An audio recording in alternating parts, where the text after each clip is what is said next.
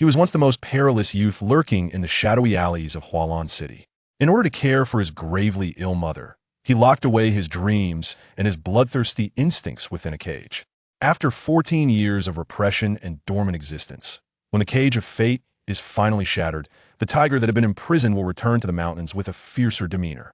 Witness the resurgence of a genius suppressed by life as he rekindles his fighting spirit.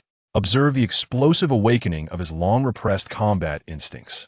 From street battles to a fiery counterattack on the world stage, this is a reflection of a soul struggling between familial bonds and dreams. I have not become gentler. I have merely learned when to bare my fangs. This is the tale of a tiger's awakening, and also the ultimate counterattack of a man against his destiny. Realistic and passionate Kamingafage narrative, an exquisite portrayal of repression and explosion, inviting you to experience the truest return of a king. Chapter 1. A tiger resides within my heart. By a brook on the outskirts of Hualan City, a young man squats on the ground, smoking. He appears to be around 20, and his ordinary face is etched with sorrow. Tears do not fall, yet he weeps silently.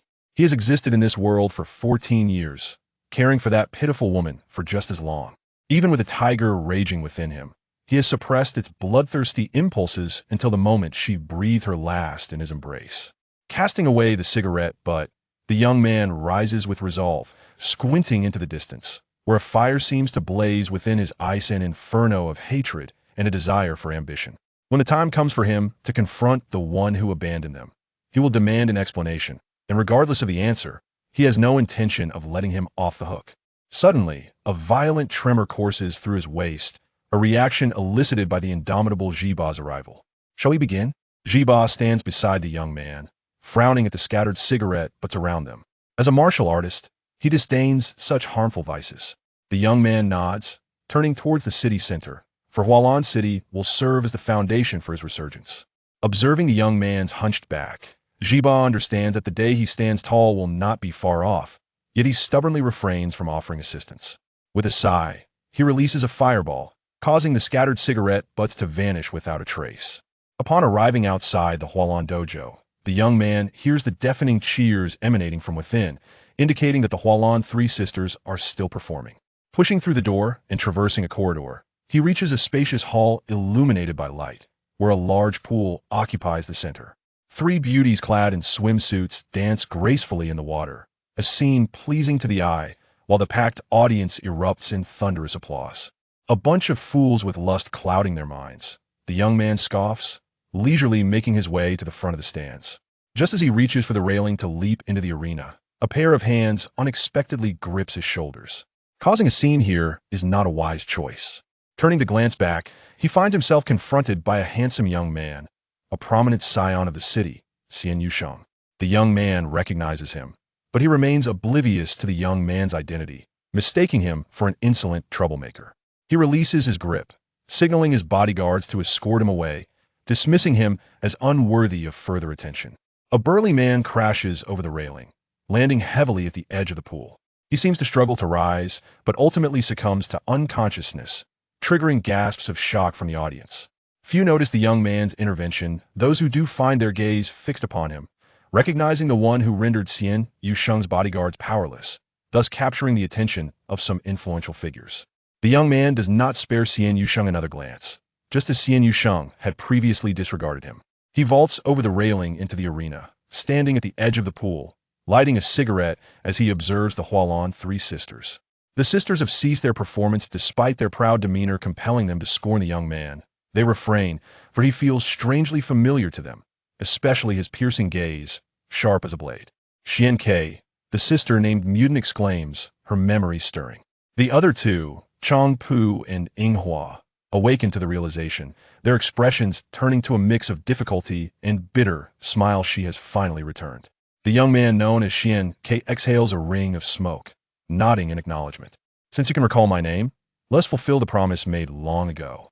The Hualan Three Sisters fall silent, as their eyes meet the approaching Xian Yusheng with a flicker of hope, silently pleading for his intervention in this predicament. I care not for any agreement between you. My bodyguard must be compensated for the injury. Xian Yusheng clutches a pokeball in his hand. Xian Ke glances at him, seriousness etched upon his face. You are not my opponent, and this matter does not concern you. Xian Yusheng is taken aback in his presence. Such audacity is rare, only rivaled by the legendary elder of the city. Even the most formidable fighters in Hualan would regard him as an equal, and Xian Ke is but a name he has never heard before. You seek your own demise, Xian Yusheng retorts coldly, flicking his wrist to summon a massive purple serpent, its crimson eyes ablaze with rage, exuding a dark miasma with every flick of its tongue. Xian Ke pays him no mind. Instead, he addresses the Hualan Three Sisters. No matter your troubles, you must exit the water. The pool is about to boil. Remembering the terror of a certain Pokemon, the sisters abandon their elegance, swiftly vacating the pool and deliberately distancing themselves from Xian Ke. This scene causes Xian Yusheng to furrow his brow. The Hualan Three Sisters, who have always maintained their grace under duress, now seem uncharacteristically distressed, all due to the young man before them. Xian Ke retrieves a Pokeball from his waist.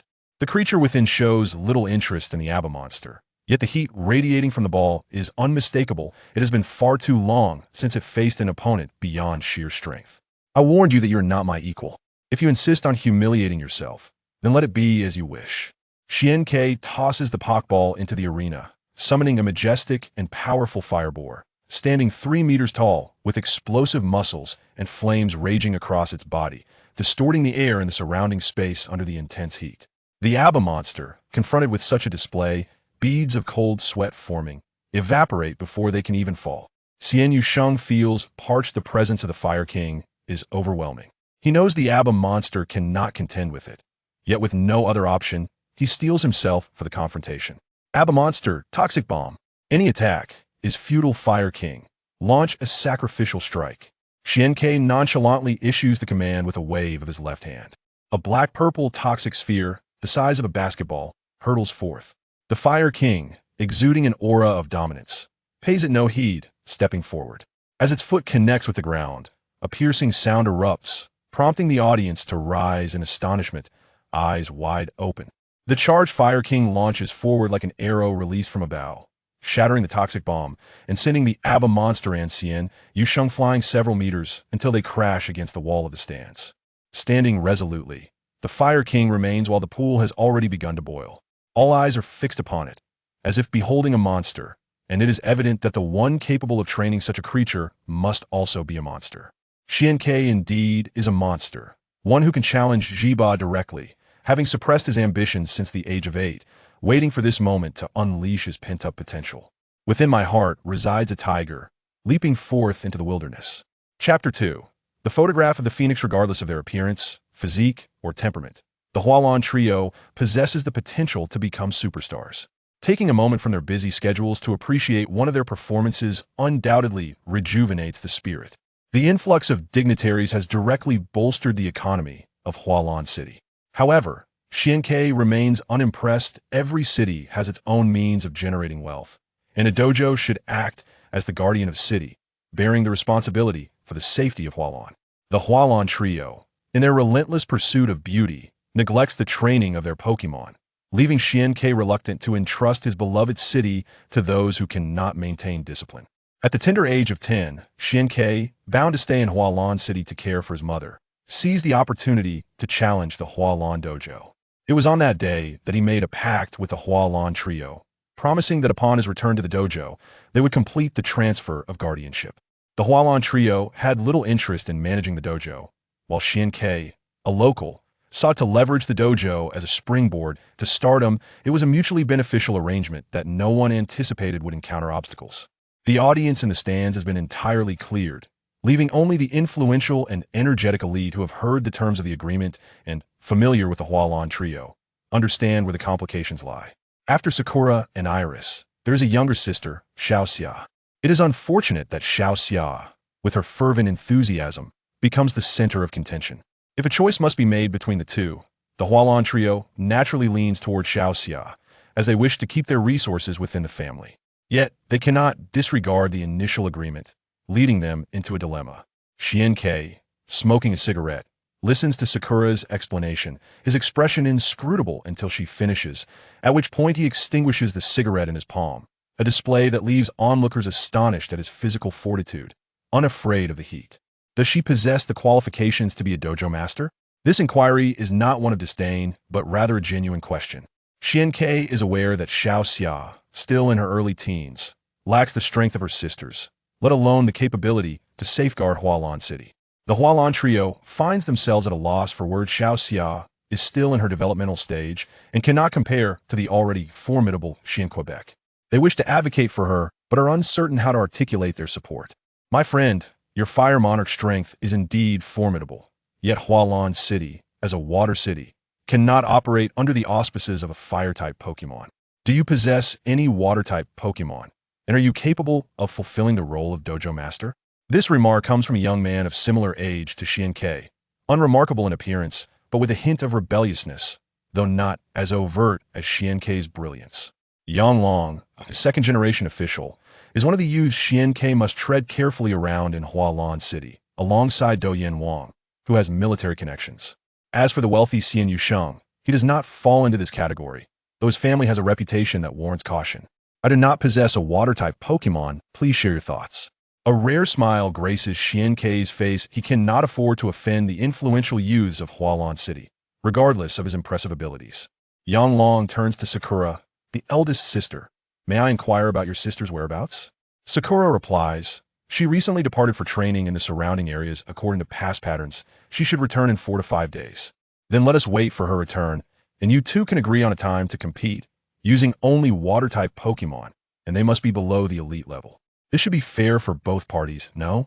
Yang Long suggests, casting a glance at Xian Quebec. The conditions favor Xiao Xia, as the Fire Monarch strength is between the Quasi Champion level, making it evident that Xian-Kei could easily acquire higher-level water-type Pokemon, leaving Xiao Xia with little chance. While Yang Long's proposal leans towards Xiao Xia, it is undoubtedly equitable, and neither side can refuse. Xian-Kei nods to the Hualan trio, stating, I will return on the day Xiao Xia comes back. With that, he turns to leave, casting a glance back at Xian Yusheng, who regards him with a look of resentment, eliciting a knowing smile from Xian-Kei. He is unafraid of Xian Yusheng's retribution. Wealth can move mountains. Even should he summon numerous underlings, it matters little. Unburdened, he can choose to fight or flee as the situation demands. Upon exiting the Hualan dojo, he notices a few individuals discreetly trailing behind him, but he merely scoffs and continues on, confident in the prowess of the Fire Monarch. There are not many exceptional water-type Pokemon in Kanto, and he does not intend to capture just any creature for the sake of the competition. If he resolves to capture one, it must be to his satisfaction. He seeks a water-type Pokemon capable of reaching its final evolutionary form, and among those in Kanto, only 3 can achieve this: Blastoise, Hippowdon, and Gyarados. Hippowdon is too slow for consideration, and between Blastoise and Gyarados, he finds himself drawn to Blastoise, perhaps due to a preference for Pokemon of a robust physique like that of the Fire Monarch. However, Yang Long's stipulation limits the level the final form of Blastoise exceeds the elite standard, leaving him to pursue either Squirtle or Wartortle. Wild starters are notoriously difficult to find, and he has no time to waste. It seems I must make a trip to Pallet Town. Upon reaching the main road, he releases the Fire Monarch, and together they sprint towards Pallet Town. The overwhelming aura emanating from the Fire Monarch deters any wild Pokemon from approaching, saving them considerable time. After resting at the Pokemon Center in Pewter City for the night, Xian-Kei finally arrives at the Pokemon Research Center in Pallet Town by around 10 o'clock the following morning. Accompanying him is a young man in pajamas, Ash, who is there to collect a Pokemon. Little did they know, the plot was just beginning. Leaning against the wall, Xian-Kei refrains from entering until Ash departs with Pikachu amidst a crowd of well-wishers. Only then does Xian-Kei lightly knock on the wooden door. The door soon opens to reveal Professor Oak, who regards Xian-Kei with a puzzled expression. Who are you? I do not believe we have met.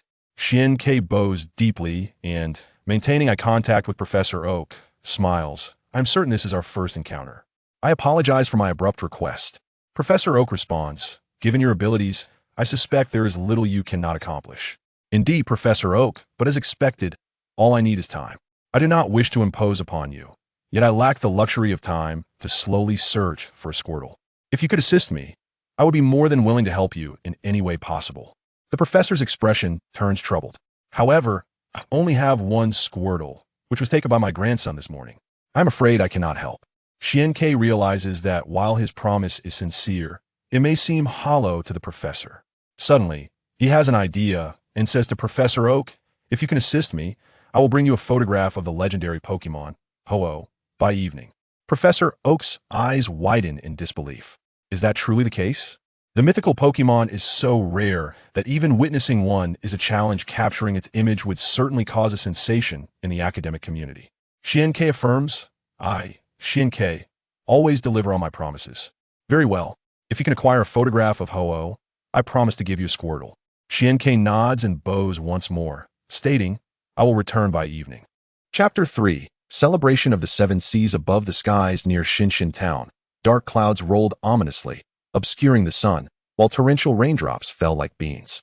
And thunder rumbled across the horizon, creating an atmosphere that was stifling. On the high slope, Zhuansk gazed upward, his companion, the Flame King, emanating a terrifying heat that evaporated the surrounding rain, rendering it unable to approach. Zhuansk's face glowed red from the firelight, yet he remained fixated on the horizon, awaiting the appearance of the phoenix. Sunshine follows the storm. As the rain began to subside, Zhuansk narrowed his eyes. The clouds parted, revealing a bright ray of sunset, which gradually intensified into a cascade of light. Suddenly, a magnificent bird appeared from an unknown direction, its body shimmering with 7 colors as it soared above Zhuansk. Perhaps taken aback by the Flame King's might, it cast a glance at Zhuansk, a wave of overwhelming pressure washing over him. In agony, Zhuansk felt compelled to kneel. Bending down would spare him from the torment. But how could he, after 14 years of enduring, allow himself to bow again?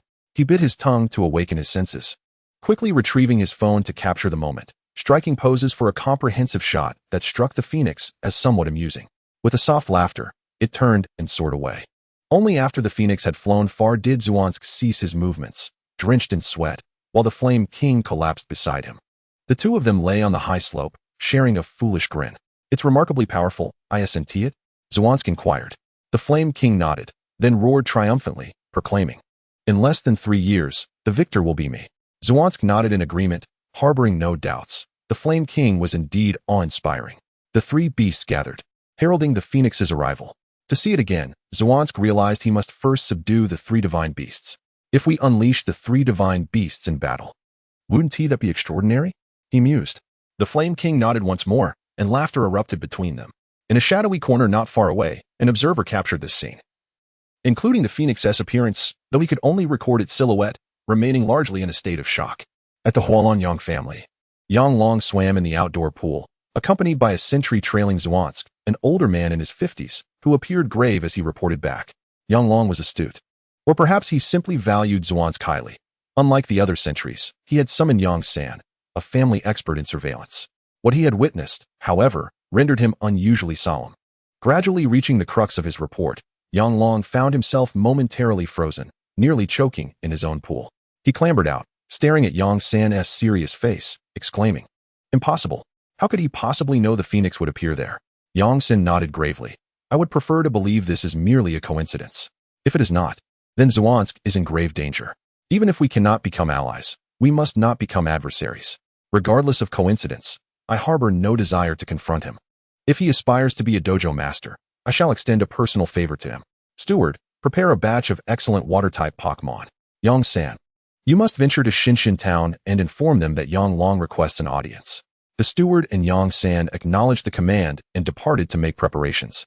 At the Shinshin Town Research Institute, Professor Okido was nearly beside himself with excitement. The phoenix, once merely a tale in books, had manifested before him in such a tangible form. He repeatedly examined photographs of the phoenix from various angles, his eyes gleaming with fervor. Professor, you have verified the authenticity of the photographs.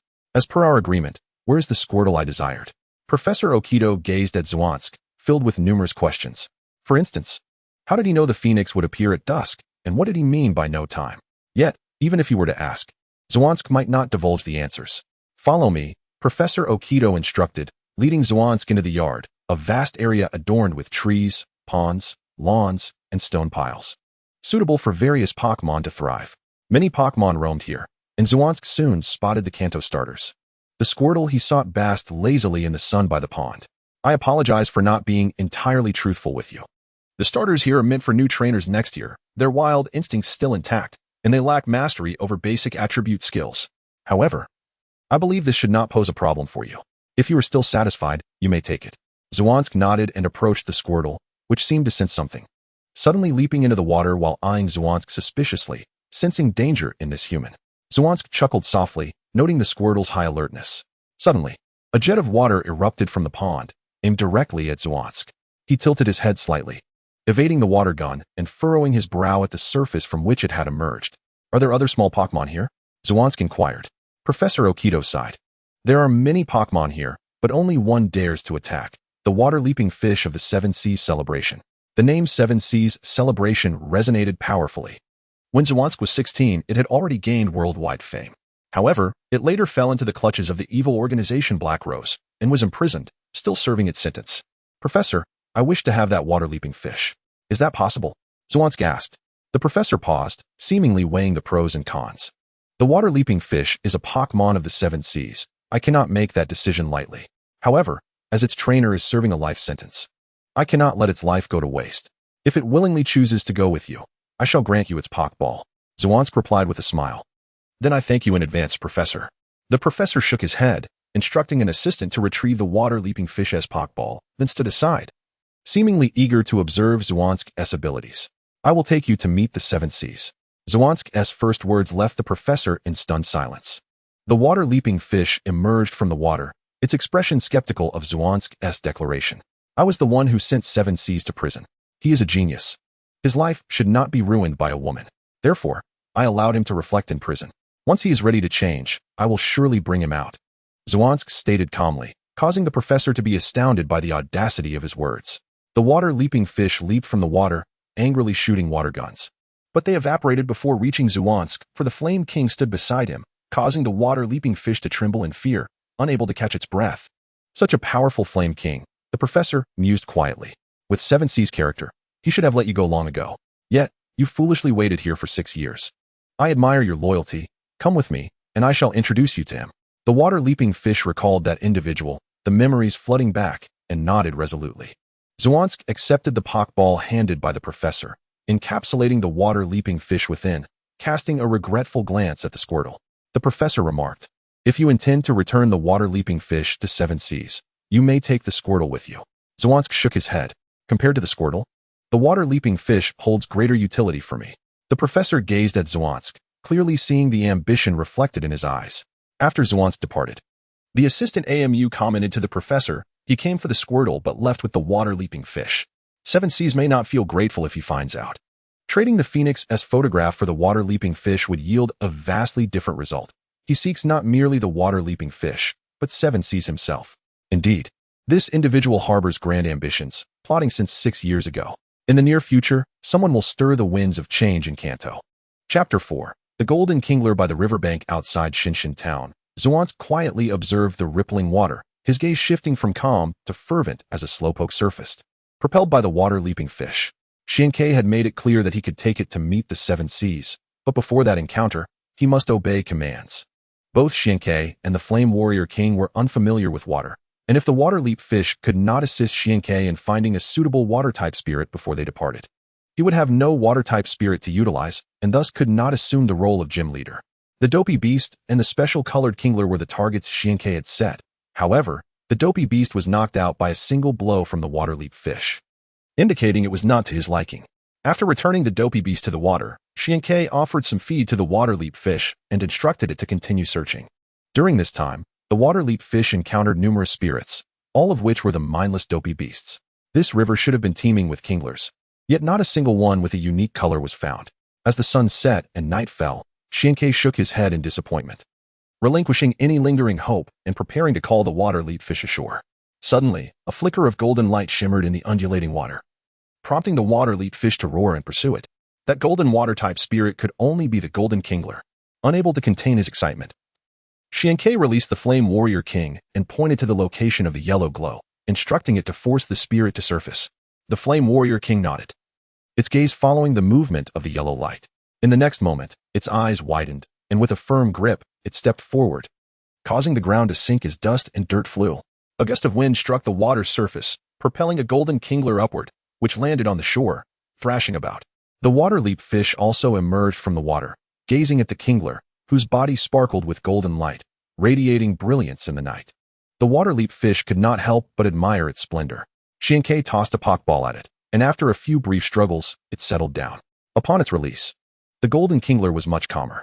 Xiankei placed it back in the water, where it swam around in front of him, occasionally peeking out to observe its new master. It must be said that Xiankei was quite satisfied with this kingler, feeling that even if he acquired a Squirtle, he might not be as joyful as he was now. Wow, what a beautiful kingler! A young girl approached, causing Xiankei to momentarily lose his composure. It was Misty, the youngest of the Cerulean sisters. She was adorable, with short orange hair tied in her signature braid on the left side, dressed in a yellow tank top and blue shorts, revealing a pair of slender, fair legs, complemented by white sneakers, exuding youthful vibrance. The only discordant note was the burnt bicycle slung over her shoulder, presumably struck by Pikachu's electric shock. She dropped the charred bicycle and smiled at Xiankei from the riverbank. Actually, I caught it during the day, but unfortunately, it escaped before I could reel it in. What a pity. Xiankei smiled. You could use a water-type spirit to coax it out. Misty shook her head, clearly disagreeing with Swank's perspective. That would take away the fun of fishing. The joy lies in not knowing what you'll catch. It's the thrill of the unknown that makes it enjoyable, isn't it? Regardless of the outcome, I savor the process, while I delight in the satisfaction of conquest. If the fish I nearly caught slips away, I might just stay here until I catch it, ensuring I have no regrets. Xiankei replied, there is a saying, what is meant to be will be, and what is not meant to be should not be forced. What is rightfully mine, I should pursue. What is not, I should let go. Misty had never heard such words before and found them quite philosophical, mulling them over. But how do you know what is meant to be? She asked. Xiankei gazed at Misty, gesturing towards the stream's expanse. I cannot say for the larger picture, but in this small stretch of land, I discovered the golden kingler. So I feel I should persist. Misty laughed lightly. Perhaps that is destiny. It was fated for me to miss it. She appeared optimistic, a sentiment Xiankei sensed. Do you believe in fate? Xiankei inquired. Why not? If heaven has already arranged the gains and losses of life, she replied. I do not believe. My fate is determined by me, not by heaven, Xiankei asserted, exuding a sense of dominion. Big brother, I find you quite intriguing. How about we engage in a battle with our spirits to get to know each other better? Misty tentatively suggested. That suits me perfectly. I intend to use this kingler. Xiankei responded. Misty nodded, releasing a pock ball into the water, from which emerged a stereo, presumably one she had cared for since childhood. Night battles differ from those in daylight, often testing a trainer's adaptability in unpredictable circumstances. With the moonlight to guide him, Xiankei observed that stereo was formidable. At a growth stage where it could master numerous skills, especially given Misty's background as a Cerulean gym leader. I'm younger, so I'll attack first, Misty declared. Bring it on, Xiankei replied. Stereo, use rapid spin. Misty commanded. Rapid spin was an unavoidable special attack, serving as an offensive maneuver, showcasing Misty's skills. Dozens of star-like lights flashed from beneath the water, and even Xiankei could only catch a blurred glimpse. Since evasion was futile, he believed that offense was the best defense. Kingler, leap out of the water and collide. A phrase came to mind. A carp leaps over the dragon gate, and Kingler possessed a skill called leap, indicating that when it jumped to a sufficient height, it could evolve into Gyarados. Swank's Kingler soared high, reaching 3 meters, its shimmering body resembling fireworks against the night sky. The rapid spin pursued closely behind, yet Kingler had already descended with great speed, charging towards the emerging stereo. Stereo, use water gun, Misty shouted. With water gun ahead and rapid spin behind, it was indeed a precarious situation. Nevertheless, Xiankei pressed forward. Kingler had only the leap and charge skills at its disposal, leaving little room for alternatives. He chose to break through against the odds. Utilizing the momentum from rapid spin, Kingler unleashed a full-force charge at stereo. In the face of such dire circumstances, should he still advance? Rapid spin struck Kingler, inflicting more damage than Xiankei had anticipated. Yet the resulting force exceeded Misty's expectations as well. Kingler transformed into a flash of yellow light, breaking through the water gun's torrent and crashing into stereo. And both fell into the water. With consecutive collision attacks, Kingler thrived in the water, maximizing its speed as it relentlessly assaulted the weakened stereo. Stereo, use recover, then harden, Misty commanded. A peculiar energy surged within stereo, rapidly mending its wounds as its body began to harden, encased as if in stone. Xiankei chuckled ruefully. Has it already learned recover? I concede this match. Kingler's sole attack method was physical collision, subjecting itself to reciprocal damage. If stereo utilized harden, Kingler would suffer even more, especially since it could also recover, widening the gap of disparity. With no chance of victory, Xiankei felt it was better to simply admit defeat. Both Misty and Stereo exhibited remarkable potential. Chapter 5. The carp leaps over the dragon gate. Xianke conceded gracefully, and Misty developed a fondness for this older brother figure. Had you sent out that one, perhaps the outcome would have been different. Xiaoxia refers to the water-leap fish, while Xianchao merely shrugs, uncertain. A loss is a loss. One should not expect the other three spirits to restore dignity. I am Xiaojue, pleased to make your acquaintance. Xianchao extends his right hand. I am Xiaoxia, determined to become a master of water-type spirits. Their hands clasp together. Xiaoxia's smile is sincere, while Xuanchao's bears a hint of guilt. After recalling their spirits, they agree to return to the Pokemon Center together. Under the dim moonlight, Xianchao assists Xiaoxia in carrying her charred bicycle, while she skips ahead, creating a scene reminiscent of siblings. Upon arriving at the Pokemon Center and completing their accommodation procedures, they finally spot Ash in the corridor. It seems that adversaries are indeed drawn together. Xiaoxia begins to quarrel with Ash over the bicycle, leading Xianchao to find the situation uninteresting and retreat to his dormitory. From their earlier battle, he understands that the Kingler could evolve at any moment. Once it does, it will undergo a lengthy period devoid of skills. And the skills it learns will dictate the direction of its evolution into Gyarados, an endeavor that requires utmost care. Although Xianchao has remained dormant for 14 years, he has not wasted this time. He has acquired extensive knowledge about spirits, including their levels and skills. The levels range from baby, growth, mature, elite, super elite, near king, champion, and master, with the levels beyond remaining a mystery. Currently, the Kingler is in its early maturity stage. Upon evolving into Gyarados, it will experience a significant skill void from the early to late stages, unable to learn exceptional skills. The only way to immediately enhance its combat power is through purchasing skill learning machines. Yet Xianchao, not being a wealthy player, lacks the means. As Xianchao lies in bed, lost in thought, a sudden explosion jolts him. He realizes the moment has arrived. The Kanto Team Rockets duo has made their entrance. Initially reluctant to wade through this mess, he considers that, as a villainous protagonist, it would be a pity not to make their acquaintance, especially since Kingler is at the brink of evolution. He resolves to seize this opportunity for Kingler to leap into its destiny. Stepping out of the dormitory into the hall, he finds chaos engulfed in smoke. Most of Xiaoxia's spirits can only perform well in water, and even when sent out, they are swiftly defeated. Ash's Pikachu seems restless, contemplating a stunning display. Musashi and Kojiro's spirits wreak havoc, a situation spiraling out of control. Xianchao strides into the center of the duel, drawing astonished gazes from all. Perplexed by his intentions at this critical juncture. Hey, you scoundrel! Are you provoking Team Rocket? Musashi demands sharply. Xianchao chuckles lightly. I am provoking only you. You do not represent Team Rocket. Kojiro snorts. You arrogant brat. You'll regret this.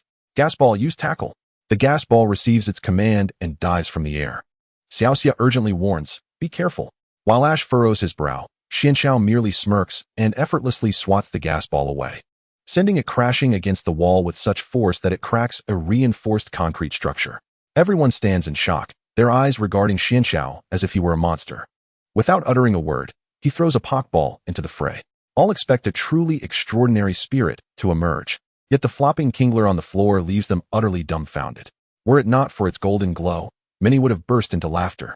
At last, Musashi laughs, followed by Kojiro and Meowth. Their hearty laughter a stark contrast to the situation, drawing smiles from many, though Xiaoxia and Xianchao remain stoic. As evidenced in the original narrative, many are unaware that Kingler can evolve. It is a spirit that is commonly considered a nuisance, with only a select few capable of evolving into Gyarados. This is why Kojiro is left astonished upon seeing his discarded Kingler evolve into one. How could a frog at the bottom of a well comprehend the vastness of the sky? The crowd is puzzled by the notion of Kingler evolving, while Joy wears a wry smile, realizing the Pokemon Center will require substantial repairs. Hearing Xuanchao's shout, Kingler leaps over 3 meters high, seemingly attempting to soar into the endless night sky. A radiant golden light erupts, the evolution glow of the flashing spirit matching its brilliant hue, captivating all who behold it. Moments later, the golden radiance intensifies, and Kingler's diminutive form extends to 7 meters, even breaching the ceiling. As the yellow glow dissipates, a fearsome dragon stands tall, bowing its massive head to unleash a roar that sends shivers down the spines of all lower-level spirits, activating its intimidate ability. Scram. Since I'm in a good mood today, I'll let you off this time. If I see you again, you'll meet the same fate as this ground. Gyarados slams its colossal tail against the ground, leaving a deep crater, causing Musashi and Kojiro to flee in terror. Xiaoxia gazes at Gyarados, reflecting on their earlier duel, feeling somewhat foolish. Such a powerful spirit is beyond her current capabilities. The farcical episode concludes, and everyone retreats to their rooms, plotting to capture a kingler of their own, hoping to evolve it into Gyarados and ascend to the ranks of elite trainers. However, they will soon realize that not everyone is worthy of commanding a Gyarados, as the less capable may end up with wounds instead. The next morning, Xiaoxia bids farewell to Xianxiao, opting to accompany Ash. It seems his presence has not altered the course of history. Yet, her parting call of Brother Zhu stirs a sense of regret within Xianxiao. If one day she discovers that this Brother Zhu, whom she cherishes, has taken everything from her, will she harbor resentment? I am truly sorry, Xiaoxia. Xianxiao sighs, left with nothing more to say but apologies. Shortly after Xiaoxia departs, Xianxiao embarks on his journey back to Hualan City, where he encounters Yongsan, the lookout who had followed him from Hualan City to Masera Town. Young Master Xianxiao, young Master Yang requests your presence, Yongsan respectfully states. Xianxiao smiles faintly, disregarding him as he continues onward, until he reaches Yongsan's side and whispers, your master lacks sincerity, sending a mere lookout to invite me. Let him come find me himself. Yongsan stands dumbfounded. How did he know he was a lookout? Did he already realize he had been tailing him? The more he thinks about it, the more cold sweat drips down his back. Once, he had monitored a champion for 3 days and nights without being detected. Yet now he has been uncovered in less than a day while tracking a near champion. Who exactly is this person? Chapter 6. The might of Gyarados in its early maturity phase. Gyarados possesses only 3 skills. Bite, which is a physical attack. Glare, which lowers the enemy's defense. And the powerful Outrage, albeit with a side effect of confusion post-usage. It is said that a certain town, ignited by Gyarados' wrath, was consumed in flames overnight and subsequently vanished without a trace. This description in the Pokédex illustrates not only Gyarados' destructive capability, but also the loss of rationality following its rampage. Gyarados is indeed a spirit of formidable destruction. Xianxiao initially dismissed the Outrage skill, as once it falls into confusion, it becomes unresponsive to any commands, complicating his control of the battle. However, upon testing Gyarados' skills, he discovered that in its frenzy, it exhibited astounding combat prowess, leading him to ultimately decide to retain the Outrage skill. A sprite is capable of mastering only 4 skills. After retaining the abilities of creating a commotion and biting, only 2 skill slots remain. Among these, the Glaring Gaze serves merely as a transitional option when no other skills are available, while the final skill slot, known as Hydro Pump, allows Gyarados to learn Water Gun first. It is not that Hydro Pump wishes to prevent Gyarados from mastering Hydro Cannon. Rather, it lacks the necessary resources. The Water Leap fish conveniently employs Water Gun, thus Hydro Pump permits Gyarados to learn this skill initially. Fortunately, Gyarados is astute. Without much demonstration from Water Leap fish, it swiftly masters Water Gun, and the power it unleashes far surpasses that of Water Leap fish. On the plains outside Nibi City, a robust Water Gun shattered rocks, eliciting cheers from Hydro Pump, to which Gyarados responded with a satisfied smile. The success of the Nibi Gym battle relies on your performance, Hydro Pump remarked, patting Gyarados' tail, which, given his stature, was the only part he could reach. After recalling the sprite, Hydro Pump proceeded towards Nibi City, while a sentinel named Yongsan stubbornly followed behind. He did not trouble Hydro Pump, who willingly allowed him to accompany. Within Gyarados surged an abundance of water elements. Using Water Gun felt almost beneath its capabilities. Yongsan spoke with an air of regret. Hydro Pump, it is a pity that such talent is wasted. Hydro Pump cast a glance at him, dismissing his sense of superiority. Just because you possess a background does not make you remarkable. Noticing Hydro Pump's disregard, Yongsan felt a twinge of discomfort and persisted. Young Master Yang Long wishes to befriend you. Should you grant him this honor, the Yang family would bestow significant rewards. Hydro Pump halted, his gaze piercing. Return and inform your young Master Yang that I, Hydro Pump, values friendships forged from the heart. I have no need for your so-called rewards. It was a mistake for him to send you to follow me, and it is an even greater folly to offer rewards. Take this message back. In my heart resides a fierce tiger, delicately sniffing roses. If he possesses wisdom, he will discern the appropriate course of action. If not, I, Hydro Pump, would find it shameful to associate with him. Yang Long pondered this phrase repeatedly, eventually exclaiming in astonishment, this person harbors ambitions far beyond the ordinary. I mistakenly sought to win his favor. Yongsan, lead the way. I shall meet him.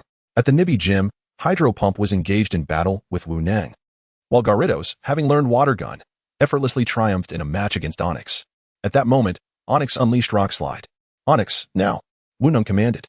Under Onyx's guidance, rocks coalesced in the low sky and swiftly fell to the ground, but Gyarados, unable to evade, suffered considerable damage. Although Gyarados bore a flying-type attribute, It could not truly soar like a bird. It could only float momentarily. Having just evolved from Magikarp, Gyarados was evidently still unaccustomed to this method. And its floating ability was even briefer, allowing Wu Neng to seize the opportunity. Now this is getting interesting. Let Gyarados cause a ruckus, Hydro Pump chuckled. Upon hearing this, Gyarados' eyes glowed crimson, its body lifted into the air, and a roar erupted like thunder. It then darted forth like an arrow released from a bow. You managed to float after taking a rock slide? This Gyarados is not only striking in appearance, but possesses terrifying strength. Yet, ultimately, it is akin to striking a stone with an egg. Wu Neng laughed, his expression brimming with confidence in Onix's defensive capabilities. You are confident, but my confidence surpasses yours. Gyarados, shatter that stone. Hydro Pump shouted. Unleash chaos. Onix rolled in place, gathering momentum before launching itself at Gyarados' head. Contrary to expectations, instead of sustaining a grievous injury, Onix was sent flying. How is that possible? Wu Neng exclaimed in disbelief. Gyarados is not as fragile as you presume. Continue to unleash chaos and attack. In pain, Onix struggled to rise, but Gyarados charged again, embedding Onix into the ground. After 2 strikes, Gyarados' eyes turned a brilliant red, descending into a state of confusion. Is it confused? This is my chance, Wu Neng declared, grinning. A chance? Not necessarily. My Gyarados is a terrifying entity even in confusion. As Onix struggled to free itself from the ground, it prepared to attack, only to sense a faint yellow light gathering in Gyarados' mouth, radiating power that made it tremble. Hyper Beam. This is an ability only a quasi-legendary Gyarados can wield. Wu Neng's voice quivered. You only know part of the truth. A Gyarados in a state of confusion can utilize skills beyond its level. Previously, Hydro Pump had been puzzled by why the Magikarp discarded by Kojiro could use Hyper Beam immediately upon evolving into Gyarados. However, he later understood that the illegally captured Magikarp had developed a distrust of humans. After being purchased by Kojiro, it had sought solace, only to be toyed with once more, abandoned in the very waters where it had been captured. Although not technically confused, it was enraged to the point of irrationality, indistinguishable from true chaos. Finally, the confused Gyarados unleashed Hyper Beam, its might resonating with grandeur but lacking precision, creating a massive crater in the ground surrounding Onix. Staring at the pit in bewilderment, Onix snapped back to reality only when Wu Neng reminded it. After using Hyper Beam, the user would be left immobilized. Now was the perfect opportunity. Yet, Gyarados did not succumb to paralysis. In its confusion, it seemed to disregard this limitation and unleashed another Hyper Beam, catching Onix off guard and sending it crashing to the ground, incapacitated. However, Gyarados was not yet satisfied. It appeared determined to obliterate everything in its sight.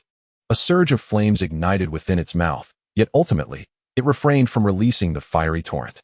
Wu Neng had long since recalled his sprite, and before Gyarados could unleash its flames, Hydro Pump deployed NTI to decisively suppress it. Regardless of Gyarados' intended attack, NTI thwarted it with overwhelming might, ensuring that Gyarados only calmed down once the confusion subsided. Gazing vacantly at NTI, Wu Neng exhaled with relief. Had NTI not intervened, the rock gem would surely have been laid to waste by Gyarados. Yet, he pondered, how could such an impressive young man possess no notoriety? Chapter 7. The Demon. After obtaining the gray badge of Nibi City, Hydro Pump ventured into the pitch-black moonlit mountain. This environment posed no challenge for Hydro Pump. He released his golden Gyarados, whose luminous scales illuminated a considerable area, simultaneously honing its buoyancy skills. Utilizing the light, Hydro Pump hastily departed, as he harbored a disdain for the damp, shadowy cave, which nauseated him and concealed unknown perils. Foot traffic within the cave was sparse, and it took a considerable time for Hydro Pump to notice 2 beams of light. Observing the flamboyant illumination he provided, the passers-by did not slow their hurried pace. Instead, their steps quickened, causing Hydro Pump's brow to furrow. Something seemed amiss. During his last journey from Hualan City to Jinshin Town, when he released NTI, it had drawn considerable attention. Yet now, the 7-meter-long, radiant Gyarados commanded no pause or admiration. There was no reason for such a lack of interest. Moonlit Mountain serves as a critical thoroughfare between Nibi City and Hualan City. It was improbable for pedestrian traffic to inexplicably diminish unless a significant event had occurred nearby, attracting numerous trainers to linger. Having traversed from Jinshin Town, Hydro Pump had heard of no such occurrences, leaving no justification for their hurriedness. The only plausible explanation was that they were not ordinary travelers. They may very well be foes. If they were indeed adversaries, Hydro Pump's mind instinctively turned to Xian Yusheng. Certainly, this is merely speculation. However, one must always remain cautious. He released the Flame Martial King, whose intense flames spread forth, illuminating the distant surroundings. With the strength of the Flame Martial King, it was capable of sensing hidden enemies nearby. Ultimately, Xian nodded at the Flame Martial King. This bond between a person and their companion had endured for 14 years, and now the Garridos was simply out of reach. Although fully aware of the ambush ahead, Xian pressed on undeterred, for the path to Hualan City lay before him, and he deemed that Xian Yusheng was not worthy enough to divert him from his course. Closer, ever closer, echoed the silent calls of the onlookers hiding nearby. Those desperate souls were willing to risk everything for a price, ready to sell their lives for money. At the entrance of Yuejian Mountain, Xian Yusheng squatted on the ground smoking a cigarette, while the bodyguard previously defeated by Xian stood beside him. As robust as an iron tower, Xian Yusheng could not swallow his indignation, having spent money to hire some desperate men to eliminate Xian. He believed there was no one in this world who could afford to disrespect him, not even the infamous Hualan sisters. He was certain that one day they would yield to his tyranny. At last, the sounds of a chaotic battle erupted from within the cave. Xian Yusheng smirked as he discarded his cigarette, and rose to enter the cave, eager to inquire if Xian regretted provoking him just before his demise. Shortly after Xian Yusheng departed, a burly man approached the cave entrance, his muscular torso exposed. Noticing the scattered cigarette butts, he frowned, and in an instant, they vanished, leaving only a wisp of ash to be carried away by the wind. The unparalleled Jiba had arrived, followed closely by another figure clad in prison garb. Shackles adorning their hands and feet, their deep blue hair obscuring their eyes, trailing behind Jiba, without a hint of awkwardness. Still unwilling to remove your shackles? You are free now, Jiba inquired. The blue-haired youth shook his head, accepting the pockball Jiba offered, even if the League absolved him of his crimes. The families he had harmed could not forgive him, the blood on his hands could not be washed away, and even if he wore iron shackles for a lifetime, he would have no words in protest. The battle inside the cave intensified, with most of the desperate souls being elite-level fighters, though only one or two were super elites. Despite their inferior strength compared to the Flame Martial King, their sheer numbers and wealth of battle experience inflicted some damage. Under Swank's cover, the still maturing Garridos fell into a frenzied state, its eyes glowing red with rage, unleashing devastating attacks with abandon, overwhelming a dozen elites, and growing increasingly fierce.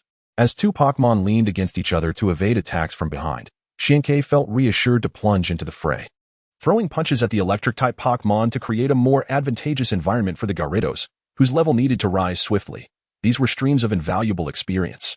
Jiba was capable of battling against king-level Pokemon, while Xian could engage Jiba in direct confrontation, though he might not emerge victorious. The contest of skill was close enough to showcase Swank's ferocity. Any Pokemon caught by Xian lost the ability to fight with just a glance. With no more electric-type Pokemon in sight, Xian revealed a bloodthirsty grin to the crowd, taking money to resolve others' troubles, since they are all desperate souls. They must be prepared for death.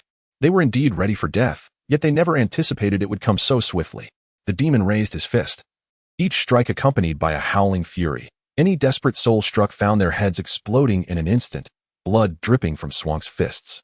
To them, Xian resembled a world-destroying demon, instilling an overwhelming terror. Xian was no demon. He was a fierce tiger, a tiger unleashed from the mountains, unafraid of killing. He had once followed Jiba on missions at night, eliminating numerous vile individuals. These foes were no different from them. Among those who had come for the ambush, over a dozen were slain by Swank's formidable methods, with the remaining few fleeing in panic as if they had seen a ghost. They truly regretted not investigating thoroughly before taking action, realizing they were up against a bloodthirsty demon, having recklessly sacrificed many of their comrades, and ultimately only managing to defeat a single Garridos. With the Flame Martial King no longer needing to protect the Garridos, it roared like a fierce tiger among sheep, its colossal hands wielding immense power, swiftly ending the conflict. Applause erupted as Xian Yusheng approached slowly, his bodyguard still following closely behind. Upon seeing Xian Yusheng's confident demeanor, Swank's expression turned grave. Although Xian Yusheng was a debauched youth, he was not foolish, having emerged from the exit and spent a considerable sum hiring desperate souls. It was evident that the entrance was heavily guarded, as if they were determined to eliminate Xian. However, Xian remained unfazed. Neither he nor the Flame Martial King had revealed their true strength. Even if the bodyguard was a quasi-king, he felt no fear. Xian Yusheng dared not approach too closely, choosing a position that was just right. He laughed recklessly, as if Xian were already doomed. Xian, do you regret provoking me now? Xian looked at him and scoffed. Fool. Do you not grasp the current situation? The ones dying are your hired thugs, while I stand here unscathed. How dare you ask such a question? Have you called upon Elder Xianyu? He has dwelled in the King realm for decades, and his Pokemon are unfathomable. If Xianyu Sheng truly summoned him, Xiankei could only flee in haste. You still do not comprehend the caliber of adversaries you have provoked. Spending more money on assassins is futile unless you bring out your esteemed elder, Xiankei remarked provocatively. Xianyu Sheng snorted dismissively. Even facing death, you dare to be stubborn? You need not involve him at all to kill you. Last time was merely a fluke that allowed you to win.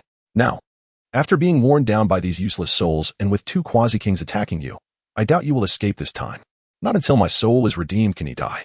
A voice unexpectedly interjected.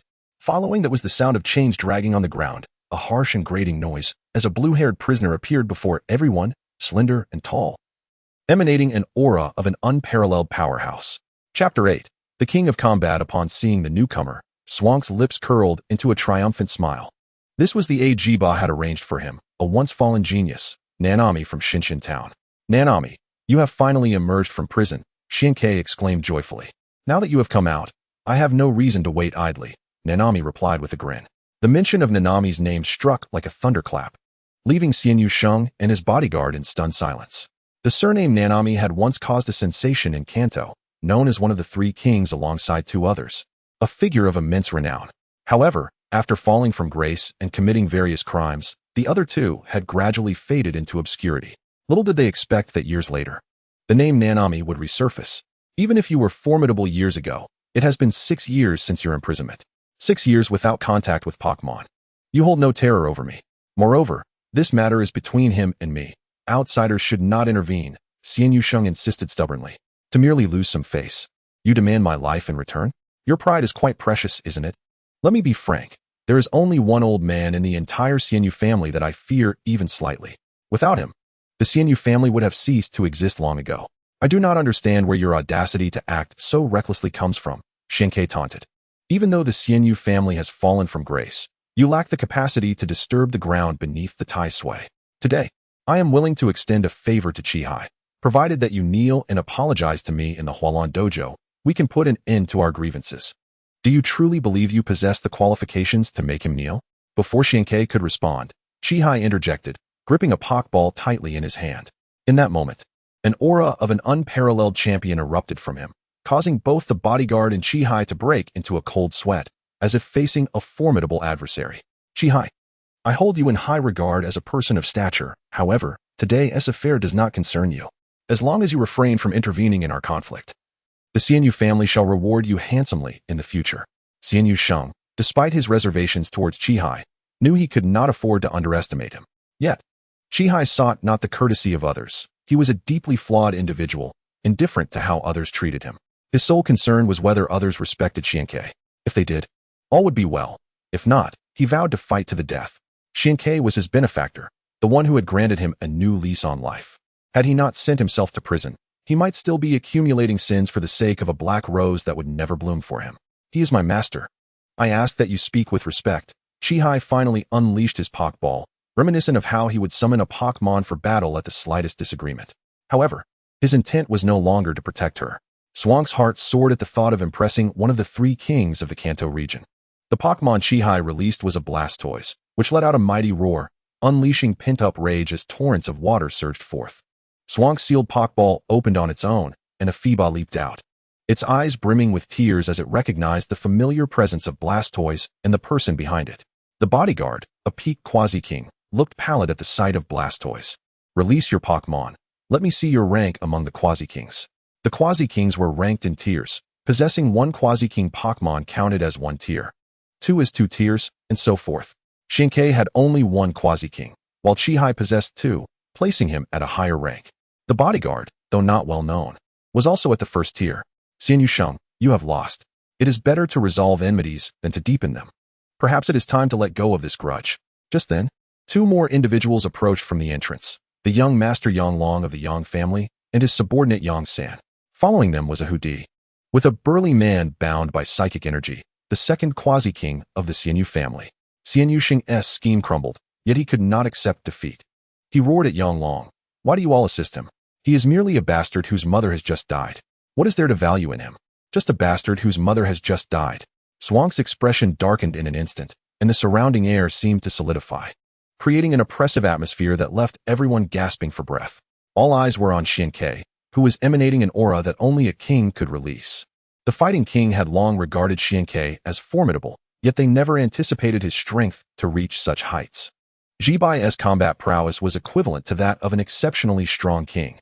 Xianke could contend with Jibai, and the outcome remained uncertain within the confines of the lilies. Xianke's strength was undoubtedly at the king level, but he had refrained from revealing his final card, unwilling to expose it until absolutely necessary. However, every dragon has its reverse scale, and to touch it is to court death. Xianke concealed the love for his mother deep within, a sacred place that others were forbidden to breach. Just a bastard whose mother has just died, he murmured, clenching his fists with a dreadful energy swirling around them. He lifted his head, his eyes burning crimson, and the crowd unmistakably perceived the fury within. Why speak so flippantly of my mother's death? Why? As he uttered that final why, his body inexplicably vanished before the astonished eyes of the onlookers. The bodyguard shouted a warning, and the pokeball in his hand opened, releasing a Macamp that stood defiantly before Xian Yusheng. Xianke was determined to prevent any interference, and Macamp was swiftly propelled backward, its body bruised and battered from the onslaught it endured in mere moments. The bodyguard could not mount a defense before he was struck down, and Yang Long could only shout a plea for mercy. Xian Yusheng lay on the ground, bloodied and convulsing, likely too ashamed to claim recognition even from his own mother if she were present. The crimson in Swank's eyes gradually subsided as he coldly addressed the bodyguard. Return and inform the old man of the Xianyu family that I, Xianke, respect him as a powerful figure. But that does not grant his grandson the right to act with impunity. The insult to my mother will not go unchallenged. I shall personally seek an explanation from the Xianyu family. Such arrogance. A mere grassroots individual, devoid of any background, daring to threaten a noble family. In the past, such words would have been dismissed as absurd, yet everyone present believed him. Even the bodyguard had to concede. All had underestimated this fierce tiger. Upon returning to Hualan City, Xianke was followed by a prisoner. Yang Long occasionally cast a glance at him, pondering how many years ago the so-called strongest of Kanto, Chi Haitan Qing, would willingly serve as a lackey for an inconspicuous individual. This only heightened his regard for Xianke. In the Yang family hall, Yang Long invited Xianke to dine. The younger generation was baffled by the esteemed elder's choice of company, finding the prisoner behind him rather peculiar. Xiaoxia is back, Yang Long announced. Has she finally returned? Xianke mused to himself. Yang Long nodded. If you become the master of the Hualan Dojo, our Yang family will surely lend you our utmost support. This is my promise to you. Xianke rose and replied, you shall take pride in today's decision. Let us hope so. Xianke and Yang Long clasped hands, forming an alliance in that moment, united in facing future challenges. At the Hualan Dojo, Xiaoji received his badge from Xiaoxia. Sister Yinghua shared stories about Xianke and Xiaoxia, unwilling to concede, even looked forward to giving that fellow named Xianke a taste of his own medicine, unaware that the brother Kei she spoke of was indeed the very Xianke she intended to confront. Chapter 9. The dojo challenged Xianke possessed a modest two-story house in Hualan City, where he had once lived with his mother. Had it not been for that man's departure, perhaps the three of them could have led a blissful life together. At the age of 10, Xianke had dreams of embarking on adventures to fulfill his aspirations. With his abilities, he would soon gain fame across the land. However, with that man's departure, all dreams shattered like illusions, and his mother, striving to raise Xianke, had to endure countless burdens, ultimately succumbing to illness. By the time Xianke could stand on his own, it was too late. He never had the chance to care for her, leaving him burdened with guilt. Gazing at his mother's photograph, a bittersweet smile adorned his face. Yet his eyes were filled with sorrow. Xianke felt as if his heart were being torn apart, clenching his fists so tightly that he longed to pierce his skin. His mother had wished for him to succeed, yet he could not let go of the pain of his ailing mother, and even after her passing, he could not show her his accomplishments.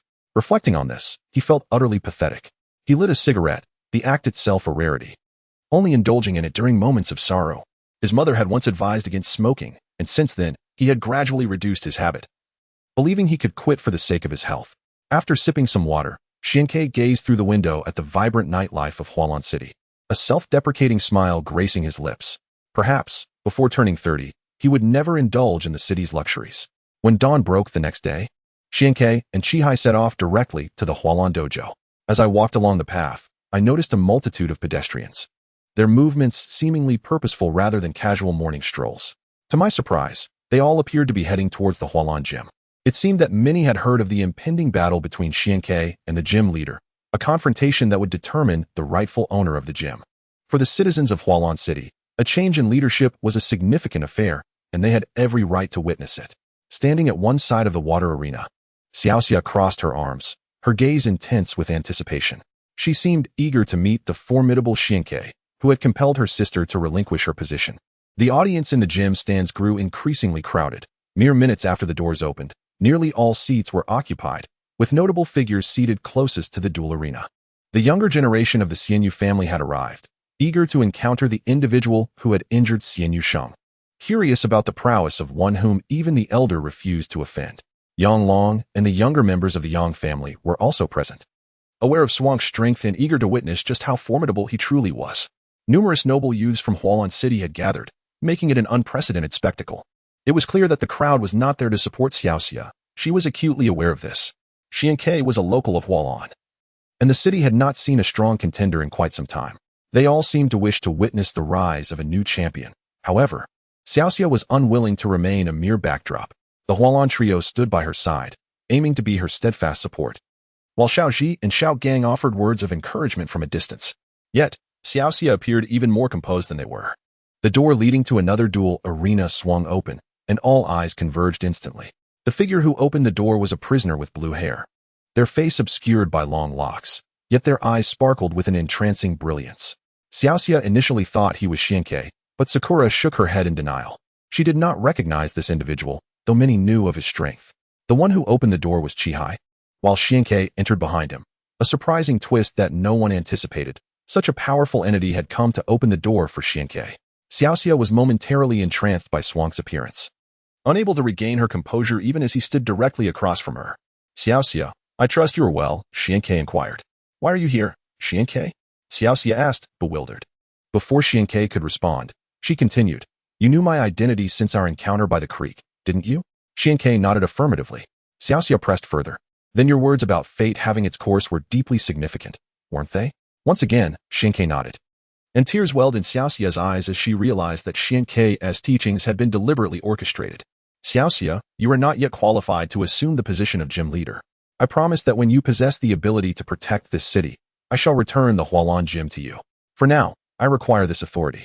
The crowd exchanged murmurs, their gazes towards Xianke shifting in surprise. The handsome figure harbored an unexpected preference, leading them to wonder if this was a forbidden romance.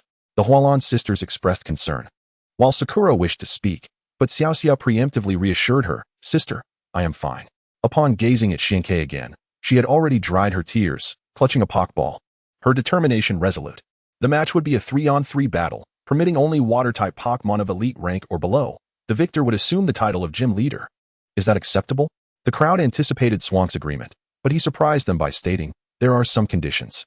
I possess only one water-type Pokemon below elite rank. You may use 3. If you can defeat it, then I shall relinquish the position. Xiaoxia retorted with anger, do not underestimate me. Xianke remained unfazed. I am at least 10 years your senior. At this, Xiaoxia fell silent, as did the crowd. The significant age difference was inherently unfair to her. A 3-on-1 arrangement merely silenced dissent, ensuring that any victory would not be marred by accusations of illegitimacy. A flicker of hope ignited among the Hualan sisters. Iris remarked, if it is a 3-on-1, Xiaoxia should be able to win, especially since all Pokemon are below elite rank and hers have learned numerous skills. The others nodded. Though Xiao Ji, Xiaoxia, and those aware of Swank's true strength remained skeptical. Xianke had not only the Fire Lord, but also the terrifying Gyarados. With a swift motion, Xianke threw his Pokeball, revealing a 7-meter-long dragon shimmering with golden light in the water, a sight both magnificent and awe-inspiring. Gyarados was undoubtedly the strongest water-type Pokemon in its mature stage, a rarity as many trainers struggled to control it. Xiaoxia, undeterred, sent forth her first Pokemon, Starmie. Also at the initial stage of maturity, Gyarados recognized it as the Starmie that had previously bested it, unleashing a deafening roar before its massive tail descended. Starmie, swift as the wind, dodged to the side, yet the colossal tail stirred up waves that drenched Xiaoxia and the Hualan sisters. Such power from a non-skill move. This Gyarados is formidable, Xiao Gang expressed his concern. Use Rapid Spin, Xiaoxia commanded, shaking off her disarray. Dozens of starry beams surged forth from the water, striking Gyarados directly. though the beams merely caused it to frown slightly. A tempest of wind, imbued with dragon cries, began to form before it, a dragon-type special attack in the form of a tornado. The whirlwind swept up vast amounts of water, ensnaring Starmie and spinning it around before hurling it down from the heights. Xiankei ordered Gyarados to finish the job. Its massive tail swept across Starmie, rendering it unconscious before it had a chance to recover. Starmie remained the same, yet Gyarados had undergone a transformation, the disparity between them now a chasm. The battle continued. Xiaoxia's second Pokemon, Goldeen, posed no threat to Gyarados, swiftly succumbing to the dragon's might. It was only when Xiaoxia unleashed her third Pokemon, a gem starfish, her strongest contender, adept in both speed and attack, that Swank's eyes narrowed with interest. A formidable gem starfish. If it learns Thunderbolt, Xiaoxia's chances may improve. Yang Long remarked to his brothers. Xiankei, acknowledged by his older brother, would surely not overlook such a factor. The Yang family member, though still quite young and handsome, shared a birthday with Xiaoxia, both having just turned 12. Yang Long quizzically asked, "Do you not wish for Xiaoxia to win?" The boy flashed a bright, charming smile. "Of course, but she has a long way to go." As anticipated, the gem starfish unleashed Thunderbolt, a move even the mighty Gyarados would hesitate to confront. The Pokemon soared into the air, avoiding the attack, while Gyarados' massive tail came crashing down. Gyarados, unwilling to face the Thunderbolt head-on, dove into the water, only to be met with Xiaoxia's command. "Use Thunderbolt." Xiankei furrowed his brow. "Xiaoxia, do you still wish to defeat me at the cost of both our losses?" At that moment, both Pokemon were submerged in the water.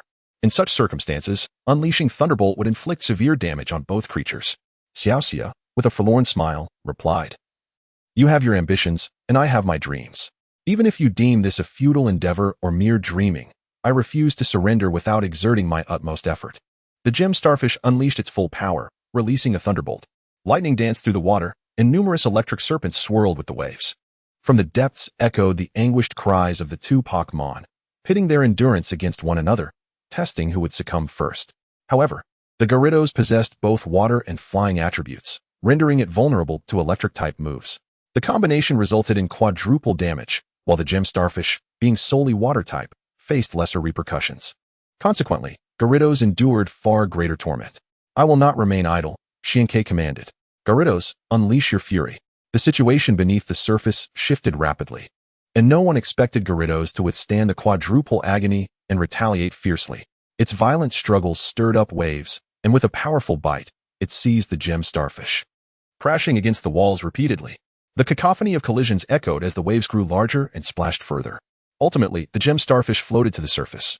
Having lost its fighting capability, Gyarados soon emerged, its eyes bloodshot with rage. Just as it was about to unleash its wrath, it succumbed to exhaustion, its eyes spiraling as it collapsed onto the water's surface.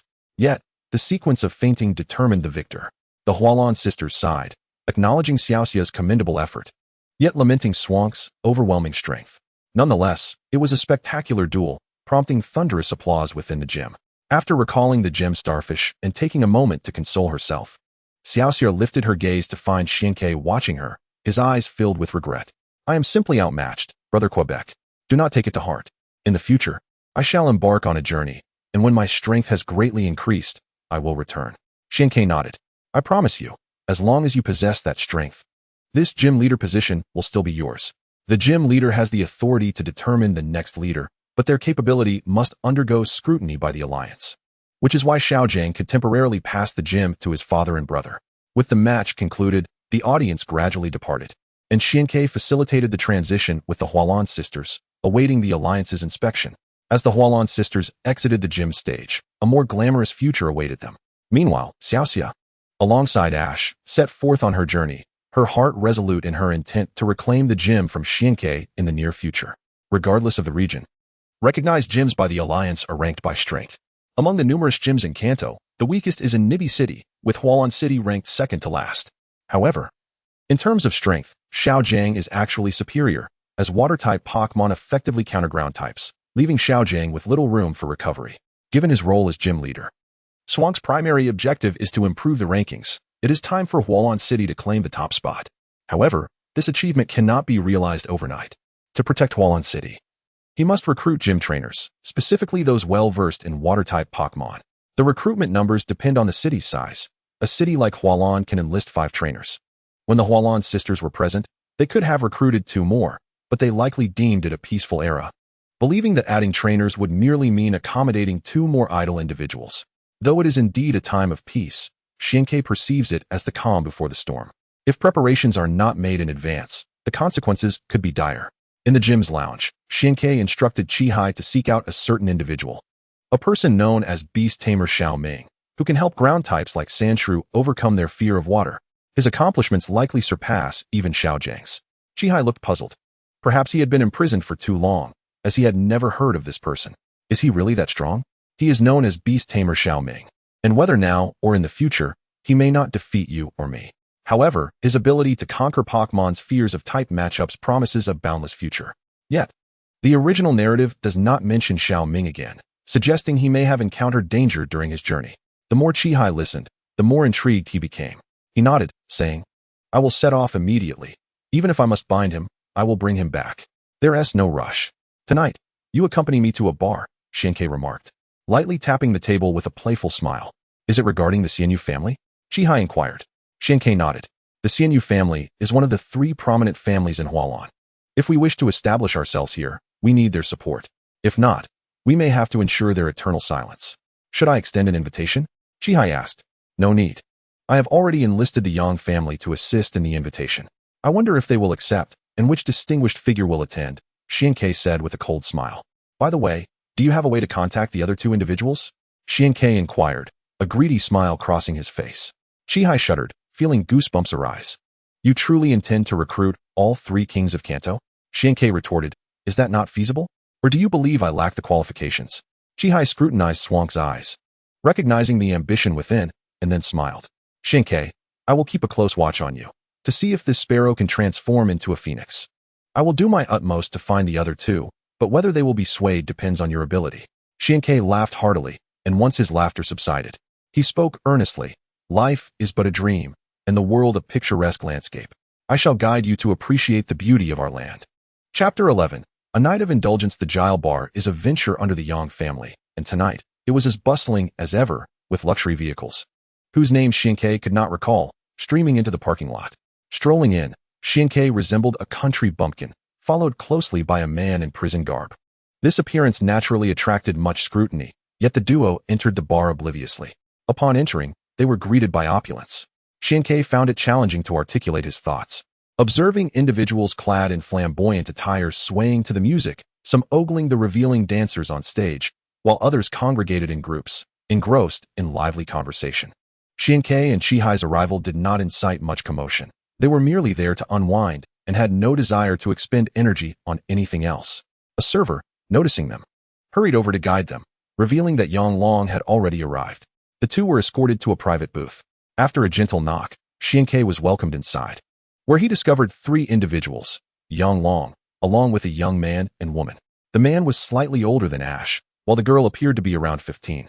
Xiankei had encountered both of them in the Yang family. They were among the more distinguished members, with the man named Yang Gang and the woman named Yang Yu. Upon hearing the knock, Yang Long awaited at the door, shaking Swank's hand with a smile, saying, Our new gym leader has arrived. After exchanging pleasantries and taking their seats, Xiankei preferred to get straight to the point. The Yang family has a long history. You must be aware of the upcoming transition in gym leadership and when the Alliance inspectors will arrive. Yang Long nodded. I recall when Sakura took over as gym leader. The inspectors arrived within 3 days. 3 days is relatively slow, as many are eager to earn their gym badges. The sooner, the better for trainers. In any case, it's not a suitable time for travel. Xiankei understood the implications and knew he could not travel far. He simply did not know the exact timing. He could not afford to wait idly. With a rough time frame established, he could begin preparing for Hualan City. As the appointed time approached, Yang Gang couldn't help but question, will the Xianyu family truly come? Xiankei chuckled. Whether they come or not is inconsequential. The matter must be resolved. If I invite them and they choose not to attend, I shall go unbidden, but when the time comes, it will inevitably end in confrontation. The others regarded Swank's smile with a hint of chill. Friends sharing a drink and conversation was preferable to turning foes. Yet if reconciliation proved impossible, the outcome would be one of survival of the fittest.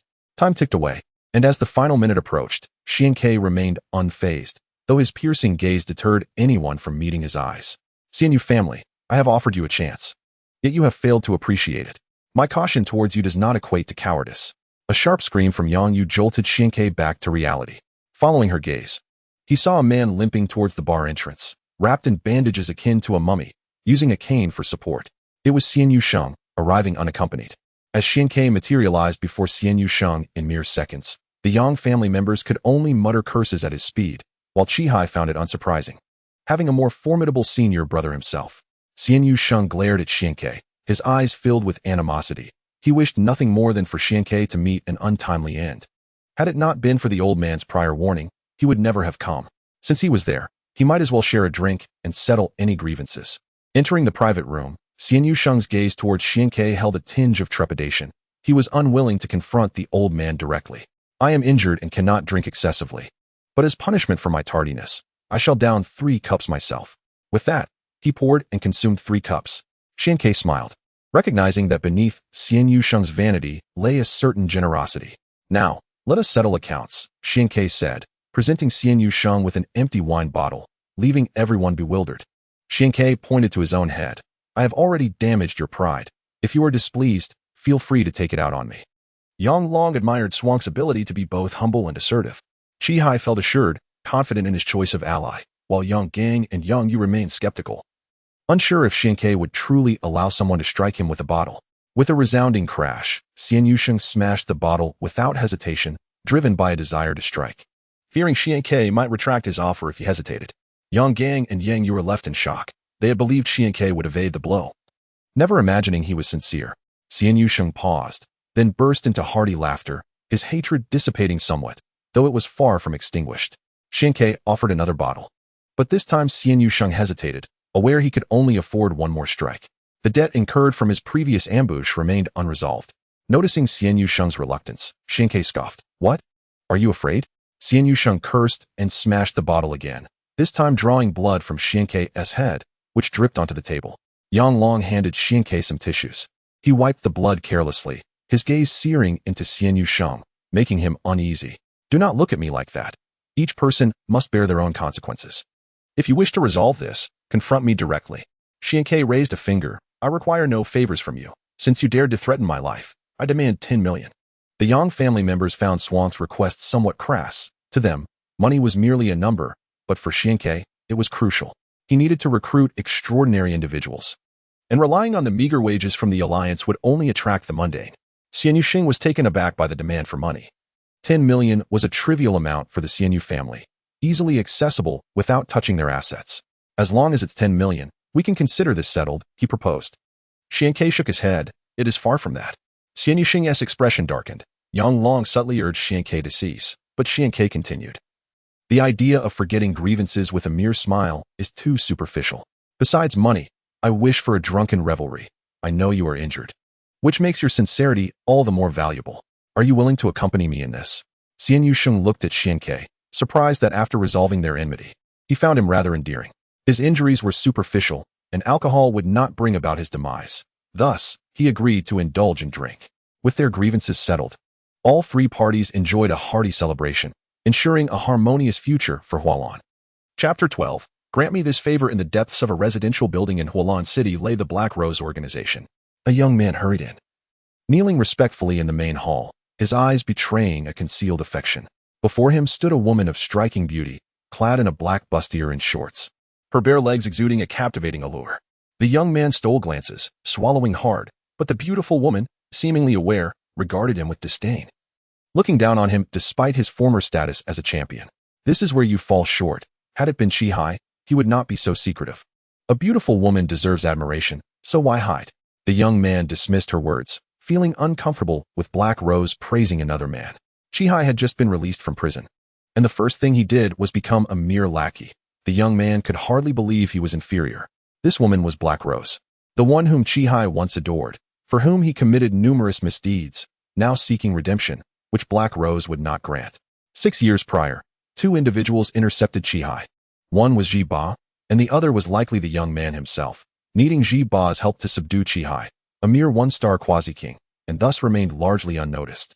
As Black Rose rose to leave, the young man followed closely, intent on bringing Qihai back and eliminating the nameless lackey, ensuring Qihai's return would be justified. Confident in her own strength and allure, the stage was set, awaiting the minor player eager for recognition.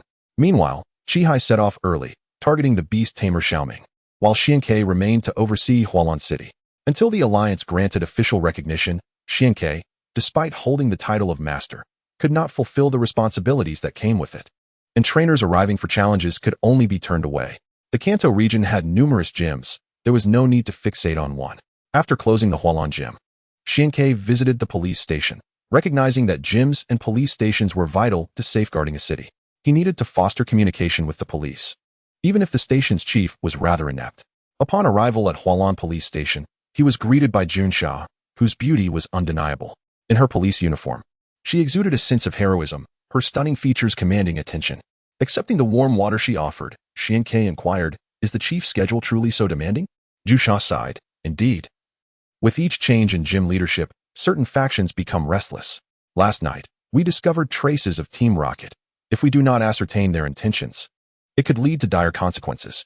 Xiankei felt somewhat guilty upon hearing this, yet promptly asked, "Why not inform me? I am, after all, the nominal gym master and should contribute to the safety of Hualan City."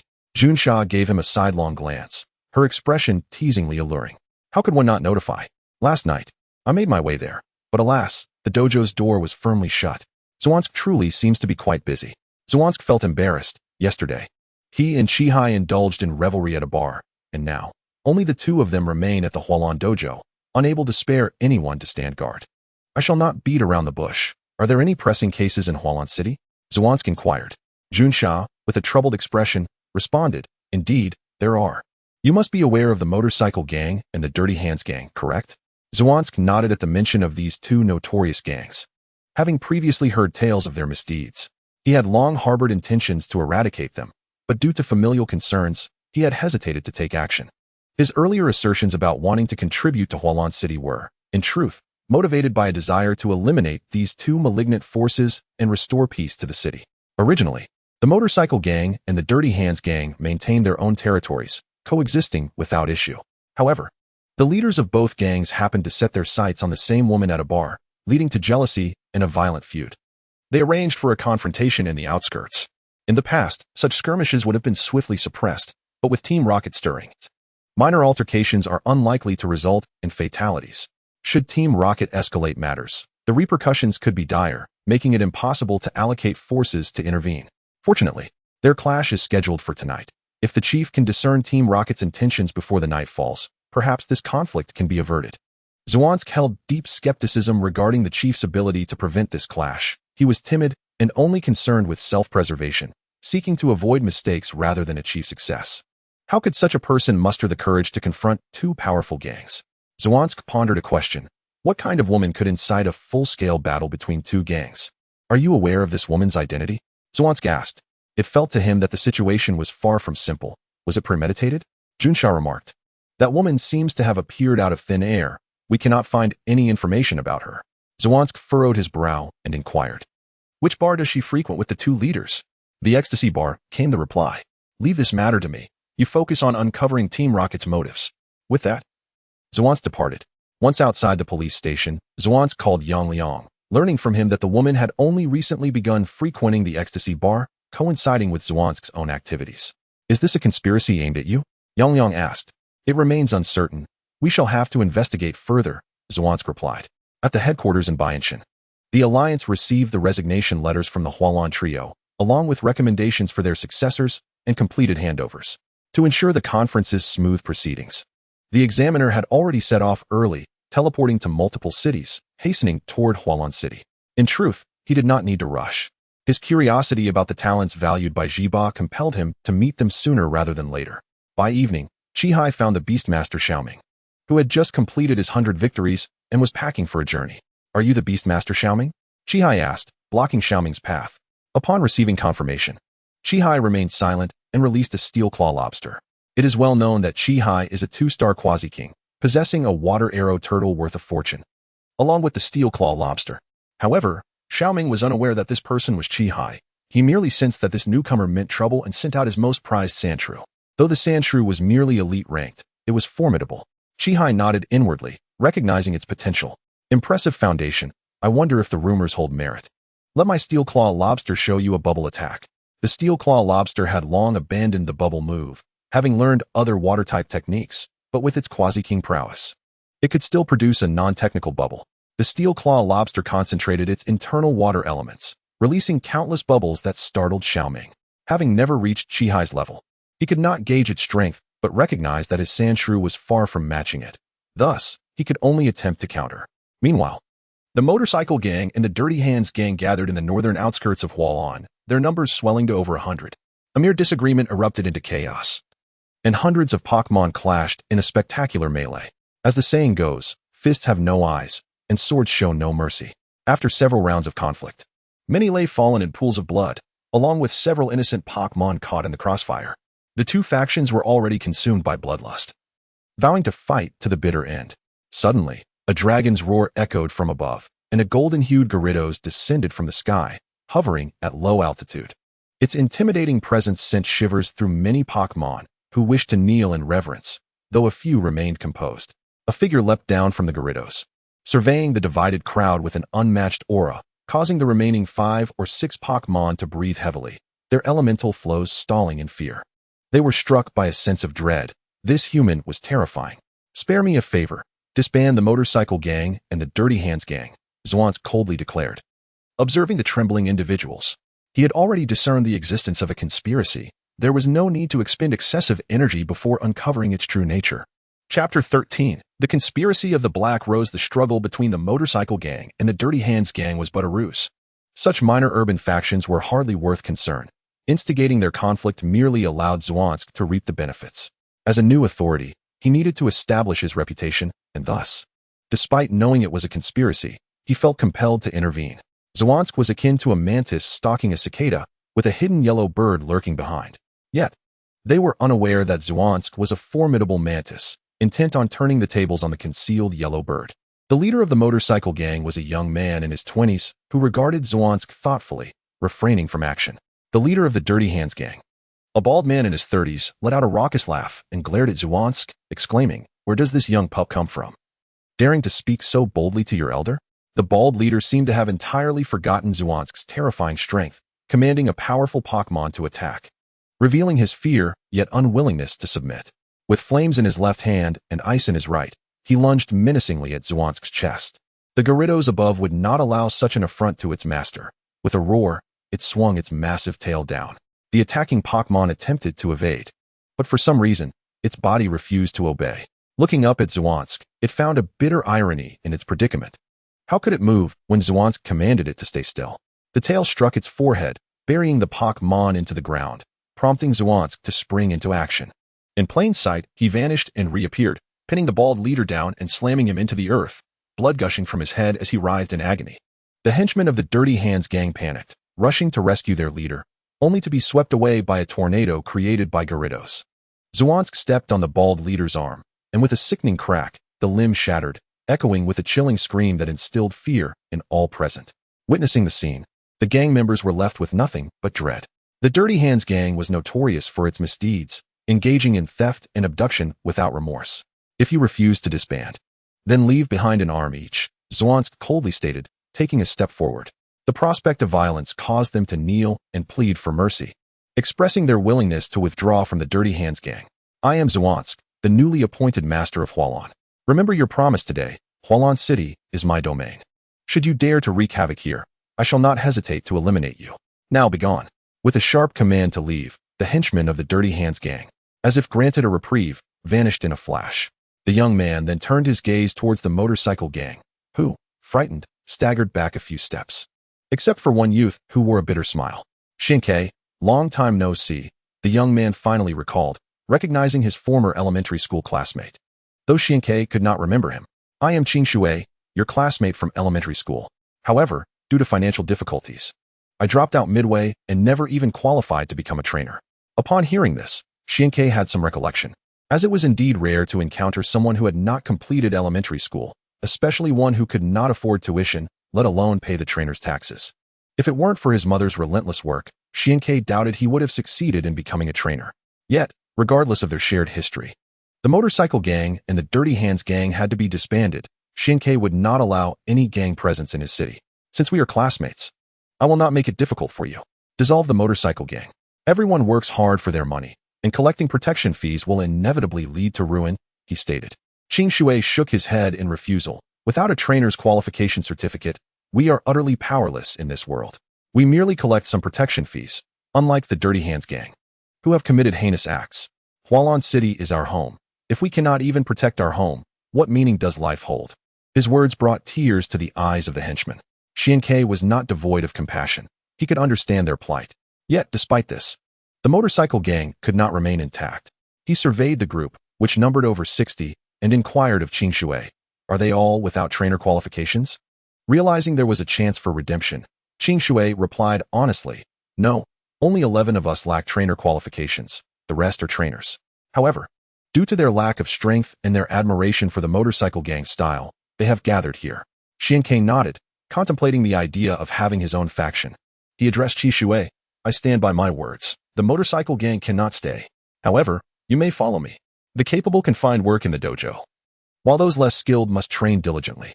I will assist you in obtaining trainer qualifications, but let me be clear. I, Xianke, will not support idlers. If you are not willing to strive, you had better leave at once." His declaration stirred the crowd, and Qi Shui led them to kneel before Xianke. Although he nodded in acknowledgement, he also sought to test them. "The conflict between your two factions, if I am not mistaken, is a conspiracy aimed at me. You may soon face life and death. Those who do not wish to die may leave at once." Shuang's words raised suspicion, but at that moment, a group led by Musashi Kojiro of the Rocket Team arrived, their demeanor fierce as wolves, their bloodlust palpable. Now the motorcycle gang truly felt fear. Gang conflicts rarely resulted in deaths, but the Rocket Team was notorious for their ruthlessness, and if they did not leave now, they might indeed perish. Thus, half of them sped away on their motorcycles. Qing Shui cursed them as cowards, unafraid, standing resolutely before Xianke. He turned to the remaining henchmen and declared, "We will fight the Rocket Team." Everyone positioned themselves protectively in front of Xianke, facing the Rocket Team as if preparing for battle. Xianke, observing this, smiled, but then suddenly recalled something. He asked Qing Shui, "You and the bald man like the same girl. What are her distinguishing features?" Qing Shui's face flushed as he remembered the girl. "She is truly beautiful, flawless, like a fairy." Xianke rolled his eyes, exasperated. "I asked for a description, not an introduction." Realizing Xianke's growing displeasure, Qing Shui quickly amended himself. "If I must describe her features, there is one. She has a tattoo of a black rose on her chest. A black rose tattoo. She must be a member of the Black Rose Gang." Xianke mused, astonished at his own influence. The Black Rose Gang and the Rocket Team were at odds, and Musashi Kojiro, eyeing the massive golden Gyarados, displayed a greedy expression. He shouted at Xianke, "That Gyarados belongs to the Rocket Team. If you know what is good for you, hand it over, or no one leaves here." Xianke regarded them with a cold smile. "Since you have come, why hide?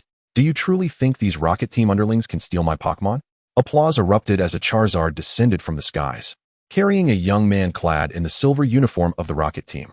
Xianke recognized this as the attire of a Rocket Team elite.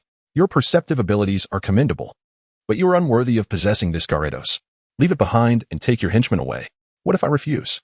Xianke replied with a smile. "Then you shall die here." The Charizard unleashed a torrent of scorching flames, signaling the onset of battle, while the Black Rose Gang lurked in the shadows, their conspiracy about to unfold. Chapter 14. The collapse of the Rocket Team. The flames of Charizard surged forth, and before Qi Shui, a Marl appeared, stepping forward and kicking up dust. Xianke raised an eyebrow, recognizing its ability as that of a powerhouse. Marl raised its tail, forming a water bubble under its water element, and struck fiercely at the flames, creating a cloud of white smoke as water and fire collided. Marl staggered back slightly, but its resolve to battle the Charizard intensified. "Save your energy.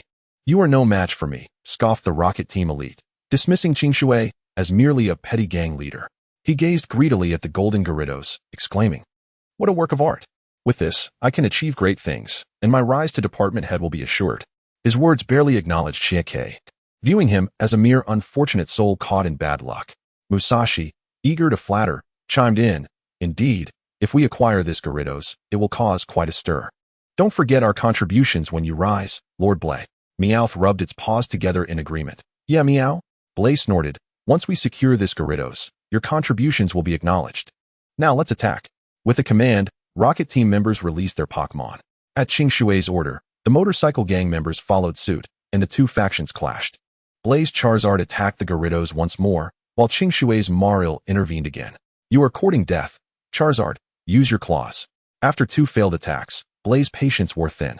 Charizard roared, its claws glowing with white light as it aimed a strike at Maril's head. Maril deftly stepped back to evade, causing a nearby rock to shatter upon impact.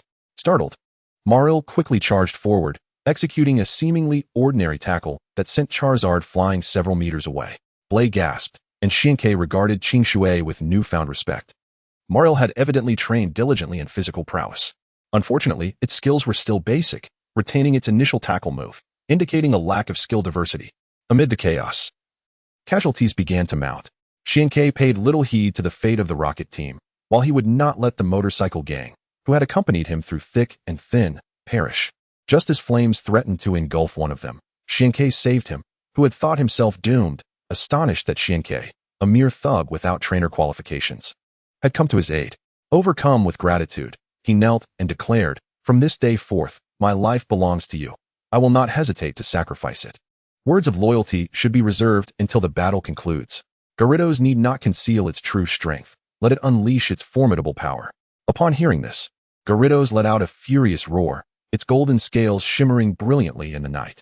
It summoned a powerful tornado that swept through the ranks of Team Rocket, instantly shattering their tightly knit formation.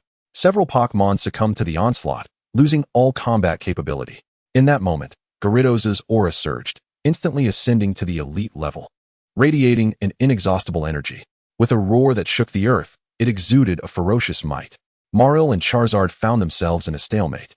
While Bly recognized Gyarados' unusual state and understood that its overconfidence ability had triggered, giving it a significant advantage, he chuckled to himself, knowing that with each Pokémon it defeated, Gyarados' attack power would rise incrementally. Unlike in games, the capabilities in the Pokémon world can be enhanced indefinitely. However, Bly realized he could not allow Gyarados to amplify its power unchecked, for even he would perish in the chaos. He swiftly dispatched another Pokémon, a supremely elite Zubat known for its incredible speed. Did he think he could toy with Gyarados using speed? Such delusions were futile. Zubat darted forward, leaving behind a trail of afterimages, and in an instant, it stood before Gyarados, unleashing dozens of razor-sharp air blades aimed directly at its face. Yet, despite the disparity in levels, Gyarados remained unfazed. Unbeknownst to them, Xianke had taken a position atop Gyarados' head, effortlessly dispersing the wind blades with a wave of its hand.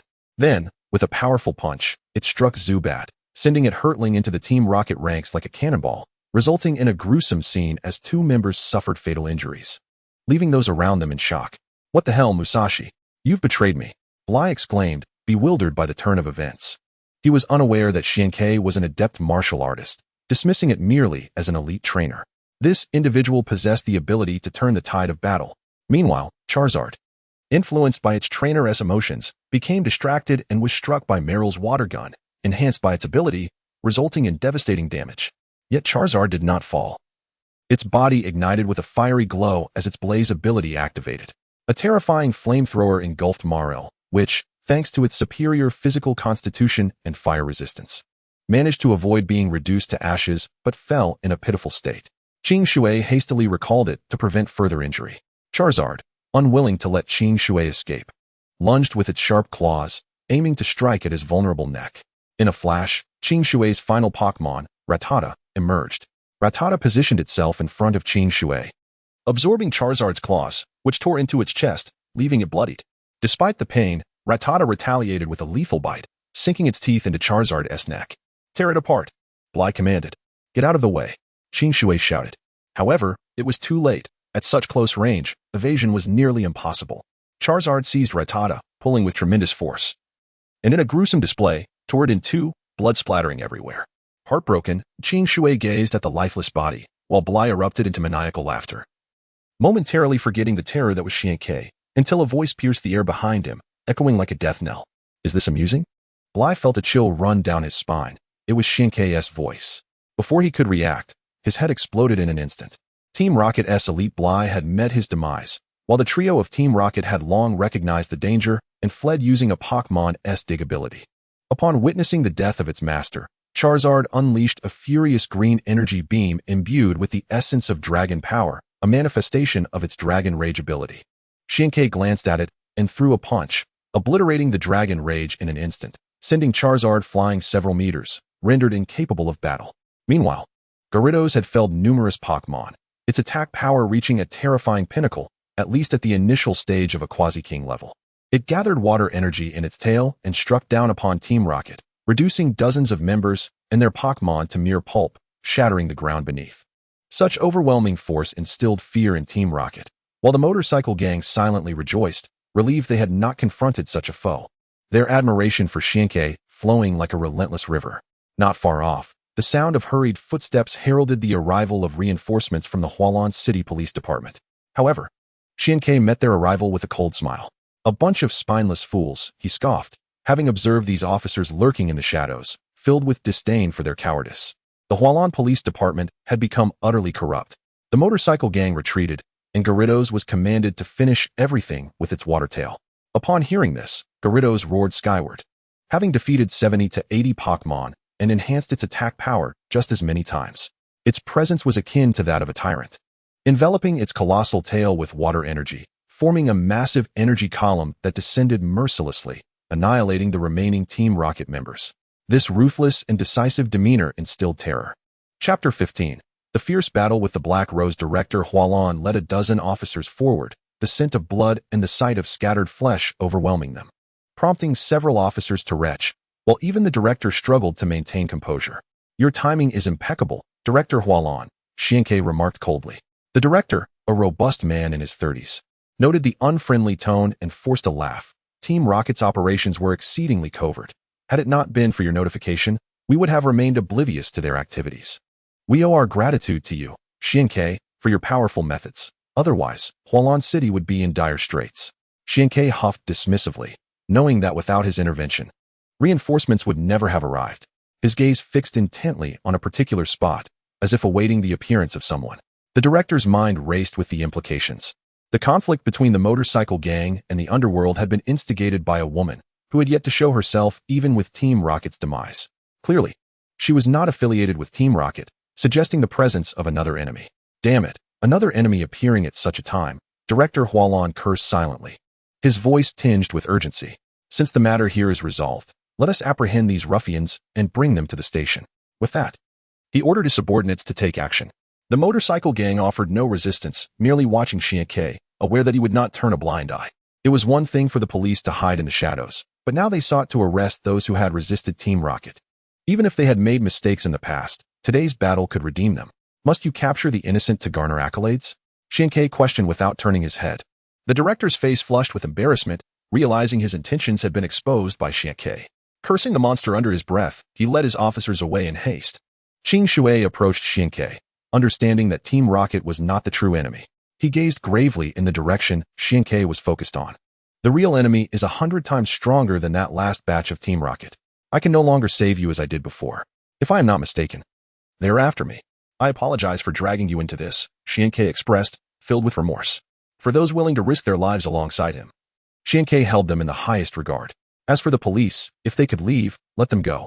Qing Shui spoke. It is not you who has implicated us, but that beautiful woman. Regardless of who the mastermind is, since we did not leave before, we shall not depart now. The others voiced their determination, and just then, the sounds of a struggle echoed from behind, swiftly transforming into anguished cries. Xiankei, help me. A heart-wrenching voice wafted through the air. It was Director Hualan's voice. Qing Shui glanced at Xiankei, who appeared to be oblivious to the situation. Director Hualan had summoned Xiankei to claim credit. Yet now he faced an unexpected ambush. Such a treacherous tactic of using another's hand to kill was terrifying. Since when had Xiankei become so formidable? Qing Shui, remember, strength is meant for brothers to fight for one another, not to save those with the hearts of beasts. Were I not present, they would relish the idea of you and the Rocket team mutually annihilating each other. Now, summon your Pokemon. The real battle is about to commence. The remaining members of the motorcycle gang numbered 21, yet after their skirmishes with the Rocket team, they boasted fewer than 40 Pokemon, all at a mature stage. It was uncertain how many would survive the impending fierce battle. After observing for so long, it was time for Black Rose to make her entrance. With a soft command, two stunning women approached from where Xiankei had been watching. The one in the rear was undeniably the girl he had admired at the Paradise Bar. The one in front exuded an overwhelming pressure that made it difficult for anyone to meet her gaze. Only Xiankei could withstand her stare without flinching. As she drew closer, the oppressive aura intensified. Though her focus was solely on Xian-Kei, the residual power left the others nearly breathless. He gathered his strength, and with a swift motion, the crowd regained their composure. However, some succumbed to temptation and dared to meet her eyes, leading to instant calamity as their heads exploded. Do not look into her eyes. She is a psychic master, capable of tearing apart your mind, Xian-Kei warned, and from that moment, no one dared to glance her way, not even covertly. Xian-Kei could not help but admire Black Rose's beauty. A single glance could ensnare one's heart. Even someone as formidable as Chi-Hai could be subdued by her allure. Speak. What is the purpose of this trap you set to lure me out? Black Rose replied with a soft laugh, her beauty intoxicating. Do you think you cannot guess? Chi-Hai will not return to you. I believe that one day he will personally apprehend you. Indeed, he possesses such talent for arresting me, but do you think he would actually do it? Her words dripped with self-assuredness regarding her own beauty. Do not think too highly of yourself. Apart from your looks and a few tricks, you are utterly lacking. At this remark, Black Rose frowned slightly, while the woman behind her grew angry and unleashed a Venusaur, launching a barrage of razor-sharp leaves. A loud roar echoed as the leaves met a sonic wave and scattered to the ground. The Gyarados, fortified through numerous enhancements, matched the peak strength of a quasi-champion.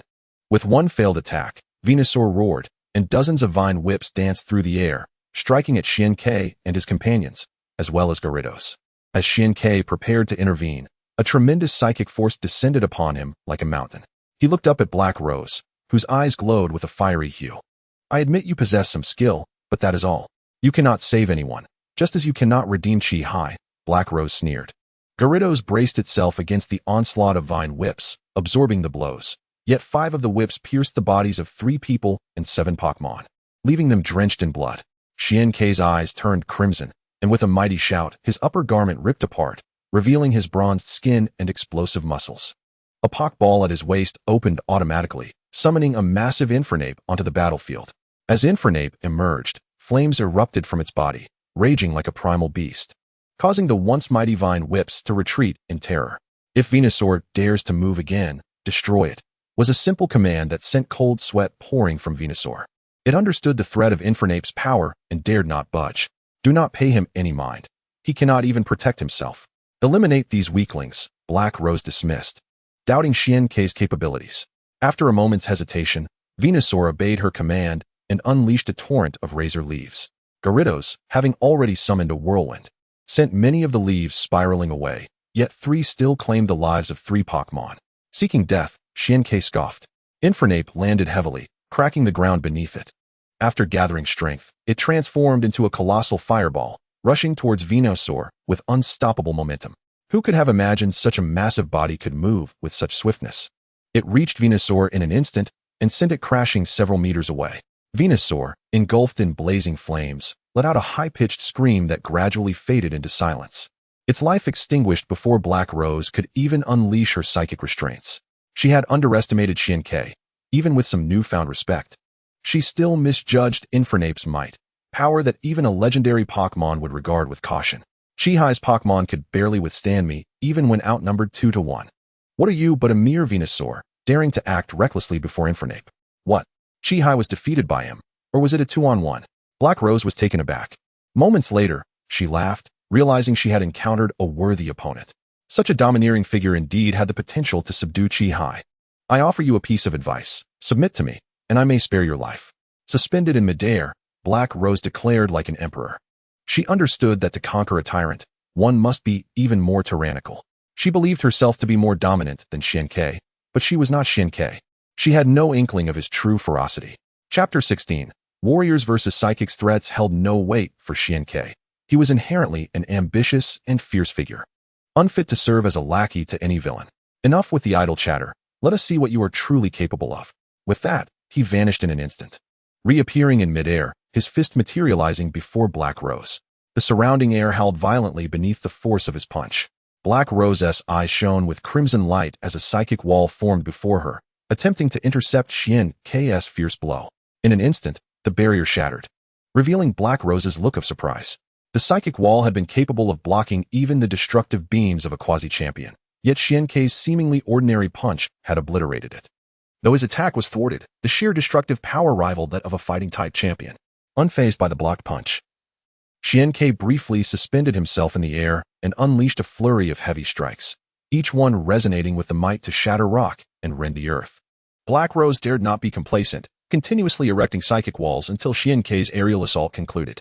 Yet, as Xiankei descended, a torrent of solidified psychic energy manifested as flying daggers, sweeping forth in a deluge. Black Rose seized the moment to catch her breath. But she would not allow Xiankei any respite. Essence of steel.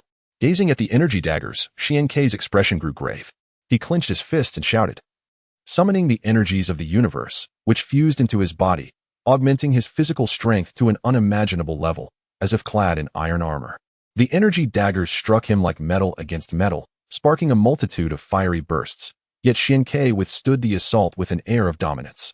Black Rose, a psychic master capable of transforming the energies of the world into psychic energy, faced Xiankei, a warrior who manipulated these energies to enhance his physical form. The battle between warrior and psychic escalated into a fervent clash. Meanwhile, the woman who had lost her only quasi-champion Pokemon was in a frenzy, unleashing 3 Pokemon, all at the super elite level. The remaining 30 or so Pokemon battled against a Nidoking, while Gyarados faced off against both a Krogunk and a Geodude, showcasing its overwhelming hidden prowess. The King of Flame did not remain idle. The Black Rose had long unleashed a hoodie, whose strength was at the level of a heavenly king. However, due to its attribute weaknesses and the disparity in realms, the battle was arduous for the King of Flame. Psychic energies surged forth, fracturing the earth and toppling trees, as the power of the heavenly king was unparalleled. The King of Flame's gaze was icy, and a torrent of flames erupted forth. Hoodie, facing the overwhelming flames, unleashed a tempest of elemental energy from within, forming a pair of psychic hands that dispersed the fire. As the flames receded, the King of Flame was already upon him, stepping forward and shattering the ground beneath, twisting his waist like a giant bow drawn to its limit. Silent as the bowstring, his attack struck like thunder. In this critical moment, Hoodie attempted to block with psychic force. It could have teleported instantaneously, but for reasons unknown, an instinctual feeling of being locked in place prevented it from doing so, leading it to confront the impending strike directly with psychic energy. Yet, it underestimated the ferocity of the assault. Xiankei, a martial artist with past knowledge of martial arts, understood the dominance of the 8 Extremes fist, and the massive form of the King of Flame was perfectly suited for such brutality. Furthermore, the King of Flame possessed a self-sacrificial trait, which augmented his counterattack by 20%. Thus, during Swank's dormant period, he had spent 14 years assisting the King of Flame in striking great trees. With countless giants falling before him, relentlessly pursued by forest rangers, the hardships of which only Xiankei understood, endless waves of psychic energy surged like a torrent, affecting nearby elven humans, who were reduced to a mist of blood upon impact. Yet such terrifying psychic force was merely to impede the oncoming strike. However, it could not be stopped. The psychic tidal wave was torn apart by an overwhelming energy, and the devastating blow landed upon Hoodie's frail form, causing it to inexplicably vanish from sight, leaving a trail of toppled trees in its wake. Witnesses could not help but swallow hard. The King of Flame was indeed tyrannical. Black Rose felt a tumultuous wave of emotions, for her once proud spirit had been successfully challenged in a manner she could scarcely have imagined, especially given its attribute disadvantage. She contemplated summoning additional spirits, but Xiankei, having awakened the essence of steel, offered her no opportunity to act. The flurry of punches whistled past, and even she could only struggle to keep up. She was aware of Swank's formidable prowess, yet she had never envisioned him reaching such heights. Suddenly, a gust of wind surged from behind, and Black Rose's expression shifted dramatically. The King of Flame, now devoid of an opponent, had come to assist. An Abelang appeared, intercepting the King of Flame's assault with a fiery punch.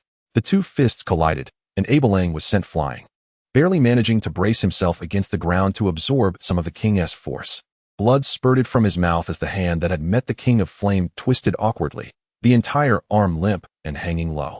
At that moment, a wave of psychic energy erupted from Black Rose, pushing both Xiankei and the King of Flame back several meters, widening the distance between them and the martial artist.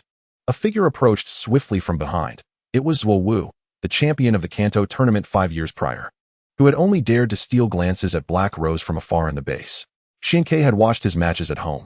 Like Xiankei, he was a trainer specializing in combat, yet he paled in comparison to the King of Flame. It was astonishing that the champion from 5 years ago had fallen to such depths. Truly, it was a misfortune for the league.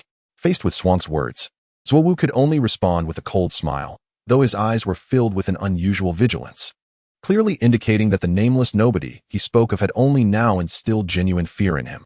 Whether alone or together, you can come at me, Xiankei declared with grandiosity, showing no fear of the malevolent forces represented by Black Rose. You will pay the price for your arrogance.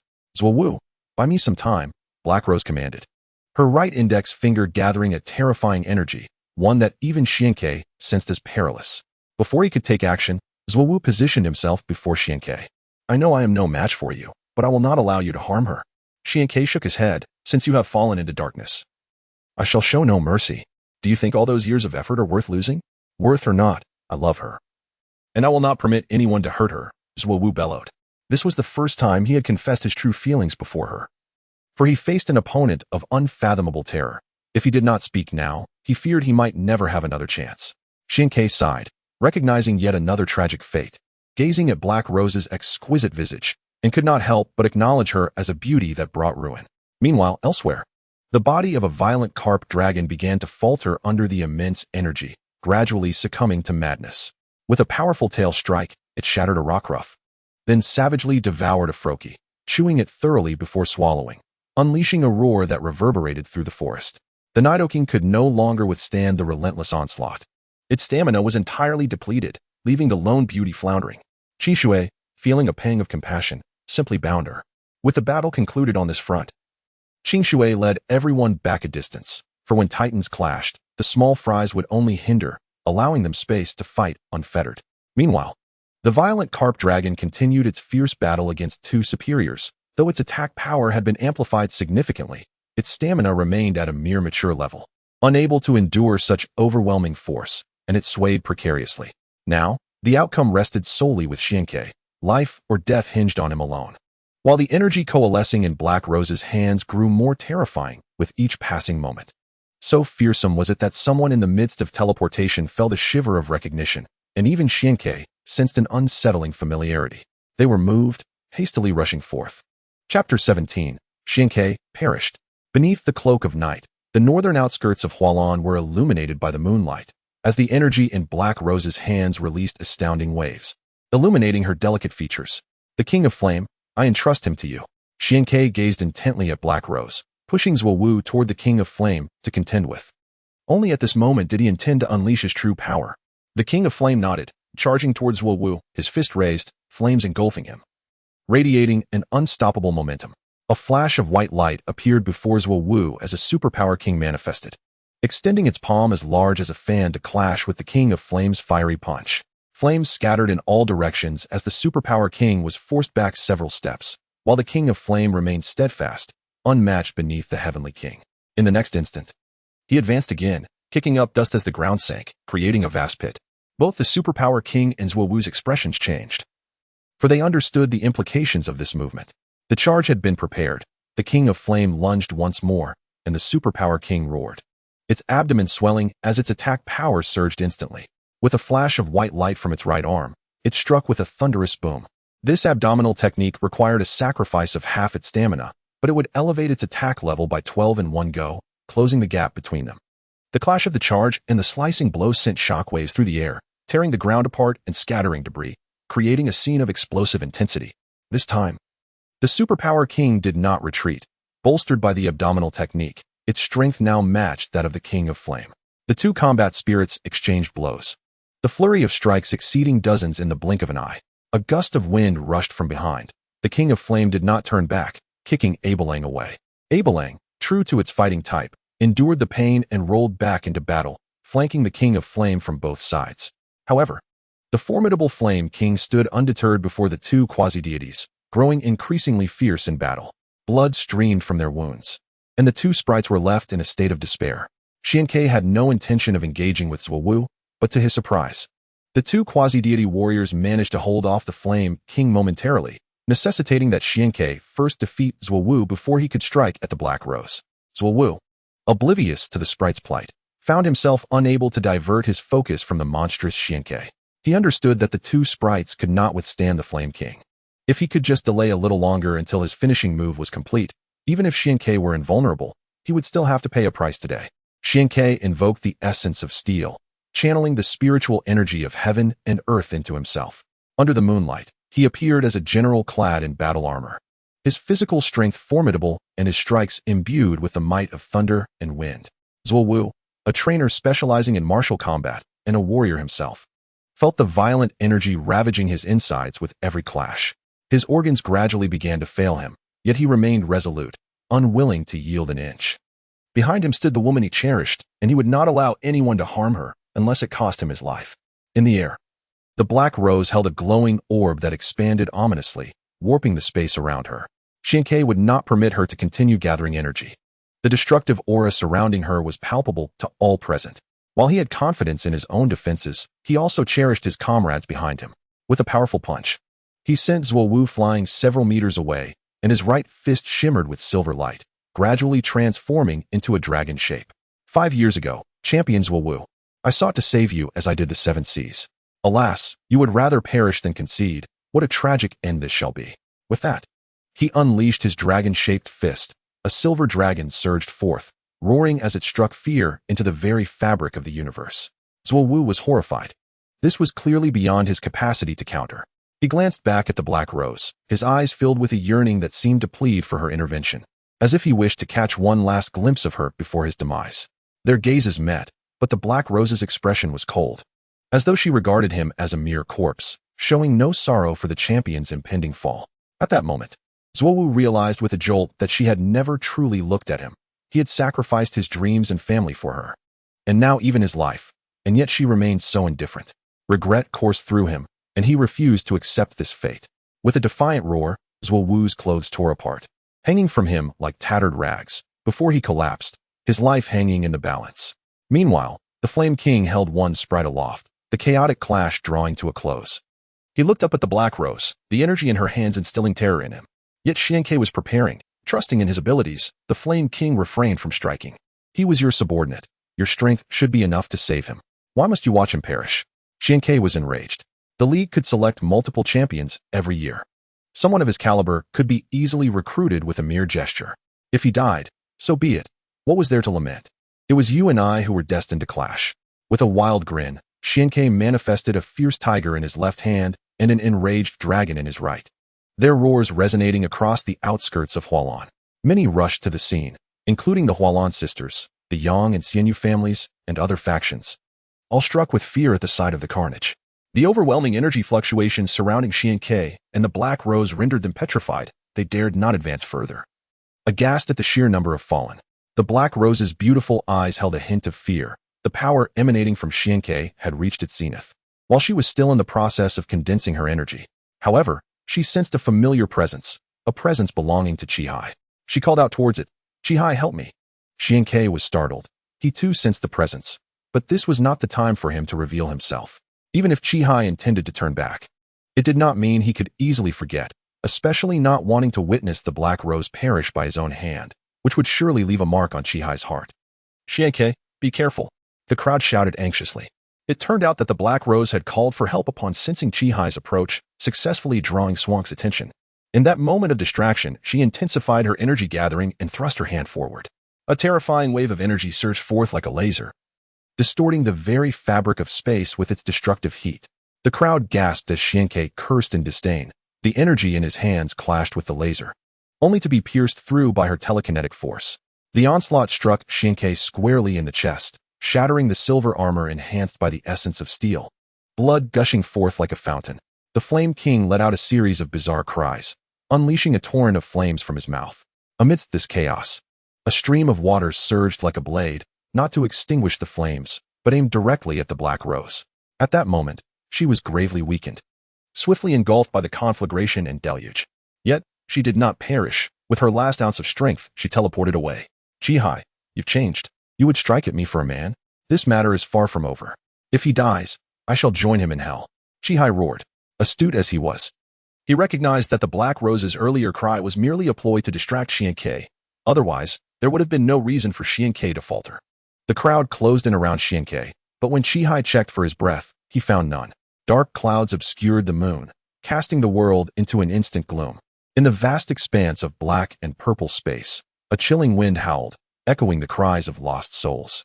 Eerie green phosphorescence flickered in the air, signaling the extraordinary nature of this place. "The one has arrived," a deep voice resonated, imbued with immense authority that compelled reverence. The third chosen one, perhaps? The speaker sounded remarkably youthful, likely not surpassing 18, their tone laced with amusement. Shall I guide him?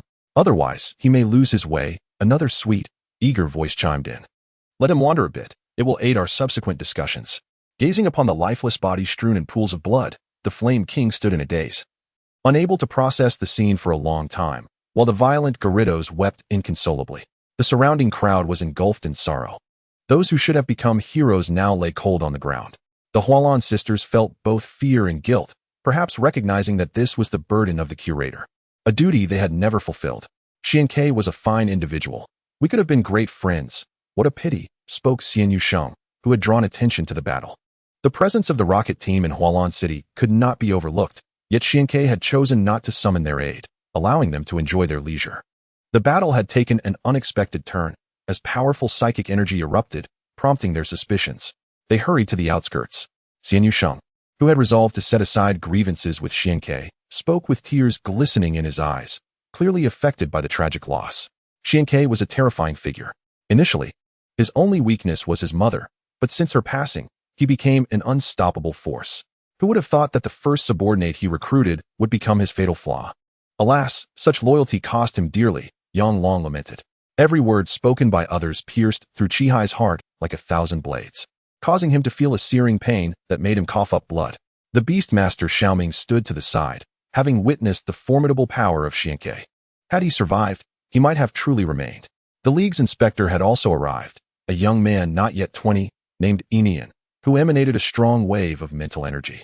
He was a prodigy skilled in both magic and martial arts, yet upon entering the fray, he encountered two monsters, in terms of mental prowess. He was no match for Black Rose, and in terms of combat strength, he fell short against Xianke, leaving him profoundly disheartened. Since death had claimed them, it seemed futile to continue the assessment. With a sigh, Enian prepared to depart.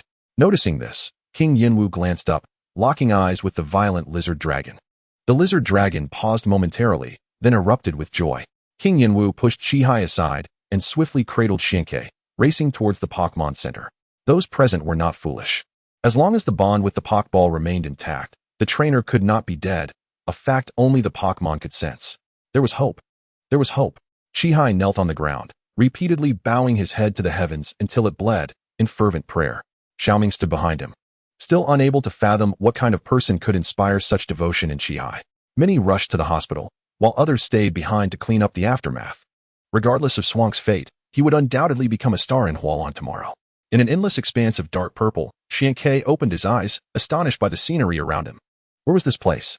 He attempted to move forward, only to discover he was suspended in the air, as if his soul had detached from his body. He could not be dead. While the mental energy laser from Black Rose was indeed formidable, capable of shattering his steel armor, it was rare for a human's strength to be so lethal. However, no matter how strong it was, it could not be fatal. This was Swank's conviction. As he surveyed the dark purple void, thoughts raced through his mind, and he propelled his spirit forward, discovering a city with a seemingly endless array of houses. He also noticed numerous humans, their shadows absent in the glow of the lights. These beings were not human, they were ghosts. Xianke landed at the entrance of the town and noticed a stone tablet towering before him, inscribed with the words Reincarnation Town. He realized he was correct. This was indeed the realm of the distorted space, the domain of the ghostly dragon, Giratina. Stepping into Reincarnation Town, shadows were cast by the lights. Confirming to Xianke that he was not dead, he proceeded toward the town's center, yearning to see his mother once more. However, Reincarnation Town was vast, and finding her would not be so simple. He was a man unable to locate his mother, and he wept like a child. A familiar voice rang out, and Xianke looked up to see his mother, who was holding a small boy, likely around 8 years old, resembling Xianke at that age. Ignoring everything else, he embraced his mother tightly, a once mighty man now sobbing uncontrollably. She was the only family he had known in both of his lives. His mother wept as well, even knowing that this Xianke was not truly her son, but their bond of 14 years transcended mere motherhood. The small boy, seeing his mother in tears, reached out with his tiny hand to pat Xianke, as if trying to fend off the bad man causing her sorrow. Little one, he is your brother. Not a bad person. The younger Xianke appeared perplexed. Their mother did not respond but gazed at Xianke, crying, "You should not be here. Why has this happened?" She believed Xianke had perished. "Mother, I am not dead. Look, I have a shadow." Upon seeing the shadow, she sighed in relief, but her worry returned. Then how did you come here? Has something happened? Xianke shook his head. Mother, you know my abilities. It would be difficult to kill me. It seems the king of hell here wishes to see me. Having made up his mind, he resolved that if Giratina sought his assistance, he would consider it, provided it allowed his mother and the young Xianke to return to life. Having come this far, it was time to address the matter at hand. A commanding voice echoed as Swank's spirit vanished. Once again, he found himself in the dark purple void, where a colossal beast stood, its wings resembling those of a bat, its body akin to that of a dragon, radiating immense authority. This was Giratina, the sovereign of the distorted space, akin to the mythological king of hell, governing life and death. Flanking it stood two figures, one male and one female. The man was strikingly handsome, around 18 years old, while the woman was breathtakingly beautiful, her visage rivaling that of Black Rose, yet devoid of her chill, making her even more captivating. Xianke, we have awaited your arrival for quite some time, Giratina spoke. Xianke met the gaze of the ghostly dragon, stating calmly, I am Xianke, do not misname me again. What is your purpose in summoning me? Are you questioning me? Giratina inquired.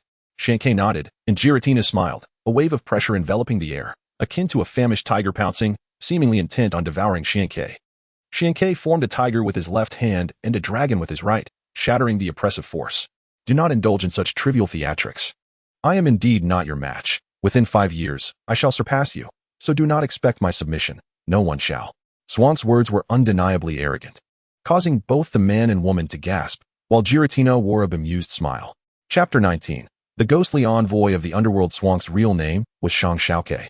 Hailing from the Azure Earth, a master of the ancient martial art Xingyiquan, he met an untimely demise due to a duel and was subsequently chosen by the king of Hell Dragon, his soul traversing into Swank's body. Perhaps it was by design. Upon arrival, Shang Xiaoke found Swank's consciousness still intact. To survive, he had no choice but to devour this soul, taking over its place and directly causing Swank's death. This was the essence of Shang Xiaoque's crossing over. Upon reflection, it seemed everything was part of the king of Hell Dragon's scheme. Whether it was a plot or a trick, his resurrection had led to the demise of innocent lives, and he longed to revive both his mother and Xianke. Can you bring them back to life? Xianke inquired. The question seemed foolish. The king of Hell Dragon had orchestrated this situation, clearly intending for Xianke to serve. If it lacked this ability, it would not have gone to such lengths. Yet, regardless of its absurdity, Xianke felt compelled to ask, for it was of utmost importance to him. Giratina nodded. As the ruler of the underworld, it commanded life and death, able to decide who lived and who perished. Xianke remained silent for a moment, then stated, as I have said before, I will not submit to anyone. If you desire my assistance, as long as it does not contravene my principles, feel free to express your needs, provided you resurrect them. Giratina replied, Shang Xiaoke, do not attempt to negotiate with me. Without me, you would not have a second chance at life. Your existence is granted by me, and if I wish to reclaim it, there is no escape for you. While the king of Hell Dragon indeed required Shang Xiaoke to perform tasks, its tone held no hint of respect. In future assignments, it could not tolerate any uncontrollable variables. Should you wish to take my life, feel free to do so. I will not retaliate. However, if you desire my assistance, you must provide me with a glimmer of hope. I cannot labor without purpose. Giratina gazed at Xianke, remaining silent for a protracted period. It seemed Xianke possessed a stubborn streak that vexed Giratina immensely. With a flutter of its bat-like wings, an image appeared before Xianke, his mother and the young Xianke walking hand in hand, while a dark shadow loomed behind the child. It was indeed a shadow. Ghosts do not cast shadows. The presence of a shadow indicated a soul. As long as the soul returned to its body, the young Xianke had a chance to be revived. However, the corporeal form of the young Xianke, having matured over the span of 14 years, now resembles that of Xianke at present. Without a physical body, how could he be revived? Could it be through his own flesh? Sensing the turmoil within Swank's heart, Giratina spoke, there is no need for your body. His soul is merely 8 years old, and only a body of the same age would be appropriate for him. In addition, the resurrection grass is required to prevent the decay of the physical form, the phoenix feathers to restore bodily vitality, and finally, the soul bell must be rung to allow the spirit to return to the body for revival. Among the items mentioned, Xianke had only heard of the resurrection grass, a rare treasure that could restore a dying spirit to its prime state. The quest to gather these materials for revival was akin to climbing a mountain, and to resurrect two beings was an even greater challenge. Suddenly, a fierce light ignited in Swank's eyes as he glared at Giratina, saying with venom, "Why is it only the young Xiankei who has a shadow? What of my mother? Let it go," Giratina replied. "Her time has come to an end. She did not perish by accident. Even I am powerless to alter her fate." The words struck Xiankei like a bolt of lightning. "No, you are the ruler of reincarnation. You can grant life to whomever you choose and take it from whomever you wish. You must not wish to save her." If forced to choose between his mother and the young Xiankei, he would still choose his mother, for she was his only kin across 2 lifetimes. Yet, he had been told she could not be revived, plunging him into despair akin to being cast from paradise into the depths of despair. He appeared almost deranged, as the surrounding ghostly energy surged violently toward Xiankei. A martial artist can manipulate the energies of the universe, and in that moment, Xiankei was condensing ghostly energy, unleashing a formidable aura that astonished those around him. They had not anticipated the third chosen one to possess such strength. This ghost dragon must be either unwilling to assist or seeking to use her as leverage, binding Xiankei to his will. The underworld king, Giratina, deserved his curse. Ghostly energy counteracts ghostly energy, and Giratina felt a headache from Swank's gathered spectral force. Yet, he also sensed that if it were Xiankei, perhaps the task could indeed be accomplished. "Calm yourself," Giratina commanded. In the infinite expanse of black and purple, a colossal dark claw formed, stretching over 50 meters. Its overwhelming power radiating towards Xiankei in a fierce grasp. The shadow claw roared like thunder, tearing through the darkened space, revealing only more shadows, its might instilling terror. A young man, with a bright and handsome countenance, exuded an aura that felt like a spring breeze. Giratina was undeniably powerful, yet he believed Xiankei would not be without recourse. A woman's gaze remained fixated on Xiankei. Though he was not conventionally handsome, his commanding presence captivated her, causing her to feel a surge of nervousness in that moment. As Xiankei evaded the shadow claw, he instantly appeared before the ghost dragon, his right fist resonating with ghostly energy, which then coalesced into a black skeletal dragon head, as if it had lain dormant for millennia, roaring with unyielding fury and desolation that reverberated through the distorted space. With a mighty punch, the very fabric of the space trembled. Giratina roared in anger, his voice rippling like waves, creating sonic waves that crashed toward Xiankei, obliterating the skeletal dragon head, sending Xiankei flying several dozen meters. Giratina was the god of the distorted space, an invincible entity within it. Even Arceus would struggle here, let alone a mere human. With a flap of his wings, a torrent of ghostly energy ensnared Xiankei, causing the crimson hue in his eyes to fade, and the onlookers clearly saw tears cascading down his cheeks. Was it regret for his mother's inability to be revived?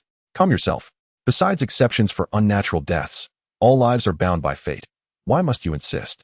I believe your mother would want you to revive the young Xiankei, not to engage in futile struggles. After a long while, Xiankei regained his composure. His mother had departed in peace. Since he could not compel her return, why disturb her? The young Xiankei perished because of him. Even if his mother could forgive him, he could not forgive himself. Only by resurrecting him could he find solace, and surely his mother would be pleased. "Tell me what to do," Xiankei implored. "Become a ghostly envoy of the underworld, subduing spirits that transcend reincarnation.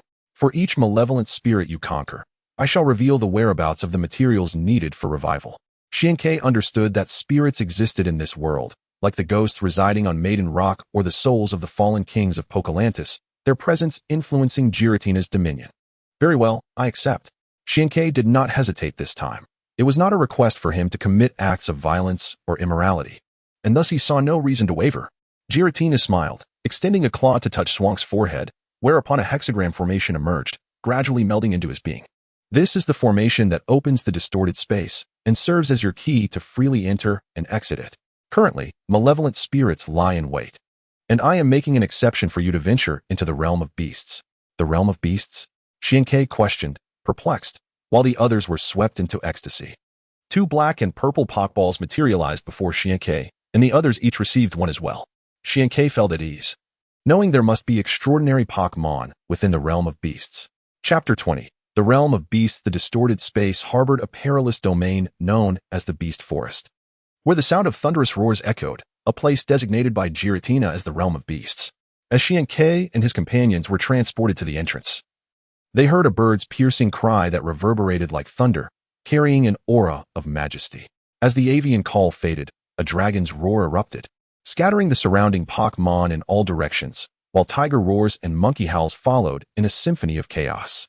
Gazing upon the primordial forest, Xiankei could not help but feel curious. What exactly was the realm of beasts? Through brief exchanges, Xianke learned the names of his companions. The handsome young man, 18 years of age, was named Akaji Huan, hailing from the now-diminished Akaji family of Golden City. The beautiful girl, slightly older at 20, was named Qian Yu. Compared to the obscure Akaji Huan, she was already a renowned film star and one of the 4 new talents of the Hoenn region. With a beaming smile, Akaji looked kindly at Xianke, but before he could respond, Qian Yu interjected, "This place is extraordinary. If it were in the real world, it would cause a sensation, attracting forces that would clash over it." Oh, Swank's interest piqued, eagerly awaiting her elaboration. Qian Yu, seeing his curiosity, smiled brightly, her beauty captivating. Akaji felt a mix of exasperation and admiration, while Xianke was left bewildered. Only Akaji understood the implications behind her smile. Qian Yu was the first chosen ghost envoy, and he was the second. Her previous demeanor toward Akaji had never been so enthusiastic. This realm is filled with spirits who have perished in battle, each possessing extraordinary talents and extensive combat experience. To capture even one here would yield a genius, and most importantly, there are royal spirits. If you can defeat them, you can capture them with a rebirth ball. Can the spirits that have already died be used in the real world? Xianke inquired, posing a critical question. Qian Yu replied with a smile, "Of course. This is the method of Lord Giratina. However, spirits captured in this manner will form a contract with him. Should Lord Giratina unfortunately perish, these spirits would be erased from existence. But fear not, for Lord Giratina will certainly not die. So there is no need to dwell on such matters." Xianke frowned slightly. This seemed to imply a shared existence, with Giratina as the main entity. These spirits were merely subservient to him, lacking true life. If Giratina chose to extinguish them, they would vanish in an instant, akin to the existence of living corpses. Upon seeing Xianke frown, Qian Yu felt a surge of anxiety, being as astute as she was. She recognized that Xianke disdained such displays and found herself at a loss for words. I, too, harbor a certain aversion, yet there exists a remedy. By collecting the essence of this sprite in the realm of reality and utilizing resurrection grass, followed by the incineration by the sacred flame of the firebird, one can sever the contract and attain true life. Moreover, sprites revived in such a manner experience a formidable augmentation in strength, for which I have been preparing diligently. Chima remarked with a smile. As the trio conversed, a ferocious roar echoed from the dense forest, sending birds scattering and leaves fluttering down. Shimu, sensing the disturbance, withdrew his smile and bid farewell to Xianke before darting into the thicket like a nimble monkey, following the sound. With the departure of the third party, Qian Yu, feeling the weight of solitude, exhibited a bashful demeanor, twisting and fidgeting like a modest maiden. If Xianke could not discern her sentiments, it would be akin to having his wits muddled. She was indeed enchanting, her beauty rivaling that of a black rose, devoid of the coldness that made her all the more alluring. However, at present, Xianke was preoccupied with myriad responsibilities, lacking the leisure for romantic entanglements. The realm of tenderness was a hero's grave, and he had no desire to be interred therein. I too must explore, he declared, truly distancing himself. Leaving behind a dazed Qian Yu.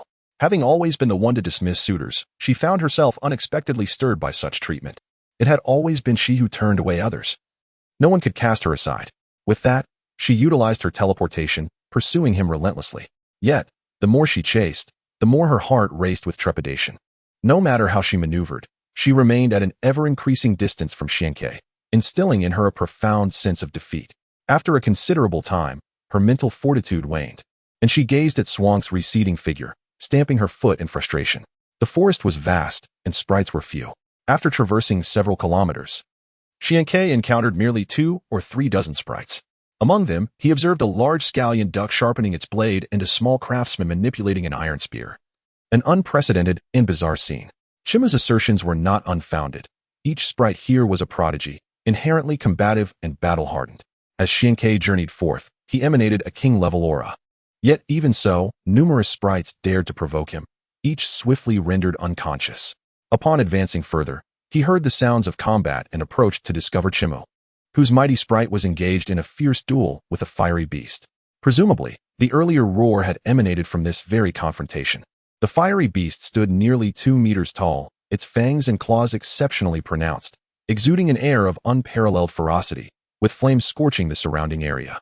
Observing that Chimu's sprite was at a disadvantage, covered in claw marks and bloodied, it was on the brink of losing consciousness.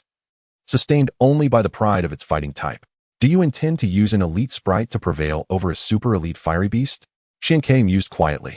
The journey of several dozen miles had illuminated for Xiankei the truth of the sprites in the beast dominion. They were not to be underestimated. Even if one possessed exceptional talent and training. The legendary Giratina had survived for millennia, and the number of sprites who perished in battle was in the billions. Those selected from this realm were all unparalleled masters, having honed their skills over countless years. Ascending to challenge them was akin to scaling the heavens. The mighty sprite refused to concede, possessing its ultimate technique, yet unutilized.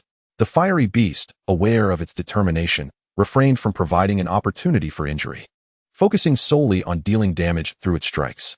Suddenly, a piercing cry resonated, causing trees to topple and rocks to fly, the reverberation striking Chimu's mouth, drawing blood. Both sprites changed color, realizing that a colossal bird had arrived to hunt. Xiankei looked up, witnessing the colossal trees break apart, a result of the sound wave's earlier assault. A silver giant bird approached, its wings spanning 5 meters, with eyes as sharp as blades, its talons and fangs equally menacing. Adorned with vivid bloodstains, a clear sign of a carnivorous beast. This was a regional armored bird, yet distinct from its kin, while ordinary armored birds bore a single silver horn. This one possessed a pair.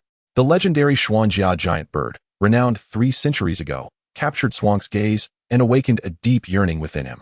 The Xuanjia giant bird was a mutation of the armored bird, akin to that one exceptional child among millions, a rarity surpassing even that of a shining sprite. The Xuanjia giant bird had identified Xiankei as its prey the moment he entered the beast dominion. Its appetite for the flesh of a powerful warrior sufficient to elevate its strength to new heights. You engage in your battle, for this Xuanjia giant bird is my quarry. Xiankei bellowed, shifting the roles of hunter and hunted. In the endless expanse of black and purple, the outskirts of the beast dominion revealed trees severed mid-trunk, unveiling the silhouette of the giant bird.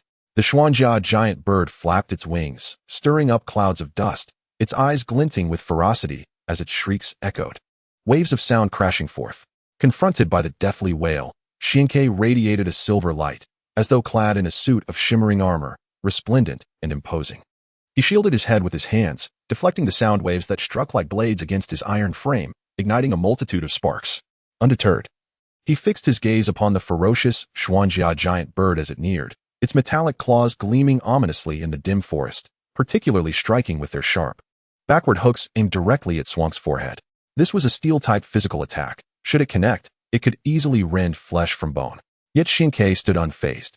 The giant bird possessed steel claws, but Xiankei bore a steel physique. As their fists and claws met, a cascade of sparks erupted, and the impact sent the Xuanjia giant bird reeling several meters back. In midair, the giant bird flapped its wings, casting a dark glare upon Xiankei, realizing it had struck a formidable opponent. Nevertheless, it was loath to relinquish such a delectable meal. Consuming Swank's sinew would undoubtedly allow it to ascend to the quasi-heavenly realm, an irresistible temptation that urged it to take a risk.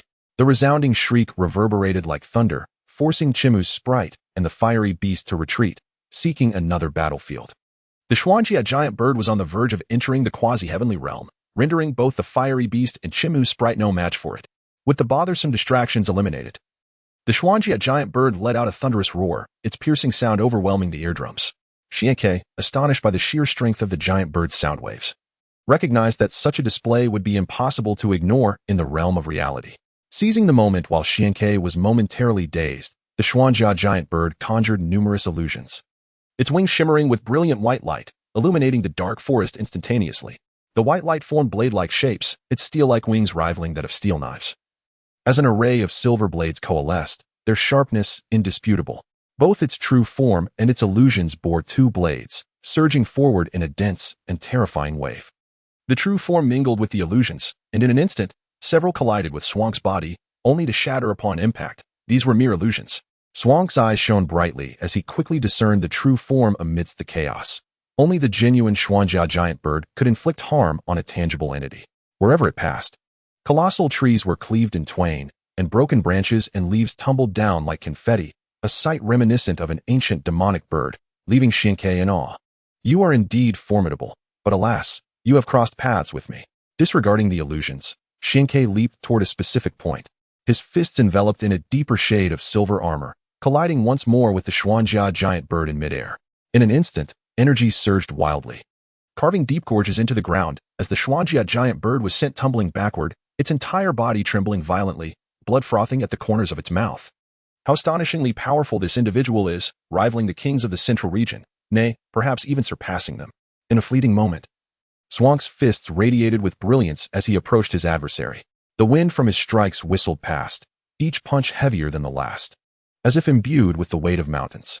The armored giant bird wielded dual blades, repeatedly intercepting Zhuang's iron fists.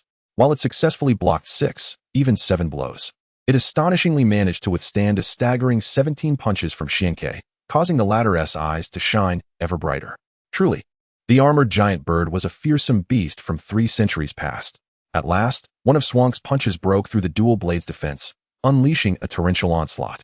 The armored giant bird, drenched in blood, emitted a mournful wail. As Xianke landed, the giant bird soared higher, increasing the distance between them, yet it was unwilling to retreat. Its eyes bloodshot with fury, vowing to reduce him to mere fragments. The elemental steel within it surged violently, swelling at its mouth. Xianke could sense the energy within, compelling even him to take heed. The armored giant bird, though not yet at the threshold of celestial mastery, was capable of releasing an energy that even kings should not underestimate. Its might was evident, perhaps only the Flame King could rival it. How intriguing. Let me witness your power, Xianke laughed heartily. However, to the armored giant bird, Zhuang's laughter rang as mockery, igniting a spark that detonated into a thunderous roar, sending shockwaves that obliterated the surrounding ancient trees into mere dust. In the distance, the crimson woods were affected, sending individuals hurtling several meters away, as a dense forest was leveled to the ground. This was the armored giant bird's most potent attack, the metallic sound explosion. If this human could withstand it, the bird would have no choice but to retreat. At the epicenter of the metallic sound explosion, Xianke elevated the essence of steel to its zenith. Even so, he was forced to spit blood from the impact. What seemed merely steel and flight attributes unleashed an astonishingly fearsome sound wave attack. Even the non-offensive metallic sound skills wielded immense destructive power. As the dust from the metallic sound explosion settled, the armored giant bird observed Zhuang's injury and bleeding without being obliterated by the blast, and promptly took flight, unwilling to engage further. What a farce! To battle such a monster, unless it has been kicked in the head by a mule. Since you have come, stay? A deathly voice resonated from behind. The armored giant bird's feathers stood on end. It had just ascended to a height of at least 100 meters above ground. How could this human possibly appear behind it?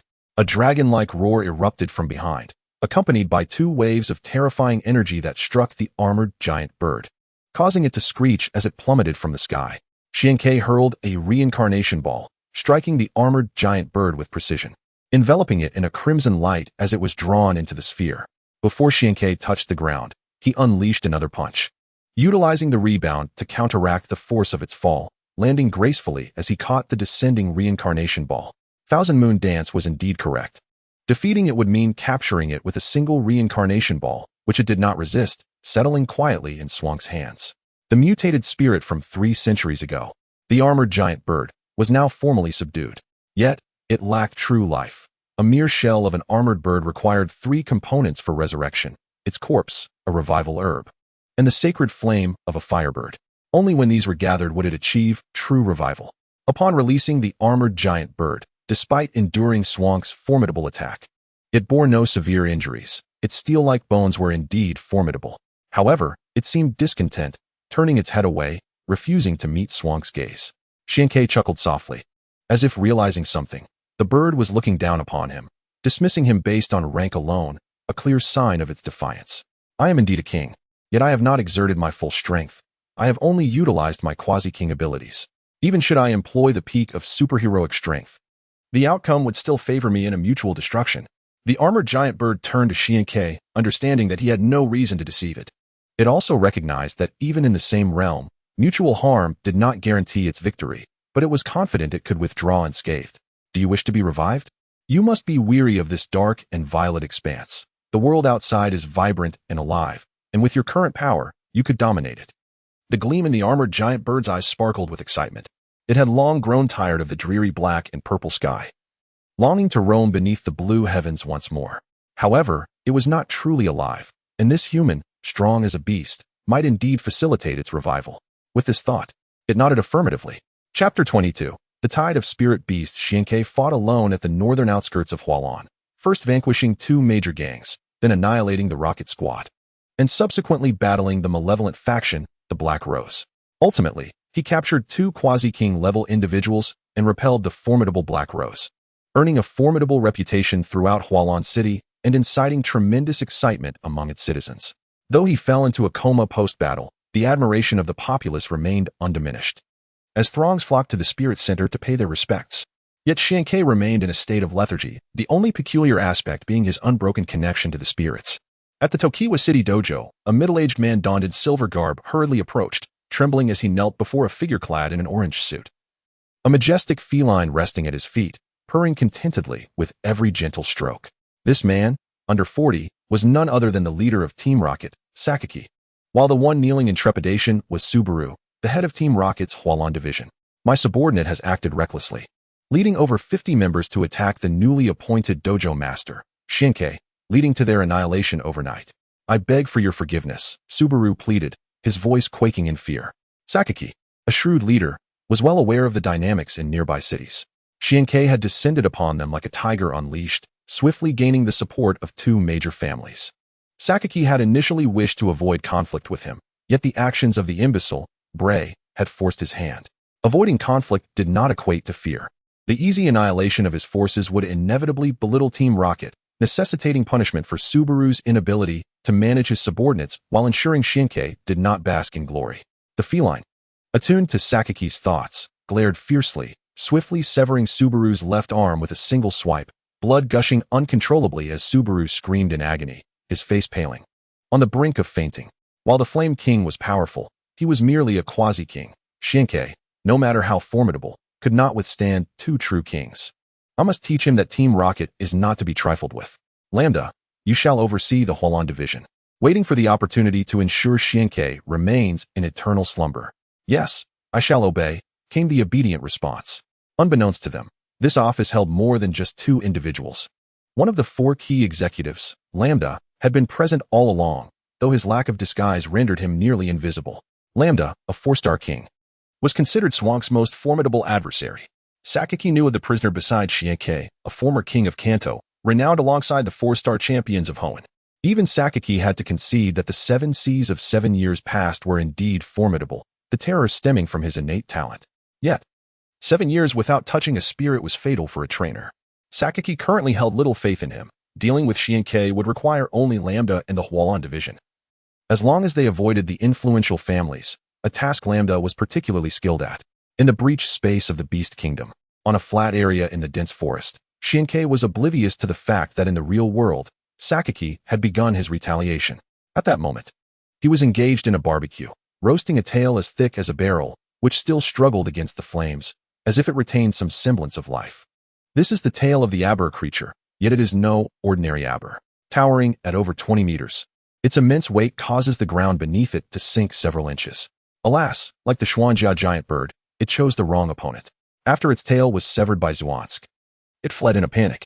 Had it not been for the fear that the unconscious Akaji would be devoured by the beast, Zhuansk would have found it amusing to tame it. The aroma of roasted snake tail wafted through the air, catching Akaji's attention. He sprang to his feet in alarm, scanning his surroundings, but finding no sign of his Mak-Hoke, which left him in a state of distress. Where's my Mak-Hoke? He fretted, lost in anxiety. Zhuansk rolled his eyes and pointed to Akaji's waist, saying, "Look at what you have at your side." Upon looking down, Akaji discovered a Pak ball containing a sleeping Mak-Hoke and another rebirth ball through which he glimpsed a Blaziken. Did Mak-Hoke evolve and defeat Blaziken? Akaji inquired.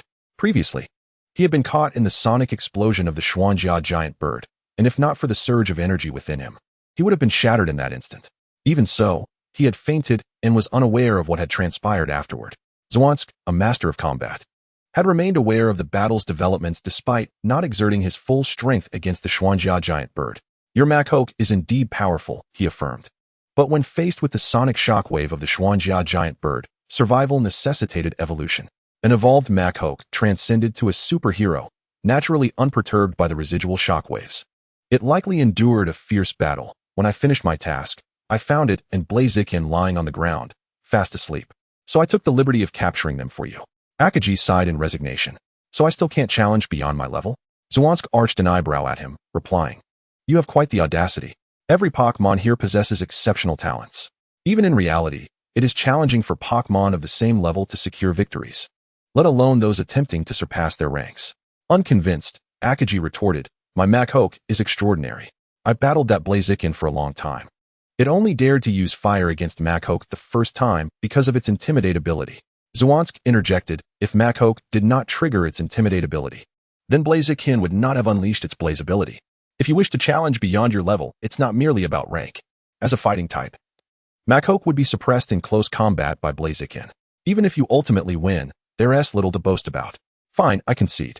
Akaji spread his hands in defeat, acknowledging his loss with surprising ease. Facing a combat monster, it was wise to avoid a war of words. Provoking him could lead to a beating without recourse. At that moment, his gaze fell upon the sizzling meat being roasted over the fire, and his expression shifted abruptly. "Isn't that the tail of that large snake?" "Indeed." Zwansk replied nonchalantly. "It attempted to consume me, but instead, I severed its tail, and it has since retreated." Akaji regarded Zwansk with a look of awe, finally saying, "Brother, you are truly remarkable. I believe it would be wise for me to maintain my distance from you. Your casual actions could attract formidable enemies, and I fear I might already be in their sights. Are you suggesting it will return?" Zwansk inquired.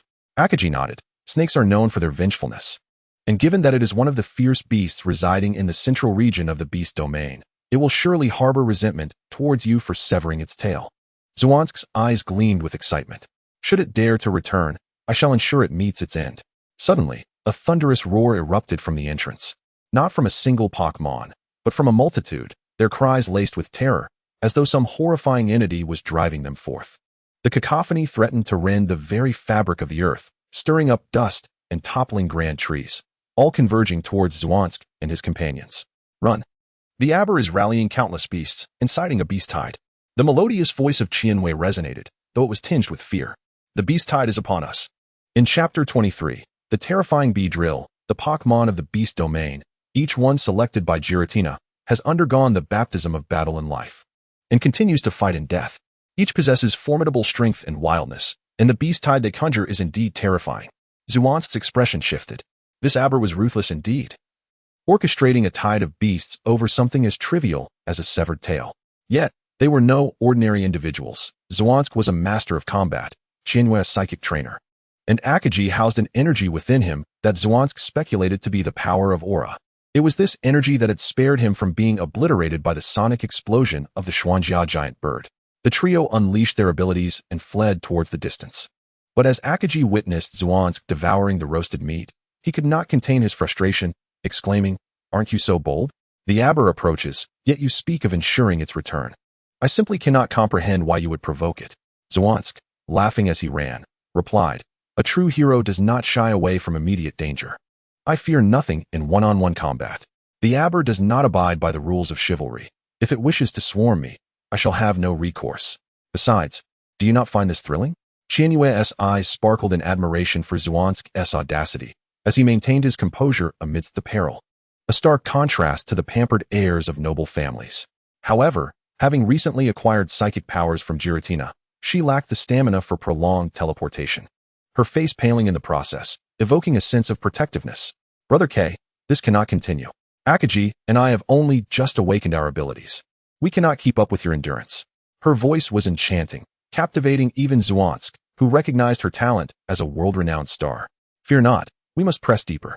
The Pokemon within possess even greater power. Surely, even if the Aber rallies them, those Pokemon will lack the courage to pursue us. If we find ourselves unable to run, I will carry you both." Akaji paused at this, then urged, "The Pokemon deeper within are all at the Quasi-King level, and even include ancient King-level beasts from centuries past. We would be struck down with a single blow.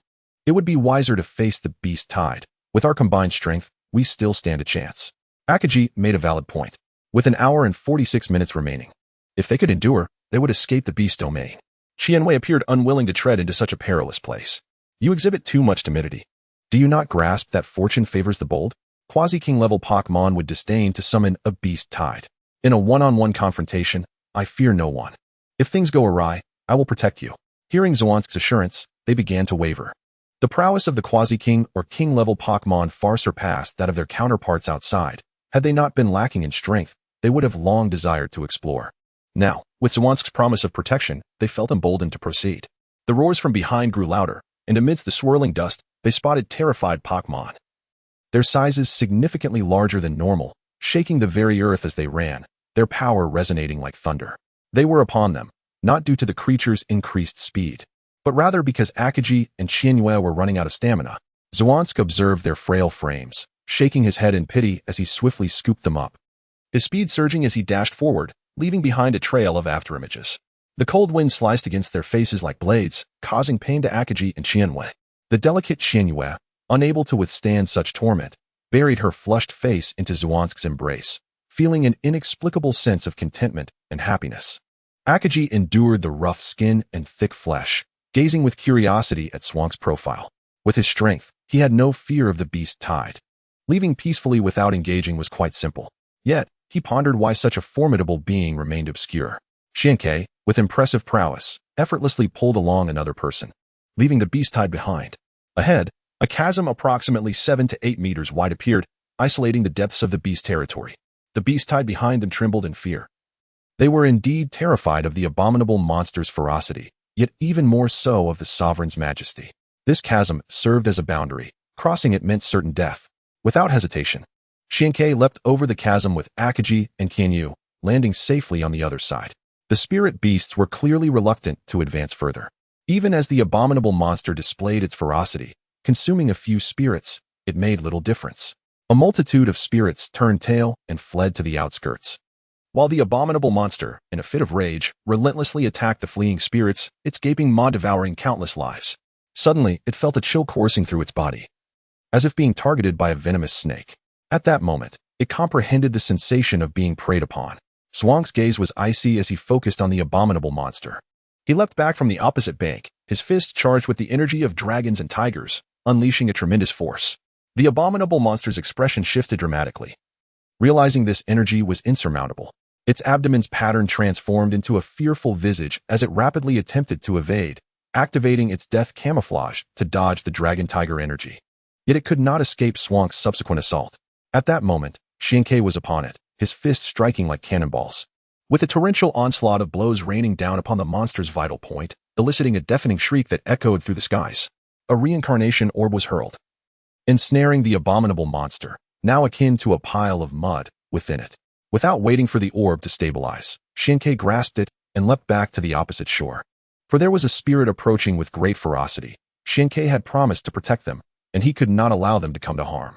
Before his figure appeared, a glint of cold light shot towards Akagi's head, causing him to feel a searing pain, a warning from the power within him. "Get away from me," Qianyue bellowed, delivering a punch that extinguished the cold light. At that moment, a gigantic hornet with an astonishing presence materialized before them. This hornet was colossal, standing 5 meters tall. Its mere existence was unfathomable. It brandished 2 silver spears stained with blood, an utterly terrifying sight. Its crimson eyes surveyed the crowd, finally locking onto Qianyue. The hornet's flesh contained surging energy from the heavens and earth. Any who consumed it would ascend in strength. This was an irresistible temptation for any spirit. "Since you have come, none shall escape. Become my nourishment for advancement." The hornet spoke, shocking Qianyue and his companions. How long had this hornet lived? It was truly horrifying. Akagi and Qianyue were filled with dread. An enemy of this caliber was beyond their capability to confront, and they felt a modicum of safety only by hiding behind Akagi. Yet even that was of little use. "Do you think he is my adversary? You are all doomed. Become my sustenance. Take pride in your demise," the hornet boasted. Upon finishing its taunts, it began to dance with its dual spears, unleashing a torrent of spear shadows that shattered trees and rocks alike. Akagi and Qianyue clung tightly behind Qianyue, for this was the only haven they felt secure in. "You old insect, get away from me." Qianyue erupted with the aura of a king, his fists blasting forth like cannon fire, suppressing the hornet's spear shadows and sending numerous punches towards the hornet. The hornet was taken aback, clearly not expecting Qianyue to possess such strength. However, it thought to itself, if that was all the man could muster, then today's lunch would be a feast of fresh flesh. Chapter 24. Leaving the beast territory to exit the beast territory. There were only 2 options. The first was to traverse the passage at the entrance, and the second was to wait for 5 hours to be escorted back by Giratina himself. With just over an hour remaining, Qianyue was eager to utilize this time to explore the quasi-heavenly beings within the beast territory to gauge their strength compared to that of the Flame King. Even if the quasi-heavenly beings here were formidable, Xianke firmly believed that the Flame King surpassed them, as he had invested 14 years of effort into that pursuit. If you possess only this much skill, kneel and surrender to spare yourself further suffering, the hornet declared, pointing its spear with arrogant authority. Xianke chuckled. You old insect speak with such bravado. If the Flame King were here, he would never allow your insolence. The hornet, unperturbed by the insult, had survived 40 years and thrived in the beast territory for over 500. In terms of strength, it was unmatched in the human realm, with only the quasi-heavenly beings in the depths of the beast territory being its equals. It regarded Swank's words with scorn. A frog in a well knows not the vastness of the sky. Lucky for you, you didn't bring the Flame King. If he dared to come, I would surely reduce him to mere fragments, teaching him that a foolish pig is just a foolish pig. Xianke smiled, a chilling grin. The Flame King was akin to a brother to him. No one could tarnish that bond. He summoned the Xuanji, a giant bird, to protect Akaji and Qianyu while he approached the hornet step by step. The presence of a human king held little terror for the quasi-heavenly spirits of the beast territory. Spirits inherently possessed advantages over human practitioners. Those chosen by Giratina and able to survive here had ample pride in their capabilities. Ignoring the heavenly pressure Xianke emitted, the hornet advanced, wielding its dual spears with the swiftness of yellow lightning. With a strike aimed at Swank's head, he countered with his iron fist, the collision erupting in an explosion of energy and wind. The hornet was forced back a meter, revealing a disparity between their strengths. Before the hornet could launch a strong counterattack, Xianke surged forward, his fist roaring like a torrential rain.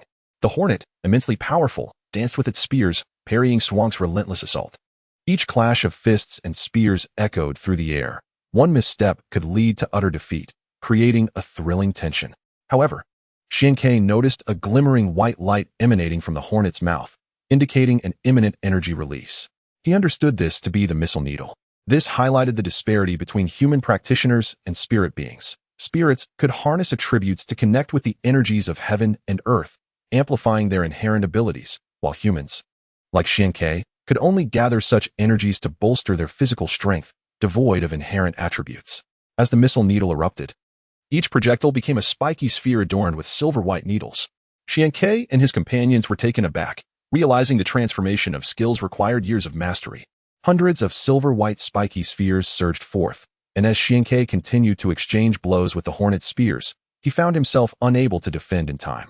He could only draw upon his energy, causing the silver armor before him to radiate a terrifying glow. Clang, clang, clang.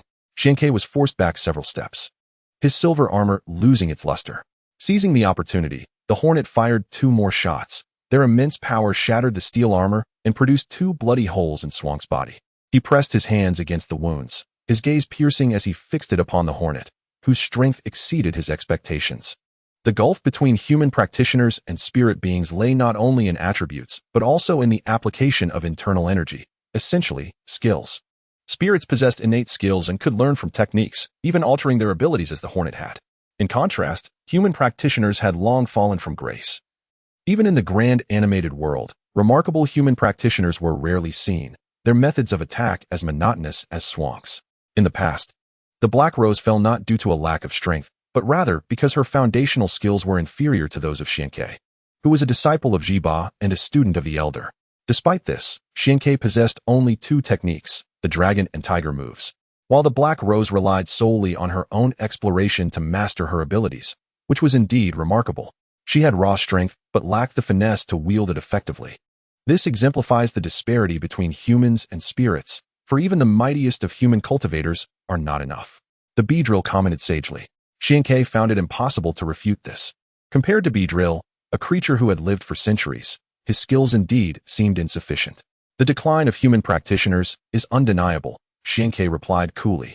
But you alone cannot hope to kill me. Beedrill, having engaged in 2 clashes, recognized that it could not defeat Xianke, yet it was not entirely without recourse. Its gaze shifted to Akaji and Qianyue, a murderous intent surging forth, moving with the swiftness of lightning. Overwhelmed by Beedrill's imposing presence, Akaji and Qianyue felt as though they had fallen into an icy abyss.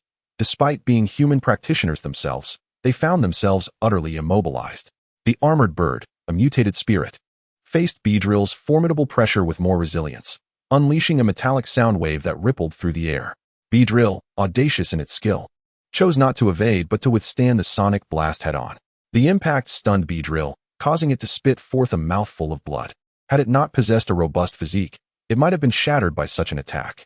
Beedrill stirred, furious at its own treachery, yet Xianke remained still, aware that the armored bird, while not a match for Beedrill, could hold its ground long enough to protect Akaji and Xianhua. After Beedrill acted, Xianke channeled energy into his hands, steadily amplifying the strength of the dragon and tiger techniques. In prior battles, he had never pushed this energy to its zenith. Yet Beedrills might compel them to do so. As Beedrill felt the overwhelming energy surging within the air and the lethal aura emanating from Xianke, its expression shifted dramatically. Nothing was more terrifying than a full-force assault from someone of the king level. To cultivate to such a degree, Xianke must possess a terrifying reservoir of power. And should he channel it all into a single strike, it could threaten Beedrill's very existence. This was akin to the earlier strike from the Black Rose, which had also drawn upon her inner energy to amplify a single attack, a necessary action to pose a threat to Xianke. Die, you old rag, Xianke bellowed. An enraged dragon roared forth, and a fierce tiger leapt from the forest, shaking the heavens with its might. Though Beedrill trembled in fear, it was unwilling to concede. It too had yet to reveal its ultimate technique. Under the watchful eyes of many, it began to perform a peculiar dance. Instantly augmenting its power, this was the sword dance technique.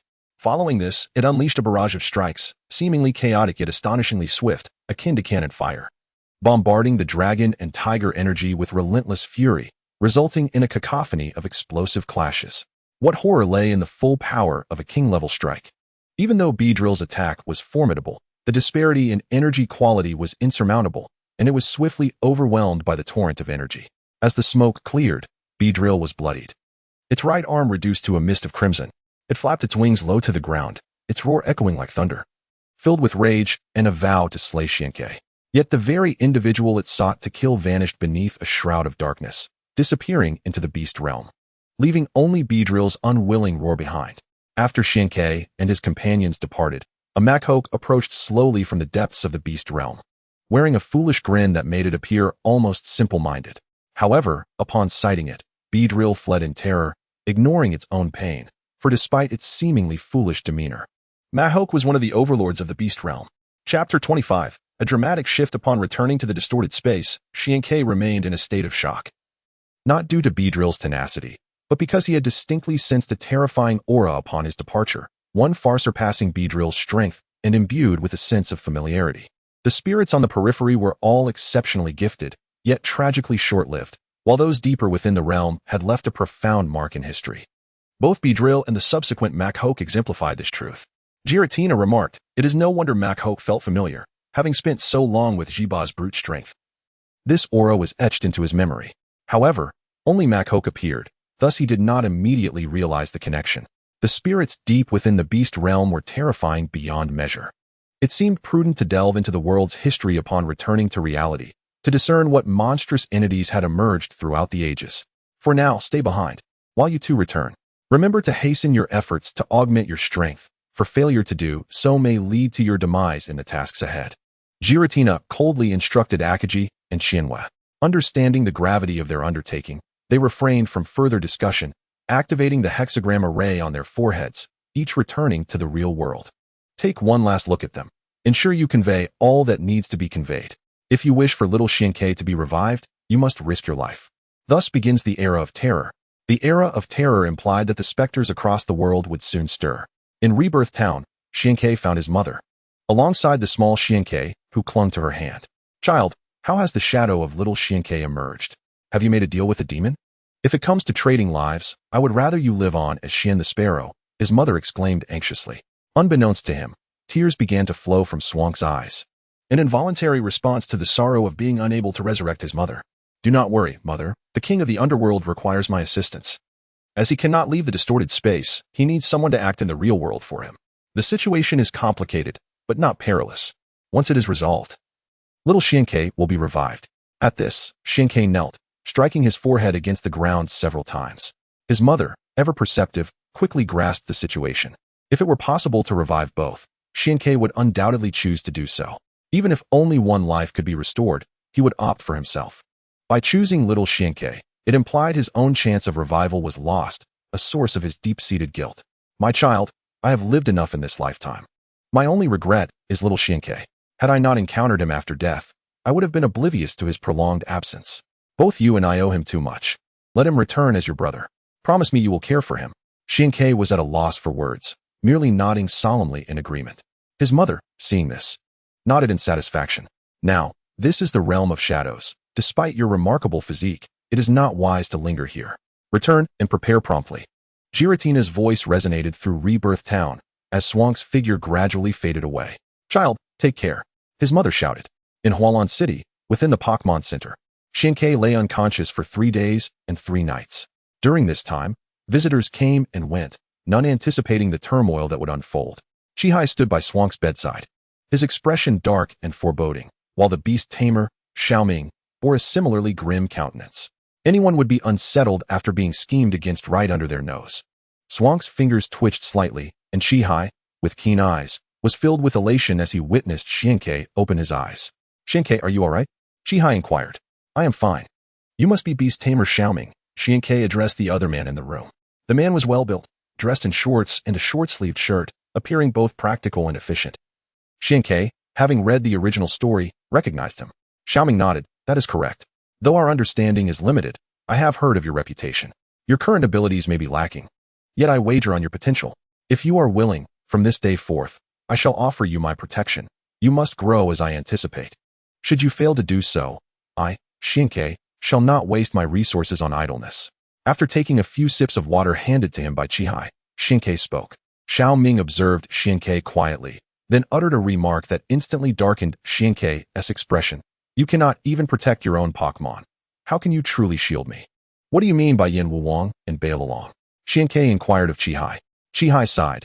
We did not foresee the sudden aggression from Xian Yusheng. After a fierce battle, we still could not retain him. Furthermore what?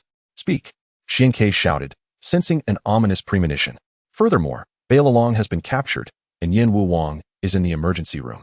Still in critical condition. Xianke sprang to his feet, rushing to the emergency room, where he glimpsed Yin Wuwang through the glass. Joy was wielding a blood-soaked scalpel, with Jili Dan assisting, while Yin Wuwang lay unconscious, as vulnerable as meat on a chopping board. Anger surged within Xianke. He stepped outside, igniting a cigarette and inhaling deeply. I am acutely aware of Yin Wuwang's prowess. Even as a champion, I am no match for him. Unless this Xian Yusheng is indeed a champion. It is inconceivable that he would find himself in such a dire situation. Since your unconsciousness, Yin Wuwang has remained by your side, never sleeping a wink, unable to consume even a morsel. Xianke recognized the foolishness of it all, yet his heart felt a warmth. The situation is peculiar. Xian Yusheng has reconciled with you.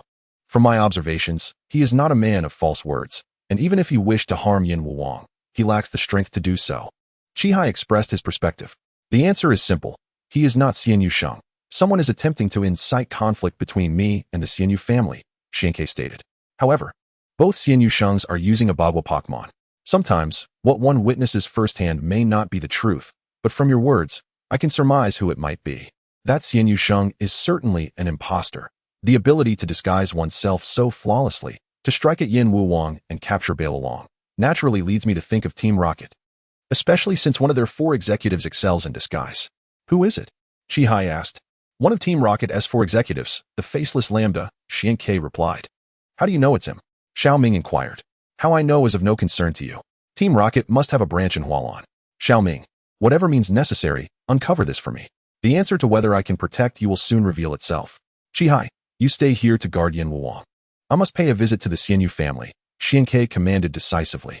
After their departure, Xianke vanished from sight, reappearing at the Xian Yu family's entrance in less than 5 minutes. Xianke, the master of the Hualan dojo, has come to pay a visit, he announced, his voice booming like thunder, shaking the grand structure before him. Xian Yusheng wore a bitter smile. It was inevitable that he would come. Chapter 26. Annihilating Team Rocket. Xian Yusheng was in a poor state, having been so cruelly framed with no recourse for defense. He was consumed with rage, wishing to exact vengeance upon whoever had impersonated him and committed murder, and now he was infamous in Hualan City. Upon opening the door, he found Xianke with a darkened expression. No one expected him to strike without a word, sending Xian Yusheng flying several meters. The Xian Yu family members were enraged and prepared to swarm him. You are no match for me, Xianke declared, raising his hand to unleash a powerful gust of wind that knocked them over. With a subtle motion of his left hand, the door slammed shut behind him. Outside the Xianyu family residence, a figure lurked in the shadows, peering in with intrigue. Witnessing Xiankei's unprovoked attack and the chaos that ensued, he could not help but admire Lambda's cunning strategy. As the door suddenly closed, he understood the importance of keeping family matters private. They could not allow outsiders to witness how easily Xiankei subdued the Xianyu family. His heart raced with excitement as he slowly retreated into the crowd, unaware that someone had been tracking him back to the Hualan branch. Xiankei approached Xianyu Sheng directly, and not a soul dared to intervene. Standing before Xianyu Sheng with an expression of indifference, he unexpectedly extended his right hand to lift him up, leaving the Xianyu family members in stunned silence. Such an obvious ploy will not work on me. I am here to discuss matters with your elder, Xiankei said with a smile. I will remember that punch. If you wish for me not to retaliate, help me clear my name, Xianyu Sheng replied fiercely. He harbored deep animosity towards the impostor, wishing he could consume his flesh and gnaw on his bones. That is precisely why I am here. The capture of Bare-knuckle and the injury of Yin Wuwang must be avenged with blood. Xiankei, my young friend, please come in and speak. An elderly man with a cane stood at the entrance of the hall, frail and seemingly on the verge of collapse, yet Xiankei felt an immense pressure emanating from him. Xianyu Lao Run, Xianyu He, the strongest individual in Hualan City, at the pinnacle of the 2-star champion level. Xiankei entered the inner hall with a smile, and the members of the Xianyu family followed suit, although only a select few were deemed worthy to enter the council chamber. Once seated, Xiankei wasted no time, delving straight into the matter at hand. As long as I am the master of the Hualan dojo, I shall not allow any gang or malevolent force to exist within Hualan. Thus, I advise the Wushu gang and the motorcycle gang to retreat. Team Rocket shall not be permitted to wreak havoc on my territory, and their presence in Hualan must be eradicated entirely. Xianyu He responded, I am aware that a faction of Team Rocket remains in Hualan. However, considering that he was able to severely injure Yin Wuwang, he is likely a high-ranking member of Team Rocket.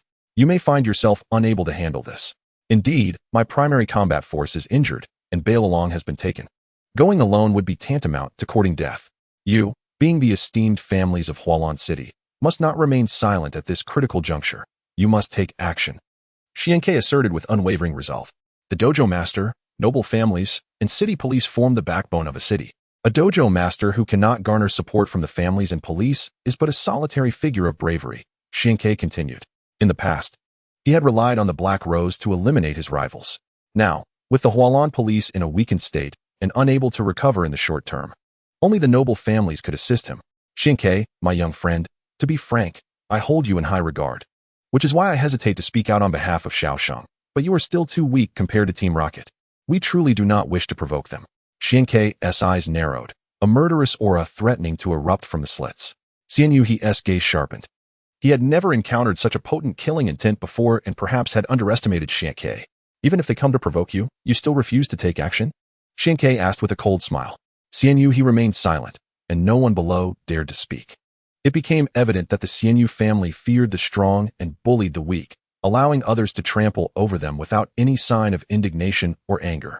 It was no wonder the younger generation was deemed useless. Xiankei displayed an expression of understanding. Except for Xianyu He, the others were incensed. Two middle-aged men releasing their Pokemon, Nidoking and Steelix, both at the early stages of champion level. Kid, didn't your mother teach you how to respect your elders? One of the middle-aged men barked. Shinyo's expression changed drastically. No matter the circumstances, one should never invoke the name of Swank's mother, for that was his forbidden zone. You shall pay for this. Indeed, Xiankei was enraged, casting a reincarnation ball from which emerged a gigantic serpent, measuring over 20 meters in length and so robust that it required the embrace of two individuals to encircle it. Nidoking and Steel Dragon appeared as mere adorable infants before its formidable presence, both quasi-kings feeling a sense of dread in the face of this pinnacle of strength. Xianyu He, a person of remarkable stature, had traversed countless lands in his lifetime, yet he had never encountered such a terrifying creature. Its icy gaze swept over the surroundings as if all living beings before it were mere corpses, and the toxic elements emanating from it surged perilously, as if about to explode. Even the quasi-king Nidoking could not hope to compare to it. This creature was utterly terrifying, its potential far surpassing that of Shinyo's two kings. Swank's fury was fleeting. He understood that those who aspire to greatness must learn to temper their anger. Once enraged, it becomes all too easy to grant one's adversaries an opening. Recall your Pokemon at once. Ashan, apologized to Xiankei. Xianyu commanded. Upon witnessing the two retract their Pokemon and the middle-aged man named Ashan offer his apology, Xiankei finally returned the oppressive creature to its confines. My young friend Xiankei, your previous remarks are precisely why I hesitate to assist you. The entire CNU family relies solely on my efforts. Not a single member satisfies me. Should anything befall me, the CNU lineage would be extinguished, and our millennia-long legacy cannot be allowed to perish under my watch. CNU, he lamented, tears welling in his eyes. Xiankei recognized the old man's propensity for theatrics, yet his words bore a kernel of truth. A family with a king could ensure its survival for a century. But the most terrifying scenario was to have no heirs. Currently, the CNU family faced this dire predicament. What if I could nurture a young king for the CNU family?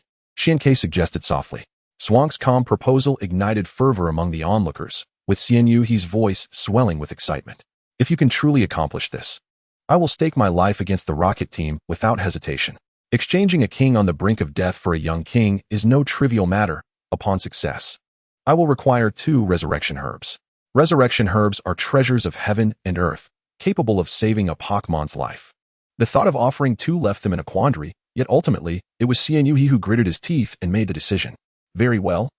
I can provide 2 resurrection herbs, provided you can cultivate a young king within the CNU family. But how can I trust you? Xiankei replied. Do you have any alternative but to trust me? CNU he shook his head with a bitter smile.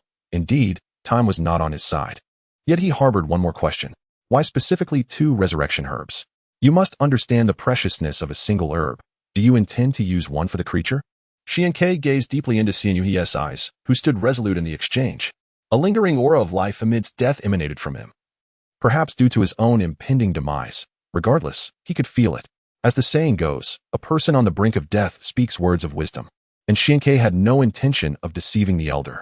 Indeed, he required a corporeal form and a resurrection herb, which must be refined through the sacred flame of the fire bird to achieve revival, thus ensuring Xian Yuxin's ascension to kinghood. How much time do we have? I fear my time is limited, Xian Yu he uttered, plunging everyone into sorrow. A year should suffice, Xiankei responded. A year? Xian Yusheng was taken aback. In a year? I could become a king. Very well, let us vanquish the rocket team. Shortly thereafter, Xiankei would enter a period of recuperation, gradually resuming training with his Pokemon while further developing their narratives. In a secluded and dimly lit street within the impoverished district of Hualan City, a marketplace rarely frequented by passers-by, individuals discreetly engaged in the sale of Pokemon, their actions shrouded in silence, for trading Pokemon was a criminal endeavor. A figure hurriedly approached, raising their vigilance. However, upon recognizing the newcomer, they resumed their previous demeanor, akin to monks in deep meditation, hidden in a corner. Xiao Ming dared not pursue further, yet he knew the rocket team's Hualan branch must be nearby, perhaps even within this very vicinity, leading him to retreat back into the crowd. In the Hualan branch of the rocket team, an expansive secret chamber contained a golden Gyarados shackled by iron chains. Unable to move its neck or tail, even its mouth tightly bound by wire, its body thrashing in a futile frenzy.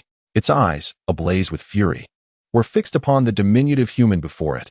Lambda, one of the 4 key figures of the rocket team, a master of disguise. Ignoring the Gyarados' fierce gaze, Lambda wielded a dagger, a chilling smile creeping across his face as he circled to the beast's rear. He gazed at the glimmering golden scales. A silent and terrifying smile forming. The dagger plunged into flesh, and the Gyarados remained stoic, refraining from uttering a sound. Lambda chuckled darkly, forcefully dragging the blade, sending golden scales and blood spraying into the air. The Gyarados gasped in pain, yet remained resolute, refusing to yield to the villain. To strip scales was akin to having one's fingernails uprooted, causing excruciating pain that resonated to the very marrow. It was Gyarados, Swank's Gyarados. It could not submit to evil forces, it reassured itself, striving for self-comfort. The stripping was far from over, as Lambda, embodying a demon, relentlessly continued his brutal work. Blood painting the chamber, the acrid scent of blood overwhelming.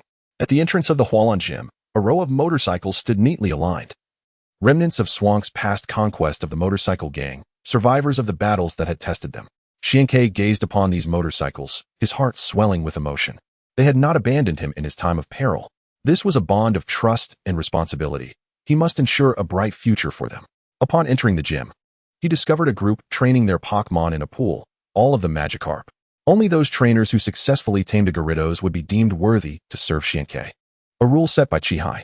As the crowd noticed Xiankei, a gasp escaped, and they rushed forward, their excitement drawing the attention of others. Like a deity descending from the heavens, they approached, falling to their knees, eager to kiss the very ground he walked upon. Their admiration for Xiankei's sword. After the battle in the northern outskirts of Hualan, they had become local heroes, no longer the despised rats of the street. Anyone familiar with them now offered thumbs up, a feeling unprecedented and utterly exhilarating. The only source of ire was the sudden ambush by Xian Yusheng, which had resulted in the loss of 3 brothers. A grievance that weighed heavily upon their hearts. With red-rimmed eyes, one relayed the news to Xiankei. These were our brothers in arms. We cannot simply stand by. Xiankei urged them to rise before stating, it was not Xian Yusheng who took their lives. He bears no grudge against you. There is no need to harbor hatred. The true culprits are the rocket team's Lambda. We must eradicate his entire faction to restore balance. They trusted Swank's words implicitly, and one asked, even if the rocket team is powerful, they must pay the price for our fallen brothers. Swank's gaze burned with fiery intensity as he looked upon them. They shall undoubtedly pay for their actions. However, this time, you are not permitted to join. Focus on training the Kingler diligently.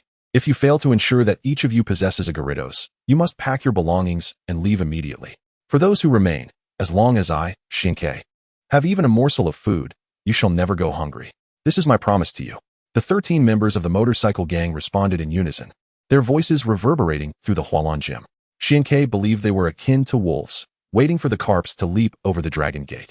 Qing Shui's gaze swept across the group, only to find the absence of one individual. One among them remarked, his Kingler has already evolved. After a brief training session, he went to the Hualan police station.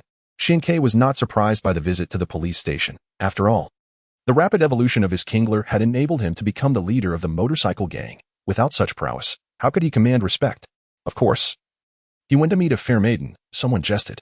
It then dawned on Xiankei that during the past conflict in the northern outskirts of Hualan, he had apprehended 2 formidable generals under the Black Rose, who were still imprisoned at the Hualan police station.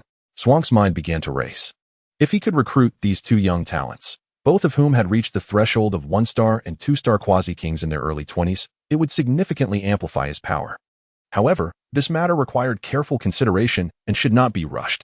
After instructing them to train earnestly, Xiankei departed from the gym. The gym had yet to officially open, and many chose to bypass it, as Hualan City was currently quite turbulent, and there were more than 8 gyms in Kanto, making it unnecessary to wait here. Not long after leaving the gym, he encountered a strikingly handsome young man. Although Xiankei did not recognize him, he found the young man peculiar, as he emanated waves of psychic energy while simultaneously exuding earthly power. He was evidently a dual practitioner of magic and martial arts, both of which he had mastered to a commendable degree. Who could he possibly be? Xiankei was intrigued.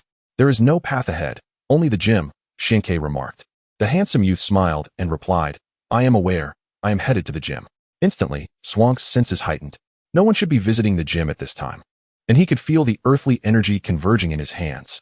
Hey, without me, your motorcycle gang would be doomed. Is this how you treat your benefactor?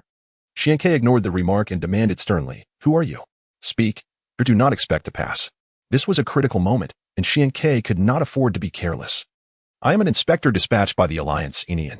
Had I not detained Xian Yusheng at the gym that day, your motorcycle gang would have perished entirely. Inian produced an Alliance inspection order and displayed it before Xiankei. After taking the order and verifying its authenticity, Xiankei returned it. It is premature to express gratitude. I will need your assistance in overseeing the Hualan gym until the storm passes. Once it settles, I shall extend my hospitality and gratitude, Xiankei stated. It is only right. As I am serving the Alliance, Inian replied with a smile. Xiankei, the flame warrior has awakened. Xiaoming rushed in, delivering the sole piece of good news at that moment. Xiankei grinned. The flame warrior had awakened, and the time for vengeance had arrived. The flame warrior had sustained severe injuries. With a chunk of flesh bitten off by a behemoth, its venom deeply embedded in the marrow. Even if it were fortunate enough to heal, it would undoubtedly bear hidden wounds. Earlier that morning, it had remained unconscious in the hospital, yet by evening, it had regained its health. Although the flame warrior possessed remarkable recovery capabilities, such a rapid revival was beyond belief. Xiankei realized it must have received assistance. Rushing to the Pokemon Center, he discovered the flame warrior indulging in a feast of milk, meat, and fruit, preparing itself for the impending battle. The flame warrior's gaze was fierce. As if a blaze were igniting within, it had never been so enraged before, and the behemoth would surely be cleaved in two. Behind the flame warrior stood 2 individuals. Aside from Chi-Hai, the other was Yang Long, the heir of the Yang family. He was likely the one who saved the flame warrior. It seems I owe you another favor, Xianke said with a smile as he entered. The flame warrior had been aware of Swank's arrival and merely wished to regain its state as soon as possible. Unnecessary joy was unwarranted, especially since the Garridos was still in enemy hands. Yang Long shook his head, signaling that it was no trouble, as this was an investment in Xianke. Our Yang family holds considerable influence in Hualan City, but in terms of heritage, we cannot compare to the aristocratic families. The revival item the flame warrior consumed is merely a fragment of the resurrection grass. While it has life-restoring properties, it cannot restore one to their peak. This is the extent of my assistance.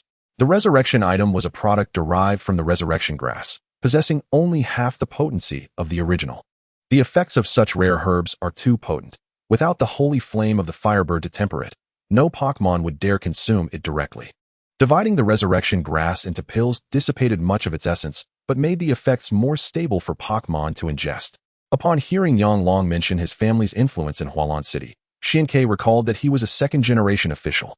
Why not allow him to leverage his power to arrange some talents at the Hualan police station?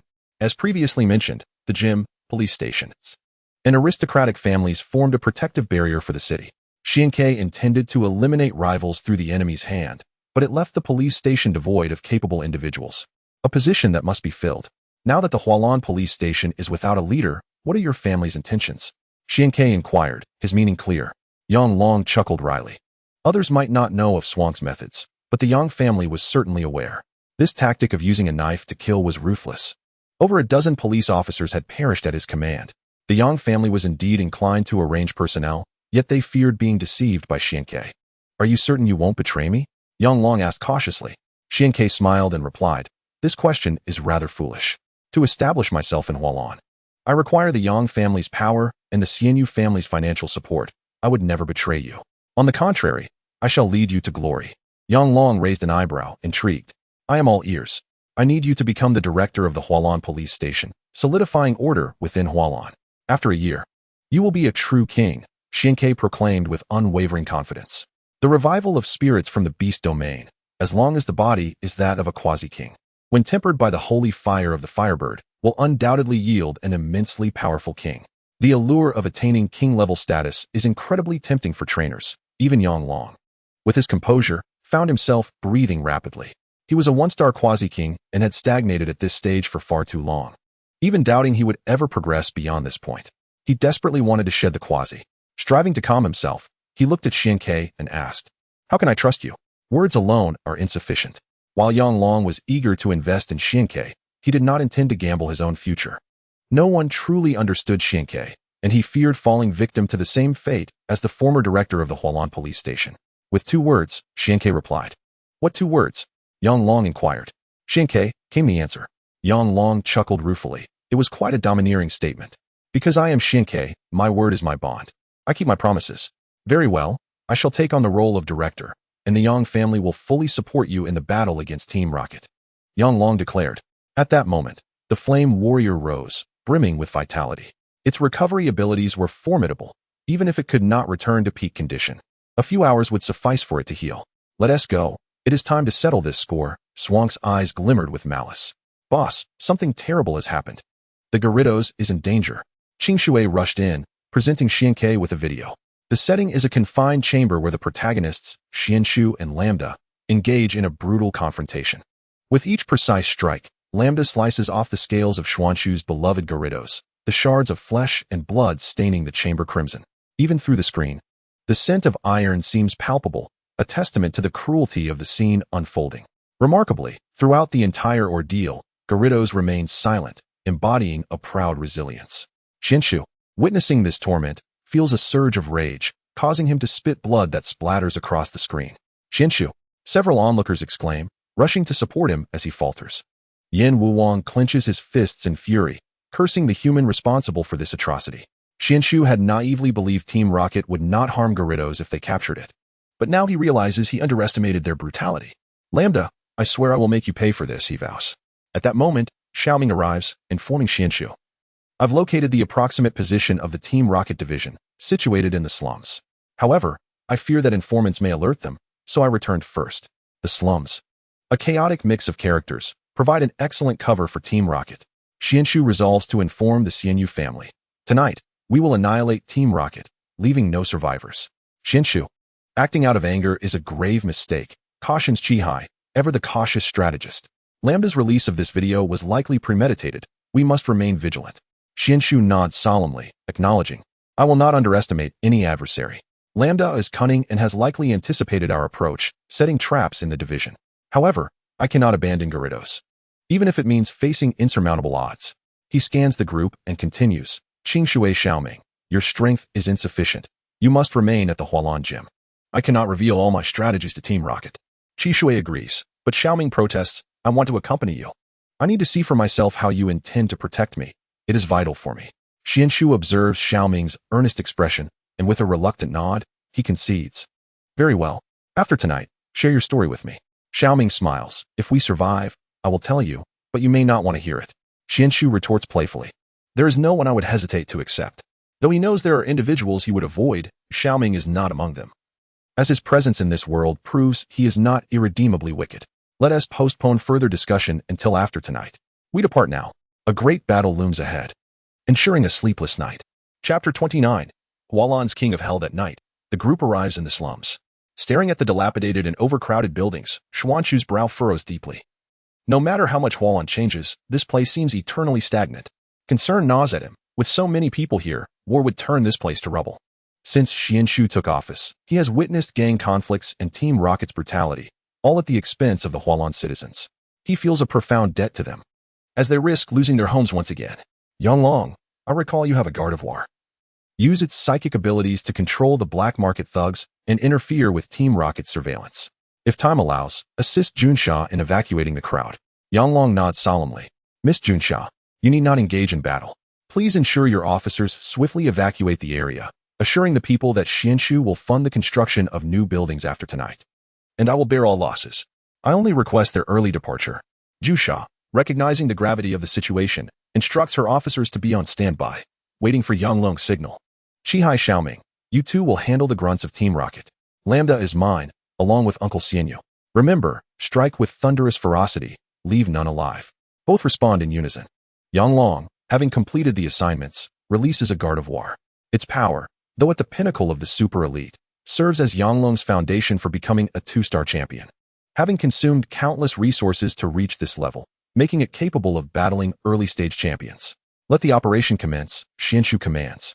A wave of psychic energy erupts, enveloping the area, plunging the black market traders into darkness, their consciousness fading away. Simultaneously, the surveillance cameras set by Team Rocket become obscured. Miss Jusha leads the police into action while Gardevoir exerts control over the traders, successfully pinpointing the entrance to Team Rocket's division. Xinshu's eyes brighten. This Gardevoir proves invaluable, alleviating much of his burden. With a powerful punch, Xinshu breaches the entrance, and the four of them surge in like wolves. Upon seeing their monitors go blank, Team Rocket, under Lambda's command, gathers, and the two factions stand poised to clash. Where's my Gyarados? Xinshu bellows, his voice booming like thunder, causing Team Rocket members to stagger. Blood streaming from their ears as several collapse, unconscious. Lambda, no ordinary foe, is a 4-star champion, cunning and ruthless. What are you talking about? That Gyarados is our property. It refused to obey, so I punished it, stripping its scales and tail to bleed it. Now, it is in a shark tank, stimulated by the bloodlust. What do you think those sharks will do? He laughs maniacally. You will pay for this. Xinshu roars. His Pokeball opens automatically, summoning a majestic Infernape, which unleashes a fiery roar that engulfs the area as it charges towards Team Rocket. How dare a defeated foe act so brazenly? Lambda scoffs. He throws out his Pokeball, releasing a gloom that spews forth toxic fumes, clashing with the flames in a fierce confrontation. Initially, the two forces are evenly matched. But soon the flames surge stronger, the toxic gas seemingly on the verge of being consumed. Wait, what?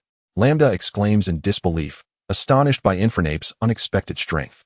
Just then, a Scyther darts forward, aiming a lethal strike at Xuanchu's head, as Xianyu finally makes his move, intent on swiftly eliminating Lambda. Lambda, no fool, understands the threat posed by Xianyu, who has immersed himself in the champion realm for decades. Compared to him, Lambda feels like an inexperienced novice and cannot afford to be careless. A Mook emerges, its putrid slime extending an arm that crashes down, only to be severed by Scyther's sharp blade, the severed limb writhing on the ground before slowly returning to its original form, reassembling flawlessly. Lambda, undeterred, swiftly releases 2 more Pokeballs, summoning 2 Weezing, both of champion caliber. With the emergence of his full lineup, Gloom, Mook, and two wheezing, Lambda exudes confidence. The oppressive aura of champion-level Pokemon thickening the atmosphere, causing many to hold their breath in fear. With his main forces deployed, Lambda looks at Xianyuhi and declares, "Are you declaring war on Team Rocket? I may be old, but I merely wish to secure a foundation for my successors before I depart." Xianyuhi sighs. "Do you truly believe that someone incapable of protecting their own Pokemon can safeguard you? You are mistaken. Team Rocket's influence is vast and cannot be rivaled by a mere gym leader. It would be wiser for your entire clan to submit to Team Rocket. I can guarantee the Xianyu family's survival. What say you?" Xianyuhi snorts derisively. The Xianyu family will not become lackeys. Seeing Xianshu advance, the aura of a champion crackling with intensity, Lambda grows anxious for Gyarados. Faced with the 4 champions under Lambda's command, Xianshu is prepared to unveil his ultimate card, the Steel Mastery. "Xiankei, my young friend, continue your advance. This matter shall be entrusted to me and King Yinwu." The Celestial Wanderer he advised, to which Xiankei nodded in agreement. The primary objective of this journey is to rescue the Gyarados, while the secondary aim is to dismantle Team Rocket. If the Gyarados were to perish, what significance would this endeavor hold?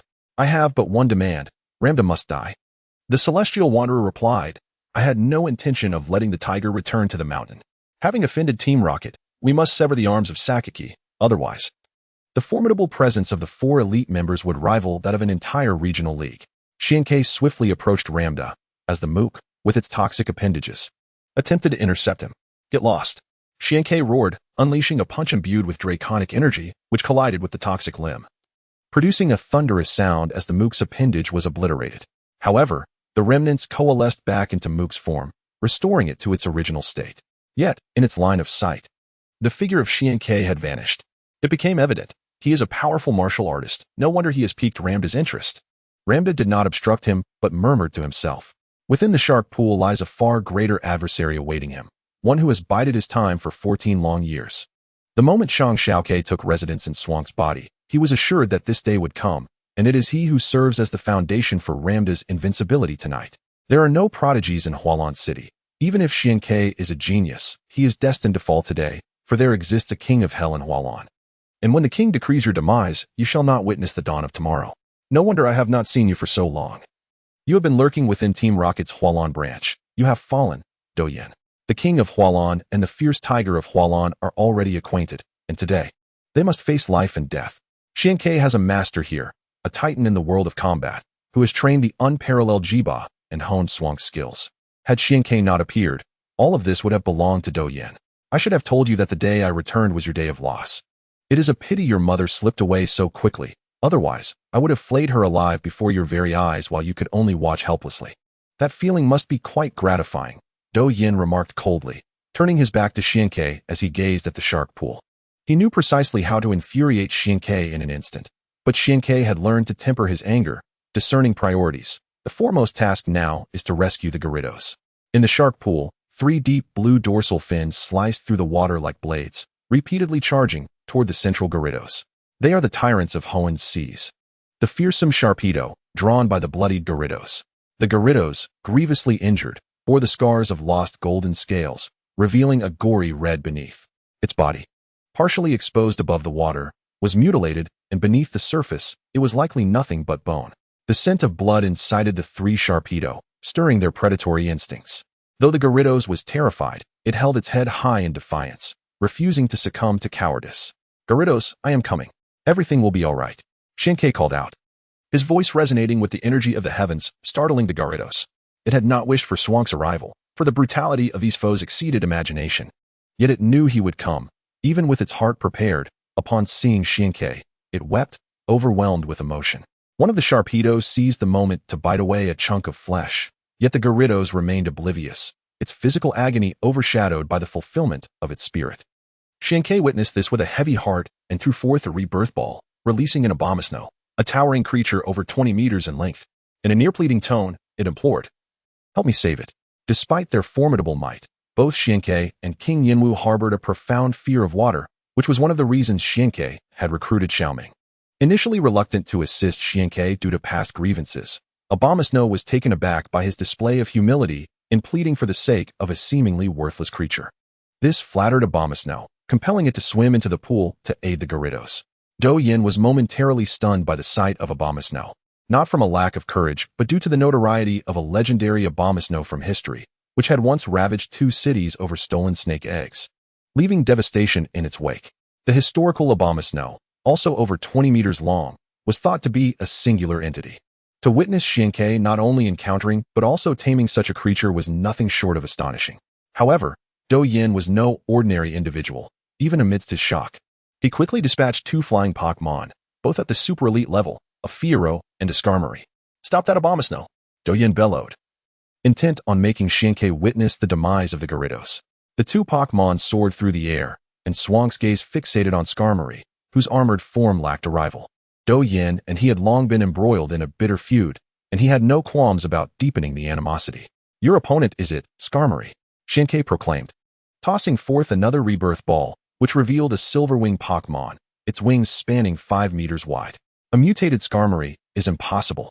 Where did you acquire these Pokemon?" Do Yin nearly lost his mind. A 20-meter Abomasnow was already extraordinary, yet now a mutated Skarmory appeared as well. This stroke of fortune seemed implausible, hinting at some undisclosed adventure. "You understand nothing. This is the protagonist's aura," Xiankei retorted coldly. Skarmory unleashed a blinding light from its wings, transforming them into blades of steel. With a swift flap, it surged forth, slashing toward Fiero's head. Fiero, startled, hastily dodged to the side. But the seemingly casual strike left a crack in the wall behind it, leaving Fiero stunned. Skarmory, relentless as a shadow, followed up with 2 more strikes. Executing a flawless maneuver that cleaved Fiero into 4 pieces, blood scattering through the air like a blossoming flower. Skarmory first dealt with Fiero, allowing the armored bird to advance toward the Gyarados.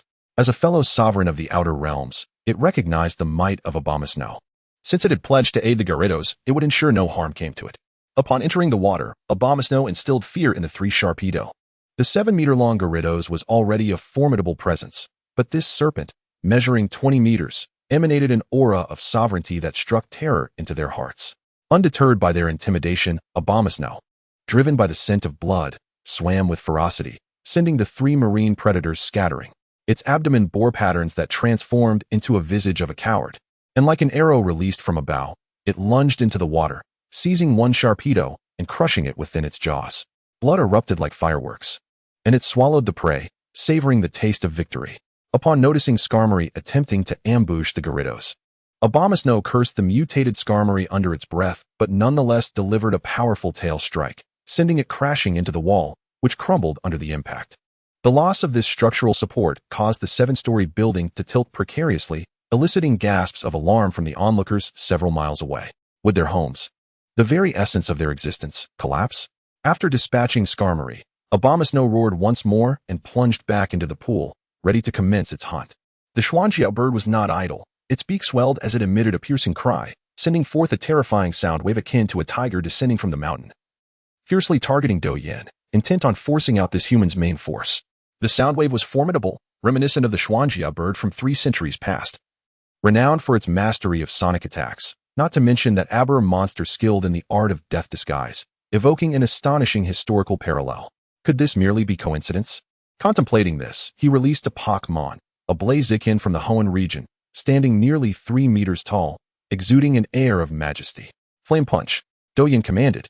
Upon hearing this, Blaziken unleashed a barrage of fire punches in the blink of an eye, extinguishing the sound wave just as the Xuanjiao bird approached. Seeking death, Do Yin scoffed. Engaging in close combat with a fighting Pokemon was a clear path to self-destruction. The Xuanjiao bird's wings morphed into steel blades, colliding with Blaziken's fists, sending shockwaves through the air and shattering the ground beneath them. The clash of steel and flesh created a striking beauty, as the Xuanjiao bird engaged Blaziken in a fierce battle of martial arts. In Chapter 31, Suppression of Team Rocket, the duel between the Xuanjiao bird and Blaziken continued for over 50 exchanges without a clear victor. As time passed, Do Yin's fear escalated. This Xuanjiao bird bore an uncanny resemblance to the ancient avian demon from 300 years ago. Could it be a descendant of that malevolent creature? Where did you come from? Xuanjiao bird? Do Yin demanded. Do you think I would divulge that information? Xiankei retorted with a laugh. He observed as the aber monster consumed 3 great white sharks. Realizing that the Gyarados was now safe, a smile of satisfaction spreading across his face. Once Do Yin was dealt with, he would eliminate Ramda, ensuring that Team Rocket would not return in the near future, solidifying his position in Hualan. Xian-Ke clenched his fists and shouted, his body suddenly clad in silver armor as he unlocked the essence of steel. A terrifying ripple of energy surged outward, causing the ground to crack and walls to collapse. The battle raged with ferocity, and a nearby building could no longer bear the strain, crashing down in a cloud of dust rising 5 to 6 meters high. The crowd, miles away, was struck with terror as their homes, standing for decades, crumbled, leaving many weeping in despair. Junsha looked on anxiously, uncertain how many lives had been lost to the falling debris. This was the largest battle Hualan had seen in nearly a decade, where only victory was permissible. In moments, beams of energy shot skyward, shattering large boulders. The formidable trio of Xiao Ming, Yang Long, and Xian Yuhe emerged from the rubble, each a master in their own right, capable of self-preservation. However, Team Rocket was not so fortunate. Casualties among their ranks were numerous, leaving only Ramda and Subaru alive. Two figures faced off in the background, while the Xuanjia bird and Blaziken continued their fierce combat. From the ruins, a massive serpent emerged, employing its death disguise technique. Its abdomen's pattern shifting into a state of leisure, minimizing its speed while maximizing its defense to shield the Gyarados from falling debris, even as it bore wounds. Blood seeping from multiple lacerations. The Aber monster, vengeful and resolute, vowed to protect the Gyarados from harm. It coiled protectively around the creature, casting cold, calculating glances at the battlefield. It had no intention of leaving nor attacking. Its sole purpose was to safeguard the Gyarados. Let us settle this, Xian-Ke proclaimed. No longer anxious. I will slay you, Douyin retorted in fury. Even if he could not seek that person as a mentor. He had acquired formidable martial skills under his venomous instructor, and this lowly wretch must perish here today. He charged forward, delivering a punch that emanated a noxious dark purple aura, aiming to obliterate Xian-Ke's skull. Xian-Ke frowned. The punch was toxic. What kind of martial arts was this? He sidestepped, narrowly avoiding the dark purple wind that corroded the rubble beneath it. Stunned, Xian-Ke realized the venomous nature of this technique. Remaining vigilant, he reinforced his steel armor and engaged Douyin amidst the debris, their fists colliding with explosive force. Douyin expended energy to envelop his fists in poison, the only means he had to harm Xian-Ke, while Xian-Ke channeled energy to fortify his armor, unwilling to endure such treacherous martial arts with his flesh. Both sides, wary yet fiercely clashing, reduced the rubble to powder, reminiscent of ancient generals whose might shook the heavens.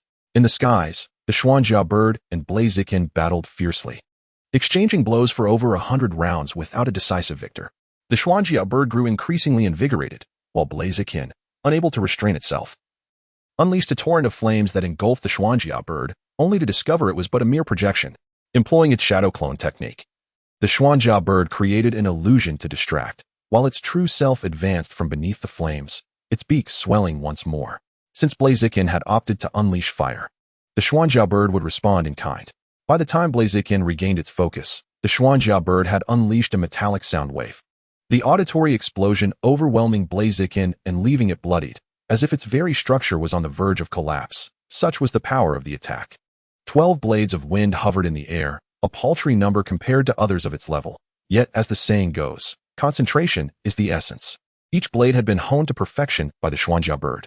The metallic sound wave was the ultimate expression of metal sound, transforming what was previously ineffective into a formidable attack, while retaining its original effect of lowering special defenses by 2 levels. Following this was a series of aerial slashes, the 12 wind blades slicing through the skies like the Grim Reaper wielding a scythe.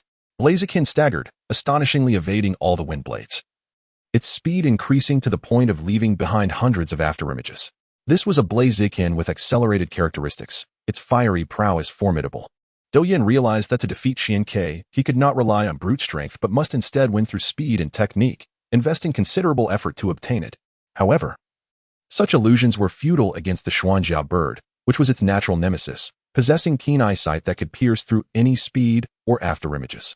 Locking onto Blaziken, the Xuanjia bird loosed another metallic sound wave, a deafening cacophony that disturbed the minds of all within a kilometer, reducing everything to rubble and obliterating the afterimages. Ramda and Subaru, shielded by their Pokemon, narrowly avoided the chaos, as others employed their skills to distance themselves. The Xuanjia bird was an embodiment of terror, its destructive power influencing the battle's outcome to the extent that even the strongest had to retreat. Xian-Ke could not allow this creature to remain.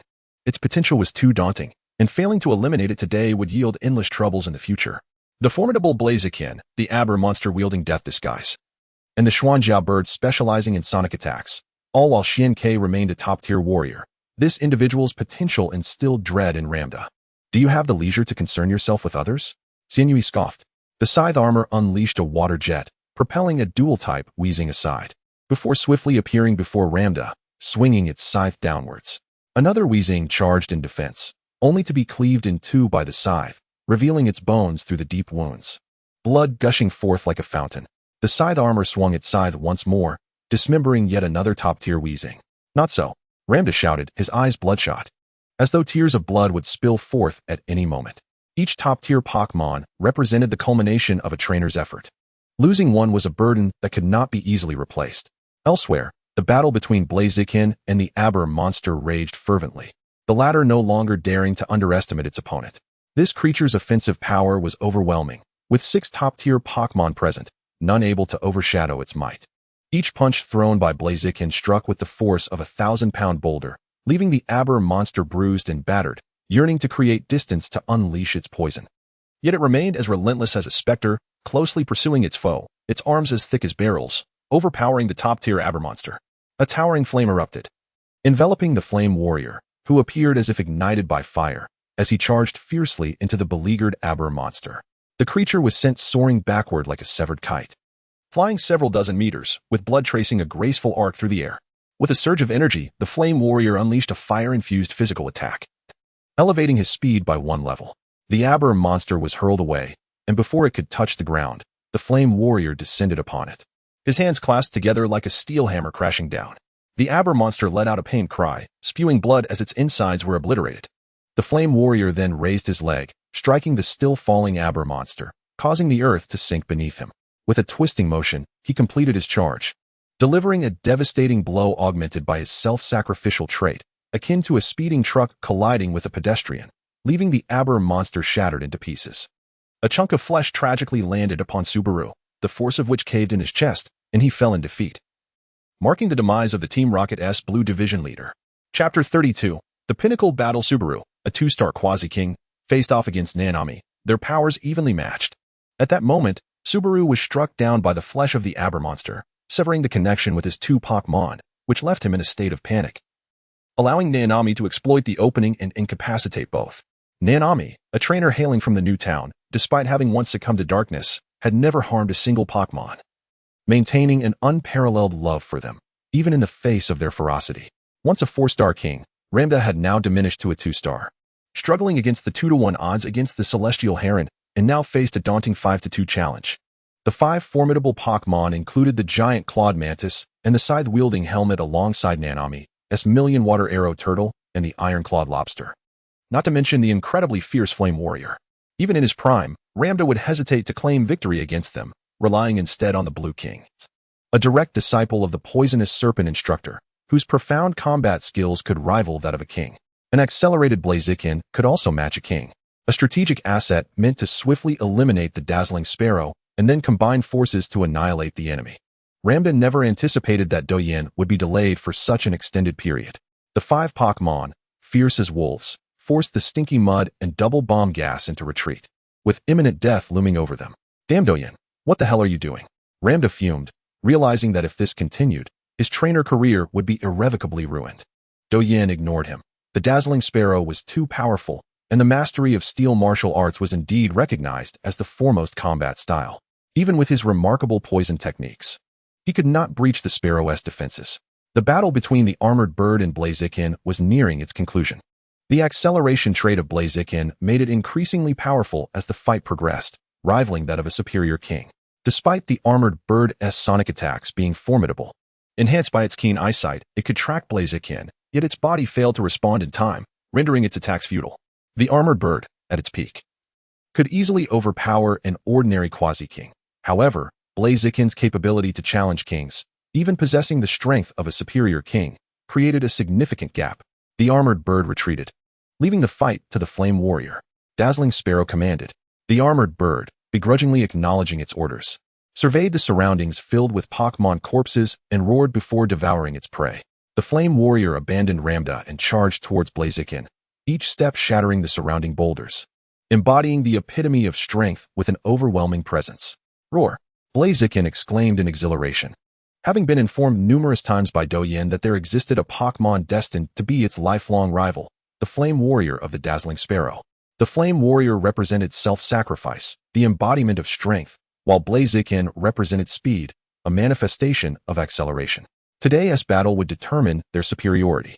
Ramda cursed under his breath. Recognizing the futility of relying on Douyin and realizing he must depend on himself. Fortunately, the terrifying Flame Warrior had moved away, alleviating some pressure. And perhaps an opportunity to break free was at hand. With that thought, his left hand clasped his right wrist. Team Rocket, in addition to training Pokémon, had developed highly lethal weapons capable of taking down even kings if caught off guard. He released his last two Pokémon, a Beedrill and a Mothim, both at the Quasi-King level, obstructing Nanami's two Pokémon, while the remaining two kings struggled against the giant clawed mantis and scythe-wielding helmet, preparing for what lay ahead. Blaziken's speed was unparalleled, with its unrestrained acceleration trait pushing its velocity to the realm of superior kings, moving like a gust of wind, impossible to capture. The Flame Warrior endured numerous strikes, but the damage was minimal, as Blaziken dared not exert full force, merely grazing him, for fear of being caught by the Flame Warrior, who could unleash a devastating blow in an instant.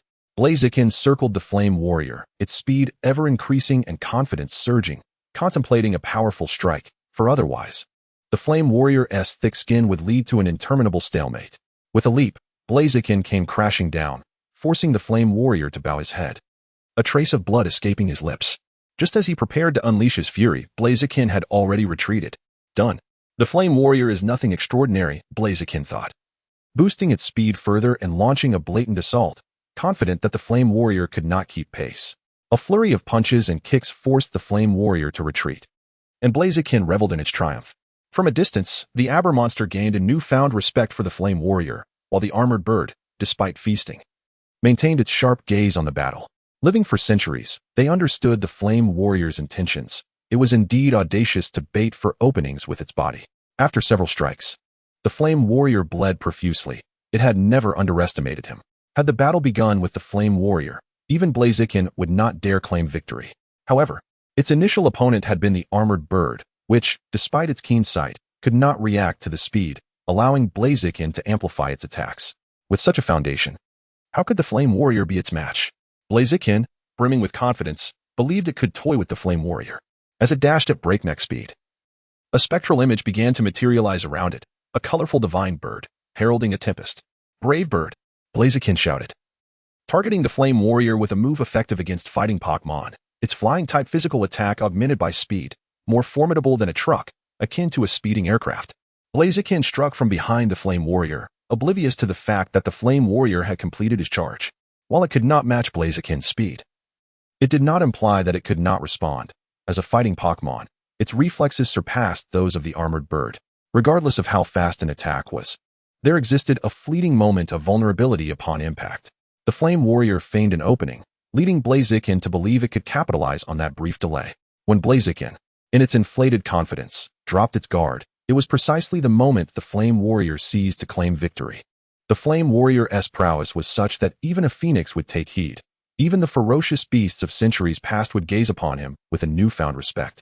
Amidst the fierce battle, it could still strategize. The depth of its combat awareness was unmatched by the Dazzling Sparrow. The brave bird's formidable assault rang throughout the realm. This self-destructive attack could only cease upon striking a tangible target. The Flame Warrior, well aware of this fact, ceased its concealment, turning to confront the brave bird. Blaziken, startled, recognized the danger but realized that its attack was already in motion, and despite its growing apprehension, it could only press on. Blaziken was indeed powerful, the Flame Warrior conceded. Had it not been for its strategy, they might have fought until dawn. However, Blaziken's combat awareness paled in comparison to its own. The flames enveloped the Flame King, forming a majestic fire dragon, its shoulders embodying the dragon's head. With a single step forward, the ground beneath it cracked and charred, still as a taut bowstring, its mane crackling like thunder. It charged forth with the fierce brilliance of blazing flames, and under the enhancement of its self-sacrificing trait, it unleashed a cataclysmic explosion. In Chapter 33, I Avenge You, the brave bird's fierce assault and the blazing charge collided violently, erupting into a dazzling display of fireworks in the low sky, mesmerizing the distant onlookers. However, the clash was short-lived. The Flame King's prowess was overwhelming. The fire chicken felt its body nearing disintegration, akin to a severed kite soaring backward. A metallic taste flooding its throat as it violently coughed up blood. It struggled to rise but found itself devoid of strength. The blazing charge was too formidable. Although the fire chicken possessed great physical resilience and the brave bird's attack was augmented by a substantial speed increase, and despite it being effective against fighting-type Pokemon, it was still crushed by the Flame King, leaving the fire chicken deeply disheartened. After vanquishing the fire chicken, the Flame King did not deliver a fatal blow. Instead, it turned its fury towards Ramda. Others had their reasons for sparing lives, but Ramda had to perish. At that moment, an unexpected event unfolded. Ramda unleashed a laser from his hand, catching the scythe helm off guard. The laser swept across its neck, resulting in an instantaneous decapitation. The severed connection sizzling as if scorched by an inferno. The immortal crane's eyes widened in shock, and it spat out a mouthful of blood. The scythe helm and the giant mantis had accompanied him for decades, their bond profoundly deep. To experience such anguish before its demise was a cruel fate. Although the strike was successful, Ramda dared not linger. The Flame King was closing in, exuding an aura of terror, its brute strength seemingly inexhaustible. First, it had slain the abbot monster, then crushed the fire chicken, and now it sought to demonstrate its might once more.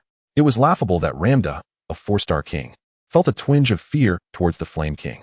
"If you wish to slay me, do not expect to survive," he declared, activating the double bomb gas for a massive explosion. The crowd recoiled in fear at his lethal capability, retreating, save for the 7 Cs, who had anticipated Ramda's mastery of the double bomb gas.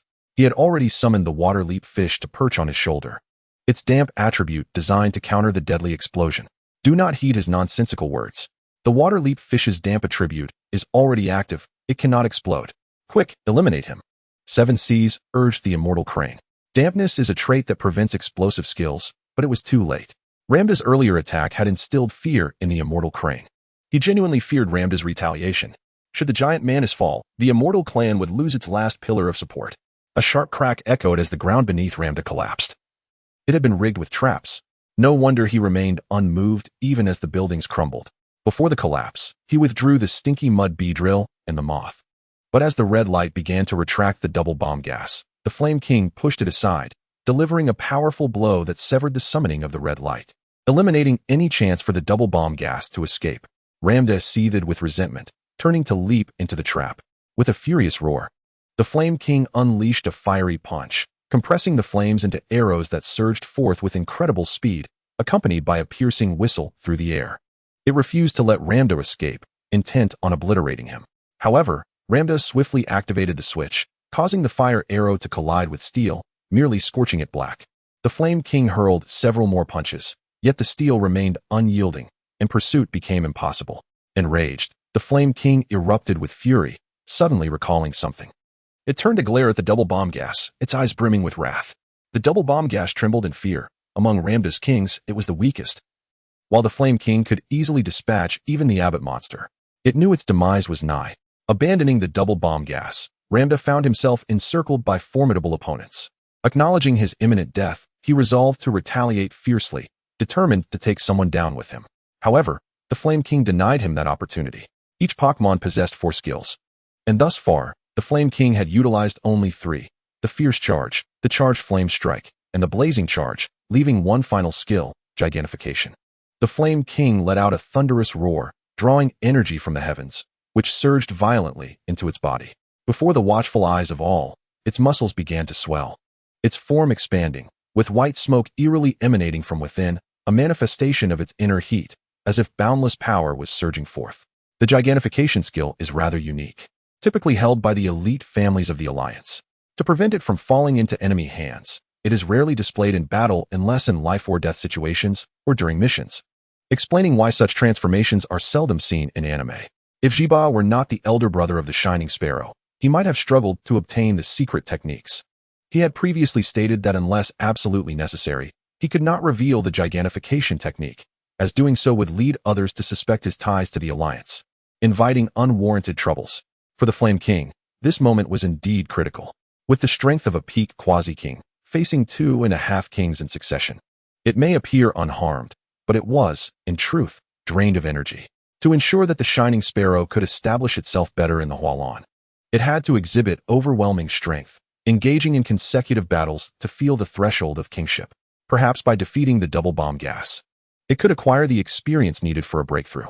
Upon demonstrating gigantification, many recognized that the Shining Sparrow was not of ordinary lineage. His ties to the Alliance were intricate, prompting a cautious approach in future dealings. After enhancing its power, the Flame King resembled a vengeful deity, charging towards the double bomb gas. Each step left deep imprints on the ground, the surface cracking like a spider's web, instilling dread in all who beheld it. The double bomb gas was paralyzed with fear. Yet realizing it could not escape death, it unleashed its abilities, spewing forth clumps of sludge that detonated upon nearing their target, leaving deep craters in the ground. Despite being a king, the double bomb gas's final retaliation could not be underestimated. The Flame King met the attack head-on, unyielding. The sludge bombs needed physical contact to detonate, and it dared not endure the impact physically. Instead, it exhaled several flames to ignite the sludge bombs prematurely, then dashed out of the explosion zone. Even so, it suffered considerable injuries, blood oozing from its body. The Flame King remained unfazed, its gaze fixated solely on the goal of tearing the double bomb gas apart. Ramda had fled. Someone had to bear the brunt of its wrath. In the blink of an eye, it closed the distance, and the double bomb gas could only unleash 2 shadow balls, their power immense. Yet, the Flame King swatted them aside with ease, sending them crashing into the ruins, obliterating everything in their wake. With a mighty swing of its arm, the Flame King struck the double bomb gas squarely in the face, akin to a mountain descending upon it, warping its features as blood erupted from its mouth and eyes. The creature was hurled backward, crashing into the ground and creating yet another massive crater. The Flame King leaped into the pit, delivering relentless blows that expanded the crater further. The double bomb gas gradually turned to mush, while the Flame King was splattered with blood, its own mingled with that of its foes. With a resounding roar, it emerged from the massive pit, glancing at the Garridos as if to convey, "Brother, I have avenged you. Are you satisfied now?" The Garridos, overwhelmed with gratitude, wept profusely.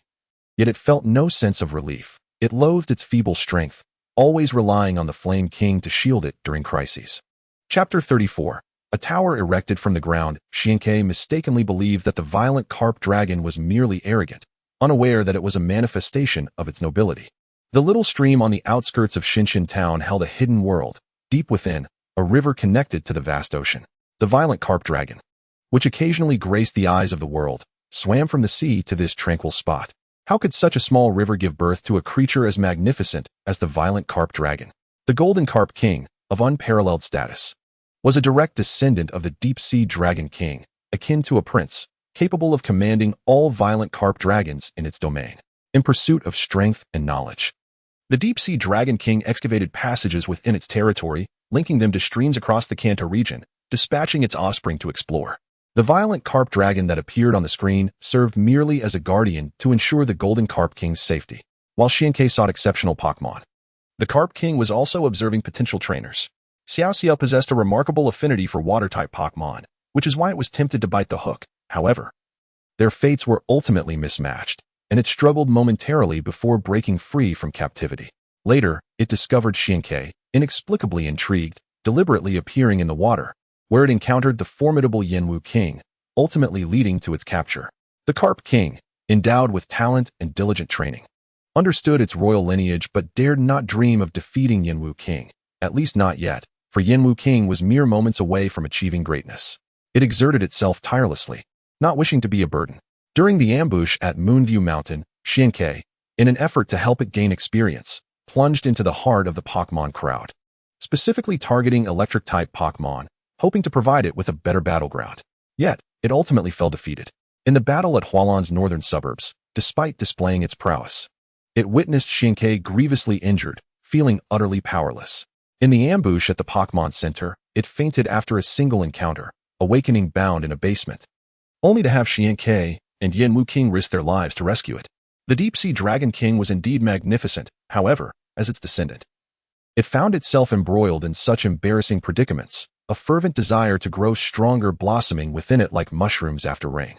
Yenwu King was the commander of Xianke, and it must be the foremost warrior, a position it would never relinquish, even in the face of fearsome adversaries like the Xuanjia bird and the ABO monster. As the violent carp dragon contemplated, at this moment, the battle was nearing its climax. Douyin, renowned as Hualan's mightiest, found even Swank's full-on assault insufficient to secure victory. Both combatants bore injuries, their bodies marked with wounds. Unbeknownst to them, onlookers were taken aback as Doyen's reputation had long been established, while Xianke was merely a recent newcomer. In their clash, Doyen surprisingly found himself at a disadvantage, as they were trainers and the fiery chicken had already been defeated. Xianke and Doyen unleashed powerful strikes, merging the essence of steel with the dragon form from the martial arts, transforming into a colossal silver-gray dragon that roared forth. Doyen's toxic prowess was astounding, his entire being shimmering with a purple hue, intertwined with a menacing black mist that surged aggressively, rendering his right arm gleaming with darkness. He had elevated his toxins to their zenith and retaliated with a punch, unleashing a massive black-purple dragon. The collision of the silver-gray dragon and the black-purple toxic dragon in midair sent shockwaves rippling through the ruins, forcing bystanders to evade the tumult of the warriors' clash. With only Yanwu King able to assist, Yanwu King surged into action.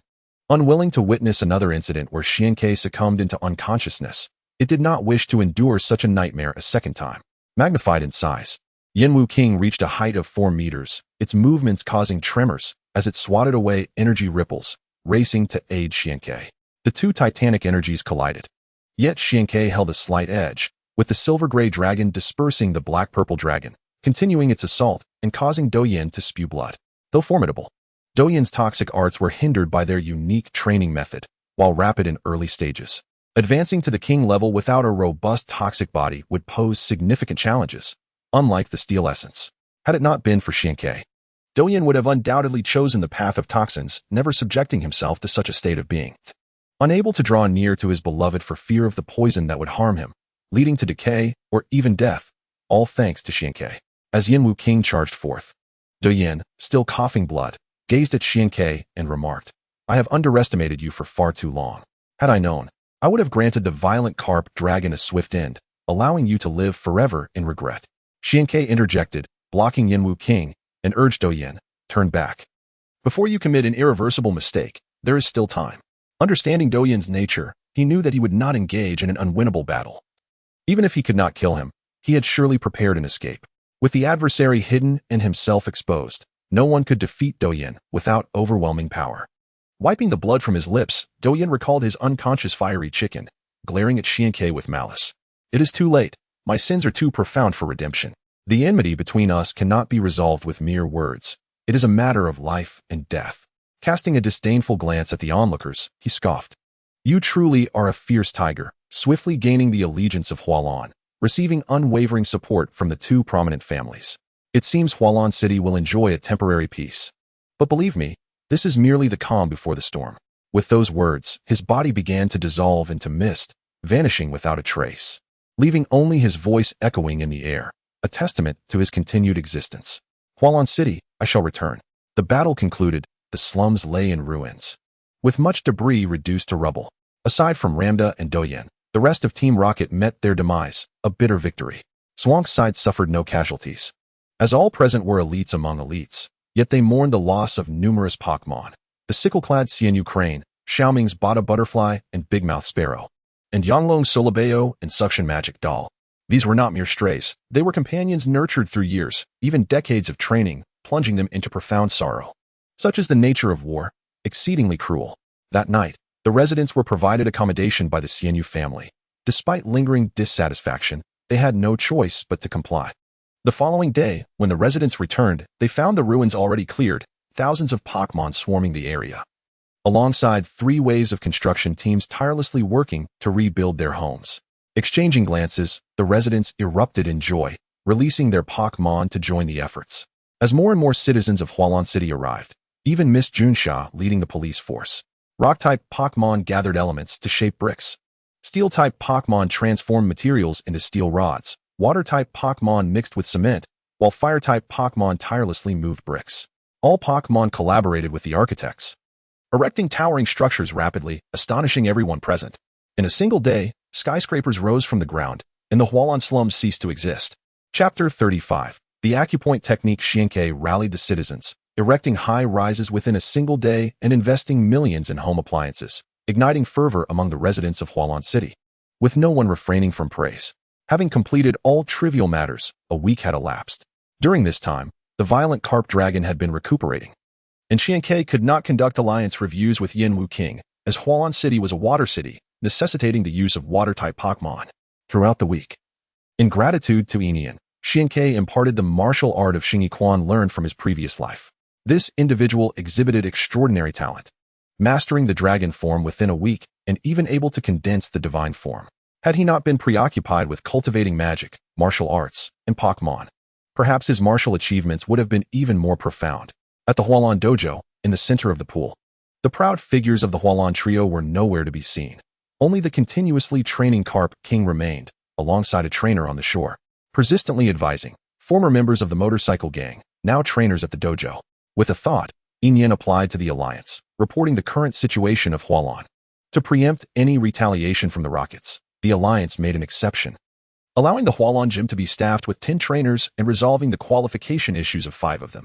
Ironically, these 5 individuals, through diligent effort, had sequentially enabled their Magikarp to leap over the Dragon Gate, with the trainer Qin Shui completing the transformation on the very first day. While many possessed trainer qualifications and were industrious, only 2 or 3 could match the prowess of Qin Shui. They were oblivious to the hard-won nature of their qualifications. Today marked the day of the Gyarados' release from the hospital, as well as the day of assessment, which served as the final deadline for these trainers. Should any trainer successfully train a Gyarados, they would earn the right to remain. Otherwise, Xiankei would not sustain them for nothing. Xiankei stood a short distance from the pool, accompanied by Qihai Xiaoming and 4 others, all gym trainers who fervently hoped to secure their positions, having shared life and death with Xiankei. The 9 trainers shouted in unison, urging the Magikarp to leap from the water. They had all undertaken exercises to enhance its jumping ability, and now was the moment of truth. One after another, the Magikarp leapt, only to fall back into the water, none managing to clear the Dragon Gate. Just then, Inian entered, signaling that the agreed time was nearing. They yelled frantically, attempting to convey their determination to the Magikarp. Once regarded as mere ruffians, they had become celebrated heroes since meeting Xiankei, even receiving earnest admonitions from their families to pursue a career alongside him. If they were dissuaded by Xiankei, what face would they have to show their friends and relatives? Sensing their master's resolve, several Magikarp went into a frenzy, leaping towards the sky, and at last, 2 of them soared over the Dragon Gate, enveloped in a blinding white light as they evolved. The brilliance persisted for several seconds before dissipating, revealing 2 formidable Gyarados, their massive forms exuding an intimidating aura that was suffocating. Yet, their master disregarded all caution and dove into the pool to embrace them. Some trainers rejoiced, exuberantly celebrating their success, while others gazed despondently, as if they had faced the most crucial examination of their lives and found themselves wanting. It felt as though all hope had been extinguished, and many wept openly, the failed Magikarp also shedding tears, painting a dismal scene. Cowards, suppress your wretched tears. A man does not weep lightly. My brothers of Xiankei fear not death. Shall they fear this minor setback? Xiankei surveyed the crowd, noticing them drying their tears and regaining some composure, their eyes now fixed upon him. With a slight nod, he continued, this is merely the beginning, though you have failed. If you are willing, you may join the ranks as reserve members. Of course, I shall not provide you with a salary. If your strength is sufficient and you defeat one of the gym trainers, you may take their position and enjoy the benefits of a gym trainer.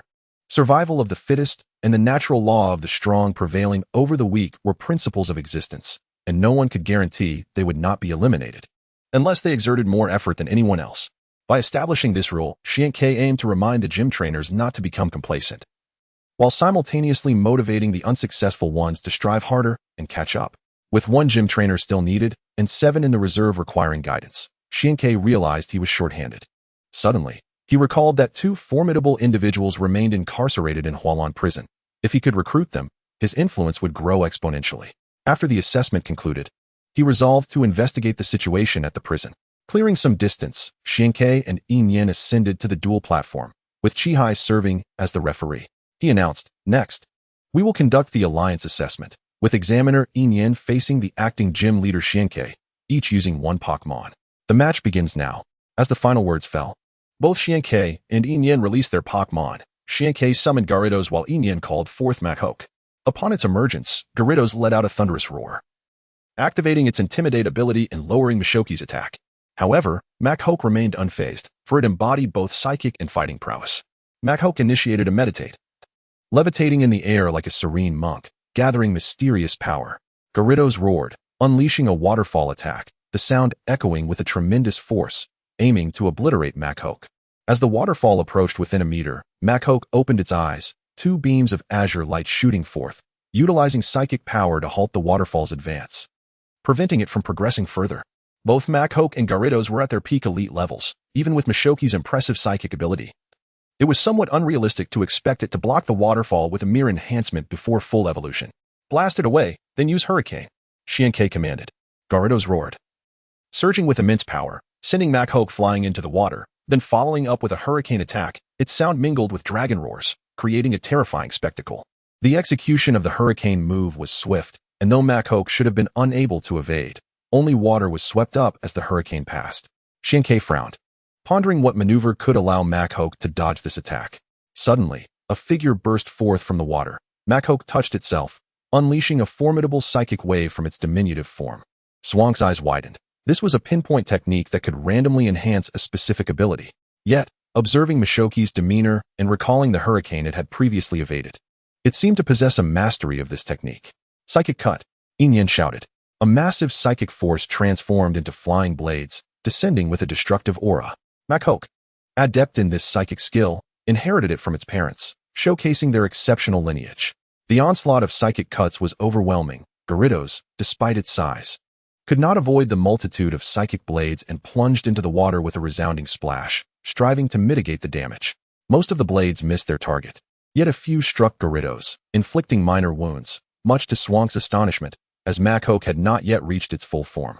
In the water, the colossal figure swam, attempting to conceal its presence. Mashoki's eyes tracked the shadow, conjuring dozens of psychic blades once more, the overwhelming psychic force wreaking havoc nearby, causing onlookers to experience splitting headaches, compelling them to retreat. Mashoki's psychic prowess was truly formidable. Gyarados, ascend and use Ice Fang, Xiankei instructed. Before the psychic blades could connect, Gyarados surged from the water, soaring through the air like a dragon, its mouth shimmering with frost, its teeth encased in ice, appearing sharp enough to shatter anything. Makhok seemed inexplicably thrilled, dancing with excitement, as the power of Gyarados' Ice Fang ignited its desire to unleash its full potential. Go for a flying knee strike, Yin called out. Makhok touched itself again, its muscles visibly expanding at an astonishing rate, demonstrating its control over the technique's variation, the effect far exceeding a mere level 1 enhancement. Utilizing psychic power to levitate, Makhok propelled itself forward, radiating a brilliant blue light, dazzling in its intensity, raising its inflated knee, charging forward with an unstoppable momentum, causing the very air to explode around it. The Gyarados, unyielding in its resolve, possesses the advantage of flying attributes, granting it resistance against fighting techniques. With unwavering confidence, it believes it can withstand the onslaught and retaliate with ferocity against Masharna. Use Water Gun, commanded Xiankei suddenly. Gyarados, perplexed, placed its absolute trust in Xiankei. A torrent of water, as thick as a barrel, erupted forth, only to freeze instantaneously into an ice pillar, for Gyarados' icy fangs had yet to dissipate, causing the water gun to freeze as it exited its mouth. The flying knee strike, renowned for its power and invincibility, harbors a critical weakness: its inability to change direction. Gyarados, expelling the ice pillar, was caught off guard but recognized that this sudden appearance posed a significant challenge for Masharna. The once petite flying knee strike, which aimed to strike Gyarados' head, now found itself tasked with shattering the ice pillar. True to its reputation as one of the mightiest fighting techniques, the ice pillar was pulverized, fragments cascading into the water, ultimately halting before Gyarados, leaving Masharna breathless and drained of half its strength. The aftermath of the flying knee strike evident. Gyarados roared in exhilaration, opening its massive jaws to seize Masharna, its elite prowess allowing it to master the art of crushing. The overwhelming force rendered Masharna unconscious, decisively determining the victor. Xiankei, the gym leader of Hualan, Qiuhai declared triumphantly. Instantly, the gym erupted in cheers, rallying behind Xiankei, whose rising accomplishments promised to elevate their fortunes as well. Gyarados presented Masharna before Yin, then stood in the pool, seemingly dazed as it contemplated the preceding battle, gaining invaluable insights. Had it chosen a head-on confrontation, the power of that flying knee strike could have proven fatal, and the outcome uncertain. Despite its confidence in victory, the cost would have been steep. Xiankei's command for Water Gun, akin to a stroke of genius, exploited the Ice Fang's ability to freeze the water gun while capitalizing on the flying knee strike's directional limitation, turning the tide with finesse. Though Xiankei seldom commanded, it was because the Fire King was inherently formidable, exhibiting strong, autonomous combat instincts, requiring no guidance from Xiankei, unlike other Pokemon, allowing Gyarados to independently grasp these lessons. Xiankei and Enian departed the duel platform, completing the remaining formalities until midday, when they officially received the League's mandate, becoming the true gym leader of Hualan. After bidding farewell to Enian, Xiankei posted a notice outside the gym, announcing its official opening, before commencing training within its walls. As previously mentioned, both the Fire King and Xiankei harbored a fear of water. Xiankei was less affected, but for the Fire King, it was a different story. Engaging in battles with various Pokemon inevitably led to confrontations with formidable water types. Should it be struck by a devastating water attack, the repercussions would be unimaginable. In terms of trainers, Xiankei was not yet a match for Qiuhai. Initially caught off guard, Qiuhai's Fire King seized the opportunity to engage closely. Otherwise, Water Turtle and Iron Lobster would have kept their distance, easily exhausting the Fire King. Not only the Fire King feared water, but Gyarados also harbored a profound dread of lightning, which prompted Xiankei to seek out Qiuhai. If overcoming these elemental weaknesses were impossible, it would be one thing. But with hope on the horizon, Xiankei was determined to exert every effort. To conquer elemental disadvantages, Pokemon must endure immense suffering, both physically and psychologically. Yet one must persist. Do you wish to endure such trials? Xiaoming gently inquired as he stroked his Sandshrew. His touch was tender, filled with affection, as he subjected his beloved creature to considerable hardship. If given the choice, he would not impose such a path upon others. On the night of the defeat of Team Rocket's Hualan branch, Xiaoming recounted his tale, both melodramatic and admirable.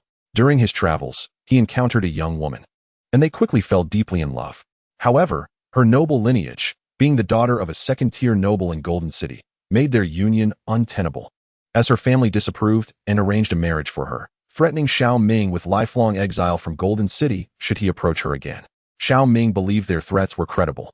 After all, the nobility wielded immense power and wealth, capable of eliminating a person without a trace. Yet, undaunted, he resolved to strive relentlessly, intending to enter Golden City before her wedding date, overpowering all nobles to claim his beloved. After hearing Xiaoming's story, Xiankei unraveled the mystery within his heart. Following his 100 victories, Xiaoming embarked on his journey, facing inevitable challenges as the wedding date loomed. He had to return to Golden City to attempt to reclaim her, ultimately underestimating the power of the nobility, meeting an untimely death in obscurity. Or perhaps he never underestimated them. He knew the risks yet chose to proceed, unable to remain indifferent to the sight of his beloved marrying another. Xiaoming was not Xiankei, and Sandshrew was not the Fire King. Without formidable strength or backing, no one could challenge the foundations of the nobility. One could say Xiaoming met his demise in vain. However, since Xiaoming followed Xiankei, he would ensure that such a fate would not befall him. One day, they would return to those grounds, ensuring that Golden City would remember their names. Chapter 37. The Era of the 100 Demons. Indeed, overcoming elemental weaknesses is not insurmountable.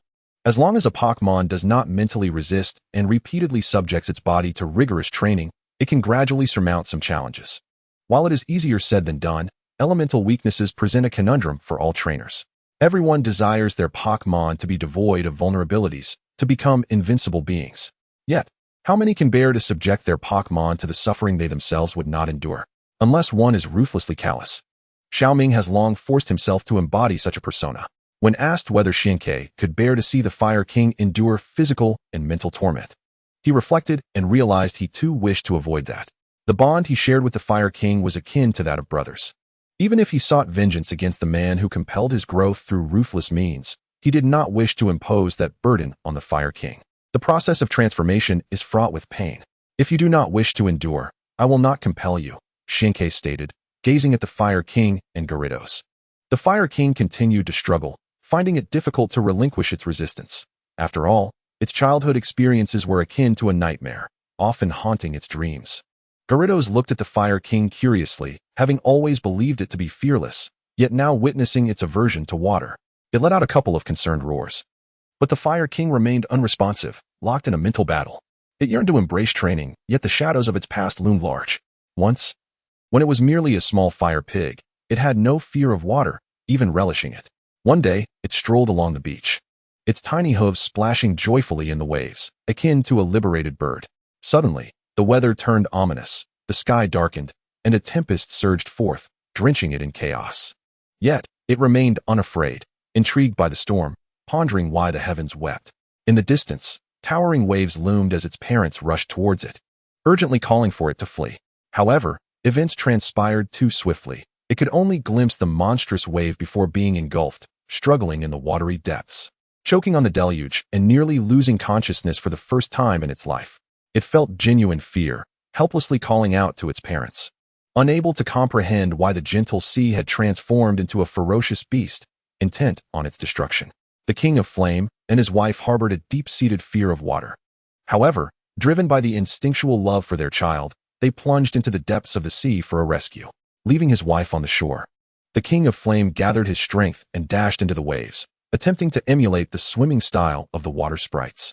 Perhaps fueled by desperation, he learned to swim and reached the side of the little fire pig. On the shore, his wife cried out in frantic despair for another monstrous wave, towering at least 20 meters high, crashed down upon them with immense force. The King of Flame, overwhelmed by despair, realized that neither he nor the little fire pig could survive this calamity. With a heavy heart, he extended his arms and hurled the little fire pig toward the shore, while he himself was instantly engulfed by the raging waters. Occasionally, he struggled in the distant sea, emitting haunting cries that faded into the abyss, his figure growing smaller until he disappeared entirely beneath the waves. In the aftermath, the little fire pig's mother forbade it from approaching the sea, repeatedly emphasizing the ocean's terror, instilling a fear that became deeply entrenched in its psyche. The violent carp dragon, witnessing the King of Flame's distress and the beads of sweat cascading down his brow, grew anxious, mistakenly believing him to be unwell. "He is fine, do not worry," the Radiant Sparrow sighed, fully aware of the King of Flame's troubled past. Having attempted to counsel him numerous times with little success, the Radiant Sparrow gradually resigned to the notion that as long as the adversary was not a formidable water sprite, the King of Flame would prevail. Ultimately, the King of Flame shook his head at the Radiant Sparrow, who, with a smile, patted him on the back. "It's all right. No one is perfect, and everyone has their weaknesses. Even if you fear water, I shall protect you wherever there is water," declared the Radiant Sparrow with unwavering conviction. The King of Flame shot him a scornful glance, as if to say, "As if you are unafraid of water." The Radiant Sparrow felt embarrassed, then, in a fit of anger, chased after the King of Flame, delivering playful punches and kicks, while the violent carp dragon laughed heartily at the spectacle. The Radiant Sparrow did not fear water per se, much like the King of Flame. Rather, it was the daunting energy of the ocean that instilled dread. The King of Flame bore a haunting past, while the Radiant Sparrow's fear stemmed from watching too many films featuring great white sharks, leading to an instinctual belief that the sea was fraught with peril. In the end, the King of Flame remained unconvinced, while only the violent carp dragon accepted the notion. Driven by a singular goal, to become the second strongest under the Radiant Sparrow, it was clear that the other competitors, such as the abominable monster and the Xuanjia bird, would not easily grant it that wish. Thus it resolved to strive harder than anyone else. Thus, the Hualan Gymnasium ceased its water ballet performances, replaced by 11 powerful violent carp dragons, comically floundering under weak electric shocks as they adapted to the sensation, spending 2 hours a day in the water. In the early morning, citizens engaging in their morning exercises were treated to a magnificent sight. 11 individuals leading 11 violent carp dragons, each nearly 7 meters tall, soaring through the low skies. Behind this formidable assembly were the other trainers and their Pokemon, all diligently training, embodying the adage that a year's plan lies in spring and a day's plan lies in the morning. They returned to their dormitories only 30 minutes before the gym's opening to freshen up and prepare for the new day. Even in the absence of trainer challenges, they remained industrious, as gym trainers were required to face off against the reserve team. Despite their confidence in winning, a sense of urgency permeated the air, particularly since the Radiant Sparrow had introduced a new elimination rule. Each week, the trainer ranked last for 2 consecutive times would swap places with the top member of the reserve team.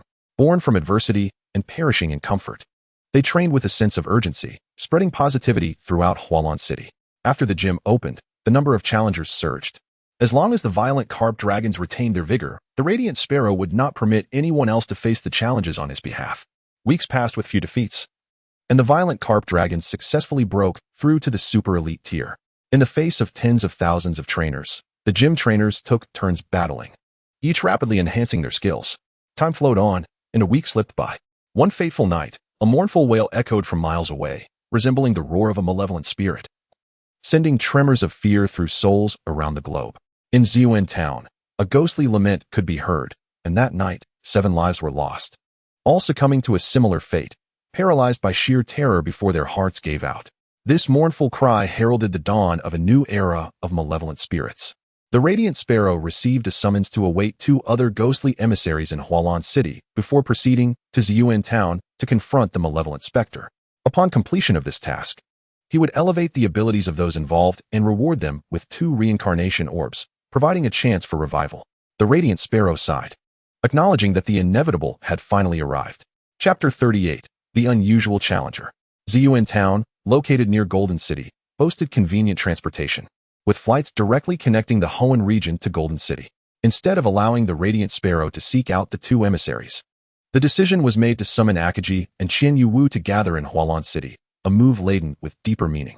Giratina had not explicitly stated that this information was not to be disclosed, so the Radiant Sparrow chose not to conceal it from the core members. The likes of Qihai and others were informed of his situation, and they convened in a huddle, recognizing this as an opportunity, one that could cement the Radiant Sparrow's status in the world. The mournful cry from the previous night, still resonating with a formidable volume, evidenced its terrifying power, capable of influencing souls across the land. Perhaps it was Giratina's ultimate objective. The Radiant Sparrow nodded in agreement. Giratina had once mentioned that spirits worldwide were lying in wait. The wail from the previous night seemed to have triggered a riot among the spirits. Giratina's pursuit of ghostly emissaries likely centered around this entity. On one hand, the spirits were in turmoil, while on the other, the plans of Mutwo loomed closer. In summary, the forthcoming days were destined to be tumultuous, necessitating a swift enhancement of their abilities. Meanwhile, Xiaoming listened intently while scrolling through his phone, eager to uncover the global ramifications of last night's wail. As news updates rolled in, he stumbled upon a headline. A cruise ship in the Hoenn Sea had sunk the previous night, with over 10,000 souls aboard now unaccounted for.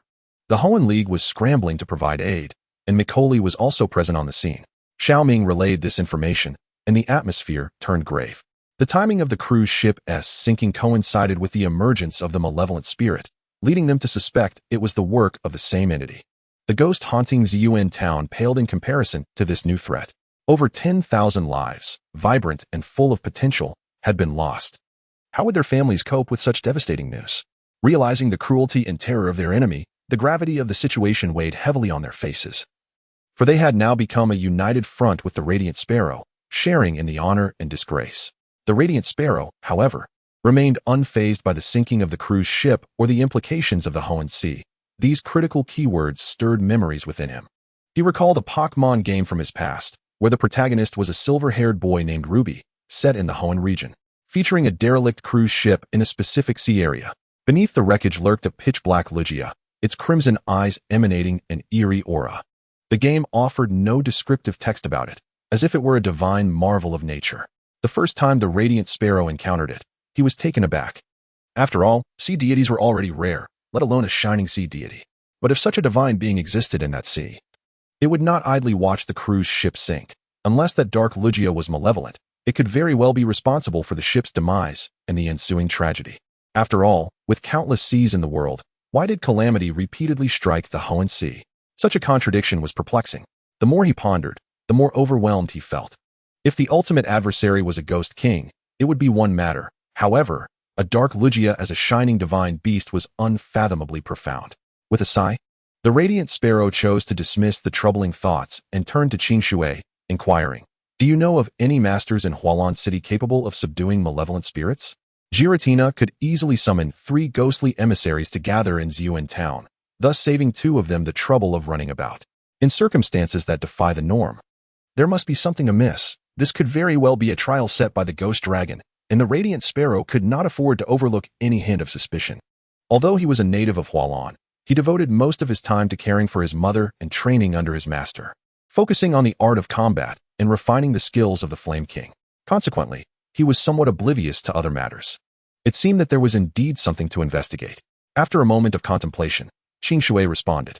Xuan Shui nodded in agreement, entrusting the matter to Qing Shui and promptly initiating an investigation.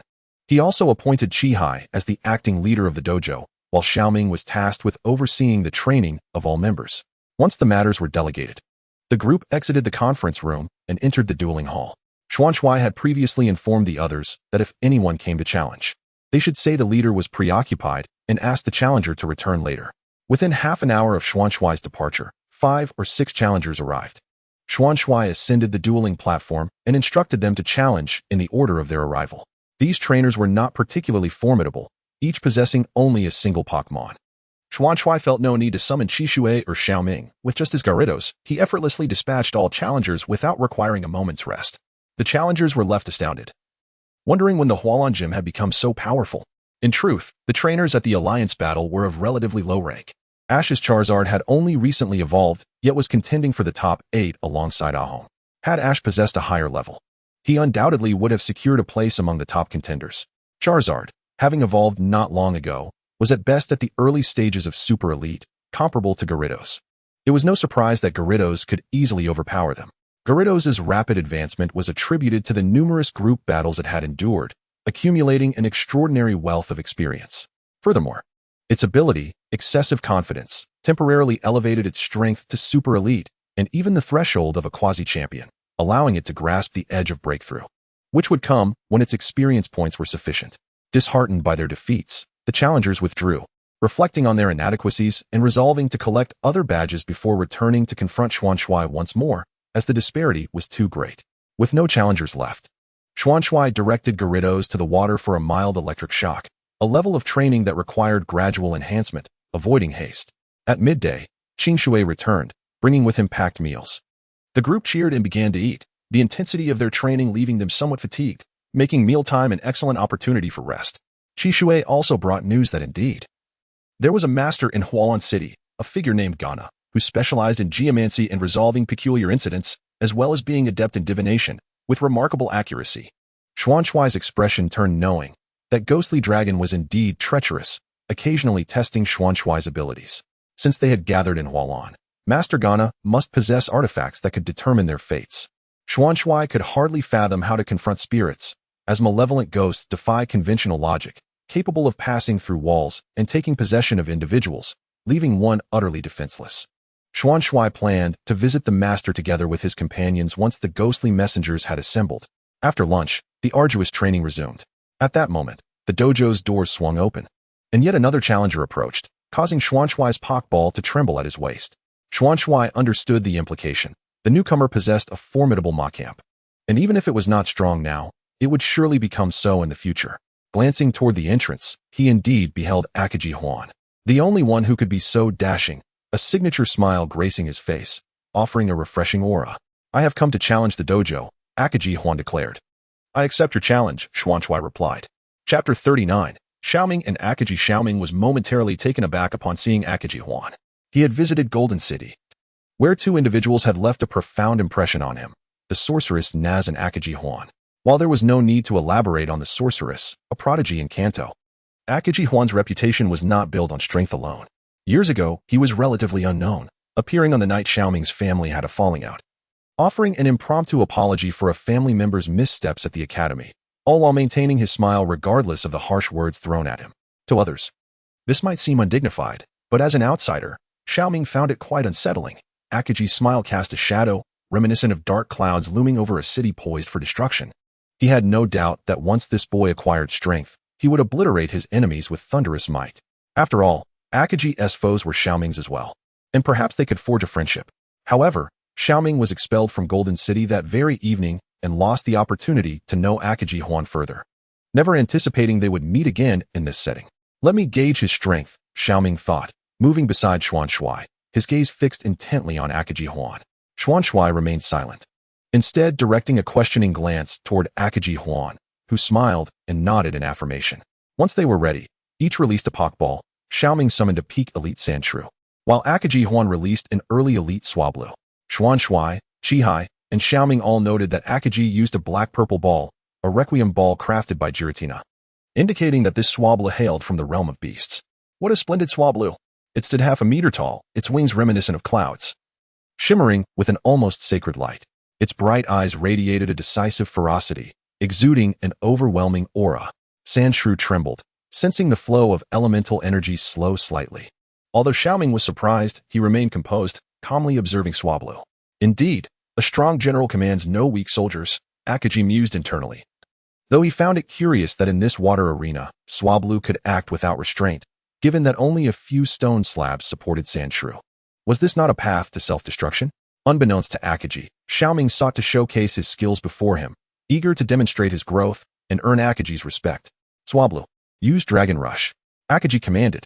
Swablu emitted a piercing cry, releasing a terrifying dragon might, enveloped in a radiance that transformed into an energy dragon hurtling towards Sandshrew. Upon witnessing this, Xiaoming's expression shifted. The power was overwhelming, necessitating evasion. Sandshrew, enter the water, Xiaoming shouted. In the face of the dragon rush, Sandshrew decisively plunged into the water, sending up a spray of several meters, swimming with the grace of an alligator, leaving Akagi astounded. What is going on with this Sandshrew? Swablu was momentarily taken aback, but its valor compelled it to dive into the water, empowered by the dragon energy. The tranquil surface shattered under the force of its might. Not a single droplet disturbed, as it barreled straight towards Sandshrew. Iceball Sandshrew, Xiaoming cried. Sandshrew turned abruptly, releasing a fist-sized iceball, which was instantly shattered by the dragon rush. Immediately after, another iceball, comparable to a basketball, appeared before Swablu, chilling the surrounding waters. How can Sandshrew swim and use iceball? Akagi could not rationalize this, only furrowing his brow as he continued to observe the battle. The power of Dragon Rush was overwhelming, and the second iceball met the same fate as the first. The third, resembling a basin in size, also succumbed. But the fourth iceball was far more formidable, freezing dozens of Swablu in its wake. In a moment of desperation, Akagi commanded Swablu to use Double Team, attempting to create an illusion to confound Xiaoming and buy time for Swablu to break free from the ice. In the ice, there were 16 azure cotton birds, and Xiaoming could not discern their true forms, but there was no need for him to do so, for the fifth iceball would freeze everything. The mountain mouse stood upon the stone slab, bellowing in preparation for the fifth iceball. The iceball, a physical attack of ice attribute, could persist for 5 rounds. Its power doubling with each execution. The first strike wielded a mere 30, the second 60, the third 120, the fourth 240. Nearing the magnitude of a grand explosion, while the fifth unleashed a staggering 480, marking it as one of the mightiest skills. Even a quasi-king would find themselves in a panic at such a display. The ice ball glimmered like a miniature sun, illuminating a significant portion of the dojo, causing everyone, save for the flamboyant sparrow, to shiver under the icy gale. Akagi Huan widened his eyes, gazing at Xiaoming, his heart brimming with questions, perplexed by the identity of this formidable presence. As the fifth ice ball erupted, it manifested ice crystals that nearly breached the rooftop, radiating a brilliant light, resplendent yet awe-inspiring. The trainers from other dojos cheered with pride for Minggu, utterly in admiration of Xiaoming, believing the outcome was already determined. However, the flamboyant sparrow and the others remained vigilant, closely observing beneath the icy surface, not anticipating Akagi Huan's swift defeat, for he was a creature from the realm of beasts, nearly invincible among his peers. Indeed, with a thunderous shout, Akagi Huan unleashed a powerful strike, causing the ice crystals to collapse like a building, almost breaking through the rooftop. At this moment, the flamboyant sparrow intervened, dispatching a fire king to unleash a terrifying heat that evaporated the ice crystals before they could descend. Even the dojo trainers were momentarily stunned, having witnessed the fire king's might before, yet still overwhelmed by its sheer ferocity. Akagi Huan's eyelids twitched. This was the fire king spoken of by the flamboyant sparrow. The ice crystals fell rapidly, and melting them was no simple task. But the fire king accomplished it in mere seconds, a display of power that rivaled sacred flames. Are you still able to focus on others? Xiaoming shouted. The mountain mouse leapt into the air, soaring over 3 meters, its agility akin to that of a fighting spirit, extending its claws to strike down upon the azure cotton bird, obliterating it into fragments. It seemed the one that had emerged was merely a decoy. Where's the real azure cotton bird? Xiaoming and the mountain mouse scanned their surroundings, discovering that a portion of the azure cotton birds had yet to shatter the ice. But how could the frozen ones utilize their skills? A realization dawned upon Xiaoming, and he muttered a silent curse. The azure cotton bird that had flown out was indeed real. It had merely employed its shadow clone technique once more, this time creating only one for distraction, while its true form lay hidden within the dojo, waiting for the mountain mouse to strike its decoy. Sure enough, a melodious song wafted through the air, lulling the mountain mouse into slumber and crashing upon the ice surface, creating a gaping hole. Continuous dream eater, Akagi Huan exclaimed. Waves of strange energy surged forth, swiftly draining the mountain mouse's vitality and replenishing the azure cotton bird. It had been hanging upside down from the overhead light, Though it had sustained significant injuries, it regained much strength after siphoning the mountain mouse's energy, tipping the scales of victory. Yet, it was resolute in its intent to fight, its gaze fiercely fixed upon the Fire King. The spirits from the realm of beasts were notoriously combative, indifferent to the strength or weakness of their opponents. The azure cotton bird charged towards the Fire King, who stepped forward, delivering a powerful punch from a distance. Igniting the air with flames that sent the azure cotton bird flying, its body charred upon impact. "Goodness, how fierce!" Akaji Huan exclaimed. "Still asking for recommendations and collections?" Chapter 40. Boss, I wish to grow stronger. The flamboyant sparrow wiped his forehead. The Fire King's primal instincts had been awakened, igniting its desire to battle. Otherwise, it would have little interest in facing an azure cotton bird that had yet to fully evolve. Xiaoming is the second strongest of the Hualan dojo. If you can defeat him, you shall be worthy of a badge. However, my Fire King is quite intrigued by your Ma camp. Shall we engage in a sparring match? The flamboyant sparrow inquired with a smile. Akaji Huan, equally intrigued, replied, certainly. However, the gap in realms between the two is considerable. You must activate Machamp's guts ability, or else it may find itself struggling. As Akaji spoke, he released Machamp, which had already triumphed over the fiery beasts of the realm of beasts at the same level, showcasing its formidable strength. The appearance of Machamp drew cheers from the dojo trainers. Standing at 2 meters tall, with bulging muscles, it embodied the essence of a war god.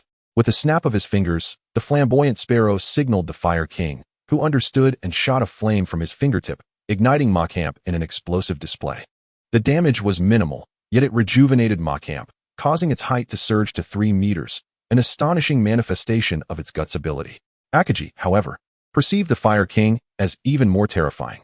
The flame, while seemingly fierce, had not inflicted significant harm on Machamp. Instead, it had ignited the potential of its guts ability, showcasing a mastery of fire that was truly admirable. Machamp, feeling immense pressure from the Fire King, roared and charged forward, raising its robust right arm, which shimmered with a red glow. Suddenly, its arm ballooned, tripling in size while the rest of its body remained unchanged, exuding a disconcerting imbalance. With a mighty punch, the air erupted in a cacophony. The Fire King advanced a step, its body taut like a fully drawn bow, launching a formidable counterattack that rippled through the space.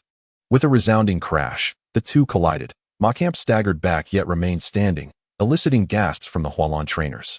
It was the first spirit that had endured the Fire King's crushing blow and stood ready to fight again. Machamp's right arm trembled, its fingers contorting, unable to withstand the force of the impact, and a pained expression crossed its face.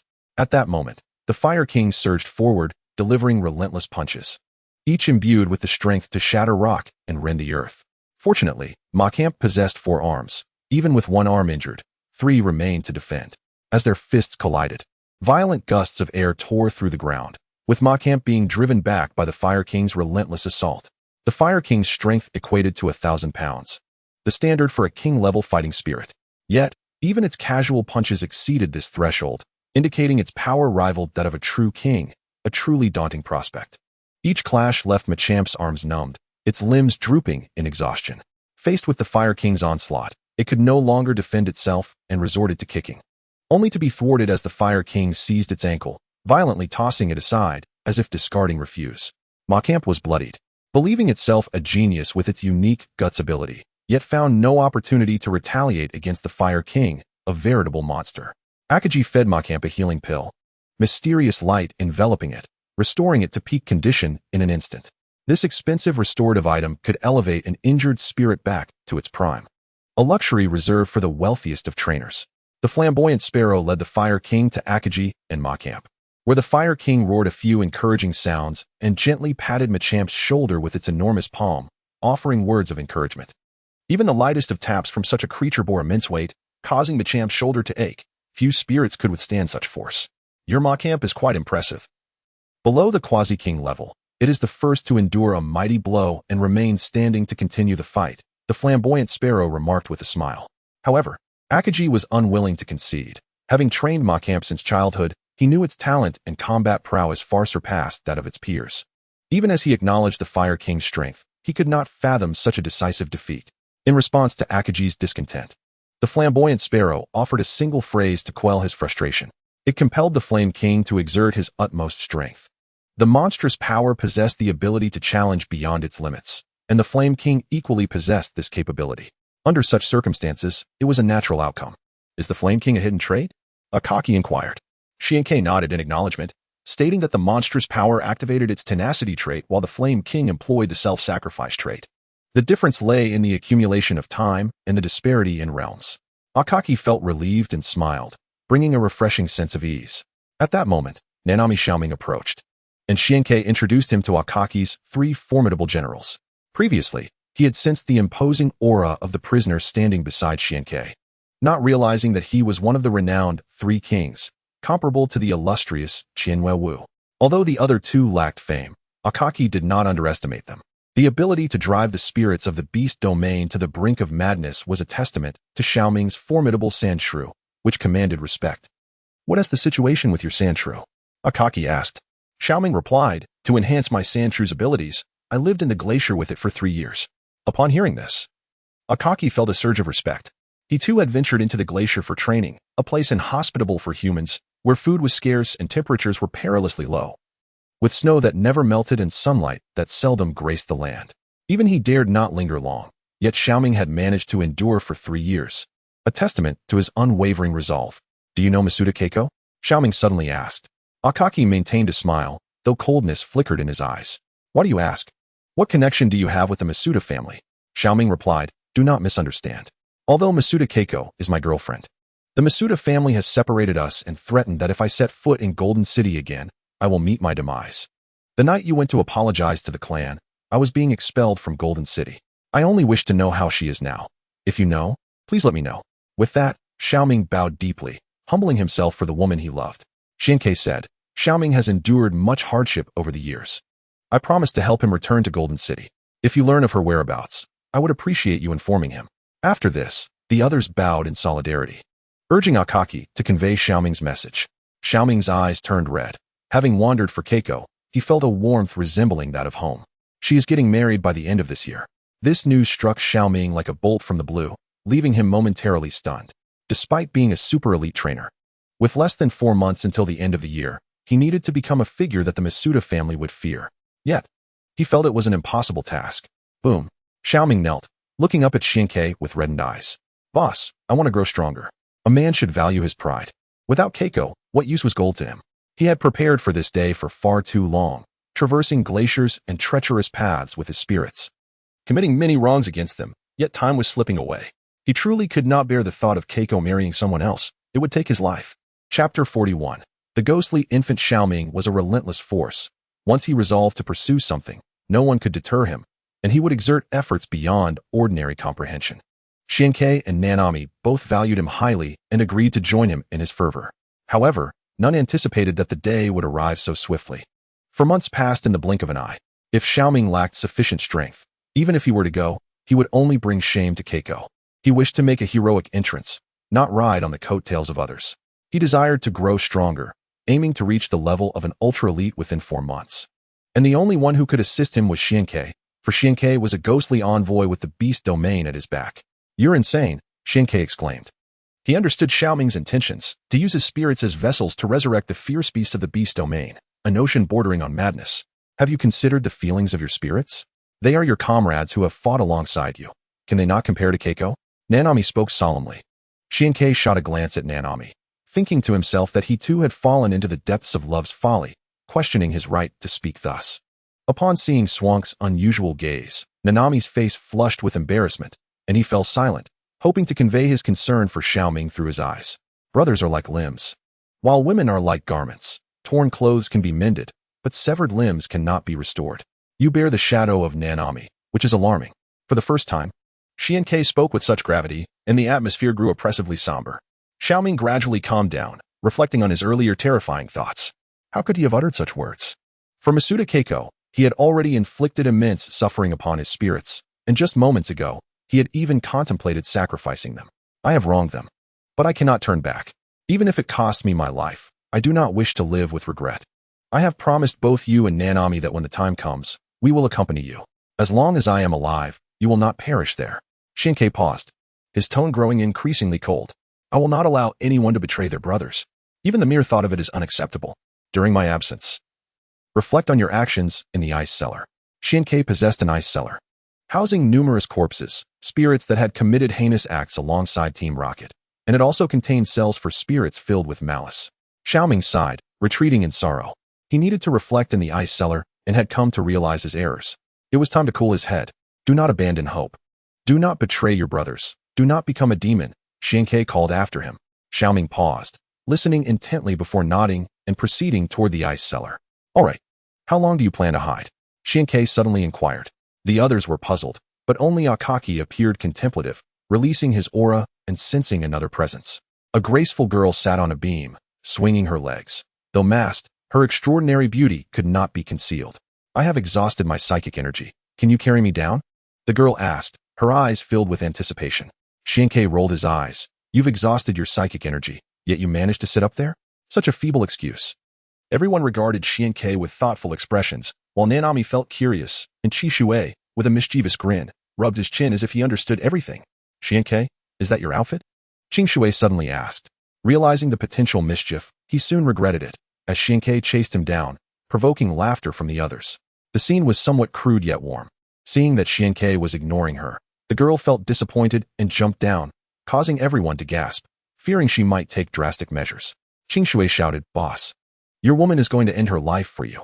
Only then did Xianke turn, realizing she had descended without using her psychic powers. Initially indifferent, he sprang forward to catch Qianwei just before she hit the ground. She was light and comfortable to hold, stirring emotions within Xianke. His heart trembled momentarily. Yet a voice in his mind awakened him, prompting him to drop her onto the ground. You are not in a position to talk about romance. The path you must tread will create countless enemies. A single misstep could lead to her demise. Qianyue Wu landed on the ground, letting out a cry of dissatisfaction. Looking up through tear-filled eyes that tugged at the heartstrings. Xianke ignored her, beckoning Akaki to follow. If you wish to avoid death, follow me. I will take you to meet someone. Upon hearing this, Akaki hurried to keep up, while Qianyue Wu wiped her tears, stubbornly trailing behind. Her expression growing grave as she recalled the terror of their mission. According to the note written by Qishui, Xianke led two individuals forward. Every citizen who caught sight of Xianke greeted him with respect, and he nodded in acknowledgement, an influence that left the two behind him in astonishment. In the city, there was an alley where an elderly fortune teller resided. He informed a young man that he would face a calamity that night. The young man, feeling uneasy, hurriedly bowed and knocked his head on the ground, pleading for the old man to save him. Xianke paused. They were all practitioners and could hear their conversation. Based on Qingshui's description, this man was likely the master, Jiaona. It turned out that his girlfriend was unexpectedly pregnant and had undergone an abortion at the hospital the day before. It was initially not a significant matter, but they were startled awake that night by a wail, thinking it merely a bad dream, and dismissed it. Exhausted from their day at the hospital, they cursed softly and fell asleep. Unbeknownst to them, the child they had aborted transformed into a vengeful spirit seeking retribution, relentlessly pursuing them. No matter where they fled, the spirit would find them, its tiny hands clawing at their bodies, causing a chilling terror without pain. They awoke only after the crowing of a rooster. They shared their dreams, discovering that the scenarios were identical, and both bore crimson handprints on their bodies, making it seem as though the dream was a reality. The young man, with a bleeding forehead from his fervent prostrations, begged the master for salvation, pouring forth countless words of supplication for his own life, yet not uttering a single word concerning his girlfriend, as if her life and death were of no consequence to him. The master, with an indifferent expression, produced a talisman and informed him that as long as he wore it, the vengeful spirit would not seek him, but would instead pursue his girlfriend. Since the spirit had manifested, this malice must be borne by someone. The master asked him whether he wished to save himself or his girlfriend. The young man, not of noble character, only thought of his own survival, producing over 2,000 from his pocket to purchase the so-called talisman, departing with a sense of justification. Thus, the saying, in times of peril, couples scatter, reflects the ugliness of human nature. Sometimes, humans are indeed worse than sprites or even beasts. The demons lamented, their resentment intensifying, as souls lingered, transforming into vengeful spirits. The king of hell probably found it quite troublesome, as the world was on the verge of unrest. Jiaona smiled at the three, observing, I must admit, I felt somewhat apprehensive while writing this chapter. Spirits are merely the tip of the iceberg when it comes to the supernatural. I once contemplated writing a horror novel, hence I have expanded this section slightly, but the main focus remains on the sprites. I hope readers do not dwell too much on this. I will endeavor to deliver captivating chapters.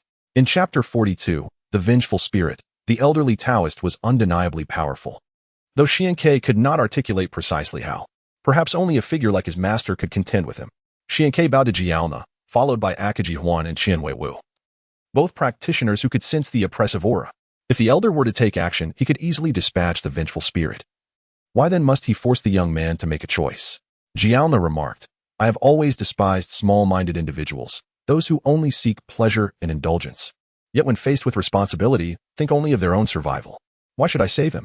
Though seemingly unrelated, a moment's reflection revealed that Jiaona sought to save the woman, not the young man. Then what was the talisman you provided? Akaji Huan inquired.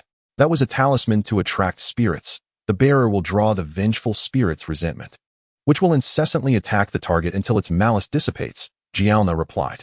Xianke spoke solemnly. While the man may deserve his fate, the woman is not necessarily blameless. An elder should not decide the lives of others based solely on personal biases. Such a title of master is unearned. Jiaona regarded Xianke thoughtfully. Years ago, they had fortuitously met when Xianke was not yet a warrior. Unable to gauge his strength, he had dismissed him as a mere charlatan. Yet Jiaona had chosen to remain in Hualan City until this day. Then go save him. Confront the vengeful spirits of this world. Is that not the task of the ghost envoy? Jiaona instructed. I shall do so, Xianke affirmed resolutely. With a smile, Jiaona cast a spell, causing a paper crane to rise and fly away slowly, seemingly guiding the group. Xianke departed, followed by Qianwei Wu, while Akaji Huan hesitated before trailing after them. Master Jiaona is formidable. Why not seek his guidance on some experiences? Sister Yu Wu and I nearly perished at the hands of spirits during our last 2 encounters.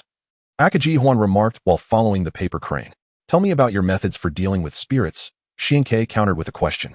We captured sprites that counteract spirits in the Beastlands. They can inflict terrifying damage upon them. We primarily fought alongside the sprites while assisting from the side. But every type of spirit possesses bizarre abilities, and we nearly lost our lives, Akaji Huan explained. There are only 3 attributes that counter spirits. Mental force that directly strikes the soul, toxic spirits that retaliate with poison, and a malevolent attribute. Unfortunately for Xianke, he possessed none of these 3 sprites, yet his confidence was unwavering. Following the paper crane, night gradually descended, and a chilling wind arose, sending shivers through their bodies. It was the sweltering summer, yet this wind was unnaturally cold.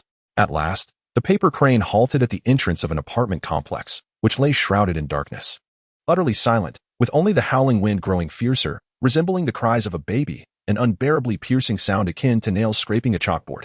Akaji Huan and Qianwei Wu employed their abilities, but could not withstand the biting wind and eerie sounds, shaking uncontrollably as if chilled to their very souls. Blood seeping from their mouths and noses. Xianke, taken aback, released his energy to form a protective barrier around the two, allowing them some respite. He too felt the chill, but his profound cultivation enabled him to endure it. Turning to Qianwei Wu, he asked, in terms of momentum, how does this spirit compare to those you previously encountered?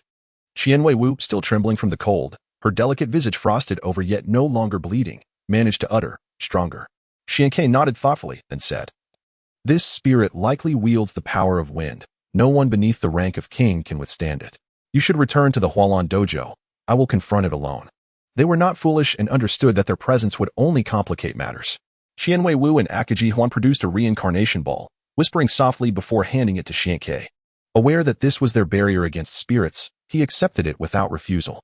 Once the reincarnation ball was secured, Xianke instructed them to return while he followed the paper crane into the complex. The security booth was empty, and the complex had no pedestrians. Only a chilling wind sweeping through, stirring debris. As Xianke walked, he surveyed his surroundings. His vision was exceptionally keen, allowing him to see even in darkness. And his senses were sharp, feeling as though someone was watching him. Eventually, he discerned a pair of crimson eyes in the darkness, fixed upon him, exuding a bloodthirsty and murderous aura as it approached. Unfazed, Xianke advanced toward it, discovering it was a security guard clad in uniform, with blood-red eyes and a horrifying visage, wielding a stun baton that crackled with electricity clearly at its peak voltage. The guard emitted a beastly roar, raising the baton to strike down upon Xianke, who effortlessly evaded and subdued the guard. Just then, a pair of dark hands emerged from the shadow of the guard, grasping Swank's legs with terrifying strength. Get away! Xianke bellowed, unleashing his king-level aura, which sent the ghostly hands flying while simultaneously propelling the guard several meters away. A ghostly figure crawled out from the guard's shadow.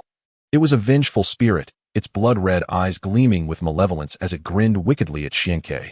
the surrounding air growing even colder with its presence. Xiankei appeared to have come to a realization. The chilling aura was likely not a manifestation of the ghostly infant's abilities, but rather a consequence of the Gengui it had attracted. If Swank's conjecture was correct, the number of Gengui in this vicinity could be quite alarming. Indeed, at some unknown moment, dozens of crimson eyes emerged, resembling lanterns illuminating the darkness, intent on surrounding Xiankei. With a disdainful snort, Xiankei hurled 2 Pokballs and 2 rebirth balls. The Flame King was the first to emerge, unleashing an intense heat that bathed the surrounding mile in a brightness akin to daylight. The inhabitants, seemingly terrified by this radiant light, retreated a considerable distance, prompting a slight smirk from Xiankei. The fierce Gyarados, the terrifying Barugwai, and the imposing Xuanjiao bird all manifested, their roars reverberating throughout the neighborhood, instilling fear in the residents possessed by Gengui. Be mindful not to harm the humans. Once they are subdued, allow the Flame King to emit light to force the spirits from their bodies, Xiankei commanded. With that, he plunged into the throng, deftly incapacitating one resident after another. Barugwai exhibited even greater ferocity, sweeping its massive tail to ensnare several individuals mid-air, rendering their struggles futile. The 4 Pokemon employed their unique abilities to confine the possessed residents in one area. The Flame King stepped forward, flames flickering around its form, radiating a blinding brilliance that left the residents immobile. Gengui, fearing the light, had no choice but to vacate their human vessels. At that moment, Xiankei, leading his Pokemon, attacked with a ferocity akin to ravenous wolves, deftly tossing Pokballs to capture one Gengui after another. These were rare and elite Pokemon, perfect for bolstering the strength of the gym trainer. As the dust settled, Xiankei retrieved his Pokemon and gathered the scattered 20-odd Pokballs, while the frigid aura gradually dissipated, no longer necessitating energy for defense. Continuing to follow the paper crane, Xiankei halted before a building after approximately 2 minutes. He gazed upward, and the sight nearly sent him into a state of panic. Chapter 43. The Millennium Ghost Infant. At the 6th floor window lay a pallid figure. Despite the oppressive darkness that rendered visibility nearly impossible, he discerned its outline with alarming clarity. It resembled an unformed infant, possibly merely an embryo, its facial features grotesquely contorted, its body deathly pale and continuously oozing blood. Surrounding it, swirling black malevolence shifted, at times morphing into a vengeful spirit, other times into a demon, its ever-changing form instilling dread in Xiankei. The ghostly infant roared, seemingly threatening Xiankei to refrain from meddling, its voice akin to the anguished wails of a demon rising from the depths of the underworld, chilling to the core. This was Swank's first encounter with a ghost, let alone a ghostly infant steeped in malevolence. The twisted features and haunting cries sent shivers down his spine, compelling him to consider retreat. As he momentarily stepped back, thoughts of his mother and the little Xiankei surfaced, along with memories of numerous champions. His mother's singular wish was for the little Xiankei to be revived. If he failed to complete the task of riding Giratina, all would be for naught. Now, Xiankei was of an age comparable to the champions, yet his strength was vastly inferior. They could easily annihilate him with a single Pokemon, and they possessed at least 5 such Pokemon. Xiankei had only 1 peak-level Flame King. Even if he could carve out time to care for his mother, he dared not claim he could attain that level. Giratina was his protective barrier, ensuring he had the standing to confront them. Xiankei could not afford to retreat. He bit down on his tongue, allowing the pain and the metallic taste of blood to dispel his fear, and he approached the ghostly infant, blood trickling from his lips. Though his body trembled, he pressed forward, each step feeling increasingly surreal, the world around him enveloped in a profound silence, as if only the sound of his footsteps remained. Upon entering the apartment, he found himself engulfed in darkness. Even with his remarkable vision, he was blinded in the absence of light. He instinctively reached for the Pokeball containing his Flame King, feeling a surge of reassurance as it settled in his grasp. However, he found it perplexing that he could not locate the switch, as if the button itself were non-existent. It must be the ghost infant's doing. He desperately needed the Flame King, yet the ghost infant thwarted him, leaving him in utter darkness. Despite his extraordinary abilities, he was rendered powerless. Testing other Pokeballs yielded similar results. Fortunately, Akaki and Qianyue were not present. Without their Pokemon, they would surely meet their doom here. Suddenly recalling the Gengui Pokeball, he approached it with a sense of trepidation. Only to his delight, he found the button. He released a Gengui, one he remembered well, capable of unleashing a thunderbolt. Had it been anyone else, facing the Gyarados would have meant disaster. The Gengui's crimson eyes were devoid of emotion, merely reflecting confusion as it beheld Xiankei. Is that a person or a ghost? My goodness! The exclamation startled Xiankei as the Gangwei spoke. What was happening? Was this some trick of the ghost infant? Both Xiankei and the Gangwei shouted in alarm, but soon ceased as they realized the other posed no threat, their echoes resonating throughout the building, creating an eerily discordant symphony. What manner of fiend are you? Xiankei inquired, his mind racing. The Gangwei, trembling with fear, responded, Brother, is this a place for conversation? There are evil spirits here. We should flee quickly. With that, it attempted to escape, abandoning Xiankei without a hint of loyalty. Gangwei bore similarities to ghosts, yet they were markedly different. At least Gangwei was a Pokemon, whereas the entities here were demons, defying conventional logic. Stop right there. Xiankei seized the Gangwei, the hexagram on his forehead flickering momentarily, allowing him to grasp the ghost-type Pokemon. The Gangwei, on the verge of tears, pleaded, Brother, are you human or ghost? Xiankei was equally astonished. He had not anticipated being able to physically touch a ghost. In his previous encounters with ghost Pokemon, he had always manipulated ghostly energy, which had enabled him to defeat numerous Gangwei. Though perplexed, he refused to release the Gangwei, growling, Enough with the chatter. Produce light at once, or you shall feel the wrath of my fist. Xiankei raised his fist, which appeared to the Gangwei as large as a sandbag, instilling fear and prompting it to emit electricity, albeit a mere 100 volts for illumination. With light illuminating the surroundings, Xiankei felt a sense of relief. Observing the Gangwei's pitiable demeanor, rolling his eyes, he remarked, How could a ghost be so cowardly? The Gangwei lamented, Indeed, I am timid. Whatever you wish to see, hurry and see it. Once done, I must return to the Maiden Canyon. Could it be that the Millennium Ghost is not merely a coincidence? Xiankei scoffed. You cannot leave. I have captured you, and you shall accompany me to vanquish the spirits. With that, he dragged the Gangwei further inside, discovering elevators and staircases. The elevator lights were extinguished, and even if they were lit, Xiankei did not dare to enter, recalling numerous tales of deaths within elevators due to ghosts.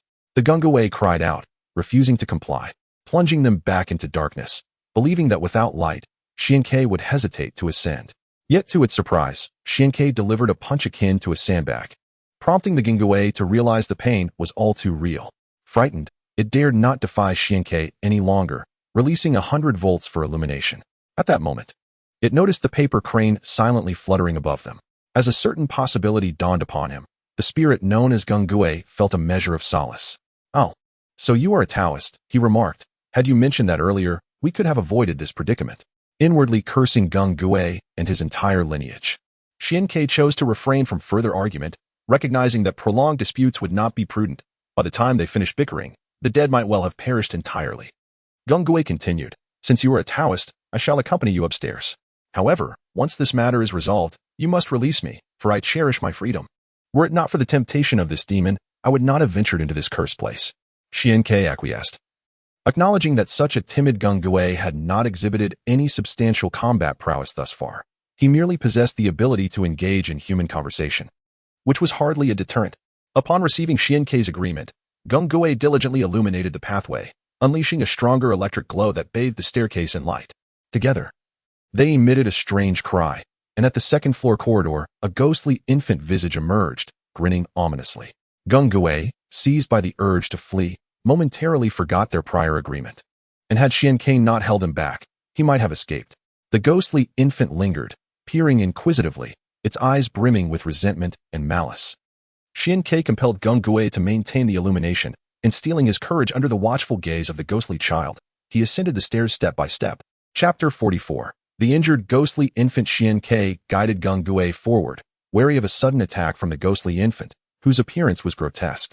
With contorted features resembling a mass of decaying flesh, its malevolent gaze unsettling Xiankei. Fortunately, the ghostly infant seemed to lose interest, emitting an eerie laugh before retracting its visage.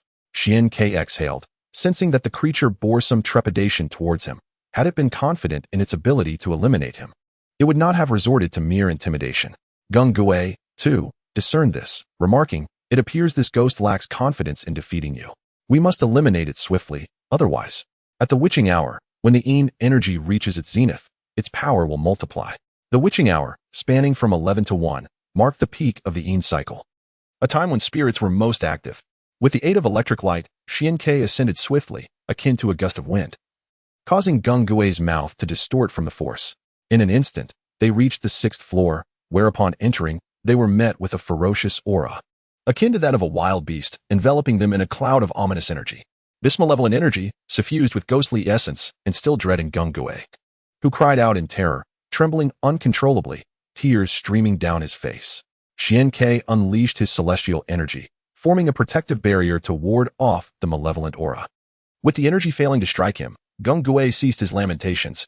He had not anticipated that a millennia-old spirit could be so cowardly, especially when facing the likes of Xiaoji. Nevertheless, Xian-Ke appreciated Gung-Gui's presence. Without him, facing the specters alone would have instilled some fear in Xian-Ke as well. The apartment was structured with 2 units per floor, and based on the earlier encounter with the ghostly child, it was evident that the unfortunate couple resided in the right unit. The paper crane was circling above, and the malevolent energy seeped through the cracks of the door. Steeling himself, Xian-Ke knocked loudly on the wooden door, and receiving no response, he forcefully kicked it open, unleashing a torrent of malevolent energy within. Before even confronting the ghostly infant, he found himself wounded by the overwhelming aura, rendering his status as a celestial warrior somewhat moot. With a mighty swing, he cleaved through the oppressive energy, which dissipated like a colossal wave, leaving him unscathed. Suddenly, a crashing sound reverberated from above, causing Xian-Ke's hair to stand on end. He rolled to the side just in time to narrowly evade the assault, turning to see a fleshy mass bursting through the wall, only to vanish in an instant. Xian-Ke's instincts heightened, although the ghostly infant's attack had missed. Its sheer force was palpable, capable of crushing him to pulp with a single misstep. With no time to spare for Gung-Gui, he cast him aside, gathering his internal energy and bellowing the essence of steel, enveloping himself in a layer of silver armor that glimmered like stone in the electric light. Gung-Gui's countenance shifted dramatically, sensing the gaze of a demon upon him. He fled as if his feet were coated in oil, while the ghostly infant emerged, its claw barely missing Gung-Gui. Despite escaping the direct assault, Gung-Gui sustained significant injuries. He avoided the fleshly talons, but could not escape the backlash of the energy, collapsing to the ground and expelling dark mist.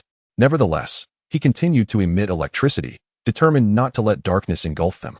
The ghostly infant, though diminutive, appeared colossal in Gung-Gui's eyes. Its chubby, pallid claw resembled the scythe of death, poised to claim his life.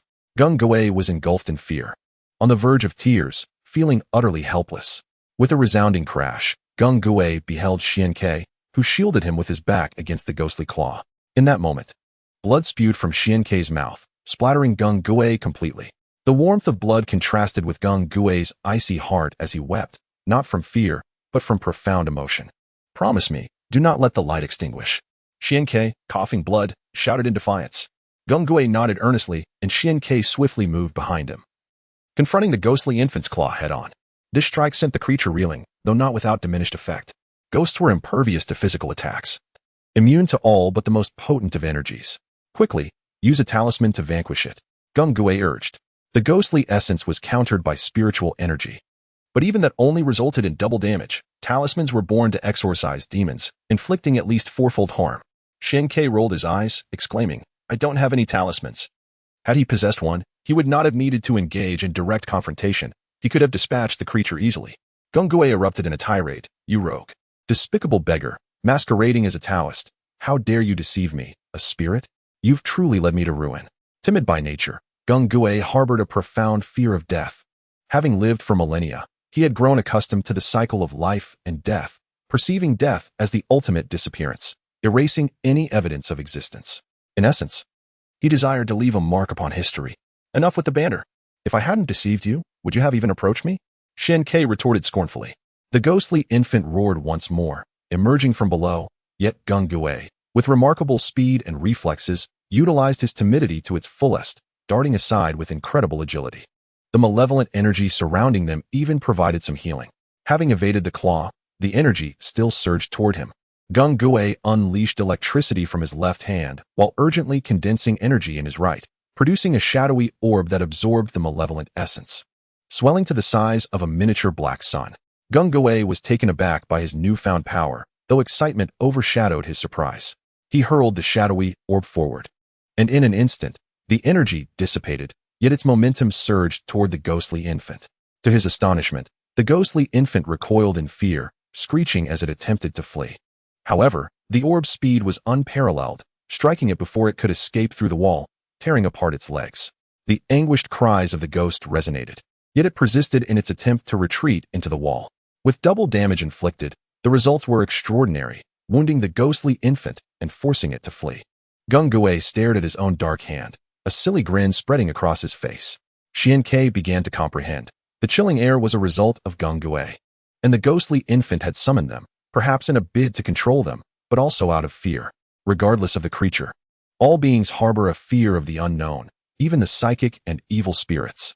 Only the ghostly entities seemed untroubled, as they bore a resemblance to Gung Gui. The latter's fear stemmed from his very nature. The ghostly infant, gravely injured, concealed itself, leaving no room for a return in the immediate future. Xian Ke began his search for the young couple, ultimately discovering the young man in the master bedroom. He was still alive, albeit severely wounded. His legs were reduced to nothing but stark white bones, flesh and blood scattered about. One hand was already severed, while the other hung limply, contorted and twisted. His eyes were wide open, devoid of life, yet a smile lingered at the corners of his mouth as he mumbled incoherently. In a corner, the young woman trembled uncontrollably, having witnessed the ghostly infant's malevolence. Fear rooted her to the spot, and crimson tears streamed down her face. She felt a profound sense of dread and regret, wishing she had never chosen to terminate the pregnancy. She sensed someone approaching but believed the resentment of her child had grown insurmountable. At that moment, the door swung open, and she looked up to see a man accompanied by a Gung Gui. Instantly, a sense of unprecedented safety enveloped her. Chapter 45. The Possession of Gung Gui. The young woman recognized him. Xian Ke, the newly appointed head of the Hualan Academy, was her classmate from the Elven Academy. She was astonished that the once reticent boy, whom everyone underestimated, had become so powerful. Xian Ke, save me. It's Xiaoxua, she cried out, as if seeing a glimmer of hope, desperate for him to remember her. Xian Ke regarded her with confusion. Indeed, he had attended the Elven Academy for 6 years, but since then, he had been preoccupied, remaining taciturn, and had only a few acquaintances. Xiaoxua not among them. Can we leave? Xian Ke inquired, his tone icy, sending a chill through Xiaoxua.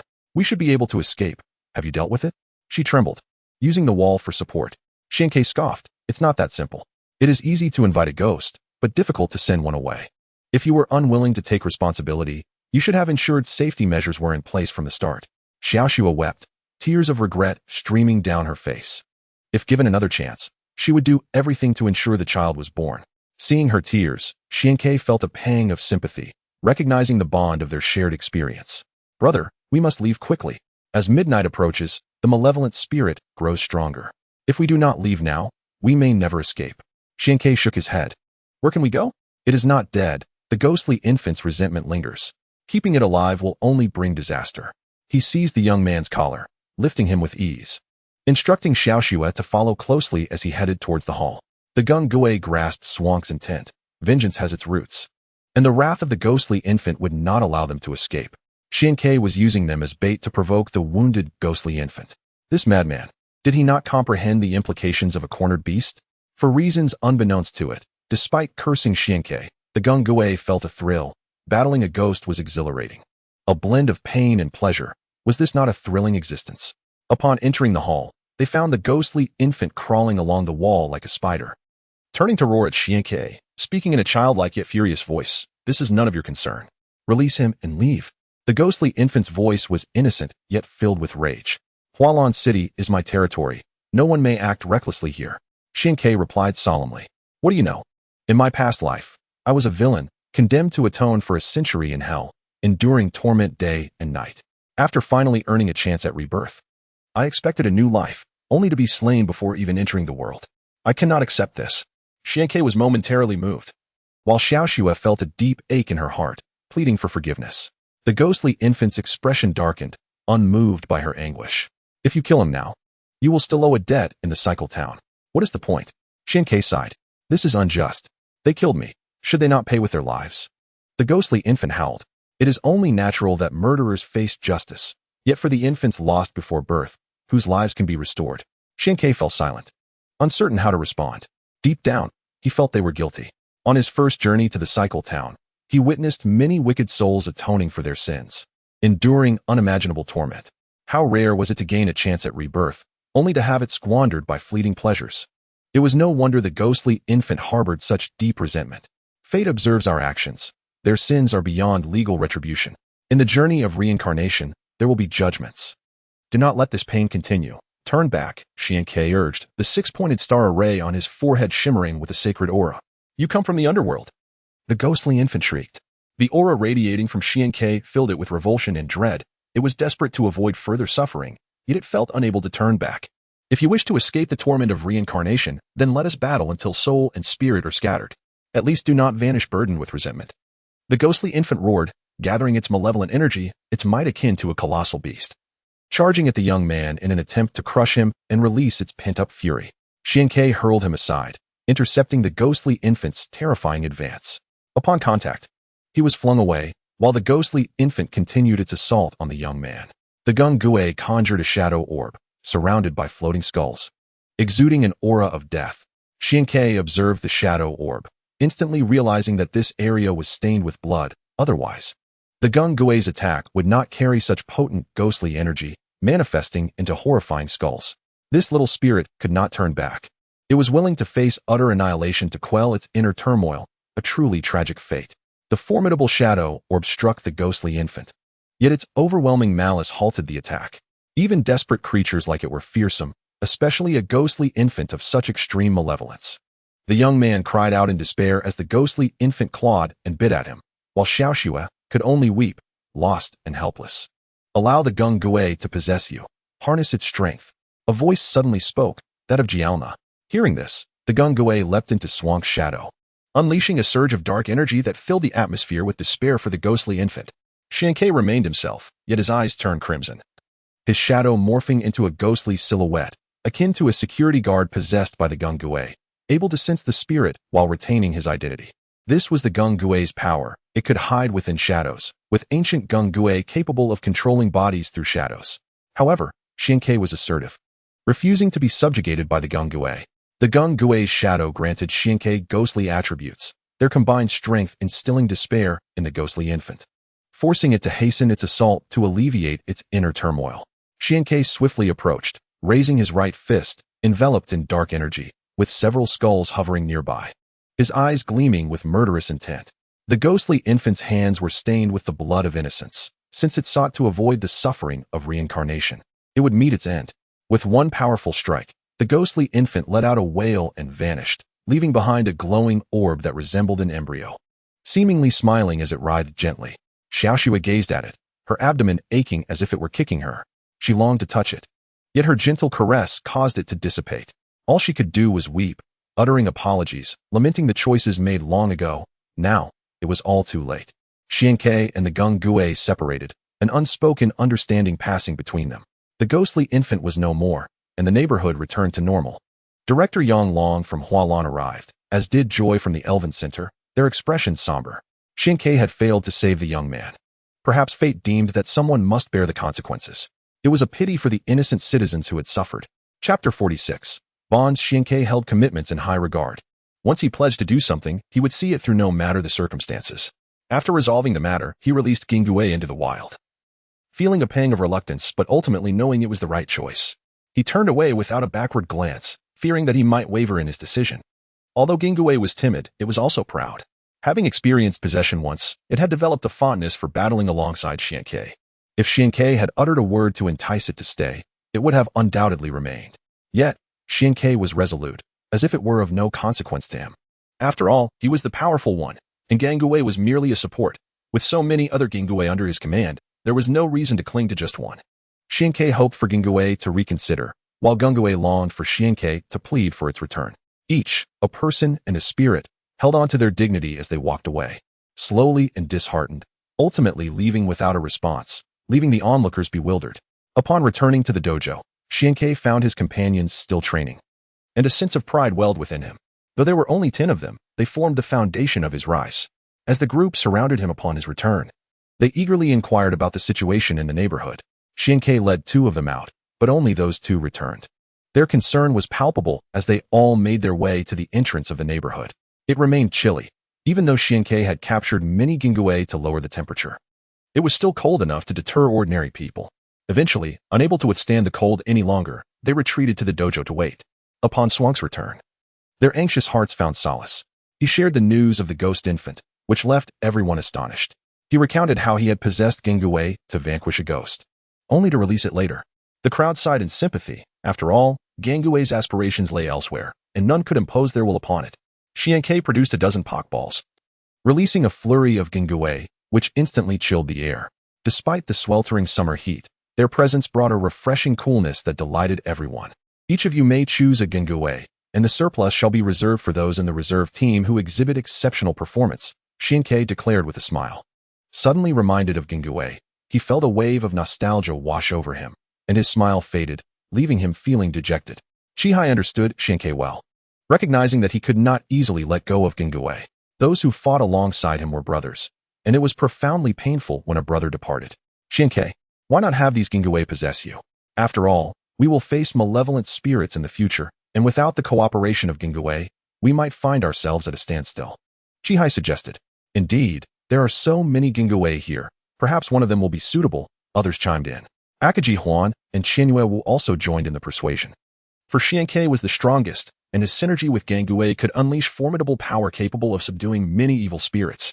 They might indeed need their strength in the future.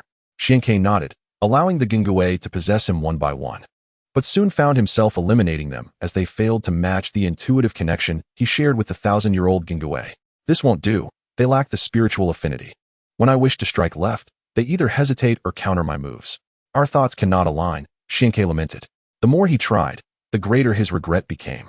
Had he foreseen this, he would not have promised Gingue anything. Now, facing adversaries with quadruple resistance, he imagined himself striking for a year and a half without success. I wish to find it, Xianke declared. Let fate guide you. Perhaps this bond with Gingue is meant to be. Why not make a detour to Xiaozhou Gorge in Ziyuan Town? Akaji Huan suggested with a smile. Moreover, it is said that there are female spirits there. We might as well investigate. Seeing no objections from the others, Xianke finally allowed himself to smile, perhaps reluctant to let Gingue go. The playful banter between them in the apartment had made even the ghost infant seem less daunting.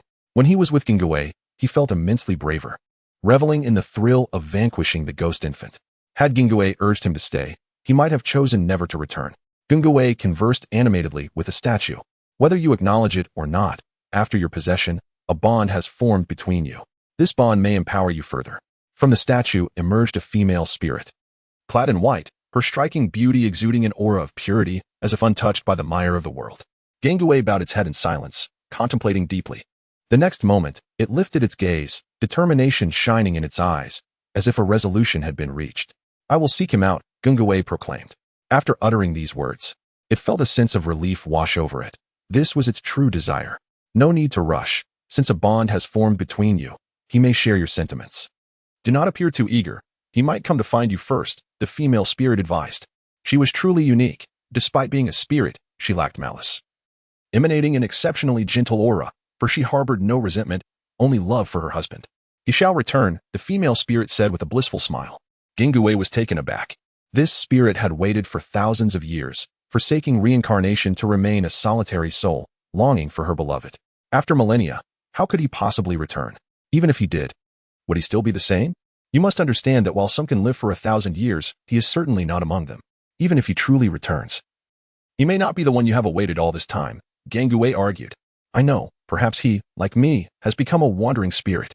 I would gladly accompany him to the underworld. Perhaps after countless reincarnations, I could awaken his memories and have him wait for me for many years to rekindle our connection. The female spirit said, her excitement mounting until tears streamed down her cheeks, falling to the ground like pearls. Gingue recognized that this was her unwavering devotion. Otherwise, she would not have waited for a millennium, willingly transformed into a ghost to remain in anticipation. The mournful cries of that night had stirred many spirits, and the female spirit of Xiaozhou Gorge had grown stronger, sensing that the man she had waited for thousands of years was about to arrive. Xianke did not linger in the dojo, leading his companions to revisit Master Galna. Giratina informed them that the whales had empowered the spirits. If they did not find a way to strengthen themselves, their demise would be inevitable. However, they found no trace of Galna, only a paper crane soaring above. Upon spotting Xianke and his companions, it guided them to a location where a note and some yellow paper lay. The yellow paper bore unfamiliar runes, radiating a sense of righteous energy. Xianke opened the note, discovering that Galna had urgent matters to attend to and had left behind some talismans with instructions, which would prove helpful. It is better to teach someone to fish than to give them a fish, Xianke mused. As all three were eager to learn the art of talismans, yet Galna had departed at that moment, indicating that their fateful connection as master and disciple had not yet come to fruition. The trio divided the talismans and chose not to return to the dojo for farewells. Focusing on their target, Xiaozhou Gorge, they traveled through the night, weary and seeking refuge in the forest. Xianke dreamed of a girl who claimed to be his wife, stating that she had awaited him for millennia. Chapter 47. Rath-Lampuluki was a quaint seaside town, renowned as a tourist haven in the Kanto region. The scenery was enchanting, and the cool sea breeze made it a place one could hardly leave. After days of arduous travel, Xianke and his companions finally approached Xiaozhou Gorge. They needed only to board a boat at Yuqing Dock to reach the scenic area. Exhausted from their journey, they decided to relax here before taking the connecting boat to Xiaozhou Gorge the following afternoon. Xianke had also registered for the evening's Pokemon King tournament, where the victor would receive a prize of 100,000 and a Pokemon egg, believing it was time for the Pokemon to stretch their legs.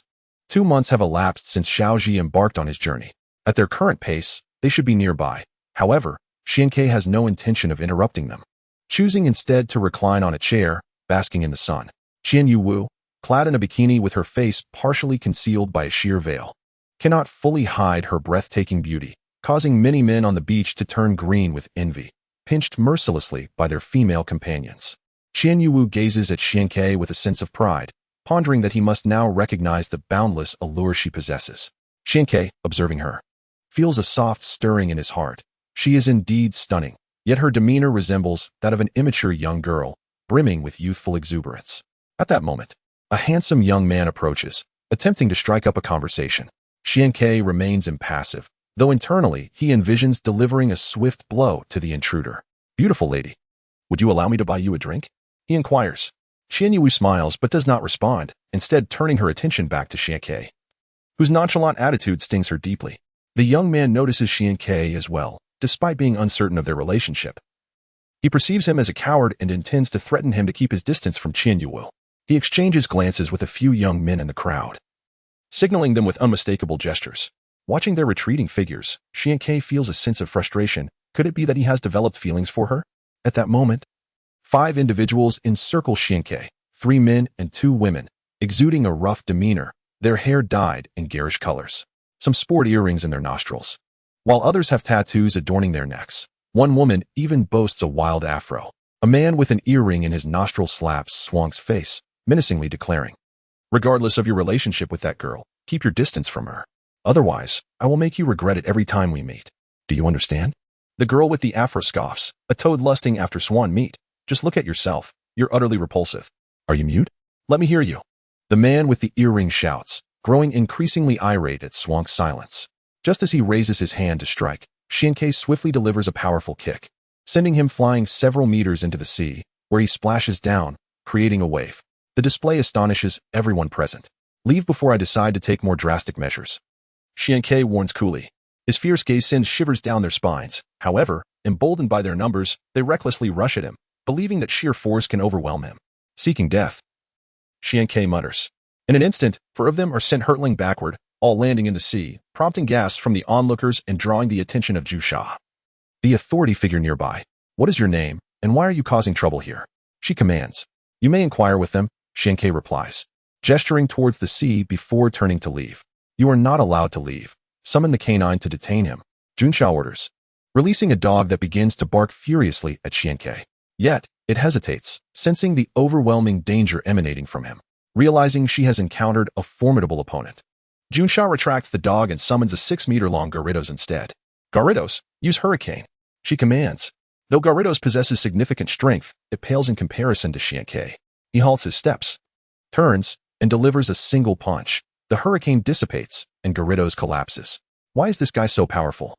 Junsha thinks, alarmed. "Who are you? And why are you here causing chaos?" Junsha demands. "I am Xianke, the new master of the Hualan Gym. As for who is causing trouble, you may investigate for yourself," he states, displaying his credentials. Junsha's expression shifts to one of realization. This is no ordinary individual. The news of Swank's exploits, including the dismantling of the Hualan gang and the defeat of the evil organization Black Rose, has spread throughout the league. She recalls having seen his photograph online and realizes the gravity of the situation. "I will investigate this matter. I hope that you, Master Xian, Will refrain from leaving until it is resolved. Junsha concedes, her tone markedly softer. Xianke nods and proceeds towards the seaside establishment, where he spots Xiao Ji and his companions busy with their tasks. He notices Qian Yu drowsily resting her head on a table, while the handsome young man leers at her, his hands rubbing together in anticipation, clearly captivated by her beauty. Brock, a notorious womanizer, is no exception. Having fallen under Qian Yu's spell, observing her sip of juice, he immediately realizes that the young man has tampered with it, prompting him to rush forward in alarm. Just as the young man's hand reaches toward the veil, intending to unveil her exquisite visage, Xianke seizes his wrist with a vice-like grip, tightening it further. The young man lets out a blood-curdling scream. "You bastard! Let go! You're going to break my hand." Hands stained with filth have no right to touch her. Xianke retorts coldly. With a sickening crack, the sound of bone shattering fills the air as blood sprays forth, causing the young man to writhe in agony. Knocking over tables in his frantic attempts to escape, Xianke lifts Qian Yu onto his back. She appears utterly exhausted, falling asleep against him. Had he ignored her plight, she might have lost her virtue here today. "I will kill you. I will kill you." The young man screams frantically, unleashing a pockball that reveals a Venusaur, which emits a noxious odor, scattering many patrons who had gathered to watch the spectacle. "Your powder is the reason she is unconscious, isn't it?" Xianke questions the Venusaur.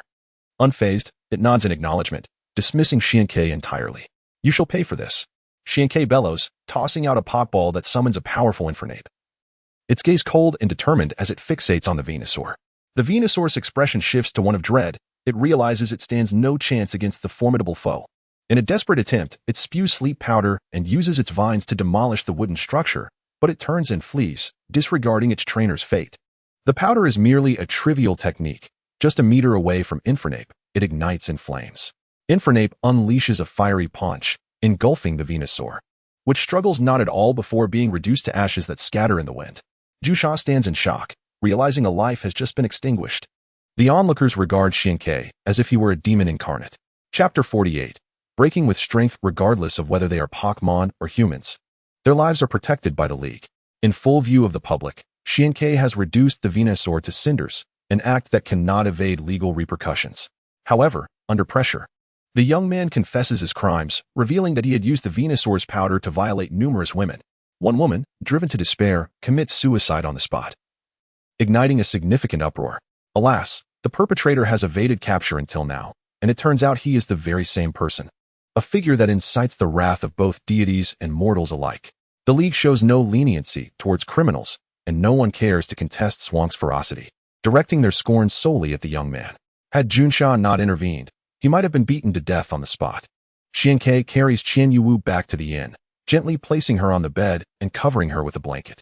He gazes upon her beautiful face beneath the veil, resembling a celestial being, and his heart races unexpectedly. Shaking his head to regain composure, he lets out a soft sigh before exiting the room. Having been a virgin for 34 years, 14 years in this life, and 20 in his past, he fears he may struggle to maintain restraint. Having visited the Pokemon Center, I restored my Pokemon to their peak vitality, preparing to face tonight's competition. Whether it be monetary rewards or Pokemon eggs, I was determined to claim them all.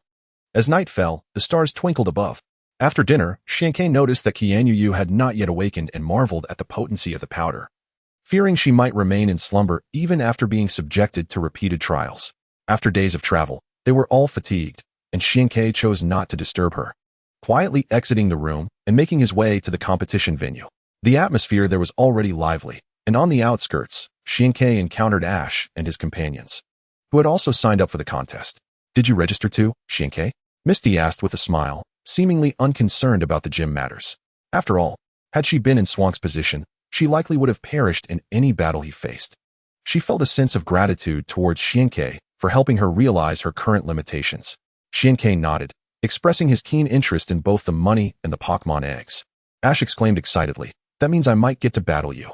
Xianke looked at Ash and replied, "When the time comes, I hope you won't let me down." Ash clenched his fists and assured, "Don't worry, I'm quite strong." The competition format was one-on-one, and without any high-level matches. It proceeded swiftly until the referee finally called Swank's number. As he stepped onto the field, many spectators who had witnessed his prowess during the day were surprised to see him competing, causing those who had considered themselves certain victors to sigh in dismay. "You're already so strong. Why compete with us?" Swank's opponent was a girl with considerable strength and confidence in winning prizes and taking home Pokemon eggs. However, having witnessed the terror of the Flame King, she felt she was far from his level. Rest assured, I will only use Pokemon of the super elite tier. You are not without a chance, Shinkei declared. This statement reassured many, and the girl finally smiled, releasing a formidable Venusaur, a super elite level Pokemon, capable of reaching at least the top 8 in any league tournament. Shinkei responded by tossing out a Pokeball, revealing a dazzling golden Gyarados, its brilliant light nearly blinding the audience. A mighty roar from Gyarados diminished the morale of Venusaur and jolted the stunned spectators back to reality. The invincible Flame King and the radiant Gyarados. This individual's strength was indeed terrifying. Nearby, Team Rocket's Jesse, James, and Meowth looked on, their former greed replaced by profound fear. They trembled at the thought of Shinkei, who had vanquished Team Rocket twice and severely injured one of their leaders, Lambda. In places where Shinkei appeared, they opted to retreat, not daring to utter their usual lines. What are you doing here, James? A noble named Akajihuan suddenly appeared behind them, startling them. James quickly covered Akajihuan's mouth, fearing that one more word might reveal their presence to Shinkei. Both were nobles, sharing a bond of mutual understanding, each grappling with the pressures of their family's forceful arrangements. While James chose to flee, Akajihuan continued to endure his struggles. Why did you join Team Rocket? Akajihuan expressed a mix of disappointment and concern, indicating their close relationship. Don't say a word. If that monster hears, I'll be done for. James replied anxiously. Who is this guy? Jesse asked, glancing at Akajihuan. He is a friend from my childhood. It's been ages since we last met. This isn't the place for conversation. Let us move away from this trouble, he said, pulling Akajihuan away. Shinkei observed their hurried retreat with a bemused smile, questioning whether he truly appeared that fearsome. Returning his focus to the battle, he noted that the potential of the starter Pokemon was boundless. Trainers who managed to capture them typically employed them as their main combatants, especially this girl, hence the exceptional strength of her Venusaur. Gyarados, being of considerable size, was akin to a moving target, forced to soar high above to evade the onslaught of Leaf Blade. The girl, too, found herself at a disadvantage against the flying Gyarados. Yet she understood that Gyarados could only remain airborne for a limited time and had strategies to bring it down. Venusaur, use growth, she commanded. Venusaur roared as green light enveloped its body, radiating vitality as its special attack rose. Shinkei smiled, recognizing the girl's formidable strength, far surpassing Ash's capabilities, making her deserving of Gyarados' full power. Gyarados, execute a free fall and create chaos, Shinkei commanded, intending to secure victory through overwhelming force. The free fall was not a move. Rather, Gyarados relinquished its aerial position, plummeting from the sky with catastrophic potential. As Gyarados descended, its body heated from friction with the air, flames erupted from its skin. What is he doing? Is he not afraid of being incinerated by the extreme heat from such a high fall? Someone gasped. Even if Gyarados did not perish from the heat, falling from such a height would surely result in severe injury. This was madness, Ash exclaimed. The girl's expression soured. This individual was utterly reckless. The fall would already yield terrifying force, and combined with the chaotic move, it could spell doom for Venusaur. 1,000 enemies at the cost of 800 of my own. Many would engage in such tactics during life-and-death situations, but this is merely a competition, the girl thought, believing Shinkei would halt the attack mid-air. However, she could not risk Venusaur's life against this madman. I concede, she reluctantly declared, as Gyarados intensified its assault. The power rivaled that of an explosion, and the girl could only yield. Despite the growth enhancing its special attack, the physical resilience of her Pokemon remained unchanged. The only option was surrender. With her admission of defeat, Gyarados began to levitate, combating the terrifying force of its fall. It strained to ascend, two opposing forces clashing, causing the very ground to tremble. While Gyarados continued its descent, its speed began to abate. Just a few meters from the ground, it abruptly halted, sending a gust of wind that knocked spectators off their feet, before settling gracefully in the air. The high-speed descent had charred Gyarados' scales, yet its internal organs remained unscathed, implying its ability to wield the chaos of its fall with mastery, a display of strength that evoked despair in onlookers, perhaps intimidated by Gyarados. Swank's subsequent opponents directly forfeited their matches, granting Gyarados ample time to recuperate. Shinkei did not intend to deploy his other Pokemon, Schwanji Bird and Abominable Monster, despite both having reached the pinnacle of Super Elite, as this level of battle was evidently not appropriate for their breakthrough. Furthermore, he felt a sense of reluctance to unleash them, as they lacked true life. he resolved to revive them before allowing them to appear before the world. The competition escalated quickly. Misty had unfortunate luck, falling to a trainer with an electric dragon, while Brock was eliminated by an attractive girl, ultimately kneeling at her feet, professing that his heart had been captured, only to be carried away by several distraught men. Xiaoji was fortunate. Or perhaps he was simply benefiting from the characteristics of a protagonist, as he skillfully advanced through the ranks to the semifinals, ultimately facing off against Xian Quebec. Let the battle commence. I can hardly contain my excitement, Xiaoji exclaimed, pulling back the brim of his cap and tossing out a pokeball. It's decided. I choose you, Charmander. Then let us have some fun, replied Xian, sending out Jengar. Having captured numerous Jengar, he opted for one that could merge with him, boasting an impressive compatibility rating of 80%. As Jengar emerged, the temperature on the battlefield plummeted, causing Charmander to sneeze. Charmander was still in its growth phase. While Jengar had reached the pinnacle of elite strength, the disparity in their realms was stark. Xian hesitated to attack, fearing it might discourage Xiaoji. Charmander, use Flamethrower, Xiaoji commanded. The chaotic nature of Xiaoji's Pokemon was beyond comprehension. Charmander, at its peak growth, should have evolved long ago. Yet it seemed perpetually on the verge without any signs of evolution. The Flamethrower was still an elite-level move, and Charmander executed it with remarkable ease, leaving one to wonder whether it was a prodigy or merely a so-called failure. The stream of flame was not particularly robust, resembling the size of an adult thigh. Yet it surged forth with intense heat that warped the air. Jengar, swift as a shadow, evaded the attack and appeared before Charmander, revealing a sinister grin almost touching its face. Charmander, startled, collapsed to the ground, while Jengar swiftly conjured a shadow ball, providing no opportunity for evasion and striking with lethal force. Jengar floated back to Xian side, but to everyone's surprise, Charmander rose valiantly. Radiating a fiery glow, its blaze ability had activated. The audience cheered for Charmander's tenacity, though Xian furrowed his brow, questioning why it refused to concede gracefully. Fire-type Pokemon were known for their fighting spirit. Much like the young fire pig of his childhood, they possessed a stubbornness that made them reluctant to surrender. Charmander, use Flamethrower again, Xiaoji called out. It's futile. Jengar, use Shadow Ball, Xian ordered. The Shadow Ball shattered the Flamethrower, striking Charmander and leaving it dazed, its eyes swirling in confusion as it fell to the ground. The lack of strategy was evident. The gap in strength rendered tactics utterly ineffective in the face of absolute power. Xiaoji rushed to Charmander's side, offering words of comfort before recalling it. In that moment, Xiaoji felt his own inadequacy, and Xian could do little to assist. The finals finally arrived, with Xian facing a man in his mid-20s, who possessed an ultra-elite electric dragon. Jengar, while at the pinnacle of elite strength, lacked the ability to challenge beyond its class. Since Xian had no intention of deploying the abominable monster or the Xianjia bird, the only viable contender was the ultra-elite Gyarados. Gyarados, no longer fearful of electric attacks, still struggled to acclimatize its body to the electric shocks due to insufficient training time, making it vulnerable to 4 times the damage. My name is Delay, and it is truly an honor to battle the gym leader of Hualan. I hope we can engage in an exhilarating match, he proclaimed as he released his electric dragon. Standing at a height of 1.5 meters, the electric dragon crackled with electricity, moving with the grace of a thunder god. Upon closer inspection, Xian noticed a magnet hanging from its neck, enhancing its electric-type moves. Gyarados faced the electric dragon, aware of its disadvantage due to the quadruple effectiveness of electric attacks. With the added boost from the magnet, victory seemed increasingly elusive. However, Xian had his own strategies, aiming to unleash a devastating aerial assault. As Gyarados took the field, it felt an overwhelming pressure upon seeing the electric dragon, an instinctual warning of its formidable strength. With the referee's signal, Xian commanded Gyarados to ascend into the air.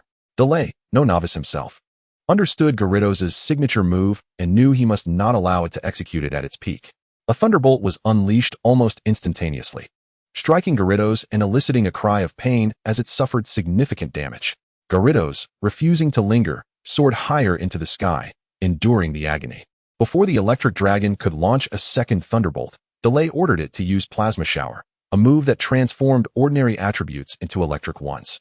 Dark clouds gathered, unleashing a torrent of sparks. The air crackled with energy as the electric dragon stood amidst the storm, fixated on the airborne Gyarados. The audience watched in awe as the electric dragon not only executed a thunderbolt, but also summoned a thunderstorm, akin to a deity of thunder descending upon them.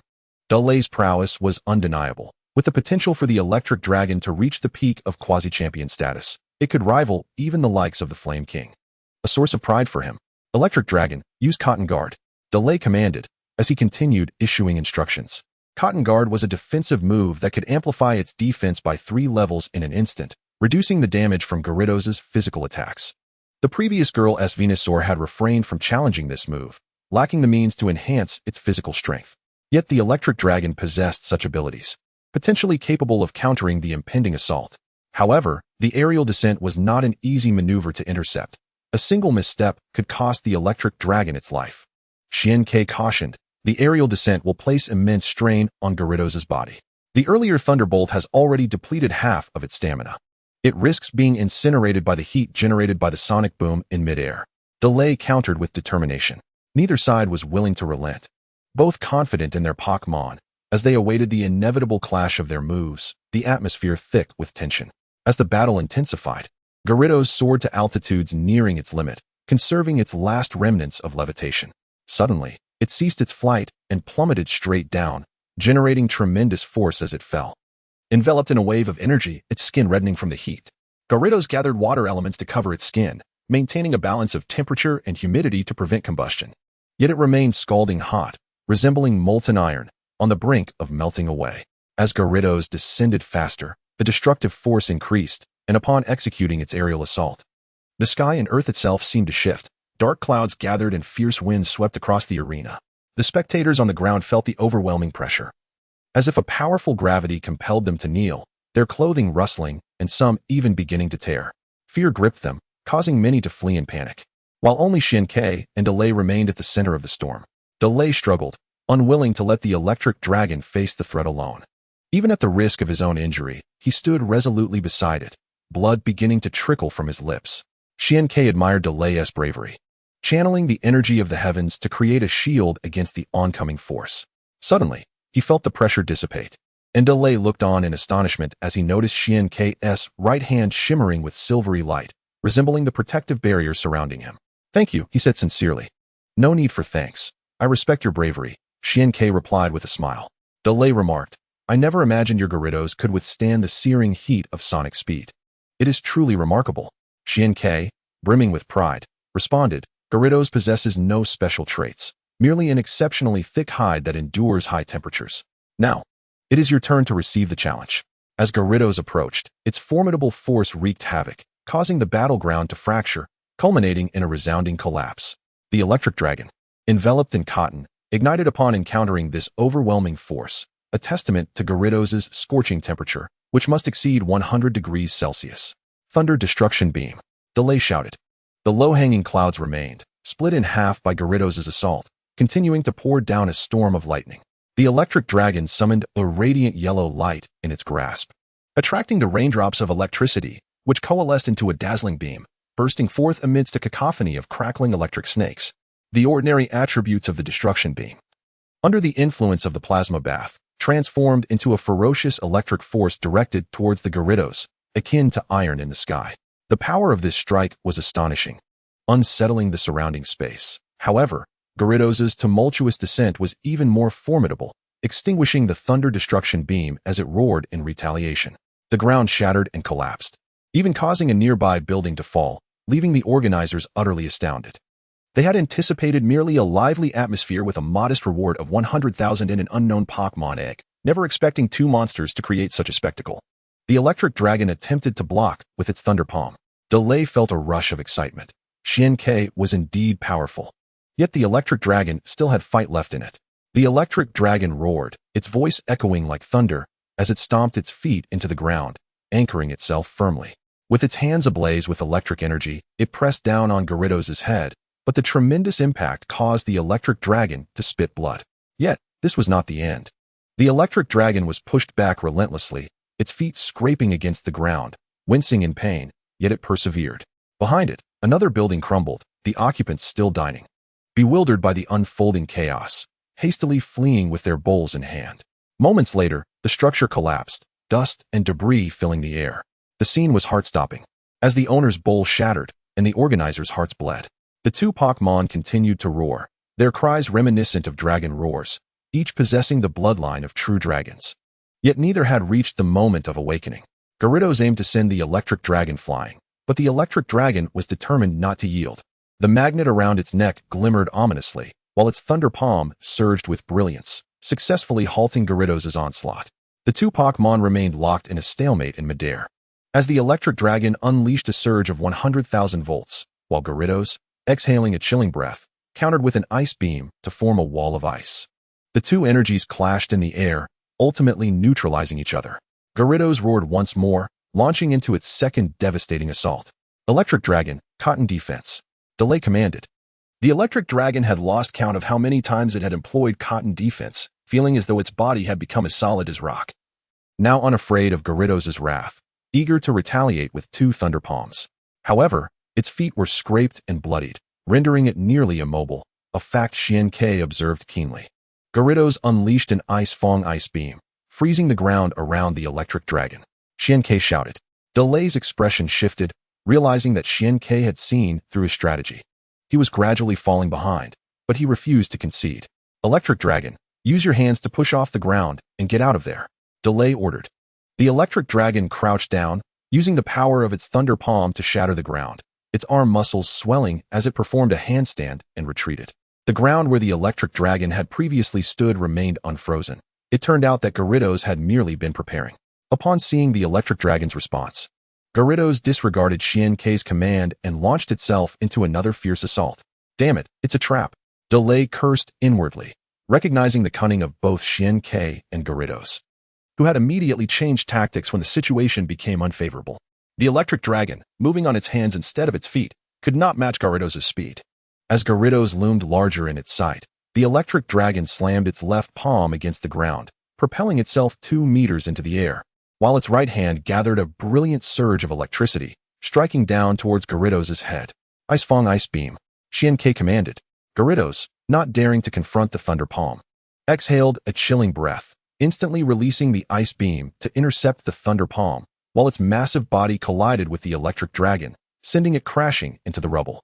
You both are insane for maintaining Ice Fang status. Delay lamented helplessly. Amidst the ruins, electric sparks erupted as the electric dragon unleashed its power, clearing the debris. Its body adorned with a faint frost, panting heavily as it faced Gyarados. Gyarados was weary as well, yet in a better state than the electric dragon. With another grand assault, the electric dragon extended its hand to block once more, but the collision forced it to stagger backward, its vision fading to white. Though it lost consciousness, it successfully halted Gyarados' advance. Well done, Xian-Kei exclaimed, offering resounding applause. Nearby, the audience reacted in unison, erupting in thunderous applause. The match had indeed been spectacular. I can't find your comment at the starting point. I wanted to pin and highlight it, but when I opened the comments on my phone, it showed as deleted.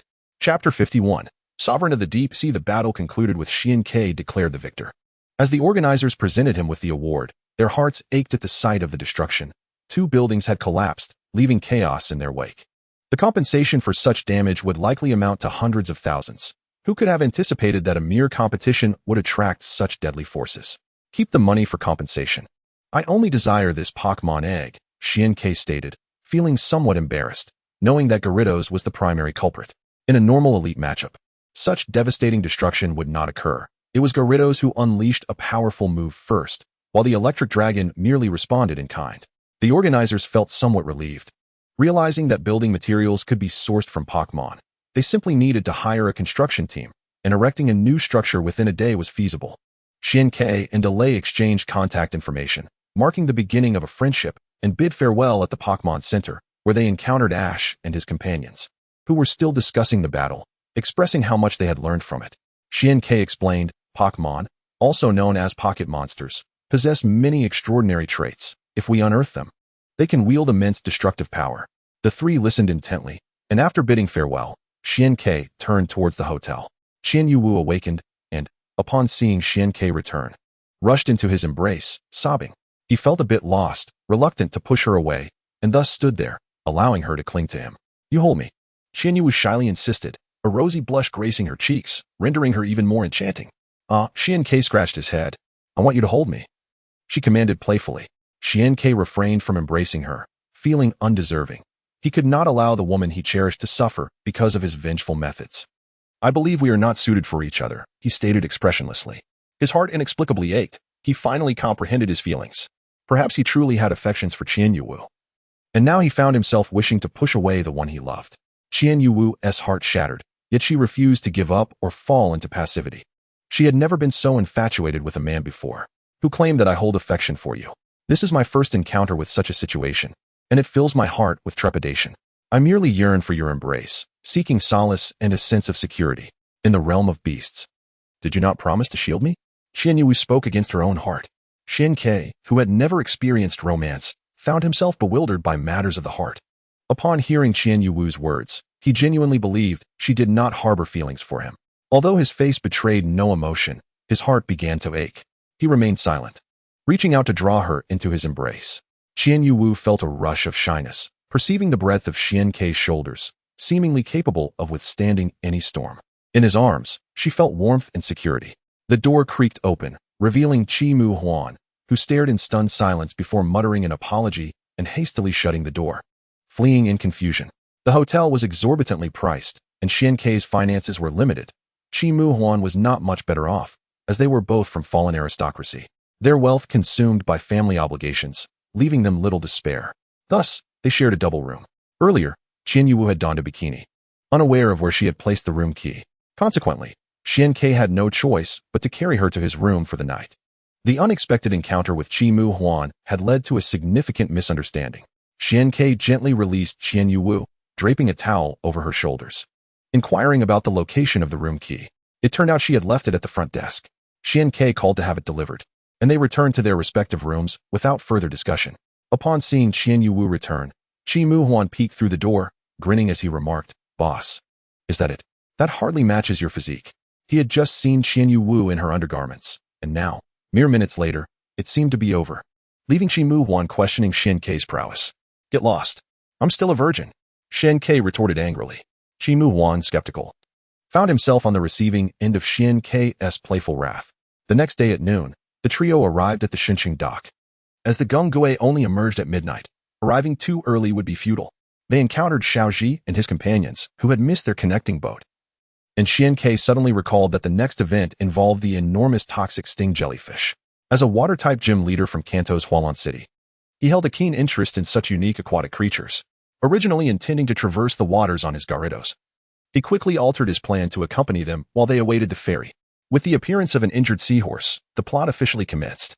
Not long after setting sail, the ferry exploded, prompting panicked individuals to jump into the water, only to be paralyzed by the lurking agate jellyfish beneath. Xiao Xia intervened, unleashing water-type Pokemon for rescue.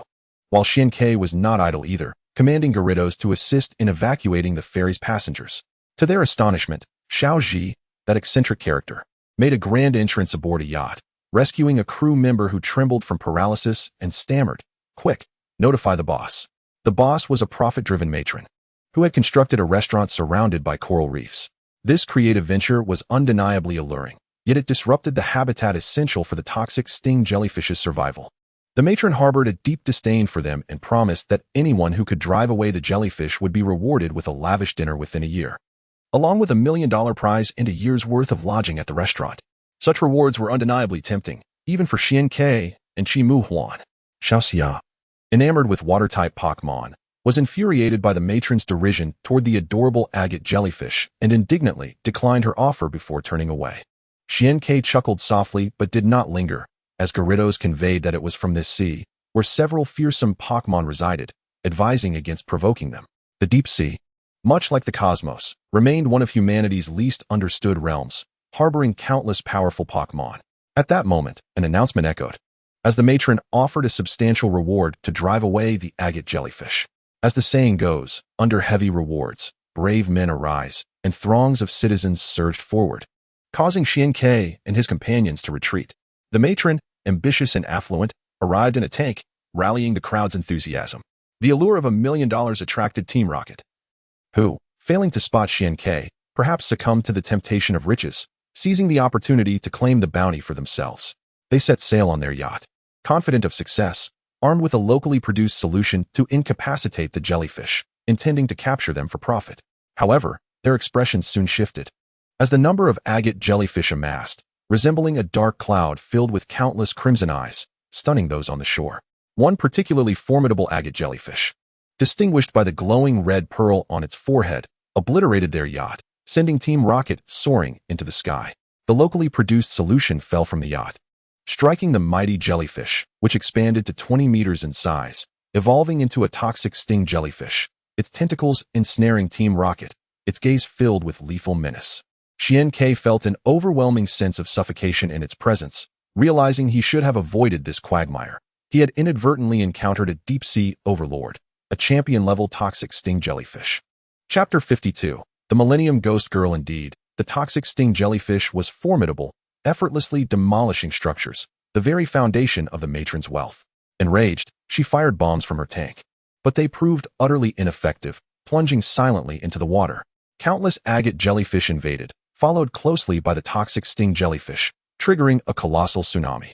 Champion-level Pokemon possessed the capacity to incite natural disasters. Damn, this toxic sting jellyfish is too powerful, Chi Mu Huan exclaimed, sprinting to evade the impending tsunami. Xian Ke also fled, internally cursing the author of the Pokemon narrative that had ensnared him, who had dared to tame the toxic sting jellyfish, a true sea sovereign. Qian Yu Wu, however, was unafraid of the tsunami. As a sorceress, she possessed the ability to levitate. Yet, encountering a wild champion-level threat for the first time, especially one in a furious state, left her pale with fear. The town lay in ruins, devastated by the agate jellyfish army, as the tsunami roared through, toppling numerous skyscrapers.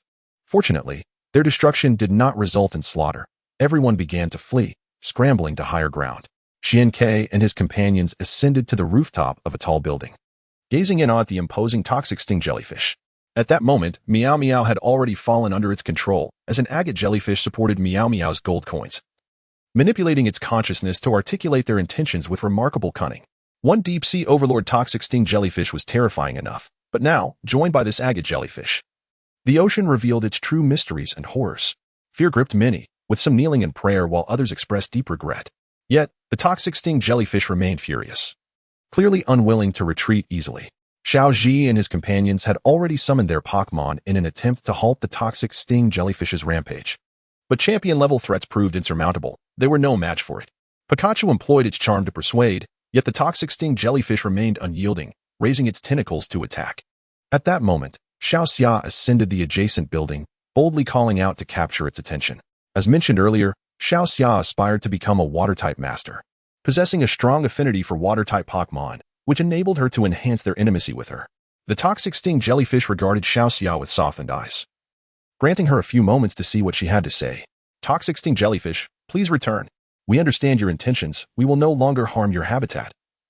Xiao Xia implored earnestly, her hands clenched, tears glistening in her eyes. The stinging jellyfish surveyed its surroundings and saw the humans in disarray, their expressions reflecting regret, which greatly diminished its ire. It dared not act too recklessly, for this sea was under the protection of deities. It could overlook mere destruction of structures.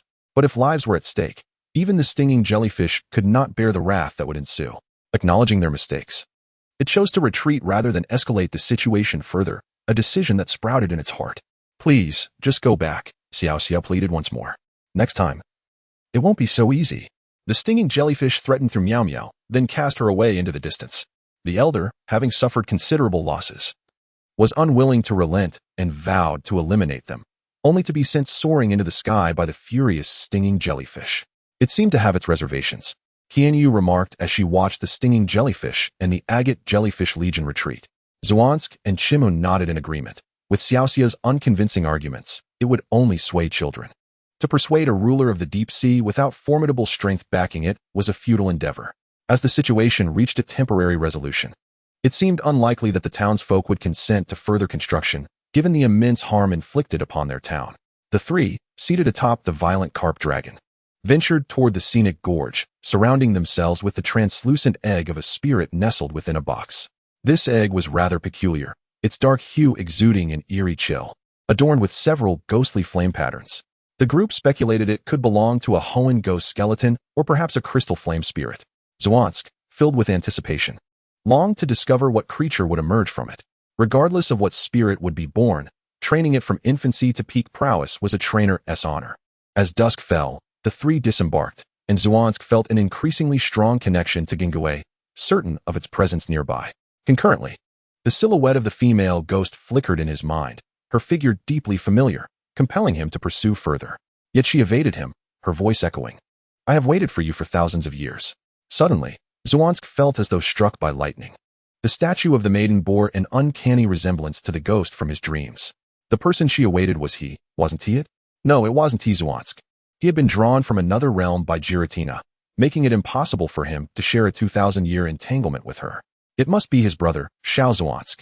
If his assumptions were correct, he bore the responsibility to unravel this millennia-old bond, as Xiao Zwansk would ultimately be resurrected. Should she persist in her wait, they would remain eternally separated by life and death. You all go enjoy the temple fair. I have matters to attend to. Zwansk stated solemnly as he gazed at the Maiden's Rock, then turned away from his companions, striding toward Maiden Rock. Chimu and Qianyu exchanged glances filled with confusion. Yet they understood Zwansk's superior strength rendered their concerns trivial, so they proceeded to the fair. Approaching Maiden Rock, the slanting sun cast elongated shadows. And despite the oppressive summer heat, a chilling breeze wafted through. Gingue, I have come for you. The shadow of Maiden Rock stirred, forming a ghostly silhouette, undoubtedly Gingue. It felt a surge of emotion, yet hesitated to emerge, fearing the sunlight. Influenced by the previous night of anguished cries, the female ghost had grown powerful. Once unable to sense Zwansk, she could now easily perceive him and even reach out in dreams. Unafraid of sunlight, she drifted forth from Maiden Rock, their gazes locking. Her eyes glowed with a warmth surpassing the sun, as she tenderly caressed Zwansk's cheek, reminiscent of his appearance in military garb 2,000 years prior. Zwansk's expression was cold and distant, leaving the female ghost feeling alienated, as if devoid of emotion. If this truly was him, even as a reincarnation, he could not be so indifferent. No, you are not him. What have you done to him? She roared, her fury causing the very heavens to darken, summoning ominous clouds. Gungui's demeanor shifted. If the female ghost were to act, it would be at a loss as to whom to assist, merely attempting to mediate and calm the situation. Who are you, and what have you done to him? The female ghost lamented, tears of blood streaming from her eyes, filled with horror. Chapter 53. Persuasion into reincarnation. The female ghost had awaited her beloved for over 2,000 years, her deep-seated obsession evoking sympathy. Now, witnessing the figure she adored transformed and occupied by another, her resentment surged, the 2 millennia of devotion morphing into a formidable malice, eclipsing even that of a ghost infant. Zwansk offered no defense. Any explanation would seem feeble. Communicating with Giratina, a hexagram appeared upon his forehead, opening a gateway to the underworld, revealing Xiao Zwansk's silhouette within. Outsiders only beheld the surging malice emanating from Maiden Rock, obscured by a barrier of darkness, oblivious to the turmoil within. The unaware populace, including Chimu and Qianyu, both ghostly emissaries, sensed Zwansk's intent to separate them, knowing the ghost was far too powerful for them to confront, thus deciding he would face it alone. This realization moved them deeply, accompanied by regret. Had they been stronger, they could have alleviated Zwansk's burdens. Qianyu felt particularly ashamed, being one of the Hoenn 4-star beauties, yet constantly hindering the one she cherished. The two hastened to the dark barrier, a realm forged from malice, only accessible through psychic, ghostly, or dark energies.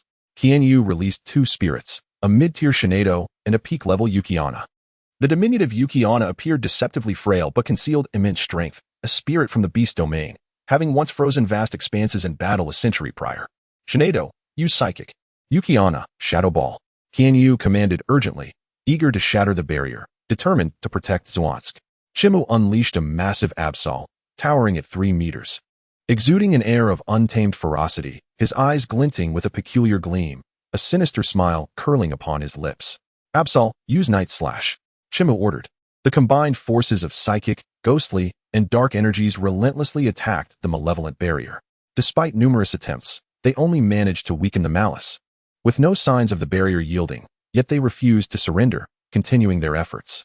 Inside the barrier, the female ghost gazed at the youth within, her malice subsiding. Her gaze softening as he resembled her beloved from childhood. The boy returned her gaze, filled with affection, tears streaming down his cheeks, a sentiment quite unusual in an 8-year-old. It is him, her little Zwansk, she thought, yearning to break through yet hesitating, fully aware that entering would erase memories. Save for this enduring love she could not forsake. He still has a shadow. What does that mean? The female ghost inquired. I am his brother, Zwansk. Due to certain circumstances, I inhabit his body. And I am now aiding the lord of the underworld in the hope of resurrecting him, Zwansk explained, his voice steady. The female ghost listened intently as he continued. In no more than 5 years, at the very least 3, he will be revived as an 8-year-old boy. Where will you be then? The female ghost fell silent. In the past, she would have preferred to become a ghost rather than wait in their parting place, all due to a promise to return and marry her. Yet 2 millennia have passed, with a resurgence of endeavors, and she has witnessed the transformation of the world. The sole constant remains her unaltered visage. And the only unchanging fact is that he has yet to return. When he comes back, where will I be? She remains in the place of departure. While he is reborn, and she has become a specter, bereft of anyone's blessings, ultimately separated by the realms of life and death. If you are willing to enter the cycle of reincarnation, I promise you will not endure the suffering of rebirth, retaining 2,000 years of memories, and will be reborn as a human. Years later, when the little sparrow revives, you may rekindle your fate. The world that the king of the underworld dragon presents to her offers such a promise. Each ghost that refuses reincarnation distorts the fabric of space. And as these souls multiply, the cycle will inevitably collapse, leading to a chaotic world where both virtuous and malevolent spirits wander aimlessly. Some may linger to protect their families, while others may wreak havoc on the living, plunging the world into disorder. Thus, the king of the underworld dragon seeks ghostly minions to maintain order, willing to go to great lengths to ensure these spirits do not remain in the mortal realm. The female ghost grows agitated, uncertain if the king of the underworld dragon will deceive her, yet she firmly believes that Xianke will not betray her, for he is her brother, and they bear an uncanny resemblance. Seeing Xianke nod, the female ghost plunges into reincarnation, embracing the little sparrow once more. As the king of the underworld dragon bestows a kind smile upon Xianke, and then closes the door to reincarnation. This smile carries myriad meanings for Xianke. He understands that the king of the underworld dragon has orchestrated numerous events to ensure stability. First, the king grants Xianke the ability to traverse souls, indirectly burdening him with a life, and after 14 years of living with guilt, he must aid in exorcising spirits, driven by his desire to save the little sparrow. Next, he gathers ghostly minions to guide them to Karnar, leading to the resolution of the ghostly infant issue and inadvertently binding him to the millennial ghost. Ultimately, he must venture into the Maiden Gorge, where he encounters his brother's past lover and personally sends her into reincarnation to reunite with his brother. This is no coincidence but a deliberate design. Indeed, life is akin to a play. One cannot allow others to direct every scene and live solely by their script. For what meaning is there in such an existence? As the female ghost departs, the malevolent aura dissipates and the weather returns to normal with blue skies, white clouds, verdant mountains, and clear waters, all imbued with a serene atmosphere. Akaji Huan and Qianyue Wu inquire anxiously, and Xianke merely states that he has dealt with a female ghost and clarified their grievances before asking if they feel like mere pawns, manipulated by Giratina and the wailing malevolent spirits. Their expressions darken, and they sigh softly. While they feel a pang of sorrow within, they cannot afford discord. Akaji Huan shoulders the burden of his family's rise and fall, while Qianyue Wu, being exceptionally beautiful, knows that without Giratina's resources, she might have long been toyed with by some man. Without the king of the underworld dragon, they are nothing, even if treated as pawns in a deadly game. They have no choice but to accept their fate. After reviving my brother, I wish to cease, Xianke confides, unafraid of the king of the underworld dragon overhearing him. For he is the master of his own destiny, unwilling to be manipulated. Akaji shakes his head. The weight on his shoulders is too great. If he were to abandon his role, his family would lose its means to rise, and he cannot walk away. Qianyue Wu feels tears welling, though she has grown stronger.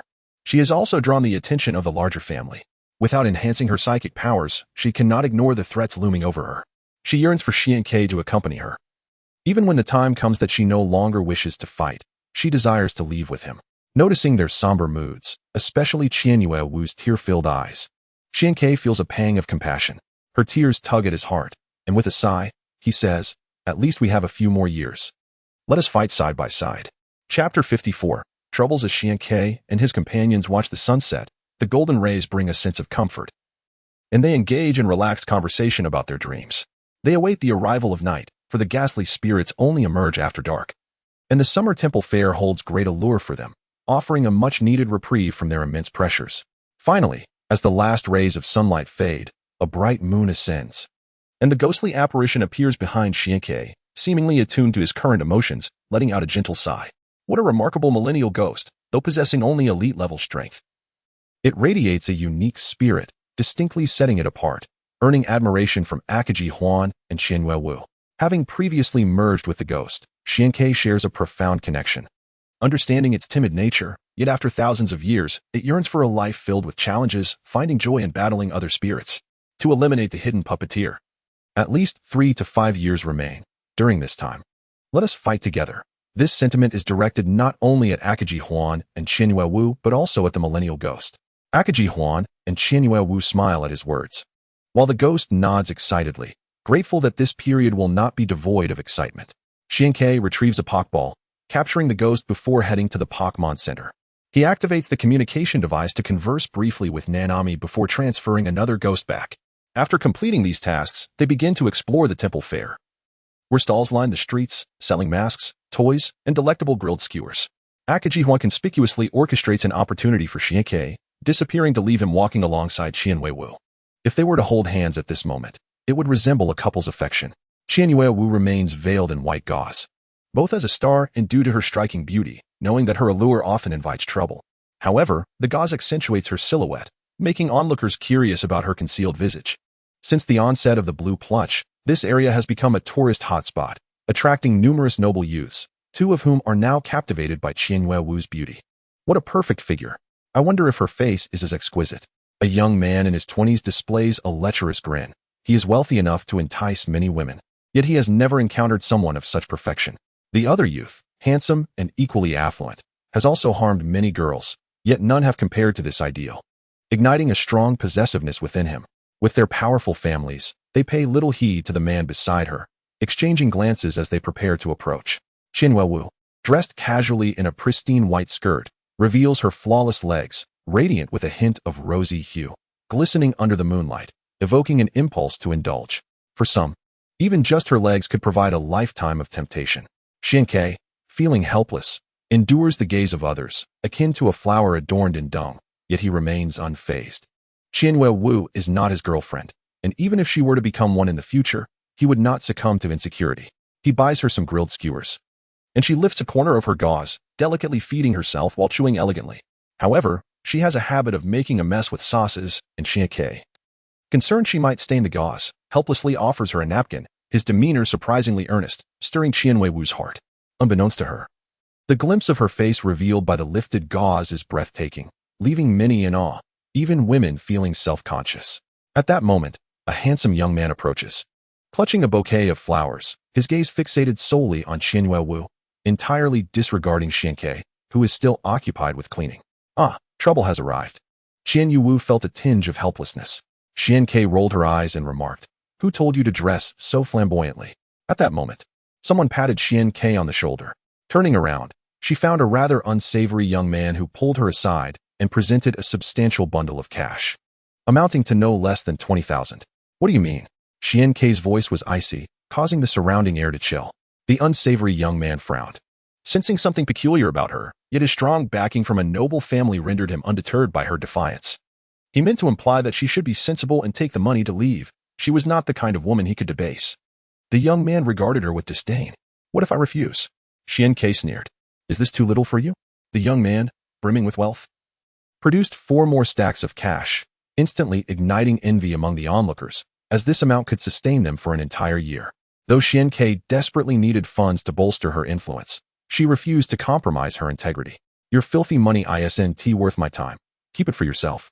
She pushed the young man away, sending him staggering back several meters and toppling a few bystanders. Ignoring the handsome man nearby, she grasped Qianyue Wu's delicate hand and attempted to leave. "Don't be ungrateful." The handsome man seized Xiankei's hand, his gaze glinting with murderous intent. "She is mine. Anyone who dares to touch her will die."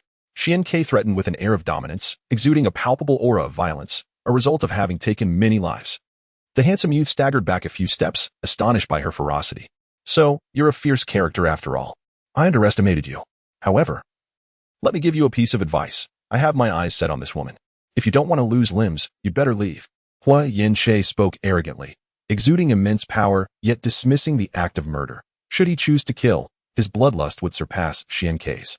Thus he regarded her with utter contempt. The unsavory young man approached, wiping the blood from the corner of his mouth, his fury boiling over. As a noble scion, he was accustomed to sycophancy, never before having been knocked to the ground. "Leave her. You can go." or else you'll die here. He threatened brazenly in front of the crowd, unafraid of the repercussions of his noble status. Xian-Kei shielded Qian Yu behind her and stepped forward with disdain, declaring, "Is nobility truly that impressive? Today, I shall trample upon your so-called superiority. You seek death." They both roared, each summoning a Pokemon. Huo Yin-Che released a Scyther while the unsavory young man summoned a Snorlax, both of which were at the Quasi-King level. The overwhelming power of these Quasi-Kings elicited gasps from the crowd, who quickly retreated, fearful of being caught in the ensuing conflict. "It's not too late to kneel and apologize. If you leave her, I will pretend this never happened," Huo Yin-Che pressed, his demeanor aggressive.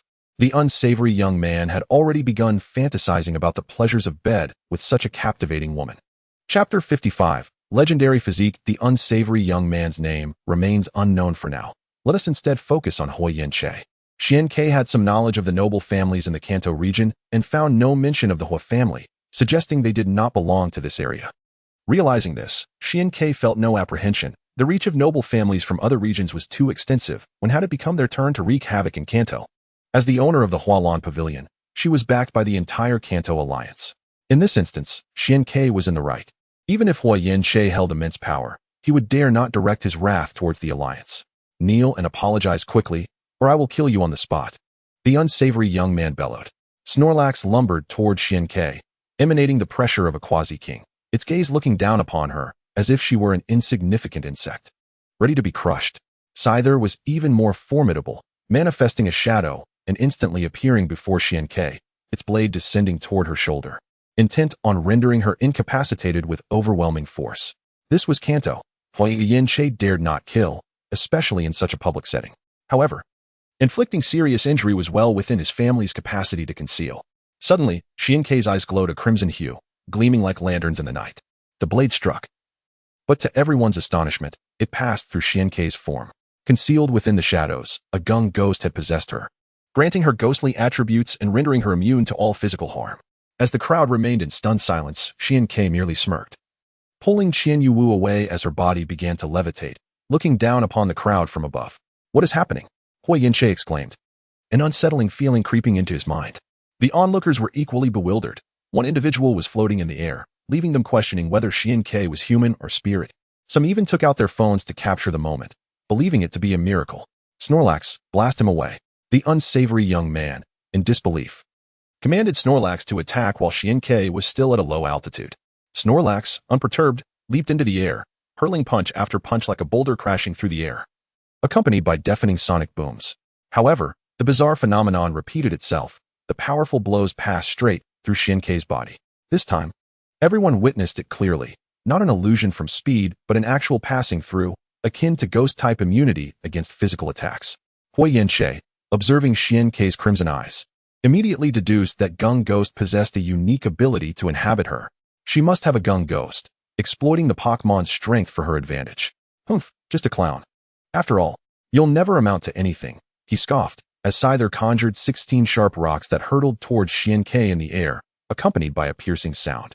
The unsavory young man, not foolish, quickly grasped the source of Xian-Kei's strength and felt a deep contempt for her. Relying on Gung Ghost's power while attempting to act superior had left him previously breathless with anxiety. "Snorlax, use your psychic force," he shouted, intending to obliterate Gung Ghost. Xian-Kei urged Qian Yu to retreat. In her current levitating state, her short skirt would expose her to the crowd, which would surely irritate Xian Quebec. She gently cast Qian Yu away, who used her psychic ability to land gracefully atop a nearby building, her exquisite visage observing the unfolding scene. Facing the onslaught of sharp rocks and psychic force, Xian-Kei remained unperturbed, crossing her arms as nearly 30 shadow orbs materialized around her, exuding an eerie ghostly aura, directed at the two energies below. Such powerful ghostly waves, Huo Yin-Che's eyelids twitched, his anxiety escalating. Explosions erupted as the sharp rocks and psychic force were obliterated, sending plumes of dust into the air. 7 or 8 shadow orbs penetrated the haze, continuing their descent. In midair, Xian-Kei, utilizing the cover of dust, concentrated a massive shadow orb in her right hand, its size continuously increasing with time. Snorlax remained unfazed by the shadow orbs, allowing them to strike without sustaining any damage, as its ordinary type immunity rendered it invulnerable to ghost-type attacks. Scyther, however, was not so fortunate. 3 shadow orbs sent it flying. though its quasi-king status allowed it to envelop itself in water-type elements, minimizing the damage. Why do I get the feeling that this gung ghost is of kingly strength? The unsavory young man remarked to Hui Yin-che. It was notable that while the quasi-king scyther could only unleash 16 razor-sharp rocks, Xian-Ke, imbued with gung ghost's essence, effortlessly manifested nearly 30, already reaching kingly standards. No, if gung ghost were a king, it could easily obliterate us alone, requiring no need to inhabit her. This would only increase its energy expenditure, unless it had a compelling reason to do so. Yin-che contemplated a possibility. He suggested that he might be a grotesque youth with the spectral physique, which was indeed shocking. The spectral physique is one of the 18 legendary physical constitutions. Those who possess this physique are innately capable of sensing the energy of the universe, becoming unparalleled practitioners. When capturing ghost-type spirits, there is no need for acclimatization. A telepathic connection is established effortlessly, allowing them to unleash overwhelming power in battle. Individuals with legendary physiques have always been coveted by noble families for once they mature. Their achievements are boundless. To date, only 2 such physiques have emerged, one belonging to a youth with the Thunder physique, a prominent figure among the 4 stars of Hoenn, supported by the illustrious Sasaki family. The other is the psychic physique, possessed by the esteemed owner of the Golden Pavilion, Nasi, whose formidable telekinesis is nurtured by the Alliance. It is astonishing that a mere vacation and a casual flirtation could lead to entanglement with one possessing the spectral physique, leaving one to ponder whether this is fortunate or unfortunate. A gentle breeze swept through, dispersing the dust. As the dazzling sparrow in midair gathered a shadowy giant bomb in its right hand, exuding unmatched power, Snorlax observed the energy with a sense of trepidation. Despite its own resilience, the force was far beyond the threshold of the quasi-heaven realm. The scythe helmet, unlike Snorlax, could not evade the shadow ball. It sensed a deathly aura emanating from the energy. Hui Yin and the grotesque youth were both proud individuals, believing themselves superior since birth, unwilling to bow even in the face of formidable foes. I am a scion of the Masuda family. If you believe you can withstand the wrath of nobility, then try to harm it, threatened the grotesque youth. They had openly threatened and acted in front of many, disregarding whether the individual was of spectral or thunder physique. At that moment, reputation took precedence. Xian-Ke sneered. You should have remained silent. Now that you have spoken, you wish for a peaceful resolution? The Masuda family, which has barred Xiao Ming from entering Golden City for life, is indeed quite domineering. However, my brother has some grievances with you, so I fear you shall have to pay a price today. Xian-Ke hurled the shadow giant bomb, and Snorlax, unafraid of ghost-type attacks, charged forward, attempting to endure the impact. In a sudden twist, a fist-shaped energy materialized, bearing the weight of 1,000 pounds, striking Snorlax and causing it to spew blood.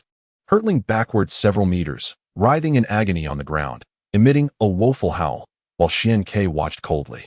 Wait, this fellow is a martial artist. A master of the king level. Hui Yin was astonished, having never expected to encounter such a young martial arts master.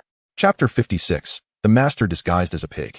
A master is a title of respect among fighters. Typically, those who reach the king level are referred to as masters. Yet, how could such a young master remain unnoticed? The shadow giant bomb hurtled towards the scythe helmet, which dared not let its guard down, unleashing a flurry of energy strikes in an attempt to counteract it. Under Xian-Ke's control, the shadow giant bomb had absorbed all the ghostly energy from Gung Gue, paired with his immense strength. It was beyond the scythe helmet's capacity to counter. The terrifying shadow giant bomb crushed down, creating a deep crater in the ground, as the scythe helmet coughed up blood. One of its blades shattered, bloodied and grotesque. Xian-Ke's figure glided like a specter, hovering behind the grotesque youth, exuding an intense chill that seemed to penetrate the very soul. The grotesque youth screamed in terror, fleeing forward, while Xian-Ke followed like a shadow, delivering a kick to his backside that sent him soaring 3 meters into the air.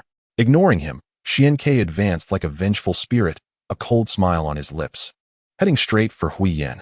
The scythe helmet, upon striking, aimed to sever his arm. Had Xian-Ke lacked strength, he might not have escaped unscathed. Since he dared to sever Xian-Ke's arm, Xian-Ke would not hesitate to reciprocate, lest he become a target for all. Hui Yin showed no fear. His gaze fixated on Xian-Ke, filled with venomous resentment. Were looks capable of killing, Xian-Ke would have perished 100 times over. Lin Shu act. Hui Yin bellowed as Xian-Ke drew within 2 meters. He hailed from the Hui Yin family, with the scythe helmet newly entering the quasi-heaven realm, and it was impossible for him to be without bodyguards. Such a young age, and yet so ungrateful. It seems necessary to educate your elders, a voice echoed. Deep and resonant. Xian Ke disregarded it, launching a punch toward Hui Yan's right arm, his 1,000-pound strength sufficient to shatter the entire limb. Humph, overestimating yourself, the voice scoffed. As a flash of red light appeared before Xian Ke, revealing a colossal figure that met his punch with equal force. The impact was tremendous, causing the surrounding air to ripple and the ground to fracture, the force surpassing that of Xian Ke, pushing him back 5 or 6 steps. Xian Ke halted, his hands trembling, a metallic taste filling his throat as he spat blood. Gung Gui was expelled from his body, his eyes spiraling as he lost the ability to fight. With such strength, you dare to come out and embarrass yourself, thinking yourself invincible, yet you remain but a frog at the bottom of the well, ridiculous in the extreme. An old man emerged from the crowd, gaunt and seemingly unremarkable, yet he harbored terrifying power, a master steeped in martial arts for decades. The one who had previously obstructed Xian Ke was an abalong, a massive creature displaying the wear of age, yet exuding a commanding presence. As a king-level trainer and a martial arts master, such a peak powerhouse protecting a youth indicated the formidable forces backing Hui Yan. State your master's name. Or do not expect to leave here, the elder threatened. No, even if he speaks, he cannot leave. I have taken a liking to his woman. You threaten him to leave her behind, then sever your own hands and bow in apology, Hui Yan pressed aggressively. Indeed, Lin Lao, we cannot let him go so easily. The woman must remain, and he must be rendered incapable of fathering children. In the future, the Masuda family will surely reward you handsomely. Lin Lao's eyes gleamed with bloodthirsty fervor and greedy desire as he regarded Xian Ke. If he could obtain resources to advance further, his lifespan would be extended by decades. Little brat, blame your lack of skill for provoking someone you should not have. Now, you must act, or my intervention will bring you great suffering, Lin Lao advised. Not far atop a building, Qian Yu frowned. Having noticed Xian Ke coughing blood, a fire of anger burned within her, wishing to rush down and fight alongside him. Xian Ke will not lose, Akaji Huan stated confidently beside her. Xian Ke's Flame King is merely a step away from the king level. Only an exceptionally strong king can suppress him, and this abalong is not qualified. Akaji Huan and Qian Yu refrained from intervening. Unlike Xian Ke, they lacked the ability to protect themselves. Should their identities and strengths be revealed, they could attract unnecessary enemies. Old fool, do not overestimate yourself, if you have the guts. Come at me, Xian Ke taunted with a smirk. Very well, you have spirit. Abalong, dispose of him. Abalong roared like an invincible warrior, leaping forward with a 1,000-pound fist that rained down like a storm, causing the very air to crack. In equal standing, spirits possess an inherent advantage over humans. A timeless truth, as Xian Ke steadfastly resisted the onslaught. Lin Lao smirked ominously, glancing toward the rooftop, then summoned another spirit, a desert dragonfly of the quasi-heaven realm. Bring that girl to me. The desert dragonfly emitted a mighty roar, transforming into a green light that soared into the air. Arriving before the two individuals in the blink of an eye, its dragon claws reaching out to seize Qianwei Wu. Xian Ke paid no heed to the desert dragonfly, for in the realm of quasi-kings, if the two of them could not resist, they were unworthy to contend with Xian Ke against the specters. Suddenly, a brilliant light erupted from the rooftop. Due to the angle, Elder Lin could not discern the reality of the situation, left bewildered by the events unfolding above. In the next moment, he witnessed a figure plummeting from the rooftop. His eyes widened in shock as he realized it was his desert dragonfly that had fallen. There are experts on the rooftop, Elder Lin murmured in surprise. Recalling the desert dragonfly, he summoned forth another sprite, an aged javelin, its feet shimmering with a silvery sheen. This was yet another king-level sprite, and Elder Lin, a 2-star king himself, was a formidable force to be reckoned with. Javelin stomped its feet, launching its body like a rocket toward the distant rooftop. Swank's gaze grew cold as the spirit ball of the flame warrior opened automatically, standing beside him, its form stretching like a bow drawn to its limit. With a single step, the ground shattered beneath it, and a ferocious strike surged forth. The very fabric of space seeming to shatter like glass, its power surpassing 1,000 pounds. Unaware of the depths of danger, Abelang attempted to withstand the flame warrior's furious assault with his fists, only to hear a horrendous crack as his arm exploded in an instant. The agony caused Abelang to scream in torment, while Elder Lin, witnessing Abelang's grievous injury, felt his eyes bulge with rage, as if they might burst at any moment. I will kill you, Elder Lin bellowed as he charged forward, abandoning Qianwei Wu, fully aware of the flame warrior's might. You have gone too far. Do not blame me for being ruthless, Xian Ke replied coldly. 2 reincarnation balls were hurled forth, summoning the Xuanjia bird, and the Abagwa, as Elder Lin revealed his formidable strength. Unearthing his trump cards, the two sprites exuded a ferocious aura, their malevolence palpable and suffocating. "Damn it, you cunning beast," Elder Lin exclaimed, feeling a chill of dread from the terrifying presence of the two sprites. Nearby, onlookers recorded this battle, one capable of shaking the very foundations of the world. With a young man live-streaming on a well-known platform, his handsome appearance and exceptional sprite prowess attracting a following of over 100,000 fans. The moment the stream commenced, it detonated across the internet, sparking a flurry of speculation about the identity of this youth capable of training two legendary beasts. Netizens from Hualan City entered the chat. Recognizing the figure as Xianke, the master of the Hualan Pavilion, and chaos erupted in the comments as his name spread like wildfire. The higher-ups of the Alliance watched the stream with unease, cursing Xianke for being a source of trouble. Just recently, he had decimated Team Rocket, and now, before any retaliation could commence, he unveiled two fearsome beasts. The cultivation of such unparalleled beasts cannot be achieved easily. He must possess unknown opportunities, Samaranki remarked. However, since he is a disciple of Jiba and a brother to him, any attempts to harm Xianke will warrant a warning from the Alliance. The upper echelon of Team Rocket gathered, their eyes fixed on the live stream, with Ramda seething in frustration, having lost two kings due to this individual. Years of effort vanishing in an instant. Sakaki quietly observed the flame warrior, glancing between it and the Xuanjia bird and Abagwa, a dark cloud looming over his expression. Foreboding and ominous. These three sprites possessed extraordinary talents, far exceeding those of ordinary sprites. Xianke's possession of them was unmerited. And it was only a matter of time before he became a pawn of Team Rocket, stripped of all his worth. In the conference room, alongside the four major executives, sat a robust elder, his hair gray, yet his visage not betraying age. His eyes were akin to those of a venomous serpent. Anyone who met his gaze felt an icy chill. His name was unknown, referred to as the Poison Serpent Instructor by Team Rocket members, responsible for training a cadre of practitioners, a hidden strength of the organization. The Mutewell project was at a critical juncture, and the four executives could not afford to leave their posts. Nevertheless, Xianke posed an extreme danger. Chosen as a disciple by that individual, his potential was undoubtedly limitless. Having stirred the pot, they could not allow him to flourish unchecked. When the Poison Serpent Instructor, who rarely spoke during meetings, suddenly voiced his opinions in length, Sakaki could not help but take heed. "What does that serpent elder imply?" Sakaki inquired. "We must harness the power of the Poison Serpent to eliminate him in his cradle. We cannot allow that old fool to take pride in his success. If another Jiba were to emerge, where would Team Rocket stand in Kanto?" Regardless of whether it was the Poison Serpent Instructor or others, any martial artist had to acknowledge Jiba's stature in the realm of combat. If two such individuals were to arise within the Alliance, the existence of the Poison Serpent faction would be rendered unnecessary. Let it be as the Serpent Elder suggests. But is there truly someone within the Poison Serpent faction capable of defeating him? Sakaki queried. The talent of Do Yin is evident. Even such a martial arts genius would have to flee in a confrontation with Xianke. There are more than one, codenamed Bat and Spider. These two have immersed themselves in poison techniques for over 30 years and have only recently achieved breakthroughs to become king-level masters, their foundations even more solid than Do Yan's. Capturing Xianke will be a trivial matter. The Poison Serpent Instructor's eyes glinted with a frosty light, narrowing slightly as two streams of dark energy radiated outward, causing the four executives to retreat hastily, wary of the encroaching shadows. Then let them take action. Regardless of the outcome against Xianke, he will inevitably be fatigued. We shall seize this opportunity to interrogate him thoroughly about the origins of these legendary beasts.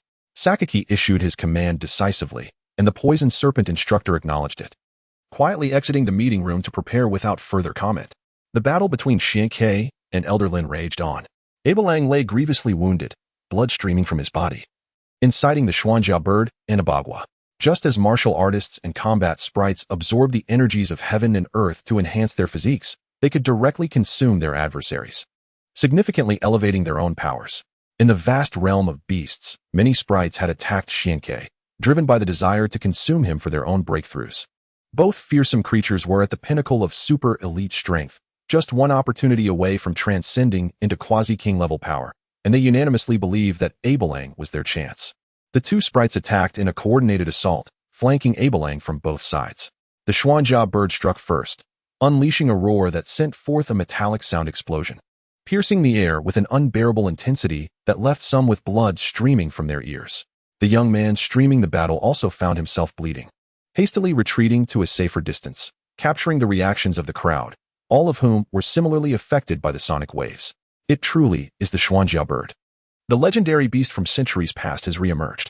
It cannot possibly begin a massacre like it did a century ago. If it does, who could stop it? The metallic sound explosion was overwhelming, yet Abelang stood resolute.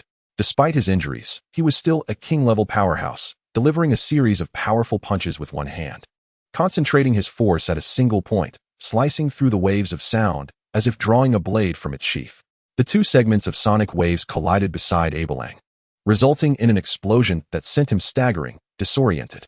Abelang sustained minor injuries. The peak-level attack from a superhuman surprisingly inflicted damage upon this king-level creature, inciting its fury.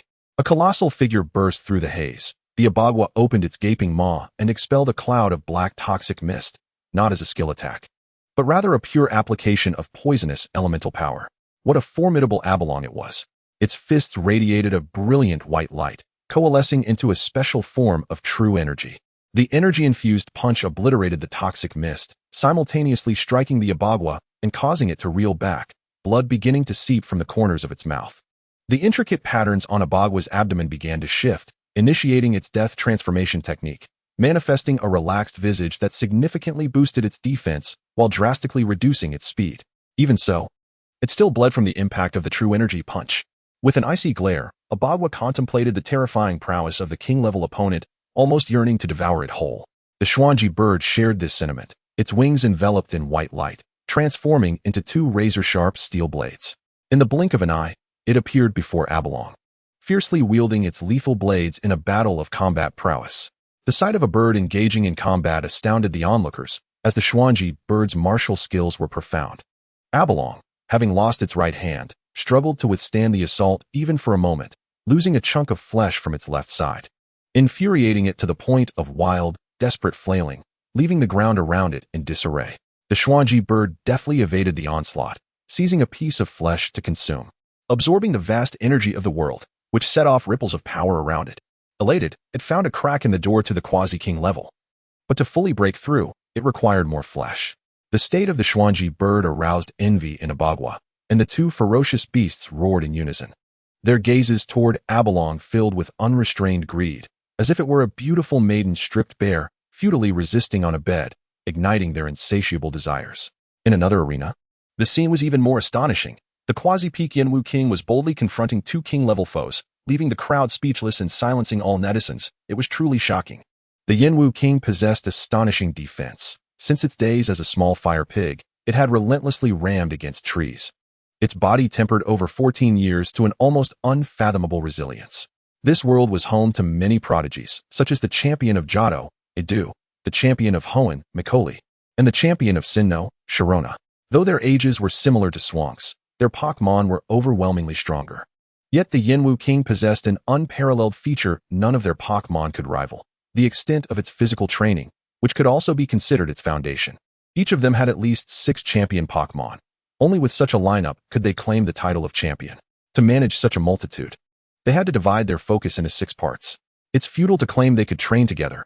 Each Pokemon is unique, and a single training regimen cannot apply universally. For instance, Xiankei had 2 Pokemon. One was the Yanwu king, and the other was a Machamp. The Yanwu king, with its self-sacrificial trait, needed to continuously ram into objects to enhance its physical strength and the destructive power of its moves. The Machamp, having the trait of perseverance, could not trigger its ability at will. When Xiankei trained it, the focus was on utilizing its 4 limbs, as 2 fists could hardly compete with 4 hands. With each unique Pokemon came a distinct training methodology, and issues would invariably arise during training, requiring the trainer to devise solutions, preventing concentrated effort on any single aspect. Swank's energy was divided into 2 parts, one to care for its ailing mother, and the other to train the Yanwu king, only finding time at night to learn martial arts from its master. This diligence forged the foundation of the Yanwu king and honed its ironclad physique, rendering the 2 king-level opponents pale with fear. When Lin Lao and Shawala's attacks landed on the Yanwu king, it felt akin to hammering against an iron plate. They could inflict damage, yet their own limbs throbbed with pain. Damn it, this Yanwu king is forged of iron. Lin Lao roared as he unleashed a powerful punch, only to be sent staggering back himself, with his fist turning red and twisted. Moreover, the Yanwu king's formidable strength caused his internal energy to roil with each strike. Not far off, Xianke suddenly roared, invoking the essence of steel. Lin Lao's heart sank upon seeing Xianke clad in silver armor. Earlier, when he witnessed Xianke gathering energy, he had dismissed it. After all, it was only a lowly king-level master that had been bloodied by Abalong.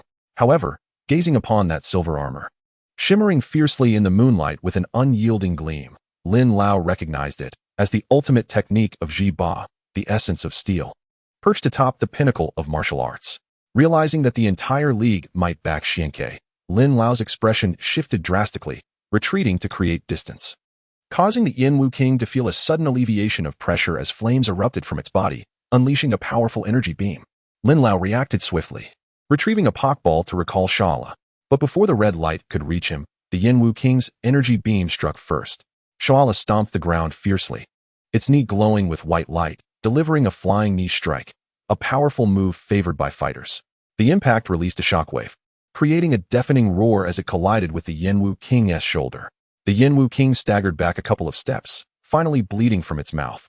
As the disparity in power and realm inflicted substantial damage, Shala was launched into the air, executing a million-ton kick descending upon the Yanwu King's face.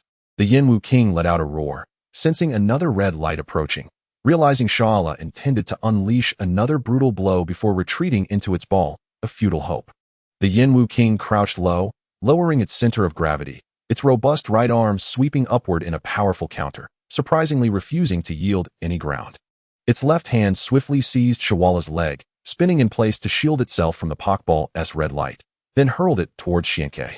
Xianke, having already activated the essence of steel, charged toward the airborne Shala, a dragon head coalescing in its right hand, its roar deafening.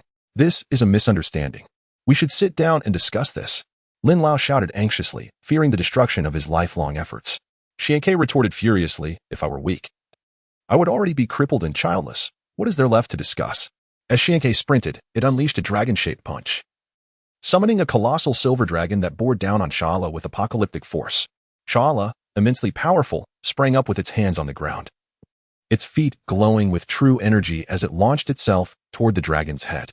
The special attack from its fighting attributes clashed against the silver dragon, briefly holding its ground before being overwhelmed, blood tracing a path through the air. "Be careful, Shala," Lin Lao cried out in alarm. Shawala's fur bristled as its backward flight was abruptly halted by an unforgiving wall, the Yanwu King. That wall was not friendly. It unleashed a devastating blow that shattered Shala's body, fracturing at least 7 or 8 bones. Like a ball, Shala was first hurled toward Xianke, then struck back toward the Yanwu King, ultimately being violently thrown back, landing at Swank's feet, devoid of strength to resist. Xianke looked down from above, observing Shala, who just moments ago had been brimming with bravado, now reduced to a pitiful state, lying at Xianke's feet. Elsewhere, the battle had concluded, the air thick with the scent of blood. Abalong lay lifeless, having been dismembered by the Xuanji bird and Abagua, with even its bones consumed. The corners of the mouths of the two sprites were stained with blood as they gazed at Lin Lao and Xavalang, their eyes brimming with a thirst for blood and avarice. The energy within them had not yet been fully digested, yet they could sense that the gates to the Quasi-King realm were gradually being breached. "Come back," Xianke bellowed. He did not allow them to unleash their ferocity, as his strength was formidable enough to intimidate the ferocious beasts of a century past. They dared not delay, swiftly returning to stand behind him alongside the Flame King. The three sprites formed a straight line, indistinguishable in their positions. The Flame King understood what this implied. They sought to challenge his authority. A grin spread across his face. They indeed possessed such talent. He released an aura comparable to that of a king, pressing down upon them. The Xuanjia bird and the abomination also laughed, their immense energy swirling within, exuding the majesty of unparalleled beasts, defiantly standing against the Flame King. The three sprites stood behind Xianke, unabashedly releasing their oppressive presence, while Xianke positioned himself before them, his gaze fixed on Lin Lao and the others. "Regardless of your noble origins, as long as I, Xianke, stand upon this land, you shall not dare to wreak havoc here." A thunderous roar reverberated like 5 thunderclaps, leaving everyone momentarily speechless. Samaranch's lips curled slightly, while Banmu's brow furrowed deeply. Chapter 59. Leftovers of carried goods who was Xianke? Many were unaware, and even those who knew he was the master of the Huahuan Pavilion, such as the noble families of Huiyin and Masuda, would not necessarily regard him with respect. However, his strength was undeniable, demanding their acknowledgement. "It is time we settle this score," Xianke declared, his tone as cold as a biting winter wind. Lin Lao chuckled awkwardly. This is a misunderstanding, a colossal misunderstanding. I truly did not know you were a member of the Alliance. We are, after all, one big family. The Huiyan family has close ties with the Alliance. Let us not let this harm our relationship. Xian Ke glared furiously. Who considers you family? The Huiyan family has no close ties with any alliance. I do not care, however. You dare to disturb the ground beneath the Emperor's feet and act brazenly in the sacred land of the East. Huiyan Che retorted. I do not care who you are. I advise you not to overreach. The Tianwan-level Aberang was dismembered and devoured by your sprite, and we have not pursued the matter. What further accounts do you think we can settle? In my opinion, let us both take a step back, and this matter shall conclude here. Xian Ke laughed maniacally. This situation was instigated by you. Had I lacked strength, I would have already lost limbs and descendants, and even my girlfriend would have suffered humiliation. At that point, I would have had no choice but to suffer in silence. You underestimated my power, so you choose to play peacemaker, hoping to brush this matter aside and plot revenge later. What a delusional dream. If I do not receive satisfactory compensation today, I shall feed you, Shavalang, to my sprites as nourishment. Upon hearing this, the abomination and the Xuanjia bird let out excited roars. If they could consume a fighting king, they would solidify their standing in the quasi-king realm. Do not act rashly. Let us discuss this calmly. I possess some leftovers carried by the sprites. As long as you do not harm Shavalang and this matter is settled, I will present it to you, Lin Lao urged anxiously. Swank's heart leapt at the mention of leftovers. Such items were indeed valuable, restoring 1/16 of stamina each turn. With the Flame King's robust physique combined with these leftovers, who could harm him? However, he pondered, with such a treasure, how could they not carry it? Did they possess something else? With this thought, Swank's gaze descended, probing Shavalang's leg, ultimately discovering a black strap bound there. Since Shavalang's legs could extend like springs, the strap was tied at the extended point. During combat, one would hardly notice it unless they fully extended their legs. Fortunately, Xian Ke had detected this anomaly, believing that there must be something else of value. He meticulously searched until he uncovered it. Upon unbinding the black strap, Lin Lao's expression turned ashen. Carried items are extraordinarily precious. The leftovers already stretch my limits. The Alliance and the Huiyan family are closely connected. We see each other often. Please allow me a chance to live. Xian Ke snorted coldly. No matter how precious the carried items, they pale in comparison to my woman. The leftovers and the black strap shall suffice, and I will let this matter go. Lin Lao sighed, appearing aged by several years as he tossed the leftovers over. Xian Ke caught them and found a peculiar bag, deep green in hue, with luminescent energy swirling inside, making one feel utterly rejuvenated upon inhalation. Truly a remarkable item. As more people gathered, Xian Ke recalled his sprites, leaving only the Xuanjia bird, and soaring to a distant rooftop. Soon, the trio vanished into the night. Huiyan Che and the others wore glum expressions, seeing someone attempt to record the scene. They smashed many phones and swiftly departed, leaving the crowd fuming yet silent. Among the crowd, a young man, bruised and battered, glared at the direction of Xian Ke and the others as he released a wind speed dog to pursue them. After running a considerable distance, the trio halted in a forest, their stomachs growling from hunger. Let me go catch a few fish from the river, Akaji Huan suggested. Xian Ke halted him, handing over the black strap. Take this. Your unusual strength requires it. Akaji Huan laughed and declined. Your Flame King needs it just as much. Swank's anger flared, shoving the black strap into his hands. Take it, for the Flame King is more suited for leftovers. Akaji Huan felt deeply moved, offering no thanks as he took the black strap and headed to the river to catch fish. Xian Ke examined the leftovers, noticing countless flickering lights within. There were no actual remnants of food. This was the first time he had seen such leftovers, leaving him perplexed. This is the essence of leftovers. Essential for replenishing energy 3 meals a day. The essence here is still abundant.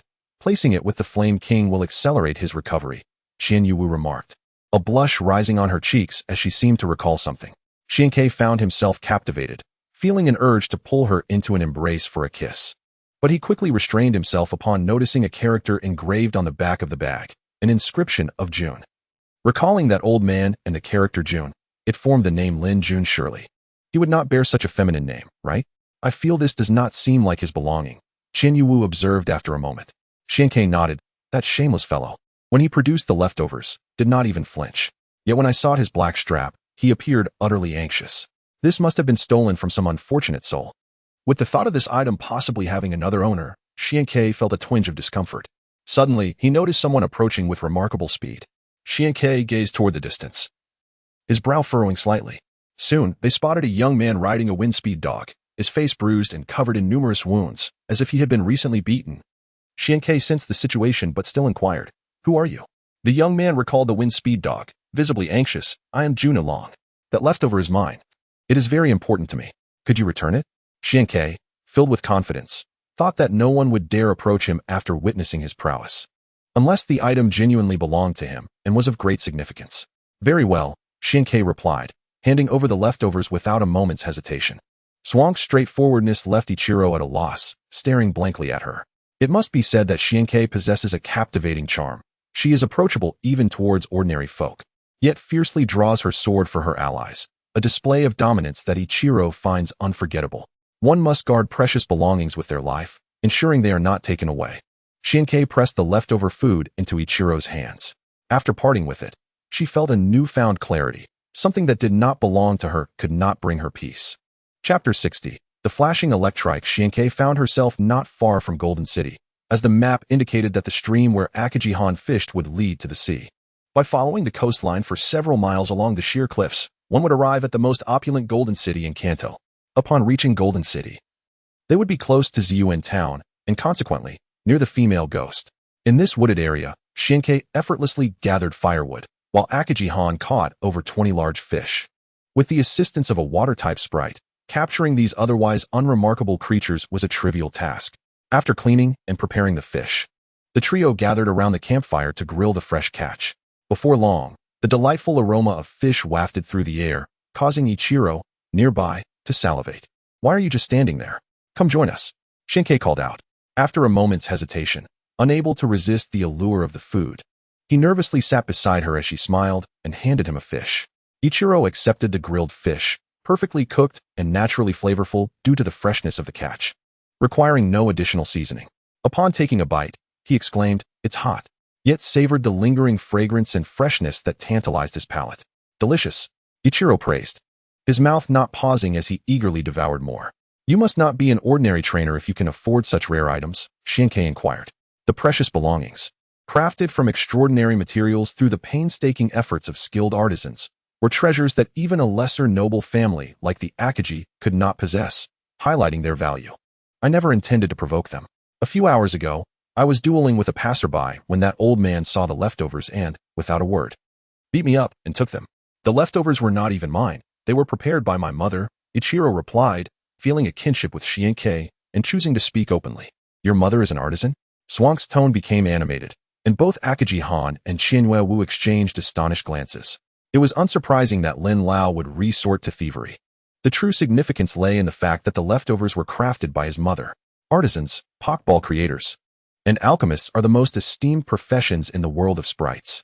Artisans can create all manner of precious items. Pokeball creators can manufacture unique pokeballs from fruits, and alchemists can transform decay into wonder, crafting various potions, even those that elevate a sprite's level. Noble families vie to ally with them, often going to great lengths. As their esteemed status brings considerable danger, no one wishes for them to be swayed by adversaries. If they cannot be of use, families would rather eliminate them altogether. Faced with their inquiries, Ichiro smiled wryly and nodded, revealing his disdain for his mother's profession. "It is my mother's heirloom. No one can take it from me," he asserted resolutely. Xiankei and the others understood that this young man bore a painful past, likely intertwined with the struggles of nobility. As history often narrates tragic tales of conflict, then strive to grow stronger. Your current self cannot protect your belongings, Xiankei advised earnestly. Ichiro nodded, passing the leftovers back to Xiankei. "I travel with the goal of joining the Kanto Alliance. Until I possess sufficient strength to safeguard the leftovers, I wish to entrust them to you for safekeeping." The principle of innocent bystanders suffer for their possessions was one Ichiro understood well, due to the leftovers. He frequently encountered misfortune. Fortunately, his strength had allowed him to evade trouble, but facing Lin Lao, that peculiar man, had left him in a precarious situation. Realizing his inadequacy, he knew that keeping the leftovers would only invite calamity, and he could not count on Xiankei for assistance again. Xiankei did not decline. Enbu King indeed required the leftovers. As the campfire crackled, she released the sprite, Aborage and Jinkaka bird, exuding a rising aura, indifferent to the grilled fish. Seeking a corner to digest the energy of Ebelang and challenge the threshold of the quasi-king rank, These two sprites had formidable offensive capabilities, yet low health stats rendered the leftovers ineffective. The same applied to the Violent Carp and the Ghostly Ghast. Only Inbu King, with a health stat of 100, was most suited to possess the leftovers. She hung the leftovers around Inbu King's neck, and the energy emanating from it sparked a gleam in his eyes, eliciting a satisfied grin. When you are capable of protecting the leftovers, come find me at the Hualan Gym, Xiankei smiled. Ichiro nodded, casting an eager glance at his Violent Carp. I haven't yet obtained the Hualan badge. How about we have a match for the badge right here? He proposed. In high spirits, Xiankei readily agreed. After feeding the Violent Carp 2 large fish, she called it to the arena. Ichiro also released a sprite, a pink electrike, shimmering brilliantly in the night, its beauty striking, peaking at the pinnacle of elite strength. Wow, what a beautiful electrike! Qinhua Wu exclaimed. The Violent Carp was not pleased, flaunting its golden aura and unleashing a fearsome roar, filling the air with a fishy scent that diminished Electrike's attack. Both sprites, unwilling to back down, radiated their own brilliance, painting the area in vibrant hues, each possessing a strong sense of pride. Use Waterfall, Xiankei commanded first. The Violent Carp roared, lifting its robust tail. Enveloped in powerful water-type energy, resembling a massive water projectile ready to strike fiercely. Dodge it and use Charge Beam, Ichiro shouted. Electrike darted away swiftly, leaving an afterimage as the waterfall attack crashed harmlessly to the ground, stirring up dust. Meanwhile, Electrike reached the Violent Carp's side, launching a fist-sized electric orb that struck the carp, singeing its skin, though the damage was minimal. The Charge Beam was a variable move. The greater the speed differential from the target, the more potent the attack. Ichiro was confident in Electrike's speed, yet he underestimated the Violent Carp's agility. In this world, the concept of base stats did not exist, yet they were undeniably real. Electrike boasted a speed stat exceeding 100, while the Violent Carp was not far behind at 80. Ichiro was misled by the Violent Carp's massive form, assuming it would be sluggish. But the gap in speed had largely been compensated for by their levels. Seeing the Charge Beam fail to inflict significant damage, Ichiro swiftly changed tactics, commanding Electrike to unleash Thunderbolt. This Thunderbolt was extraordinary, resembling a massive serpentine creature, accompanied by a deafening roar as it hurtled towards its target. The Violent Carp felt a prickling sensation on its scalp. The power of the move surpassed that of ordinary elite sprites, proving the brilliance of the shining sprites. However, the Violent Carp had its own strategy. With teeth frosted, it unleashed a powerful water gun, forming an icy barrier, and seized the opportunity to ascend rapidly.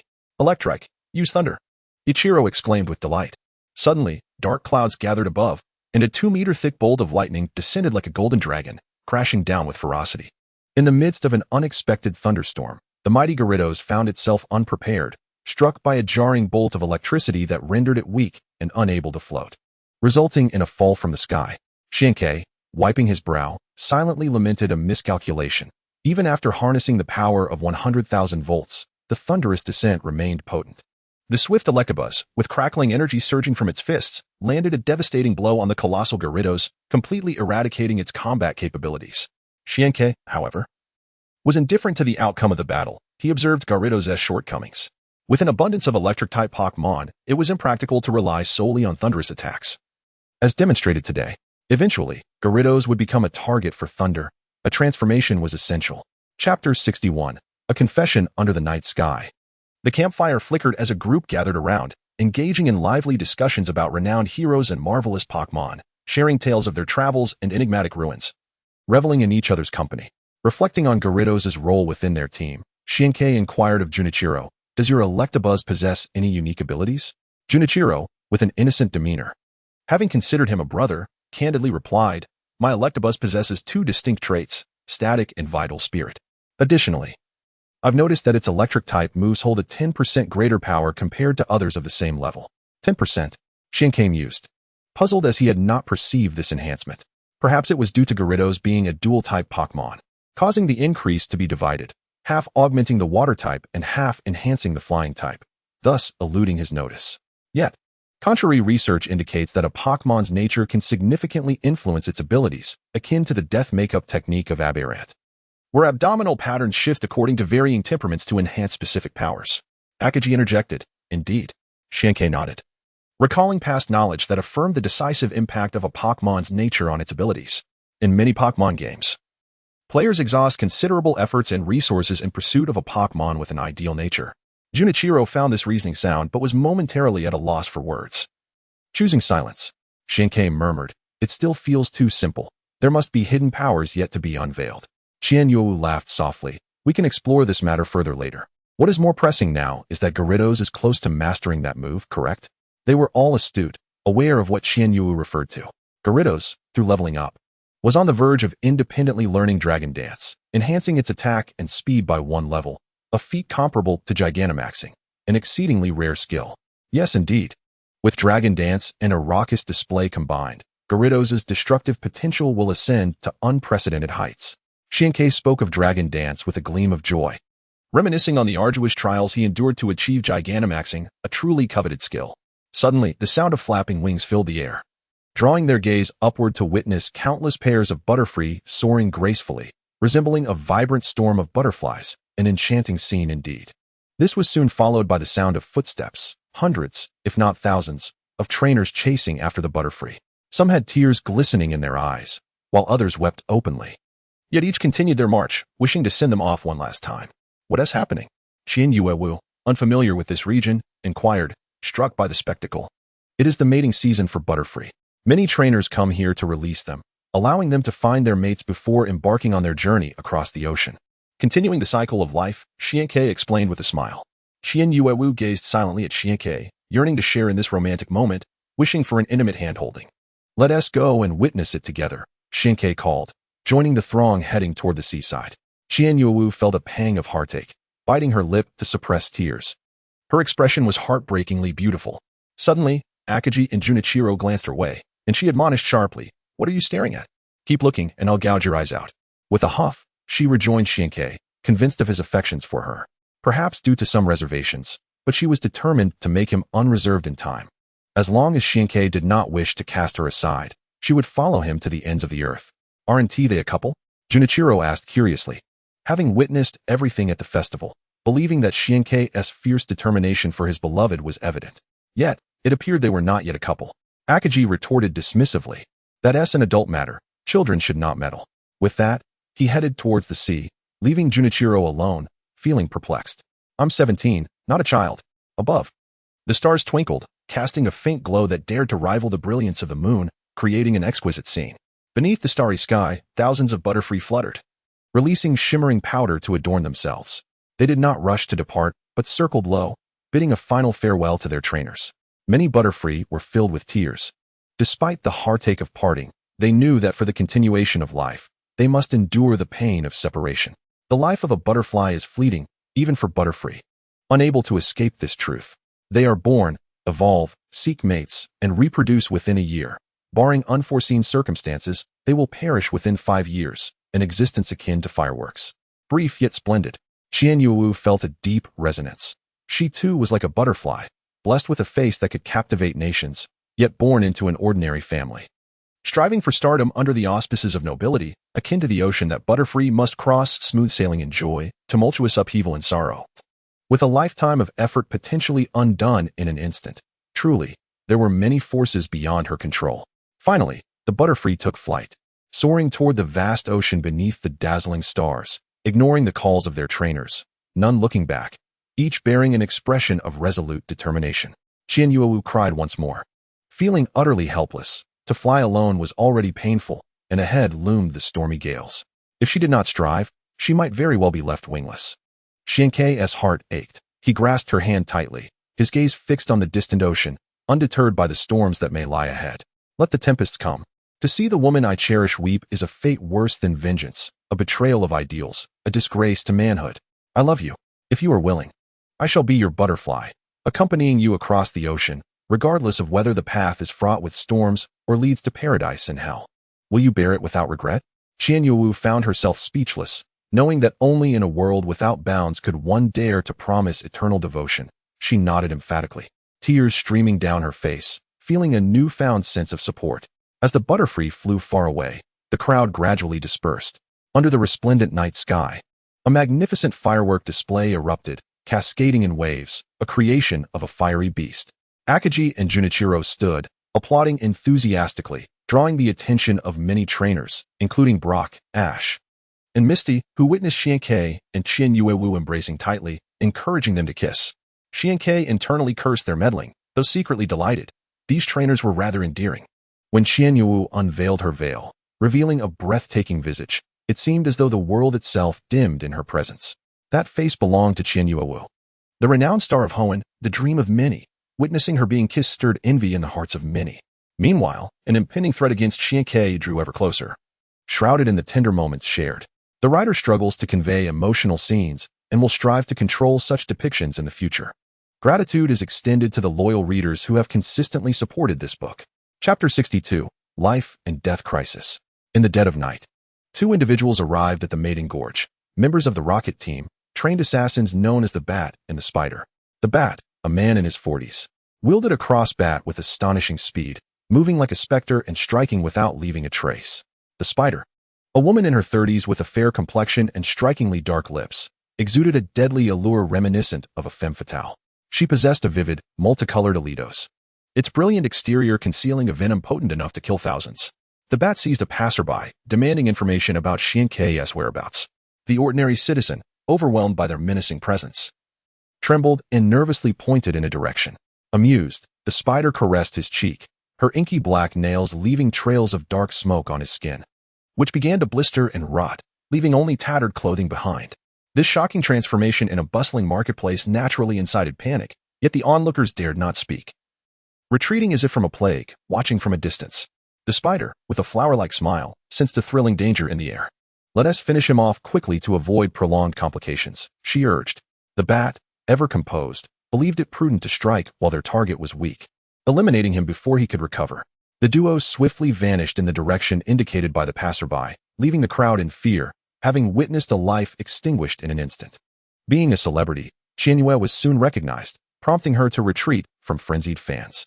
The three cultivators effortlessly evaded their admirers, even with June Elong in tow, quickly traversing the 10-mile cliffside to glimpse the splendor of Golden City. June Elong was pale, his heart racing as he had been nearly airborne, pulled along by Qian, traversing treacherous cliffs with barely a foothold. The thought of falling sent his stomach churning, and he ultimately succumbed to nausea. In contrast to the others, he was merely an ordinary person, yet they showed no contempt. Qian offered him a bottle of water. After thanking her and rinsing his mouth, he felt somewhat better. His gaze toward them filled with admiration. Encountering three legendary cultivators was a tale worth bragging about for years. "Do you think I have the potential to become a cultivator?" June Elong eagerly inquired. Qian countered, "Can you sense the energy flowing through the world?" At a loss for words, June Elong realized he lacked such aptitude, feeling a wave of disappointment. Akaji Huan reassured him, "What is there to envy? Your mother is an artifact master. Surely you possess some semblance of that ability. Even among cultivators, they would treat you with respect." June Elong's expression darkened. "So you all believe I am just an artifact master? Are you befriending me merely for that reason?" Qian playfully tapped the back of his head, urging him to dismiss such thoughts. "Silly. Don't always assume others have ulterior motives. If I sought your artifacts, I wouldn't have returned leftovers to you. Compared to cultivators, the three primary professions are far more precious. We are honored to know an artifact master, and even if you weren't one, you could trust us with your belongings. We consider you a friend." Qian added, "Countless suitors pursue me, many of whom are nobility eager to present me with artifacts, yet I hardly glance at them." Akaji Huan chimed in, "Don't judge me either. I am a noble too, and in my glory days, my storeroom overflowed with artifacts. If you think we are motivated by such desires, then perhaps it's best we part ways." June Elong recognized the validity in their words and apologized for misjudging their intentions. "I am indeed an artifact master, but I doubt I will ever create such items again, for they brought ruin to my family's happiness." Qian patted his shoulder, and Akaji Huan comforted him while Qian merely smiled. "Let us go. Golden City is my hometown. Allow me to treat you to a feast of delicacies," Akaji Huan declared. He then draped an arm around June Elong's shoulder, while Qian and Qian prepared to head to Golden City for the night. Suddenly, Qian halted, goosebumps rising on his skin, a chilling warning signal. "Run! Don't look back!" he shouted urgently. Taken aback, the trio witnessed a shadow approaching with unimaginable speed. Without time for explanations, Qian released Qian's hand. She felt an instinctive dread. If she complied and left, she might never see Qian's smile again.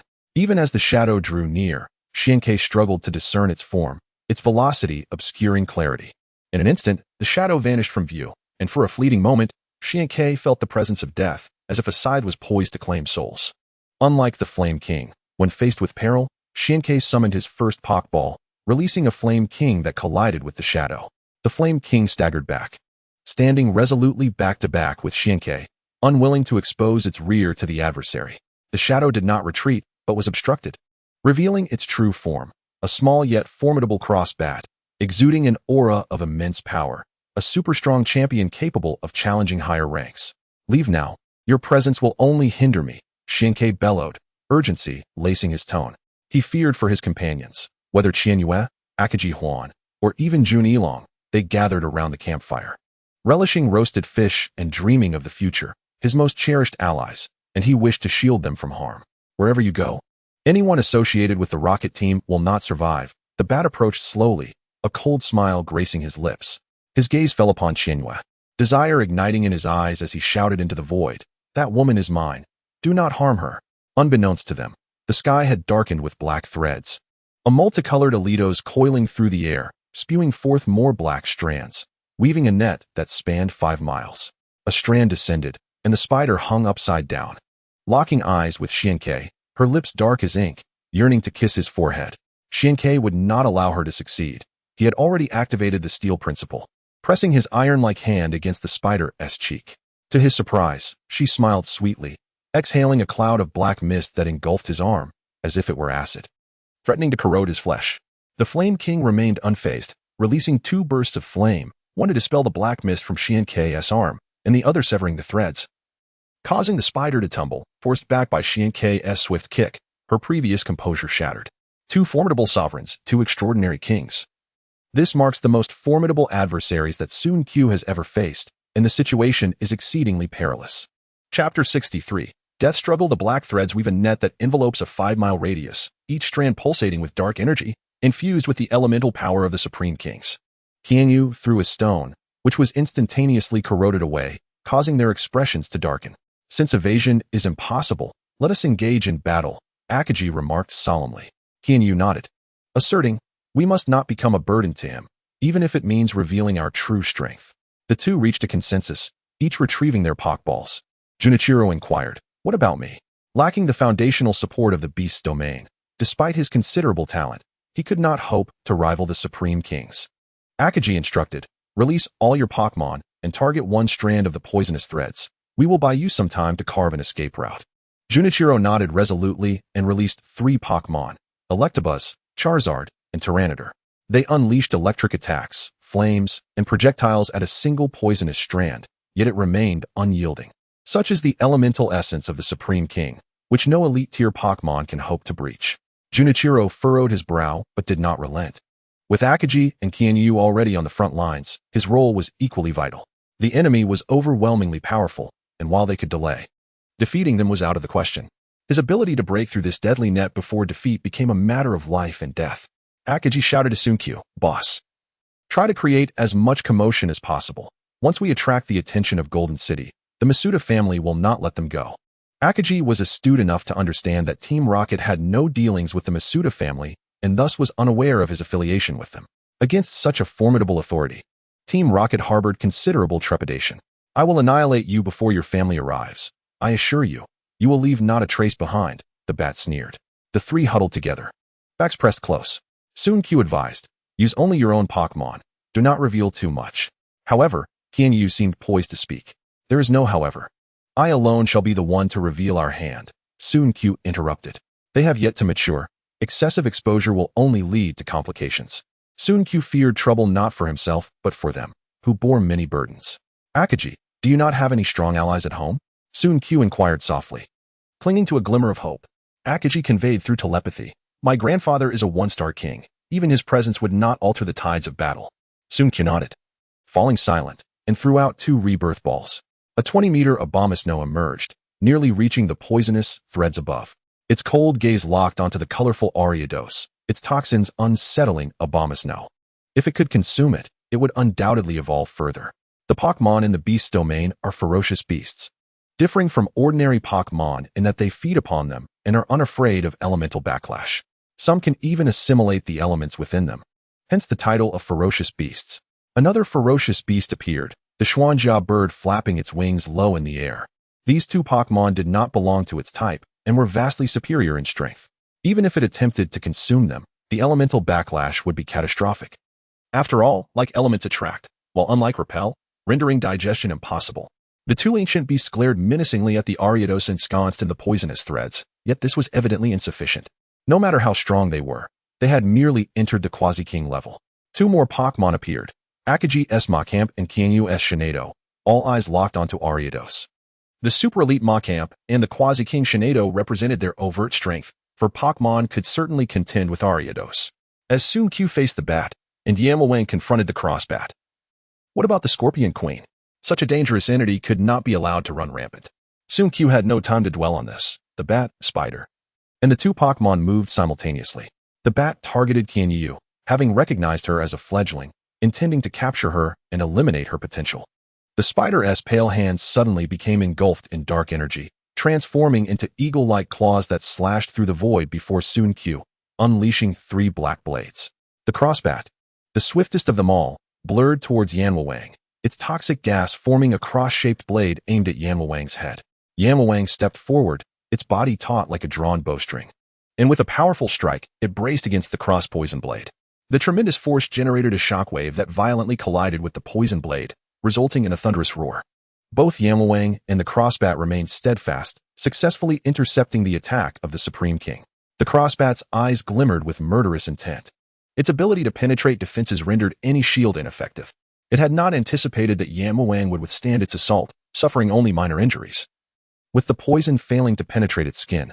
Indeed, Yanwang was injured. The cross-poison blade had cleaved through its protective energy and struck its shoulder, leaving 2 deep gashes. However, Yanwang bore the rest, which emanated a healing essence, gradually diminishing the scars. The crossbat's murderous intent intensified in that moment of confrontation. It recognized Yanwang's talent as that of a phenomenal creature, far beyond its own capabilities. If it did not strike now, while Yanwang was still vulnerable, it would stand no chance once Yanwang ascended to the king level. A sonic wave erupted, aimed at disorienting Yanwang, but Yanwang remained unfazed, its gaze betraying contempt. As if deeming this a trivial tactic.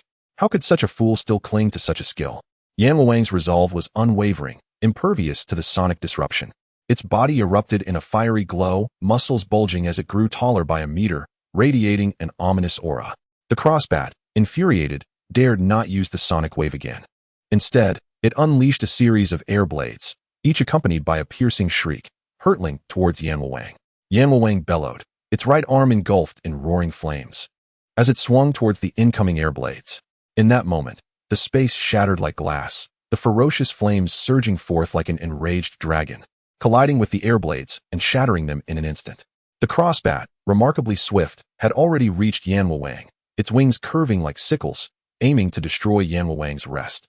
With this item in Yanwang's possession, it would inevitably lead to its demise. While Yanwang was not the fastest, its body could keep pace with its eyes. It raised its arm for a sweeping strike. The crossbat, unafraid, engaged in a flurry of attacks with Yanwang, the two making contact over a dozen times in the blink of an eye, causing the entire space to tremble. This entire sequence unfolded within mere seconds. While others' attacks had yet to arrive, Yanwang and the crossbat had already reached their peak. Chapter 64. The Threshold of Kings. Despite the fierce clash between Yanwang and the crossbat, the attacks from the others were just arriving. Faced with the spider's 3 claw strikes, Sun Q unleashed a tiger-shaped energy, crushing it entirely. He was anxious for Kianyu, for they were only super elite practitioners, far from the match of a king. Just as he had intercepted the spider, he unleashed a dragon-shaped energy to forcibly impede the bat. At that moment, Kianyu and Akaji erupted together, launching a wave pulse and a telekinetic blast. The bat, indeed formidable, retaliated with a toxic mist, obliterating both energies. Do you still have the leisure to consider others?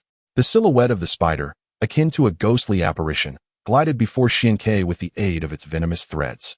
A dark, toxic hand struck his chest, causing him to cough up blood. The silver gleam on his chest dimmed in an instant. He barely managed to stave off the poison's encroachment after 2 desperate attempts. Xianyue's heart ached deeply, her eyes brimming with tears. She would gladly endure the pain herself rather than see her beloved harmed because of her. Their presence distracted Xiankei, preventing him from mounting a defense. Yet for the sake of Yuewu's safety, he bore no grievances.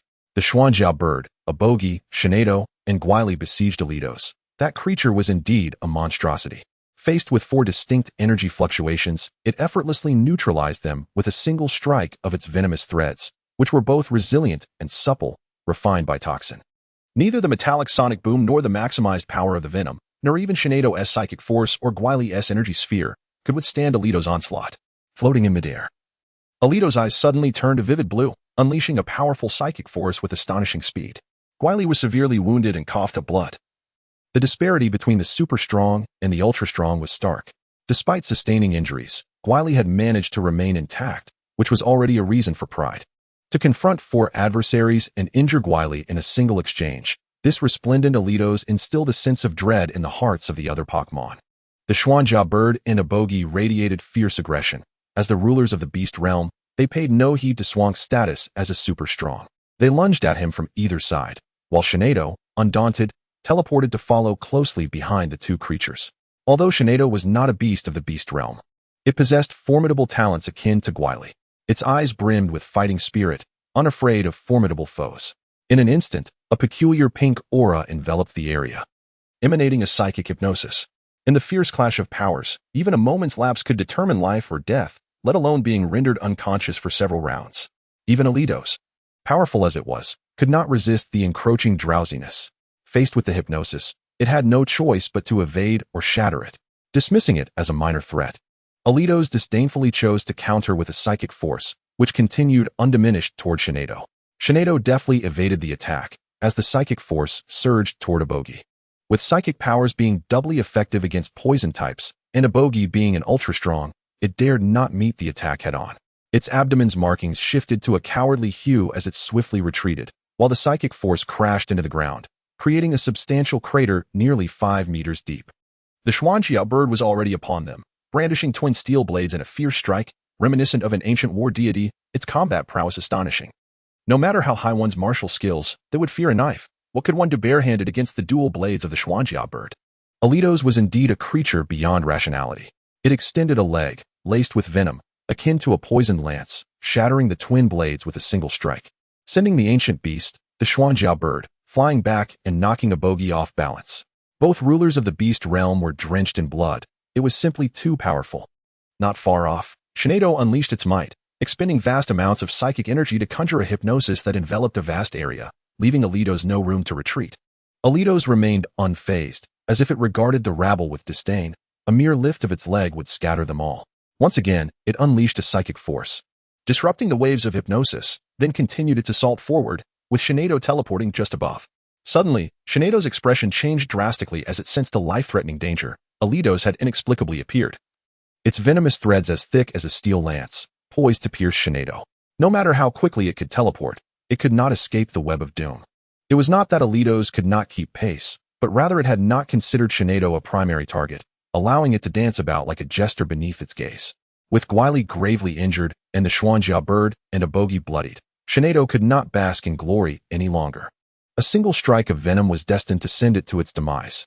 Just then, a Gwylie, akin to a fire god, erupted with a radiant crimson glow, activating its tenacity trait, allowing it to rise again. For arms burst forth in flames, converging at a single point to strike fiercely against the robust venom thread. The venom ignited upon reaching its kindling point, momentarily halting its advance, yet the force behind it sent Gwylie crashing into the crater, causing it to spew blood and collapse into a pool of its own. Alito's expression darkened. It had not anticipated that a full-force strike would be thwarted by a mere super-strong Gwylie, diminishing its pride. It realized that the one who triggered Gwylie's tenacity trait was none other than the Yinwu King, who had inadvertently allowed Gwylie to harness its remaining strength. Qianyue and Akaji were indeed formidable, yet in comparison to the ultra-strong, they seemed insignificant. Xiankei, blocking left and right, felt his wounds deepen, blood staining his garments. The expression on the face of the Jizi bat was grim. After Xiankei was injured, it sensed an ominous shift in the Yinwu King, who appeared increasingly perilous. With Xiankei injured, the others, including the Pokemon, were powerless to intervene. Only the Yinwu King's visage was shrouded in shadows. Before the Yinwu King, the threshold of the ultra-strong trembled violently after years of silence, followed by a torrent of overwhelming energy ripples radiating from the Yinwu King and spreading wildly outward. The oppressive force seemed to drain the air around, inducing a suffocating sensation. All eyes turned to the Yinwu King, who had closed its eyes, channeling all its energy into a breakthrough, disregarding the surrounding foes in its quest to forcibly breach the threshold of the ultra-strong. The sheer terror of the energy emanating from it was sufficient to reveal the Yenwu King's profound potential. It had prepared for this moment for an extensive period. Can we succeed? Xiankei asked, wiping the blood from his mouth. The Yenwu King merely nodded. Everyone, return.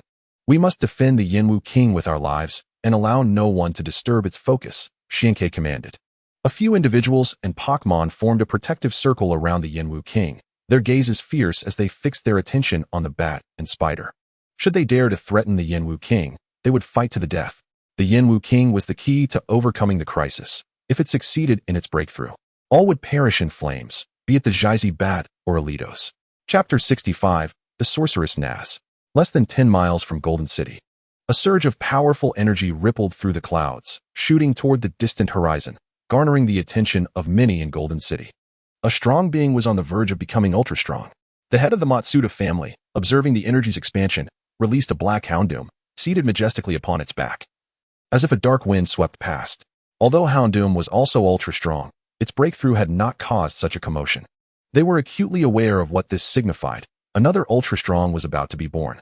The emergence of an ultra-strong could likely tilt the already stable balance, thereby altering the dynamics of Golden City, a matter that could not be overlooked. Outside the Golden City gym stood a striking girl, her beauty rivaling that of Qianyue. Though the aura she exuded far surpassed that of 10 Qianyus combined, she was the sorceress of Golden City, a key figure nurtured by the Alliance. Having awakened psychic abilities from birth, a legendary mental constitution, Naz, the gym leader of Golden City. You have finally arrived, Naz murmured, as if she had anticipated Swank's arrival all along. Bats and spiders launched a fierce assault, with the crossbat and Aritos joining in the frenzy. Unwilling to tolerate the rise of a formidable adversary, faced with the onslaught of the four kings, the members of Xiankei retreated step by step.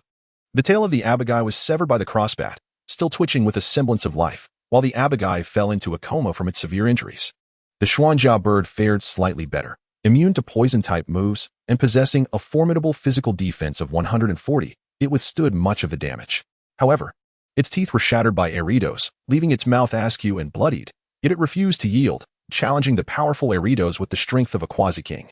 Qianwei Wu and Akamukai Han sustained minor injuries, but, protected by Xiankei and bolstered by their own abilities, they persevered against the relentless attacks. Xiankei was gravely wounded. Its silver armor dimmed, seemingly devoid of energy to replenish itself. Its right hand hung limply, blood cascading like a fountain. Yin Wang was breaking through, while Xiankei defended with its very life. With the cooperation of Qianwei Wu and Akamukai Han, they barely managed to hold off the bats and spiders, enduring the onslaught with their bodies as shields against the crossbats' relentless strikes. The expressions of the bats and spiders grew increasingly grim as they came to fully appreciate Swank's might. In a one-on-one confrontation, they doubted their chances of victory. Together with the crossbat, they attacked fiercely, yet Xiankei held them at bay for nearly 15 minutes. As Yenwu Wang's aura reached its zenith, a wave of energy surged skyward, piercing the distant horizon, undoubtedly leaving the strong of Golden City astounded. Haha, my old man is coming. None of you will escape, Akamukai Han declared. Wiping the blood from the corner of his mouth, his voice tinged with a fearful bravado. The bats and spiders exchanged glances, sensing hesitation in each other's eyes. They felt the approach of powerful presences, presumably the elders of the Matsuda family. Their initial indecision vanished as they recalled their Pokemon, fleeing without a second thought. Instinctively terrified by the mental pressure drawing near. Poison types were doubly weak to psychic powers, and it seemed that the Golden Witch Nasi, a girl with psychic abilities, was unexpectedly formidable. As the bats and spiders fled in panic, they made a hasty retreat towards the location of Junichiro, whether intentionally or unintentionally ignoring the danger. Xiankei, gritting its teeth against the pain, moved to intercept them, unwilling to watch its brother perish before its eyes. Junichiro, run! Akamukai Han shouted, his voice hoarse, pouring all his aura into the call, which finally reached Junichiro, who was focused solely on breaking through the poison webs. Junichiro turned back, only to see the bats and spiders within 10 meters of him, their faces cold and expressionless, casting an infinite chill that rendered him momentarily paralyzed with fear. As an ordinary person, it was natural for him to feel intimidated by the kings, but his Pokemon were not so easily daunted. The iron-armored Tyrannosaurus burrowed into the ground, excavating a tunnel for escape. Previously, it had been digging with the intent of creating an underground escape route. But Aritos' poison webs extended deep underground, a truly chilling display of strength. The Duckbill Fire Dragon unleashed a torrent of flames, while the Electabuzz released a thunderbolt, Both energies were impressive among their ranks, yet before the kings, they were rendered to mere ashes with a flick of the wrist. As the distance closed, the bats and spiders extended their dark, shadowy claws towards Junichiro, intent on claiming his life. Shinkei, expending its last reserves of strength, dashed forward. In the blink of an eye, Junichiro felt an unknown liquid splatter across his face.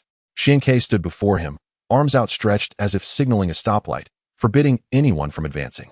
The claws of the bats and spiders plunged into Swank's back, leaving it bloodied and gasping, yet it wore a smile of relief upon seeing Junichiro unharmed.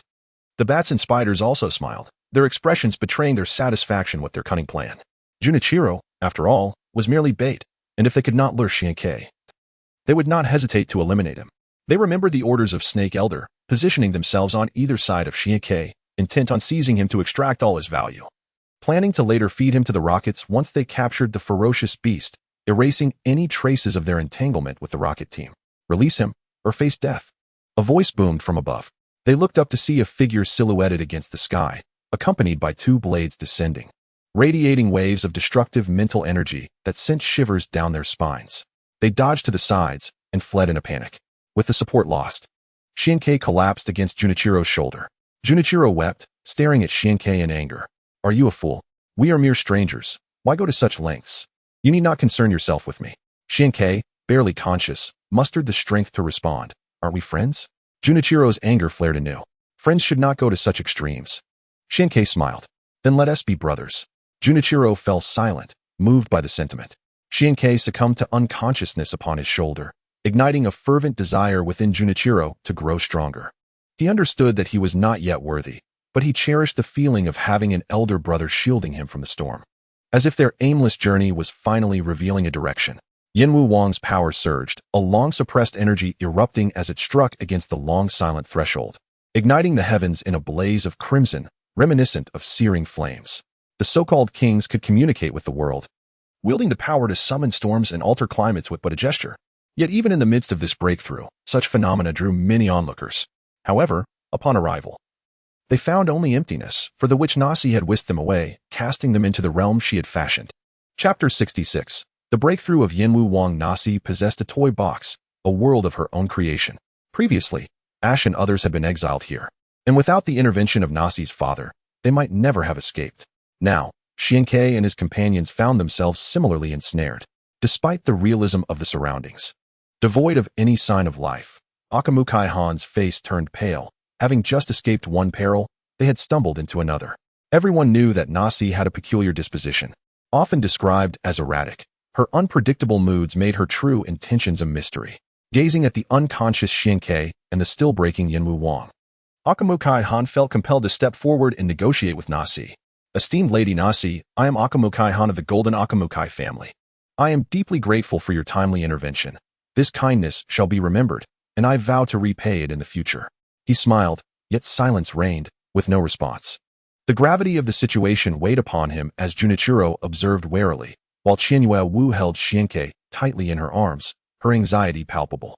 My friend requires healing. May I beseech you to release us? Akamukai Han implored once more. Suddenly, a girl's laughter echoed in this deathly silent world, accompanied by a thick mist that enveloped the area. A colossal figure emerged, bringing with it a tremor that shook the very fabric of this realm. Come play with me. The mist dissipated to reveal a girl towering like a skyscraper, joyfully bouncing a ball, her face alight with happiness. She had finally found a friend again. What a joke. Junichiro was once more taken aback. The world of practitioners was indeed wondrous. Akaji Kwan understood that this little girl was merely a spiritual entity, in other words, a toy created by Nashi, and they were but one of the many playthings in her game. Treating living beings as toys was nothing short of madness. However, it was evident that the girl had no interest in them. Her gaze was fixed intently on Shinkei as she dribbled the ball, while the world around them was in turmoil. Akaji Kwan and Junichiro were unwilling to stand by idly. They stepped forward to block the girl's path. Shinkei had always protected them, and now that he lay unconscious, it was their turn to safeguard him. Yet, they were powerless to do so. The spiritual entity was unparalleled, possessing legendary qualities that rendered her far superior to ordinary practitioners. With a flick of her wrist, she sent the ball flying, cleaving through the air and hurling both of them aside, while two enormous energy hands pinned them against the wall. At that moment, the girl turned her gaze to Shinkei. her eyes gradually turning crimson as her delicate fingers morphed into claws, and Xianke's body began to show signs of struggle. Qianyue Wu tightened her embrace around him, her own eyes also turning red as she locked eyes with the towering girl, believing she could withstand the confrontation. Yet she soon realized her miscalculation. Even as a mere spiritual entity, Qianyue Wu was no match for her. Blood vessels burst in her eyes, and tears of blood began to flow from her 7 orifices. Suffering a grievous blow in that instant of eye contact, she gripped Xianke even tighter, continuing to stare down Nashi, her internal energy swirling violently, teetering on the brink of explosion. "You are more beautiful than I am, and that makes me furious," the girl declared, her words laced with anger and veiled threats. She despised anyone who surpassed her. "Enough, stop resisting," urged the ghostly figure behind Qianyue Wu. Unfazed, she refused to release Xianke, even as she neared her breaking point. The ghost sighed and employed a hypnotic technique, causing Qianyue Wu to fall into a deep slumber. "Have sweet dreams," the ghost murmured, with Qianyue Wu's telekinetic pull dissipating. Xianke was soon sent flying toward the girl. She extended her hand, clutching him tightly, only to erupt in fury upon realizing she was holding merely a stone. She flung it away, sending it crashing into a nearby skyscraper, obliterating it. "How dare you deceive me?" she bellowed. The surrounding structures began to crumble, debris floating ominously in the air, while skyscrapers toppled, casting a dark shadow that instilled fear. The millennia-old ghost was timid by nature, a trait of its kind. Often it wished to flee, but when resolved to confront a challenge, it became extraordinarily powerful, with Xianke gravely injured and unconscious. The Flame King on the verge of a breakthrough, and the 2 fearsome beasts severely wounded, hope rested solely on the ghost, despite its cowardice and relative weakness. It had honed its illusionary skills over thousands of years. In the past, it had used these illusions to instill deep-seated fears in many humans and spirits, but now, it was unafraid and seemingly liberated from any limitations. The ghost was uncertain of what the girl feared, yet it noticed she continued to bounce the ball. Suddenly, the ball exploded, mangling her hand. Enraged, she recognized this as an illusion, but the sight of her disfigured palm was unbearable. Everything suspended in the air coalesced, growing immense, resembling a moon descending to crush all beneath it. As everyone vanished, the ghost employed its illusion once more, obscuring the girl's vision and preventing her from identifying a target. The world seemed to consist solely of the girl and the still-breaching Flame King. As the moon-like debris descended upon him, the ghost sighed, hiding with the others at the periphery, knowing it could do no more. The energy fluctuations around the Flame King were too powerful for the ghost to alter. All it could do was hope for a swift breakthrough. "Let him out, or I will crush this pig." The girl's voice reverberated throughout the realm. The Flame King was Swank's initial spirit, the first in their ranks, and the most significant spirit in Xianke's eyes. Were he not unconscious, he would undoubtedly emerge. However, in his current state, the ghost dared not release him. "Flame King, I beg you. You have never let us down before, so take us away from this wretched place." The debris loomed closer, now less than half a meter from the Flame King. Suddenly, he opened his eyes, flames erupting with each blink, raising his arms as if to lift the moon. A colossal force pressed down, causing the ground beneath him to sink. His roars echoed, flames bursting from his hands, relentlessly assaulting the moon. The moon began to glow red, ignited, and cracked before ultimately disintegrating into dust. The Flame King trembled, flames surging from his body as though the fire god had descended, exuding an awe-inspiring presence. He surveyed his surroundings, somewhat bewildered, when the ghost dashed forward, carrying several individuals and pointing at the colossal girl. "Hey, old pig, she is not a good person. Quickly, defeat her." The Flame King frowned, seemingly displeased with the ghost's address, yet as a miraculous Pokemon of Xianke, he did not dwell on it. He fixed his gaze on the towering girl, a formidable spiritual entity, yet one that appeared trivial before the now magnificent Flame King. "Release us, or I will obliterate this place." The Flame King roared in the language of spirits, a display of authority unique to him. Chapter 67, The Fiery Red Fox in Nashi's Spiritual Realm. Remnants of shattered walls and swirling dust surrounded them, while a blood-red moon loomed ominously in the sky, casting an eerie glow. Beneath its light, the Flame King clashed with the girl, who glared at him with eyes aglow in crimson, unleashing a palpable wave of power intended to inflict grave injury. The Flame King, however, was undeterred, unafraid of psychic assaults. He was impervious to earth attributes and viewed flight as trivial. His sole vulnerability lay in the water element. With a determined stride, the Flame King advanced, flames erupting from his right arm, dissipating the psychic wave in a sweeping motion. He charged toward the girl, leaving a trail of shattered ground in his wake. A psychic force sought to restrain him, attempting to lift him skyward before crashing him down. But the Flame King would not be so easily dominated. With a thunderous roar, he shattered the binding force, launching his massive body upward, utilizing the walls of nearby skyscrapers to propel himself directly in front of the girl. His fists flew with the ferocity of a torrential storm, unleashing a barrage of fiery punches. The girl sensed the threat and retaliated with her psychic energy, attempting to overpower the flames. However, the Flame King, a paragon of strength, could not be subdued by Nashi's aberrant spiritual entity. With a series of furious roars, he obliterated the psychic force, ultimately shattering the girl's skull and disintegrating her form. In the real world, Nashi spat blood, which splattered onto a toy box, creating a tempest of gore within the spiritual realm. The Flame King recognized the collapse of the spiritual entity as a backlash against its source. Someone was intruding upon their world. "Old pig, you're magnificent," the ghost exclaimed jovially, referring to the Flame King with an affectionate nickname. The ghost held a genuine admiration for the Flame King, having witnessed countless ferocious beasts over its millennia, even divine creatures. Yet none stirred within it the sensation of being capable of standing against them quite like the Flame King did. Suddenly, another spirit emerged. Soaring from the distant horizon atop a vibrant cloud, resembling a mythical beast stepped out from legend. It was a fiery fox, slightly hunched over, holding a small torch in its right hand and a silver spoon in its left. Its fur gleamed with a polished sheen, exuding an air of nobility and elegance. The legendary scarlet fox of the 6 great families had unexpectedly appeared here, drawing the attention of the Flame King, who raised an eyebrow slightly. "You are no match for me," declared the Flame King. The scarlet fox was formidable, yet it was still quite young, akin to an adolescent girl compared to the Flame King, who was already in his youth. The Flame King's assertion was not unfounded. The scarlet fox understood well that should a confrontation ensue, it would suffer a devastating defeat. Nevertheless, it yearned to test its mettle against this singular opponent, the only one that instilled a sense of trepidation within it. "On board, let's fight," suddenly proclaimed Naz, startling both Gingue and Akaki Huanjuan. They regarded her with heightened vigilance. Ignoring their presence, Naz unleashed a wave of healing energy, gradually restoring the injuries of Xianju. In under 5 minutes, the latter returned to peak condition. As Xianju opened his eyes and surveyed the surroundings, he felt elation upon witnessing the Flame King's breakthrough and was initially puzzled to see Naz, but then felt a sense of relief. Suddenly, his gaze froze. Xianwei lay on the ground, blood streaming from her mouth, nose, eyes, and ears. Xianju recognized that such a state could only result from a severe mental shock or potent poison. "You did this," Xianju glared at Naz. His face darkened with fury. He bore no gratitude. He would rather endure his own grievous wounds than see Xiaowu harmed. Allowing a woman to protect him was hardly a display of masculinity. Naz neither denied nor felt the need to, nodding in acknowledgement with an air of indifference, devoid of any remorse. "You will pay for this," Xianju seethed, dismissing any notions of temperance.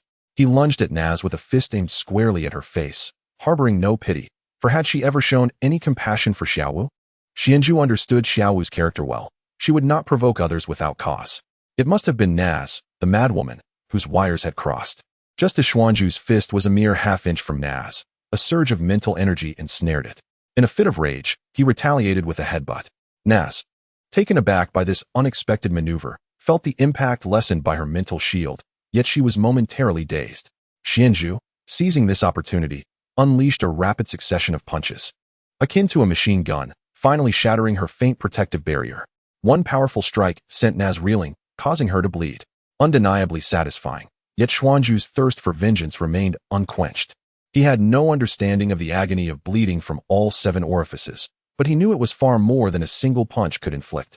Another punch came crashing down, accompanied by a roar that echoed like a dragon's cry. Naz's eyes blazed with crimson light, obliterating Xuanju's clothing and sending him hurtling several meters away. Naz reached out into the void, and Xianju felt as if a giant hand had grasped him, slamming him into the ground, blood streaming from his mouth and nose.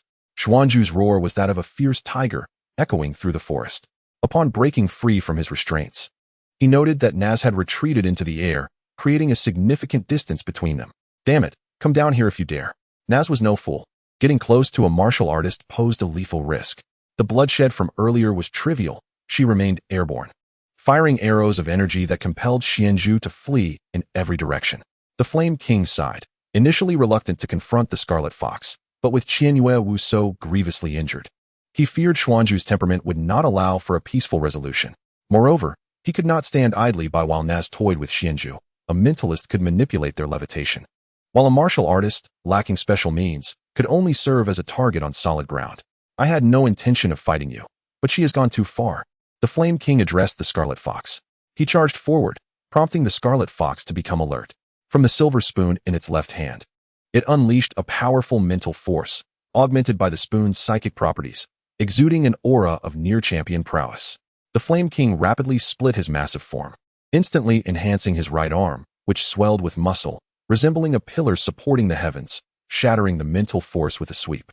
As his right arm returned to normal, strength surged through his legs, becoming extraordinarily robust. He stomped the ground, causing hundreds of meters of earth to collapse, and soared into the sky, even surpassing the vibrant clouds. Ascending above the Scarlet Fox. Not idle, the Scarlet Fox utilized 2 meditation techniques to elevate its special attack and defense by 2 levels, subsequently unleashing a beam of destructive energy. This special attack, amplified by meditation, produced a yellow energy column with a diameter of 1 meter, shattering the very fabric of space it traversed, its might affecting the mental realm Naz had established. The Flame King raised his arm toward the heavens, reinitiating localized enhancement, this time taking longer. His right arm swelled to 3 times its size. With a mighty swing, he shattered the destructive energy beam, then struck the Scarlet Fox squarely in the chest, sending it hurtling like a missile, demolishing several stories of a building before crashing into the debris below. In an instant, everything in that debris-laden area was lifted into the air. The Scarlet Fox, bloodied and with eyes turned blue, wielded the psychic spoon that glimmered ominously. Each piece of rubble now bore the weight of 1,000 pounds, hurtling towards the airborne Flame King. The Flame King moved with uncanny agility, deftly stepping upon the fragments of stone, shattering any debris in his path as if it were mere ground, leaving the Scarlet Fox feeling utterly powerless. Chapter 68. The Bent Spoon. The Scarlet Fox was no ordinary being. Even the mightiest Flame King could not tread upon empty air. Utilizing the massive stones as stepping stones afforded it an opportunity. The rigidity of the destructive energy beam had waned. The Scarlet Fox, holding the psychic spoon, unleashed a mental force with eyes aglow in blue light. This mental energy was a manifestation of energy waves, its form and size contingent upon the strength of the psychic force. Typically shaped like energy columns, the Scarlet Fox's mental energy transformed mid-flight into a resplendent 7-colored crane, ascending with divine authority. The Flame King regarded this with admiration. This young girl possessed extraordinary talent. As a member of the Fire Attributes' 3 great families, her innate psychic abilities had allowed her to master the transformation of her skills. The transformation of elemental skills was a formidable challenge. The elemental energy must be robust, and the skill's proficiency must be supreme. Otherwise, any alteration during the release could lead to instability, resulting in failure or backlash against the user. The mental construct created by Naz was, in fact, a transformation of a certain skill, and as she controlled its actions, any damage inflicted upon the construct would reverberate back to her.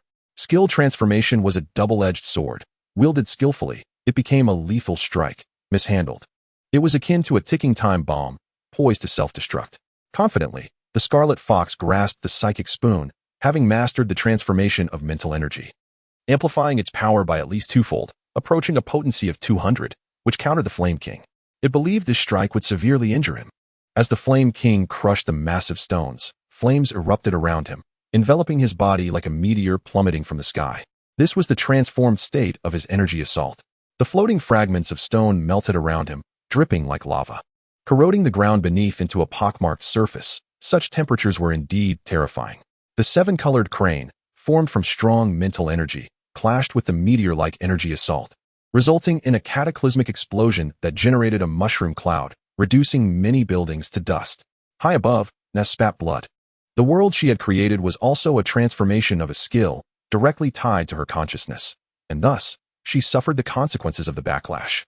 The resplendent sparrow roared incessantly, lifting a massive stone and hurling it towards Nazi in the sky.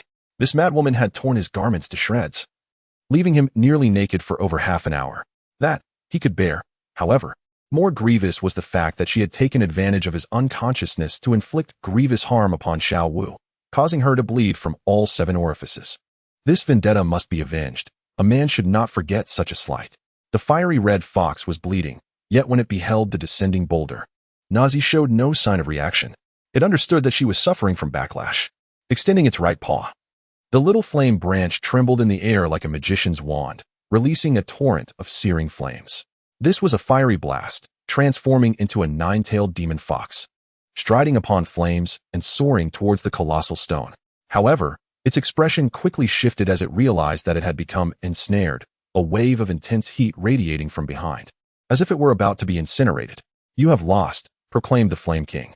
The charged flame attack possessed an additional effect of enhancing speed by 1 level, which was precisely why the Flame King had retained this skill. As the fiery red fox prepared to unleash its flames, the Flame King was already upon it, now positioned behind the demon fox. Raising his right arm, he struck down upon its fragile neck, rendering the fiery red fox unconscious. Observing the fallen psychic spoon, the Flame King felt a twinge of temptation. The carrying items were undeniably formidable. Despite enduring such a prolonged battle, the Flame King still felt at the peak of his prowess. Since Nazi had provoked them, she must naturally pay the price. Yet, without her, the resplendent sparrow and his companions would likely have perished at the hands of the Rocket Team warriors. In terms of both sentiment and reason, he had no right to take it. Sighing, he suppressed his avarice. The Flame King was clear about debts of gratitude and would never rob a benefactor. The massive stone was shattered by the fiery blast, and Nazi, humiliated and enraged, resorted to psychic slicing, forcing the resplendent sparrow into a state of undress. The Flame King was furious, his gaze fixed upon Nazi as he advanced with earth-shattering steps. "By the heavens, the Flame King is truly formidable," Jun Yilang exclaimed, utterly astonished. The clash with the fiery red fox had been nothing short of an apex confrontation, and now, as if unscathed, he was ready to engage in yet another battle. The Flame King possesses thick blood and high defense. The remnants of the carrying items are practically tailor-made for him. Only he could maximize their potential, Akaji remarked with admiration. Jun Yilang clenched his fists. After experiencing various events, he had come to fully appreciate the significance of carrying items for the spirits, and an idea to learn began to germinate in his mind. Flames erupted from the Flame King's hands, aware that this was Nazi's realm. If he were to obliterate it entirely, the caster would surely suffer grievous harm. Nazi, cognizant of the Flame King's intentions, summoned 5 floating pokeballs, prepared to accompany him to the end. "Enough. What is the point of continuing this fight?" A middle-aged man in green garments interjected, standing in the center to mediate. Nazi would not heed him, nor would the resplendent sparrow. Even though she had once saved his life, he would rather she had not intervened than let Xiao Wu endure the agony of bleeding from all 7 orifices. "Nazi has some issues with her character. Please understand the feelings of a parent," the middle-aged man stated gravely. The resplendent sparrow seemed to recall his mother, the hatred in his eyes diminishing somewhat, yet it did not vanish entirely. He recalled his spirit and addressed Nazi. "I have pressing matters to attend to. Once I have dealt with them, I shall return to seek you out." The middle-aged man sighed, relocating the resplendent sparrow and his companions. Thankfully, he still possessed some conscience, moving them to a room to prevent the resplendent sparrow from appearing before the public in his undress. "This is not my room," Akaji exclaimed, startled, as he saw the resplendent sparrow still unclad, promptly finding him a garment to wear. The resplendent sparrow's muscles bulged, making Akaji's clothing slightly tight. But it was manageable and did not overly restrict him. Xiao Wu remained in slumber, and the resplendent sparrow took a tissue to wipe the blood from her face. Noticing her brow furrowed, seemingly still in pain, his anger surged. "This matter is far from over," the resplendent sparrow stated solemnly. "But she saved your lives. With the Flame King's breakthrough speed, had Nazi not arrived, you would all be dead. Even if you survived, with the strong from various families converging, do you think they would kindly offer you protection while your Flame King is still breaking through?" The middle-aged man argued. "Do not speak to me of such trivialities. I only know that Xiao Wu is gravely injured. If she suffers any lasting effects, I will not let this matter rest.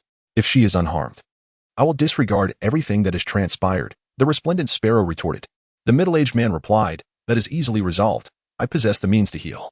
Upon hearing this, the resplendent sparrow's expression softened slightly. "Then please, I implore you to heal her." The middle-aged man nodded and approached Xiao Wu, using a healing wave. Gradually, Xiao Wu's brow relaxed, and a beautiful smile graced her lips. The healing process went smoothly. However, the middle-aged man's face turned pale, and he sweated profusely, indicating that utilizing psychic powers for healing was indeed a strenuous task. "All right, after a night's rest, she will be fine," the middle-aged man assured. "Thank you for the trouble caused by my daughter," the resplendent sparrow acknowledged, feeling somewhat at a loss for words. The middle-aged man produced a silver-white spoon, presenting it to the resplendent sparrow. "This is a bent spoon that can be carried by psychic spirits. It enhances psychic power by 20%. Consider it my compensation for the wrongs done to Nazi. The resplendent sparrow's eyes lit up, another carrying item. With it, Xiao Wu's strength would surely advance further. Chapter 69. Feeding the snake with flesh. The commotion in the room attracted the attention of the Akaji clan members, who opened the door and found not only Akaji Huan, but also several unfamiliar faces. The elder of the Akaji clan, leaning on a cane, looked at Akaji Huan and inquired, "Huaner, who are these people?" Akaji Huan, held in high esteem within his family, was believed to be capable of leading the Akaji clan back to its former glory, and thus everyone, including the clan leader, regarded him with great importance. "Grandfather, they are my friends, and they will be staying here tonight. We are a bit hungry," Akaji Huan replied with a sheepish grin. A young man in his late 20s chimed in, "Fool, we are all family, so there is no need for embarrassment. I will tidy up the room and prepare some food for you." In the present Akaji clan, there were no servants. Many tasks were undertaken personally, and several young men in their 20s began to clean the room. The resplendent sparrow declared, "Just prepare 2 rooms. I will sleep here tonight." They exchanged glances at the beautiful figure on the bed, revealing an understanding look. An 8-year-old child sneaked to the bedside, catching sight of the girl's visage, and could not help but exclaim, "It's Qian Yu." Due to the angle, they only recognized that the girl on the bed was stunningly beautiful, never imagining she would be the goddess Qian Yu. They were thrilled, wanting to admire her up close, their feet instinctively moving forward. "She needs to rest," the resplendent sparrow warned, his eyes narrowing slightly, emanating a captivating light that filled the air with a suffocating pressure, rendering everyone immobile. Akaji Huan's expression changed dramatically. This was a sign of the resplendent sparrow's anger. He hurriedly ushered his brothers outside, fearing they might lose control and provoke the resplendent sparrow. As Qian Yu was the dream lover of many, once outside, everyone felt a lingering trepidation. It was their first encounter with such a powerful individual. Yet they lamented missing the chance to behold Qian Yu's beauty. "I understand you all admire Qian Yu, but she already has a boyfriend. It would be best not to get too close," Akaji Huan warned. "A boyfriend does not signify much. They are not yet married. There is still a chance for fair competition," Akaji Huan's second brother, Akaji Long, replied. From the moment Takagi Ryu first encountered Chiyuki Mai upon her debut, he was profoundly captivated by her. Upon realizing that they were both serving the same master, a notion took root in his heart. He yearned to pursue Chiyuki through this connection and had no intention of relinquishing it easily. "Brother, I understand your intentions. But should you pursue this recklessly, the Takagi family may find itself ensnared in irrevocable peril," warned his sibling. "He is formidable, destined to ascend to the pinnacle of the world. Are you truly willing to stand against him for the sake of a woman?" For the first time, Takagi Huan's countenance shifted from its usual mirth to one of solemnity, an aura of authority emanating from him. Having faced death twice in battles against malevolent spirits, his prowess had far surpassed that of the younger members of their clan, even eliciting a sense of foreboding in the clan leader, Takagi In. Under the weight of his presence, the current strength of Takagi Huan remained shrouded in mystery, yet it was certain that he possessed the capability to contend with the king. "Listen to Huan. From now on, sever any distractions. The Takagi family requires your unwavering dedication, not your dalliance in romance. Do you comprehend?" With the clan leader's decree, they could only acquiesce. Takagi Ryu, still harboring discontent, gazed at Takagi Huan and lamented, "I know I am chasing a futile dream. She is a star of unparalleled brilliance, and I am but a mere mortal. She would never consider me, especially now that she has a partner. Let me face him in combat. Allow me to ascertain whether he is truly as formidable as you suggest, capable of standing at the world's zenith. It would serve as a fitting conclusion to the love that never had the chance to blossom." His voice trembled, tears cascading down his cheeks. It appeared that in the battle between family and love, he had ultimately chosen the former, which brought solace to those around him. Takagi Huan sighed deeply. "Brother, do you know of Nanami Tokake's? One of the 3 kings of Kanto, his name resonates far and wide. Few are those in Kanto who are unaware of him. Why bring up Nanami Tokake's?" interjected his sister, Takagi Seiko. "Your brother merely desires to duel with Shinkei. He serves under Nanami Tokake's," Takagi Huan stated. Gasps of astonishment filled the air. One of the most talented individuals in Kanto, Nanami Tokake's, was indeed in the service of that man. Takagi Ryu felt an overwhelming sense of defeat. Perhaps only such a figure could win Chiyuki's heart. Yet, he remained unwilling to concede. "I still wish to challenge him, to at least awaken my senses. Otherwise, how could I ever move on?" "Very well, let's engage in a duel before Chiyuki tomorrow," Shinkei said, gently closing the door behind him as he regarded Takagi Ryu. "Thank you," Takagi Huan responded. "You never expressed gratitude when I gifted you the black belt. Why now?" Shinkei replied. Avoiding discord was the optimal resolution. Takagi Huan feared that Chiyuki might strain his relationship with Shinkei. Soon, the room and meal were prepared. After dining, Shinkei did not enter the room again, but instead stood outside like a statue guarding the threshold. He was inherently conservative, believing that one's first experience should be reserved for the one they cherish. And this philosophy was the reason for his continued virginity. Takagi Huan and Junichiro were in awe of Shinkei, who stood there, eyes closed, akin to a slumbering tiger. The Takagi clan members observed, mistakenly believing he was in turmoil over whether to enter the room. Hours passed, yet he remained steadfast, inspiring admiration. As a martial artist, Shinkei harnessed the ambient energies of the universe, finding greater comfort in this meditative state than in sleep, emerging only in the latter half of the night. Recalling the grievous state of his companion, the Abikawa monster, who had suffered severe injuries and lost part of its tail, he knew action was necessary. He released the Abikawa monster and temporarily adorned it with the remnants of the Flame Warrior's meal. The essence had been thoroughly depleted during the day's battle, but after consuming the remnants, it regained strength, aiding its recovery. The Abikawa monster, a fierce beast harboring a vendetta against Shinkei, remained indifferent to his small acts of kindness despite their shared experiences in life and death struggles. Why do you hold such grudges? How long has it been? Shinkei chided. The Abikawa monster roared, as if attempting to convey something. Serpents are known for their grudges. I shall remember mine for a lifetime, Shinkei retorted, fully grasping its sentiment. In a moment of exasperation, he withdrew a dagger from his bag and, under the monster's bewildered gaze, plunged it into his arm, twisting it to carve out a piece of flesh. Blood gushed forth, albeit limited in quantity, yet rich in potent energy. The scent of blood ignited the Abikawa monster's fury, prompting it to seize the flesh from Swank's hand and swallow it whole. The infusion of energy accelerated its healing, allowing a small portion of its tail to regenerate. Shinkei utilized his energy to staunch the bleeding, exhaling a breath of relief as he addressed the Abikawa monster. Now we are even. Chapter 70. The Fierce Beast. The Rumble Rock, the Takagi family, possesses a small grove where numerous spirits are nurtured, many of them raised by the younger generation, including a few fierce beasts. Among them is the Garagara, engaged in a duel with a powerful alligator, commanded by Takagi Gon, the eldest of the younger generation, who had previously offered to help tidy their quarters. Despite the elemental disadvantage, the powerful alligator could not withstand the Garagara's exceptional staff techniques, exuding an aura akin to a martial arts master, sending the alligator fleeing in panic. Ultimately, a decisive strike to its head rendered it unconscious. The Garagara stood triumphant, radiating an aura of unmatched authority, its overwhelming ferocity reminiscent of the beast realm. To tame a fierce beast, one must first earn its respect through conquest. Takagi Huan had captured these beasts from the beast realm, hoping that one day, his siblings would earn their acknowledgement. Daily challenges against fierce beasts were a compulsory part of their training, and to date, only 2 individuals had gained the beast's approval, the 8-year-old Takagi Sei and Takagi Ryu, each possessing a fierce beast of their own. The ability to tame fierce beasts bolstered Takagi Ryu's confidence, as he believed himself destined for greatness. Possessing the means to pursue Chiyuki, witnessing her in Swank's presence, appearing like a delicate bird, filled him with discontent. However, his siblings had sacrificed greatly for the family, particularly Takagi Huan, who dared to confront evil spirits. He had witnessed Takagi Huan awaken from nightmares more than once. What more reason could he have to cling to his desires? They arrived at a clearing in the forest, where a dual platform lay in wait, frequently utilized by the youth of the Takagi clan for training.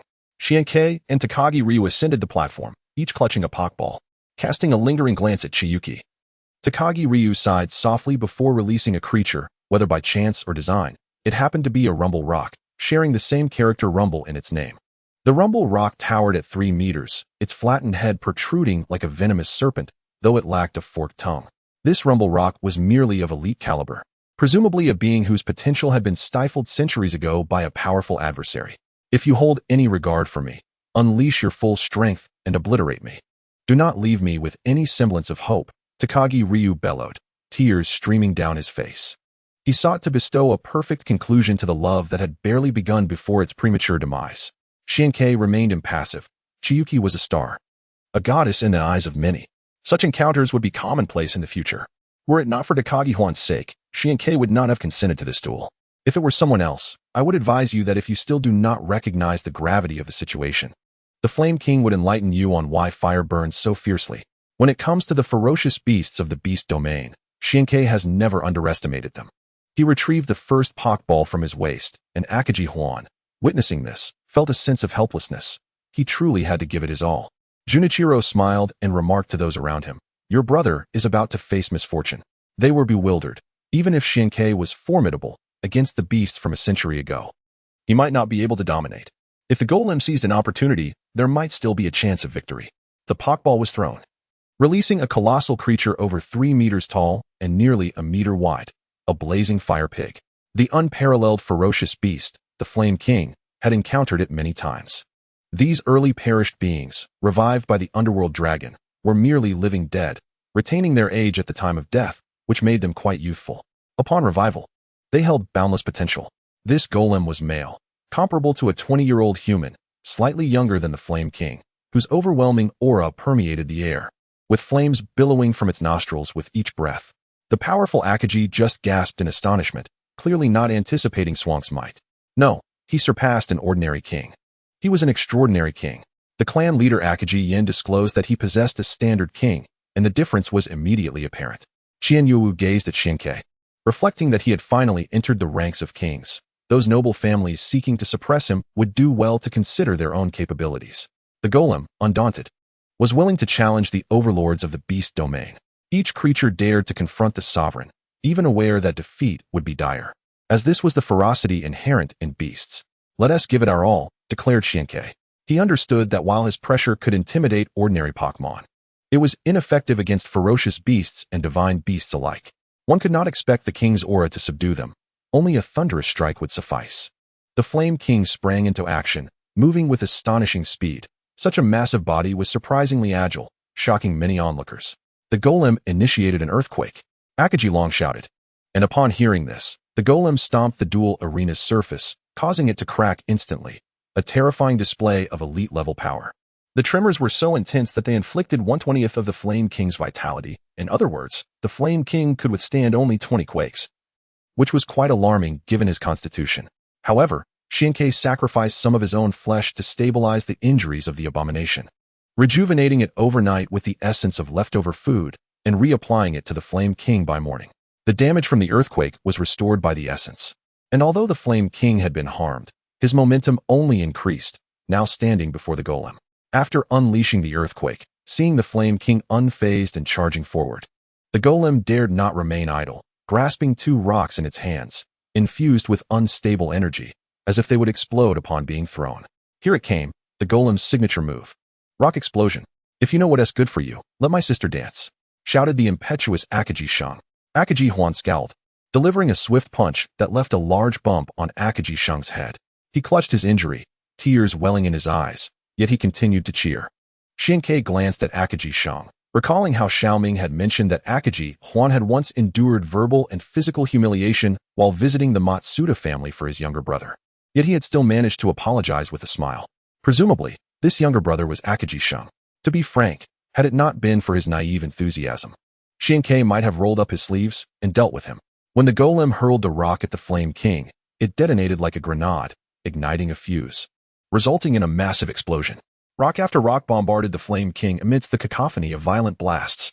Shinkei, arms crossed, was unperturbed, after all. It was merely an elite-level ferocious beast.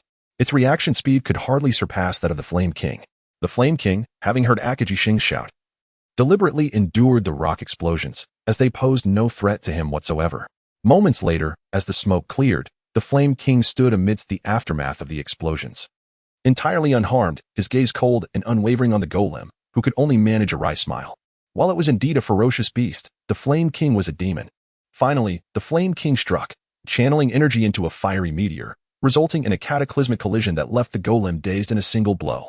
The Akaji family was left astounded. The Flame King was overwhelmingly powerful, to a degree that defied reason, rendering even the unparalleled ferocious beast helpless. Chapter 71. Depart. As they set off from Golden City, Junichiro had already bid farewell, declaring that the next time they met, he would have become a level 1 artisan. Artisans are categorized into multiple tiers. A level 1 artisan can only create consumables, such as sprays to repel Pokemon, escape ropes for fleeing caves, or sweet treats to attract wild Pokemon. Crafting weapons for Pokemon is the domain of a level 2 artisan, but trainers often find this rather trivial, as few Pokemon carry weapons, being the strongest weapons in their own right. Starting from level 3, artisans can produce carry items. Junichiro's mother belonged to this tier and would undoubtedly attract numerous factions' attention. Once she decided to ally with a certain faction, it would incite the pursuit of others, making her a true hot potato. Before parting, Xiankei advised him never to reveal his identity, to act like an ordinary trainer, relentlessly enhancing his combat prowess, as artisans required the protection of Pokemon. Junichiro took this to heart and mentioned that once he became an artisan, he might have to seek Swank's protection, to which Xiankei readily agreed. After watching Junichiro depart, Xiankei and his companions prepared and set off towards Ziyuan Town, with Golden City behind them. Ziyuan Town was merely a day's journey away. That evening, they could already discern the outline of Ziyuan Town, shrouded in dark clouds, evoking a sense of foreboding. Before long, rain began to fall, a soft patter accompanied by fierce winds and thunder, akin to a woman's sorrowful weeping. Qian Yuewu, overwhelmed with emotion, found tears streaming down her face. And both Xiankei and Akaji Huan felt a surge of sadness, recalling the most poignant events to date. In this state of sorrow, there was little inclination to exorcise spirits. Xiankei recalled Master Karna's talismans, remembering a calming incantation. He hastily produced one, releasing the Flame King to evaporate the surrounding rainwater, preventing them from getting soaked, and then invoked the calming spell with the energy of heaven and earth. A miraculous phenomenon unfolded. The lifeless yellow paper, infused with heavenly energy, flew from Swank's hand, radiating a gentle light before igniting with a soft pop. Xiankei was enveloped in a wondrous energy, dissipating the sadness in his heart. Akaji Huan and Qian Yuewu quickly followed suit, dispelling their own feelings of sorrow, for they were uncertain how long the spell's effects would last. And with their supply of calming talismans dwindling, they hastened their steps toward the town. As they approached Ziyuan Town, they noticed individuals by the roadside clad in cotton jackets, shivering despite their attire, crouched on the damp ground, their heads bowed low, as if burdened by some weighty force. It was still summer, yet they were wrapped in cotton jackets and blankets, exposed to the rain. This was either the result of a severe mental lapse or an unavoidable circumstance.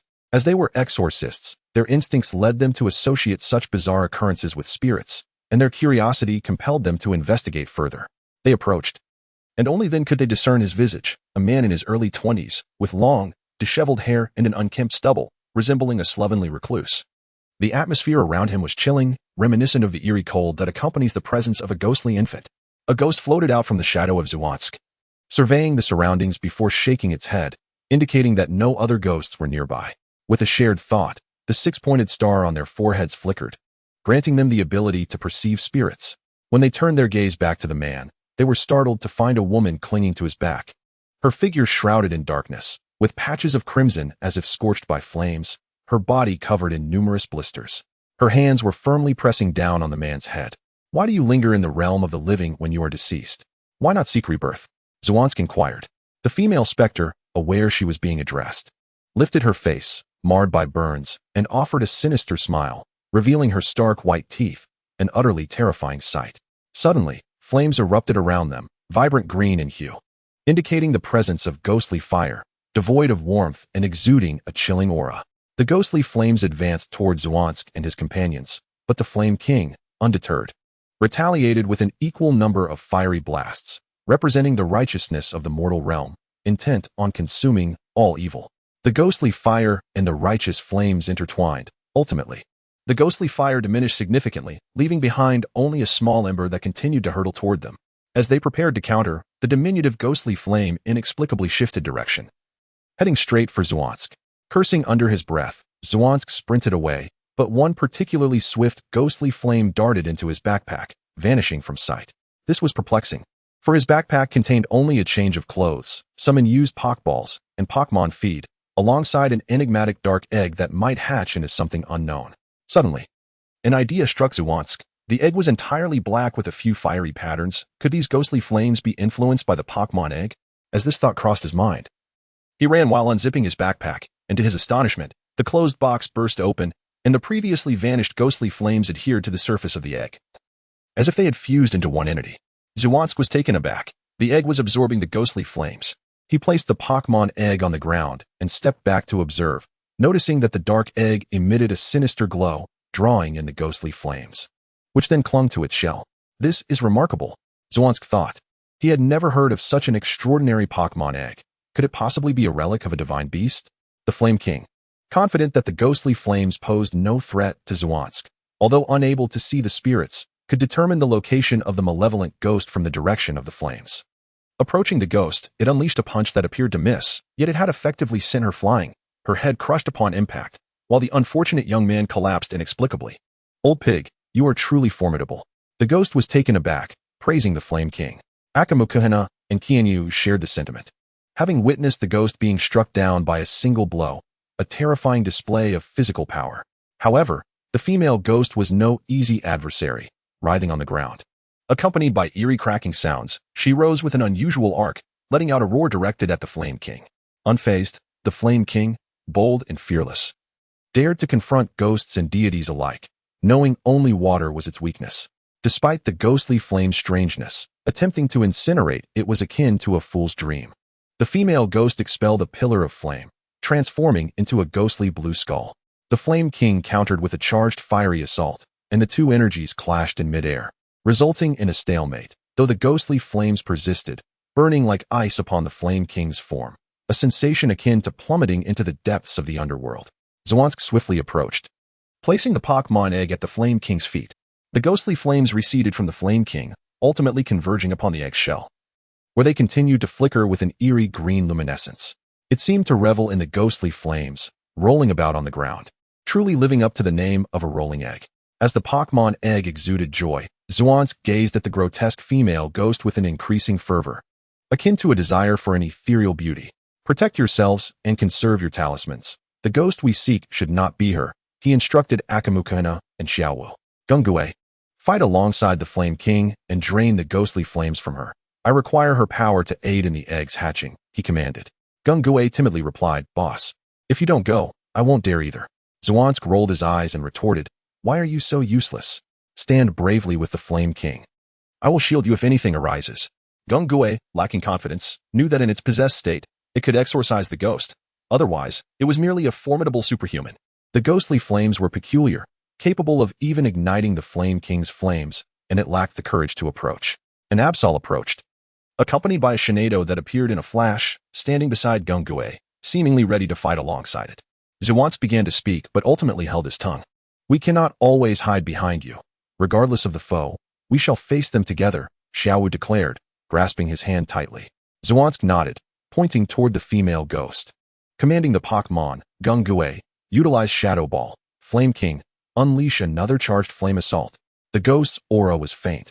Only those near death or with minimal vitality could detect her presence, even among Pokemon.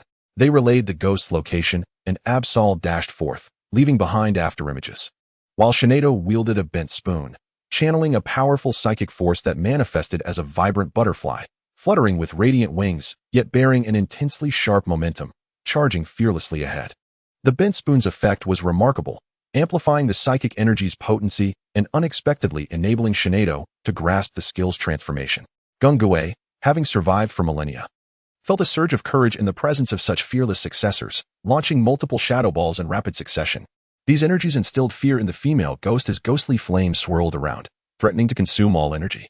The Pokemon egg was exhilarated, yet it could not attract the unweakened ghostly flames recklessly, lest it become engulfed in flames itself.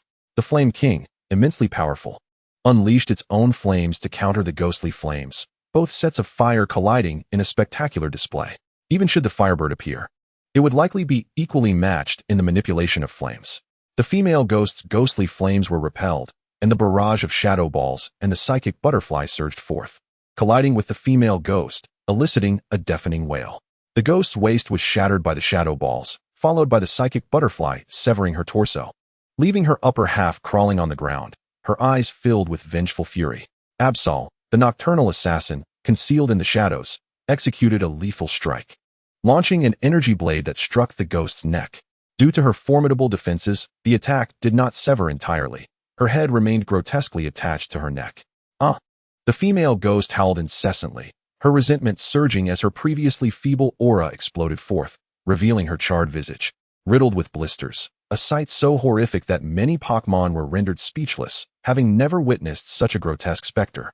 The Flame King advanced fearlessly, its right hand swelling as it grasped the ghost's severed body, while its other hand clutched her head, intent on separating her corpse entirely. "Cease your meddling," cried the disheveled youth, who had previously fainted, as he rushed forward, seemingly deranged, to shove at King Yenwu, though the king was a figure impervious to such attempts. She is a malevolent spirit, destined to take your life. We are here to save you. Do not fail to recognize our goodwill, retorted Xianke with a cold scoff. Unbeknownst to them, the youth bellowed in fury. Who asked for your salvation? We were meant to depart together. They forced me to endure 3 years of this wretched existence. Unable to be with her. What meaning does my life hold? His expression was one of profound sorrow, tears mingling with the rain as he wept with heart-wrenching despair. Suddenly, the female ghost erupted, flinging King Yenwu several paces back before coiling around the youth's neck. He grasped her hand tightly. Take me away.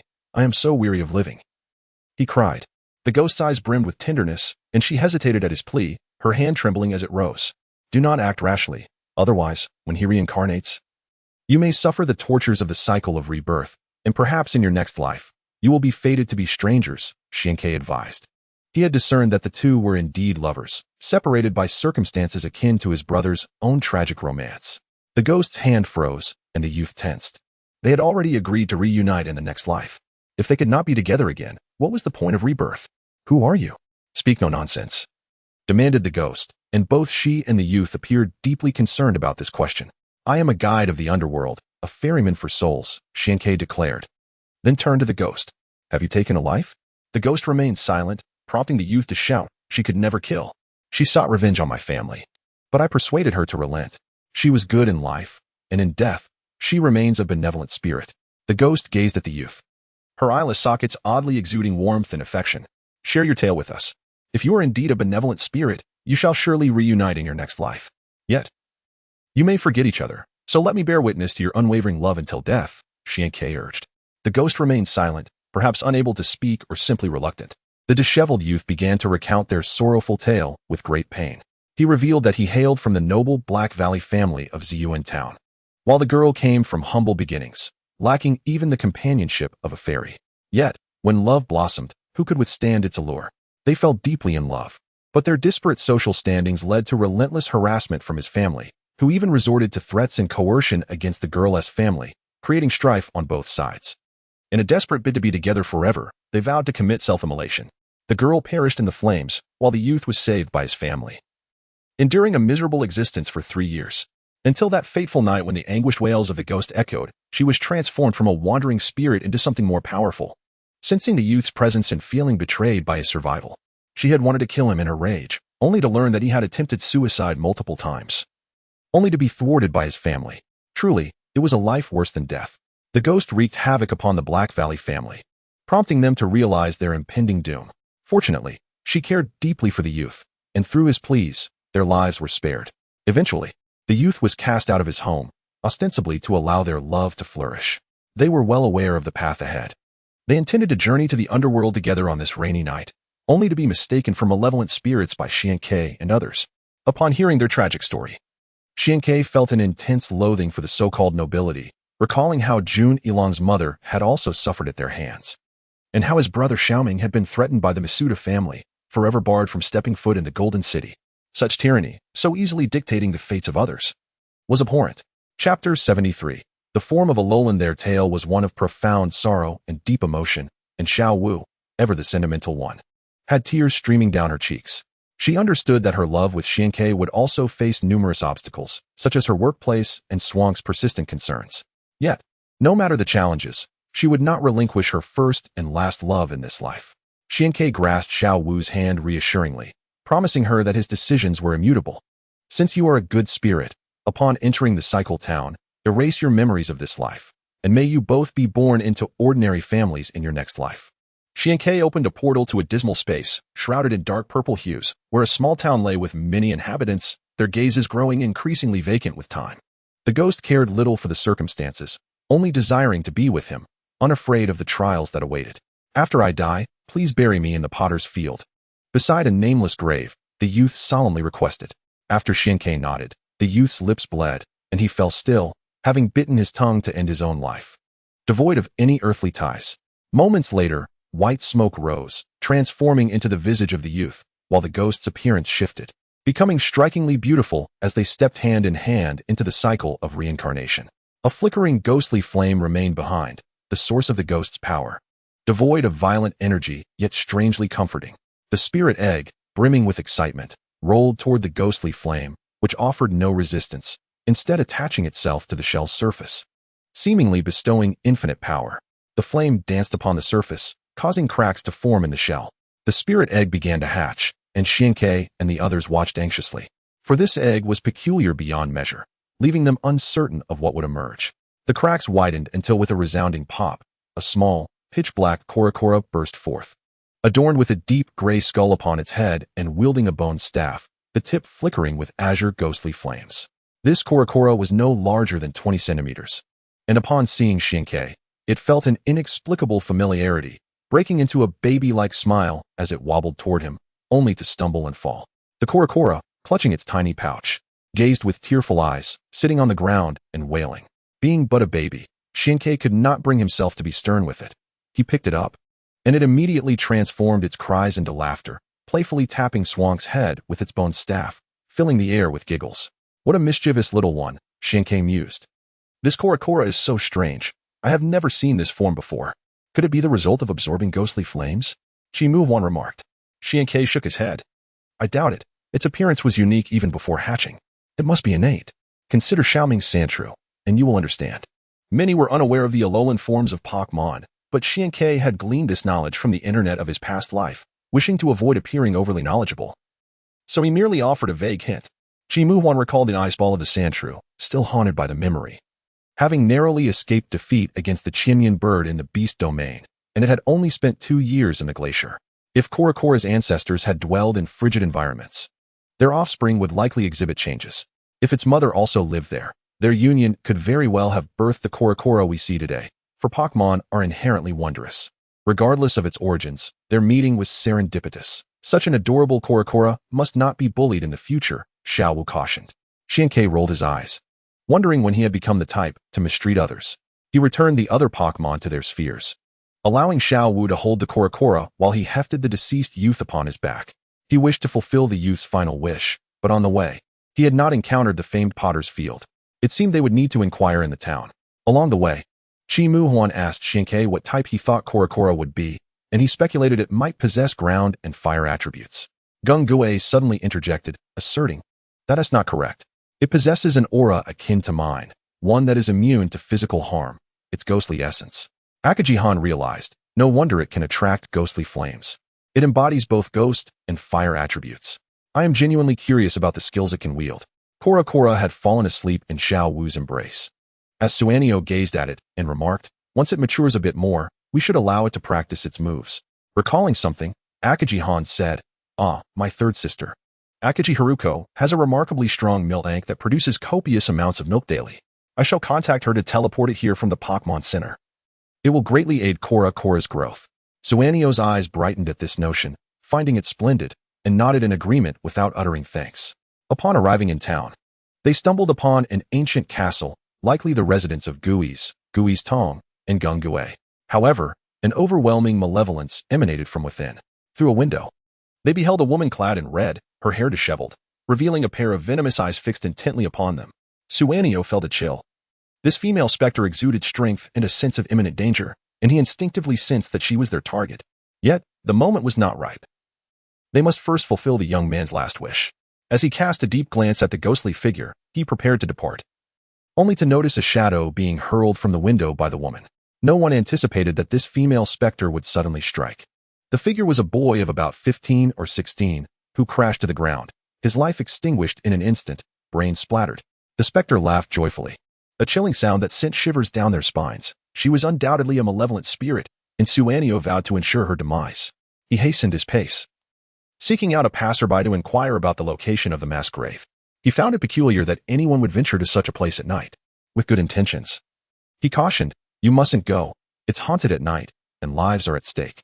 Akajihan replied, we are Taoists, and our purpose here is to eliminate the ghosts. Please, speak freely. The passerby, a man in his 30s, upon hearing their identity, knelt in reverence, beseeching them to save Ziyuan Town. Ziyuan Town was known for its extreme energy, rife with tales of spirits, yet never had there been a case of a vengeful ghost claiming lives. All began with the wails of that fateful night when the vengeful spirit emerged, leading to daily fatalities, instilling fear in the hearts of its residents. who dreaded that the next victim might be themselves. Rest assured, for we are here, Akagi Han assured. Suanio pressed further. And the location of the mass grave? This time, the passerby, without hesitation, pointed in a direction, stating, head out of the city in that direction. 3 miles into the countryside is the mass grave. Be exceedingly careful. Suanio nodded, and the trio continued on their way.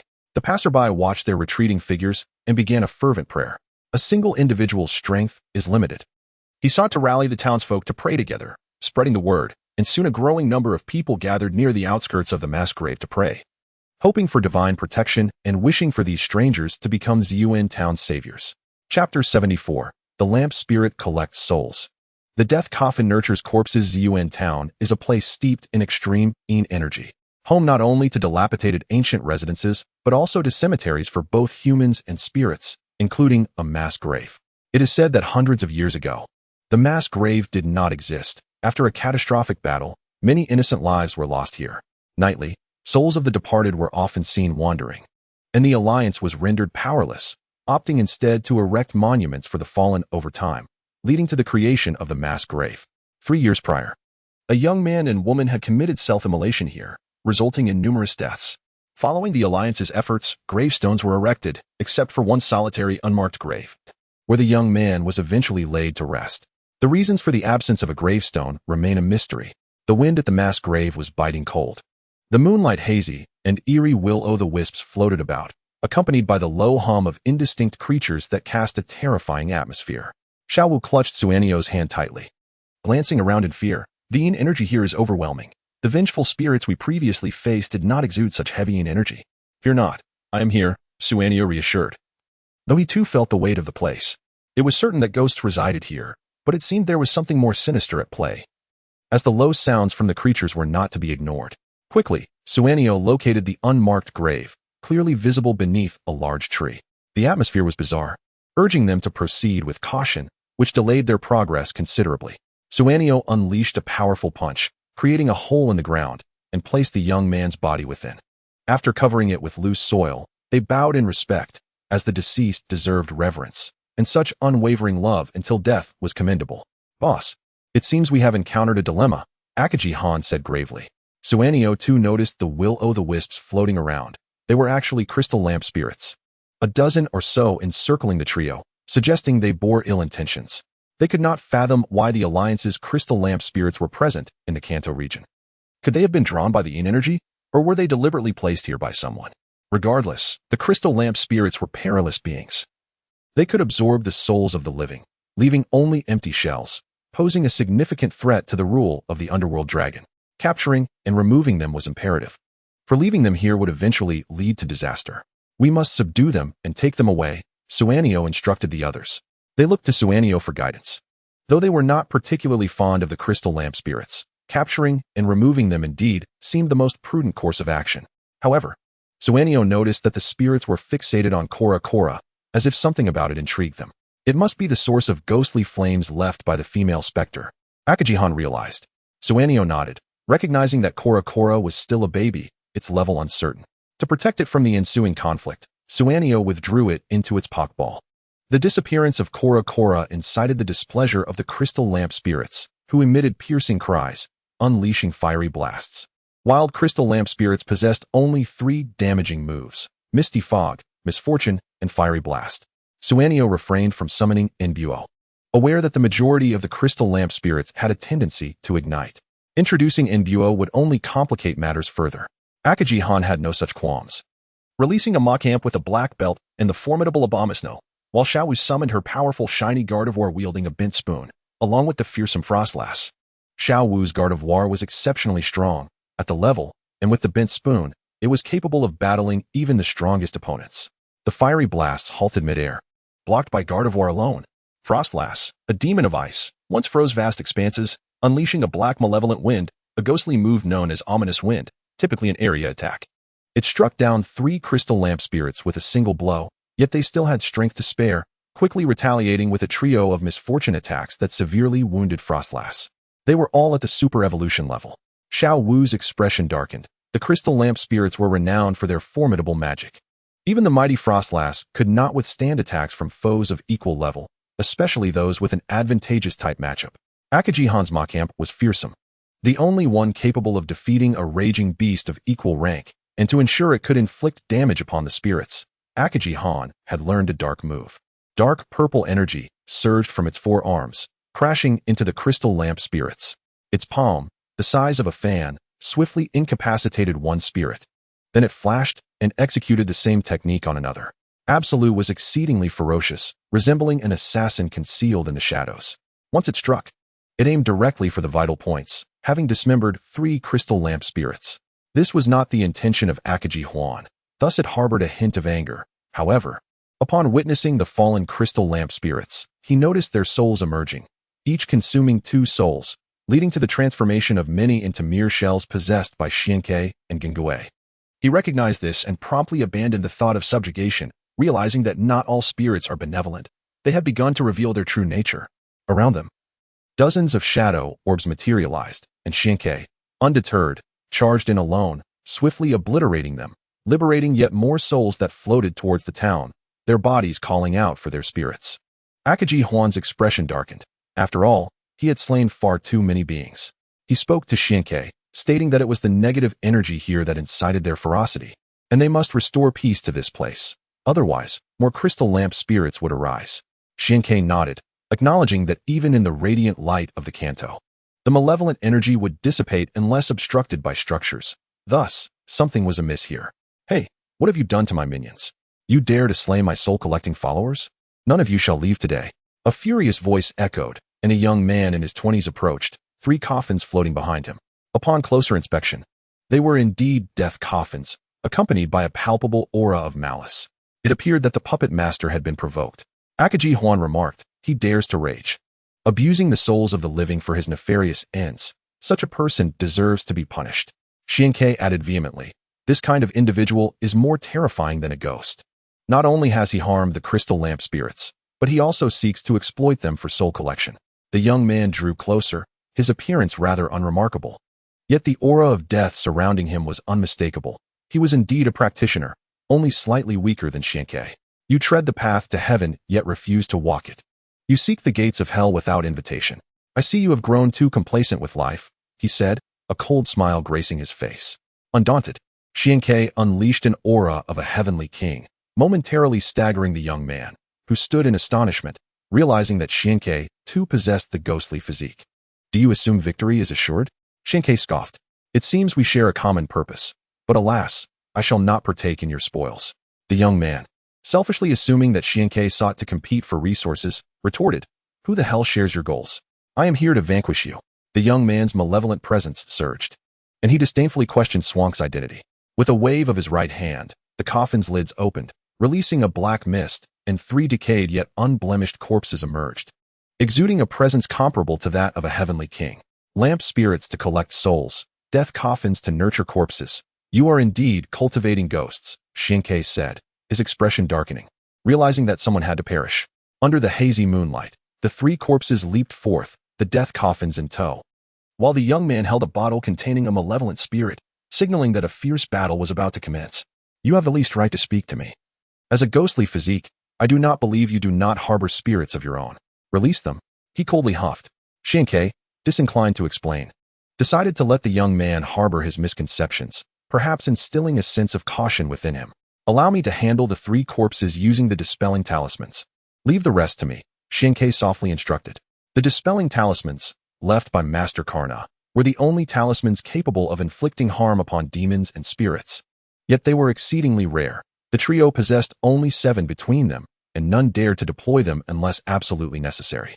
However, the ghostly physique posed a significant threat, and he was uncertain how long they could remain here. The 3 corpses cultivated were immensely powerful, likely impervious to blades and fire. Only the dispelling talismans could deliver a fatal blow. I shall attempt it first, Shinedo declared. Commanding her, Xiao instructed, Shinedo wielded the bent spoon.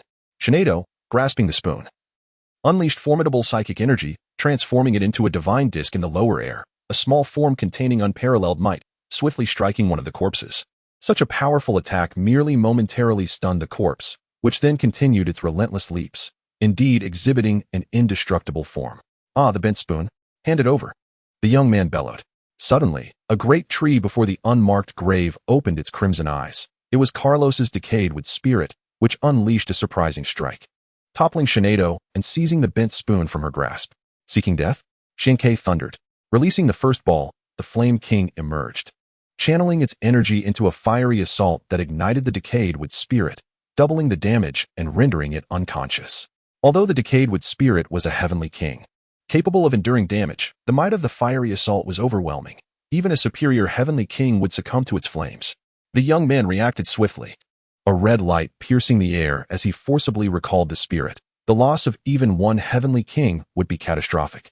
My death coffin has yet to nurture any spirit corpses. Your Flame King is formidable. Let it become my puppet. The young man proclaimed confidently, believing his nurtured corpses to be invulnerable, able to withstand any attack. Dream on, Shinkei retorted coldly, his figure resembling a specter as he swiftly approached the corpse.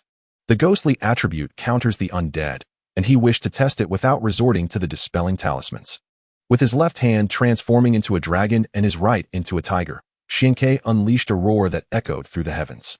His fists collided with the corpses, creating ripples of energy and a cloud of dust. Swank's face paled. The corpse's fists felt like steel, causing his hands to tremble. The corpses raised their numbers, preparing to besiege Shinkei. Just then, a meteorite plummeted, striking one down. The Flame King revealed its true form, delivering a series of fiery punches to the fallen corpse's head, embedding it deep within the earth. Another corpse was intercepted by Shinkei, while the third took advantage of the Flame King's focus on the downed corpse, striking with the force of a steel hammer, each blow landing on the Flame King's head, inflicting devastating damage that forced it to regurgitate blood. Barely able to withstand the onslaught, Absolute, hidden in the shadows, had undergone numerous sword dances, its aura reaching terrifying heights. It transformed into a black shadow, its blades slashing down upon the neck of the corpse, attacking the Flame King, leaving only a shallow wound. The corpse reacted with remarkable speed, seizing Absolute and slamming it to the ground before delivering a punch to its head, sending it hurtling away. Absolute coughed up blood, its body convulsing. Akaji Huan hastily recalled it. No matter how grievous the injuries, as long as it remained within the reincarnation ball, it could sustain its wounds and recover upon returning to the alternate space. Just as Absolute was driven back, the monstrous force surged forward, with the Flame King fixated on the downed corpse, seemingly intent on pulverizing it into paste. The monstrous force engaged the corpse, while a black-banded creature unleashed fighting skills that appeared to overflow with energy, attempting to alter the very form of its techniques. Akaji Huan and Qian Yuwu exchanged glances, each grasping a dispelling talisman, swiftly moving closer. The corpses were nearly impervious to blades and bullets, and this stalemate would yield no advantage. It seems you have forgotten something. The death coffin shall send them on their way, the young man sneered. The three death god coffins unleashed their deadly tactics, with venomous toxins directed towards the Flame King, while psychic assaults targeted the monstrous strength. Meanwhile, shadow orbs were hurled towards the dazzling sparrow. 3 additional spirits emerged, the fire beast belonging to Akaji Huan, the Xuanjia bird of the dazzling sparrow, and the abomination. Though they might not be capable of defeating the death god coffins, they could certainly stall them. Flames were unleashed to evaporate the toxins. Metallic resonance shattered the psychic force, and the shadow orb was swept away by the abomination. The 3 spirits radiated ferocity. The youth sensed a familiar aura emanating from them, reminiscent of corpses, akin to the essence of the undead. You bastard! How dare you raise monstrous cadavers? What right do you have to criticize me? The youth bellowed in anger. He too wished to cultivate monstrous corpses, yet such entities were rare and elusive. Ignoring the youth's vitriol, the dazzling sparrow clutched a dispelling talisman, bracing itself as it took a punch from the corpse, shattering a tooth in the process. Nevertheless, it activated the talisman, slapping it against the corpse's forehead. The talisman, brimming with righteous energy, erupted in divine brilliance, causing the corpse's head to explode instantly. Black mist billowing forth as it was consumed by the purifying flames, leaving behind only a puddle of black water. Wow, that's incredible. The dazzling sparrow had not anticipated the terrifying potency of Master Gana's talisman. Initially believing the corpses to be invulnerable, it now realized it had underestimated their might. Elsewhere, Xiaowu's dispelling talisman proved ineffective, merely sticking to the back of the corpse's head and causing it to twitch on the ground. Unfamiliar with the notion that the forehead was a critical point, she wasted a talisman. Akaji Huan, emulating the dazzling sparrow, unleashed another talisman upon its forehead, resulting in its dissolution into a pool of black water.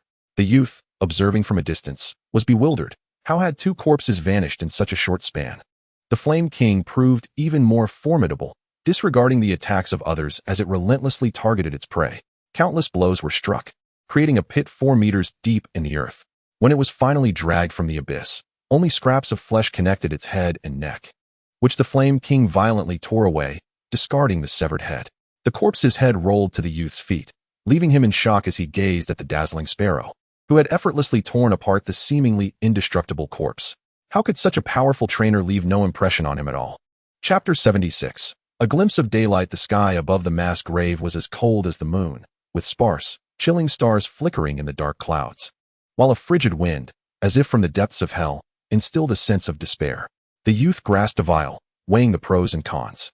Having cultivated a few malevolent spirits through the soul-collecting coffin, he had invested considerable effort into this endeavor.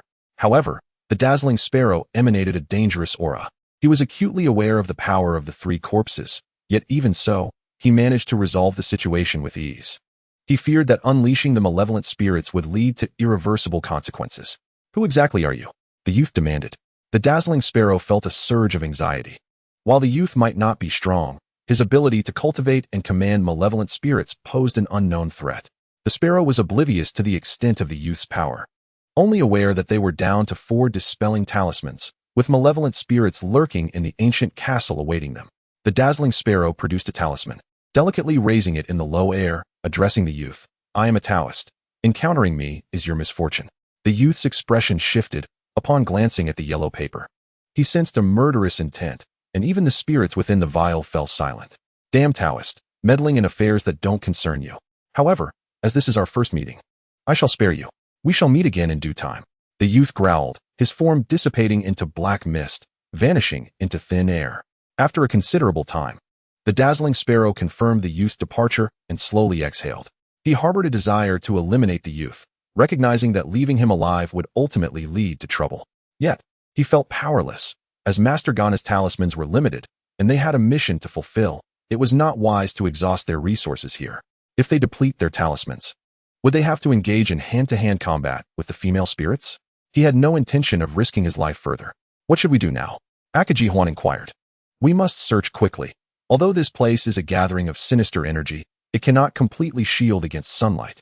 No matter how powerful that spirit raiser is, he cannot block out the sun entirely. There must be something here. The dazzling sparrow's expression grew grave. The sun is a magnificent force. Anything that can obscure its light must be extraordinary. The trio searched diligently, aided by the spirits, until Cola finally discovered something. It struck a black stone with a bone staff that flickered with azure flames, grinning foolishly at the others. The dazzling sparrow lifted Cola, closely inspecting the black stone, which resembled a glossy black sphere, glinting ominously under the moonlight, with dark mist swirling around it. Eerily peculiar. What on earth is this? Akaji Huan, a nobleman, had witnessed many wonders, but this black spherical object was completely unfamiliar. He touched it, finding it inert, and attempted to lift it, only to discover it was unexpectedly heavy. Even utilizing his aura power, he could not budge it. Ultimately, he gave up, drenched in sweat and panting. It's too heavy. I can't move it. Akaji Huan complained. If this black stone truly is the source of the sunlight's obstruction, who could possibly lift it? Xiao Wu, undeterred, questioned the weight of such a small object.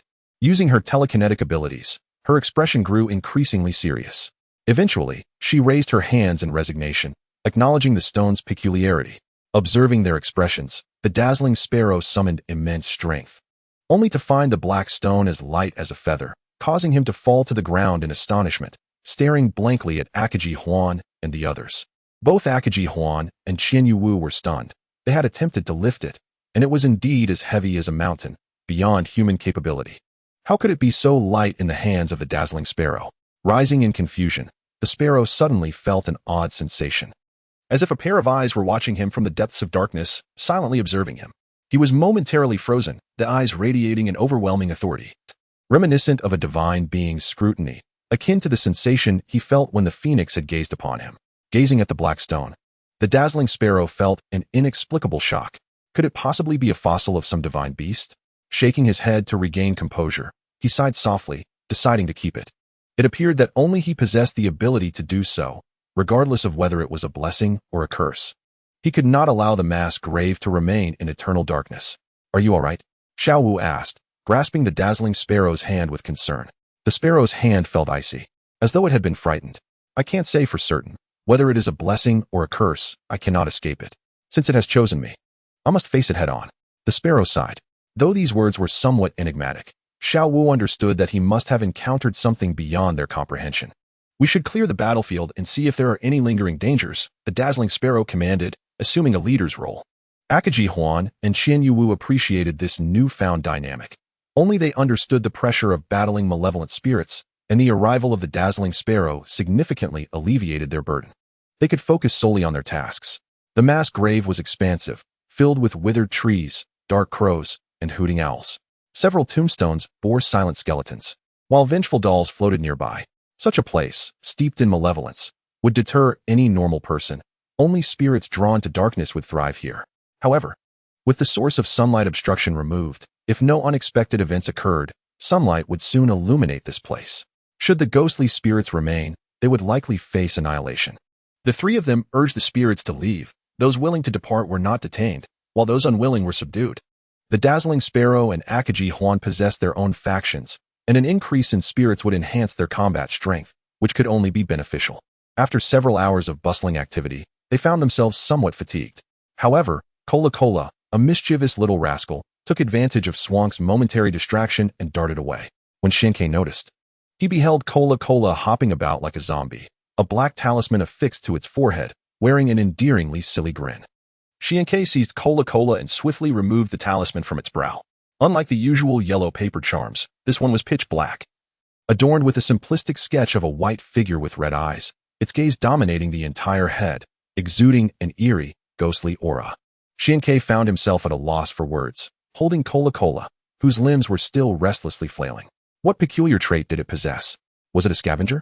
Suddenly, a ray of dawn pierced through the sky, dispelling the enveloping black mist and bathing the surrounding area in brilliant light, revealing the chaotic graveyard in its entirety. For the first time in decades, sunlight graced the graveyard, illuminating the tombstones, causing even the withered trees to sprout new buds and the grass to begin its resurgence. They were finally basking in daylight once more. Amidst this scene, the three of them, under the sun's radiant glow, appeared as though adorned with a divine golden aura.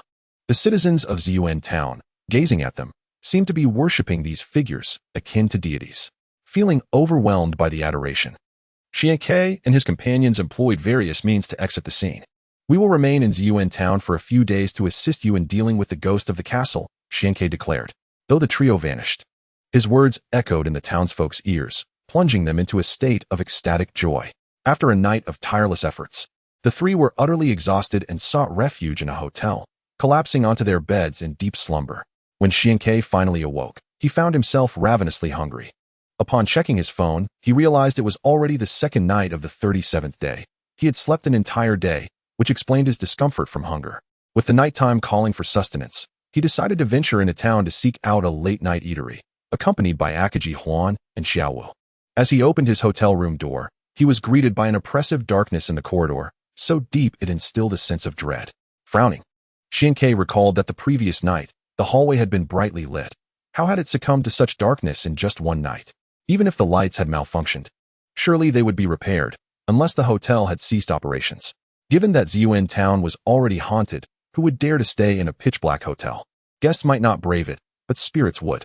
An unsettling thought crept into Xianke's mind, and he sensed an ominous atmosphere thickening around him. I have an uneasy feeling, Gengue remarked gravely, appearing beside Xianke.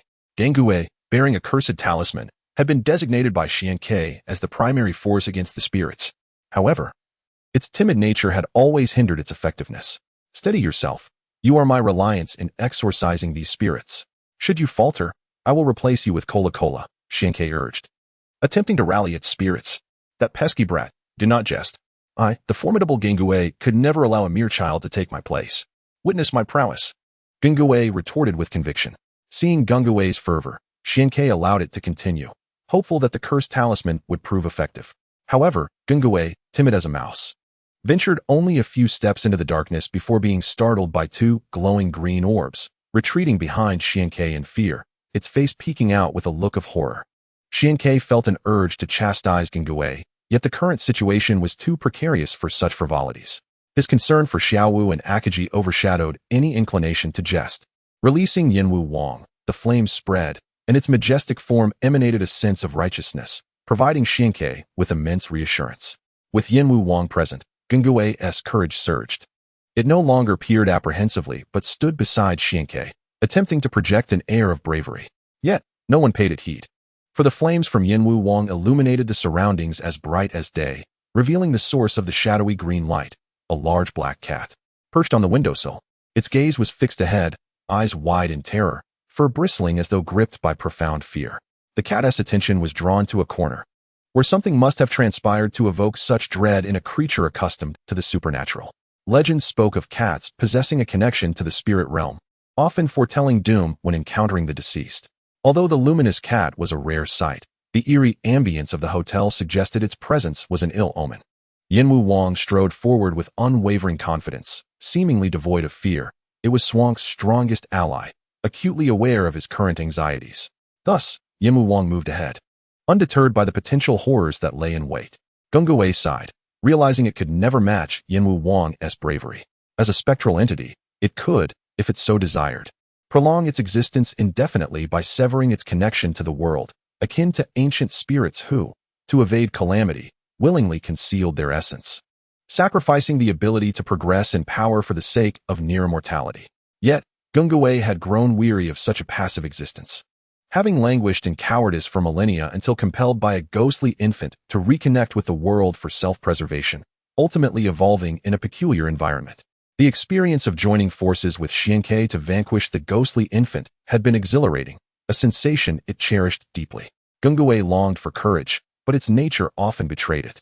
In the presence of Yinwu Wang, it aspired to display a braver facade, perhaps embodying the very image it yearned to emulate. Determined, Gungue followed closely behind Yinwu Wang. Surprising Xianke with its newfound resolve, he had not anticipated that Yinwu Wang could influence Gungue's demeanor, thereby enhancing its fighting spirit. The ominous black cat refused to depart. Despite its palpable fear, it growled towards the darkened corridor, pacing anxiously along the windowsill, as if something awaited it there, stirring a deep sense of urgency. As Xianke approached, he heard a mournful cry, reminiscent of a dying kitten, expressing a desperate yearning for life despite its immense suffering. Accompanying this sound were others, difficult to articulate, resembling the crude noises of a human chewing food. Yinwu Wang and Gungue arrived in succession, frozen in place upon witnessing a familiar figure, whose peculiar expression revealed it was engaged in actions beyond their comprehension. Xianke, too, arrived, his heart sinking at the sight of Qianyuwu, her countenance distorted, features scrunched together. Clutching a meowing creature, mercilessly tearing at its flesh, the poor thing gasping for breath. Qianyuwu was not herself. In contemporary terms, she was possessed by a spirit. Yet the torment inflicted upon Xiaowu was unfathomable. Swank's expression darkened as he produced a protective talisman. With the formidable power of Yinwu Wang, he restrained Qianyuwu, rendering her struggles futile. The talisman adhered to Xiaowu's forehead, erupting in a brilliant radiance, accompanied by a wailing cry of a tormented spirit. As a red light shot forth from Xiaowu's body, with Yinwu Wang present, Gungue felt bolstered, watching the red light flash by, unleashing a barrage of shadowy orbs that struck Xiaowu, eliciting her pained cries. The power of duality brought forth a formidable force. Xianke cradled Xiaowu, first summoning Shinado to utilize its healing waves to mend the wounds of the meowing creature, which it dutifully commenced.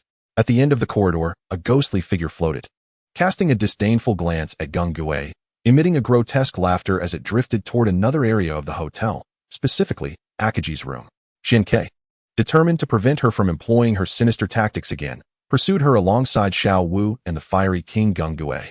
Shinado, feeling uneasy, used its psychic abilities to control Meow Meow, following closely behind, while Cat Boss, filled with concern, trailed after them. Upon nearing Akaji's room, they heard the ghost's mournful wails. It transformed into a crimson streak, fleeing as Akaji emerged, clutching a protective talisman. The charm still burned, indicating its effectiveness, and his body was enveloped in a mysterious energy that repelled the malevolent spirit. Accompanying him was the formidable Quali, its four hands radiating an aura of wickedness, a thieving creature with an evil affinity for physical attacks, capable of delivering devastating blows to the ghost with its rapid strike speed and elemental advantage. That was close. Akaji breathed a sigh of relief upon seeing Xian Quebec. Kuali was on the verge of mastering a new skill. Had they not been training with their consciousness intact, they might have fallen victim to her deceit. Soon, Akaji's attention shifted to Qian Yu Wu, his heart sinking at her pale complexion, and he glared toward the direction of the castle, seething with murderous intent. Chapter 78. The Black Cat Boss. Hualan City is a city of water, not merely because it is surrounded by water, but because its people possess a gentleness akin to water, cherishing water-type Pokemon. Recently, Hualan City has been graced with consecutive sun showers, a rainbow arching between heaven and earth, a celestial phenomenon heralding the birth of a powerful champion. In Hualan City, there exists but one individual who possesses such extraordinary mastery over water attributes, and that is the interim gym leader, Nan Hai Tongqing. In his youth, his talent was astonishing. Had it not been for a period of stagnation, he would have undoubtedly rivaled the youngest champions. In an open area, the water turtle closed its eyes in concentration, while the iron-clawed lobster stood vigilant like a guardian, refusing to allow any disturbances. The iron-clawed lobster, though merely a champion, emanated an aura of authority that commanded respect. Finally, the water turtle opened its eyes, and water swirled like a vortex, flooding into its being. The overwhelming energy rippled outward, causing the onlookers from affluent families to pale in astonishment. Nan Hai Tongqing was formidable. Even Xian Ke had to concede that Nan Hai Tongqing surpassed him, for he was one of the rare water-type trainers who could effectively counter the Fiery King. With the relentless downpour and strange phenomena in Hualan City, it inevitably made headlines, thrusting this once great talent back into the public eye. When the malevolent spirit invaded, Xiao Wu fell gravely ill, spending a week in the hospital, with Xian Ke keeping her company day and night, attentively monitoring the news while remaining vigilant against potential ghostly ambushes. Truly the kings of Kanto. They are vastly more powerful than I, Xiao Wu murmured as she gazed at Nan Hai, a tone of self-reproach lacing her words.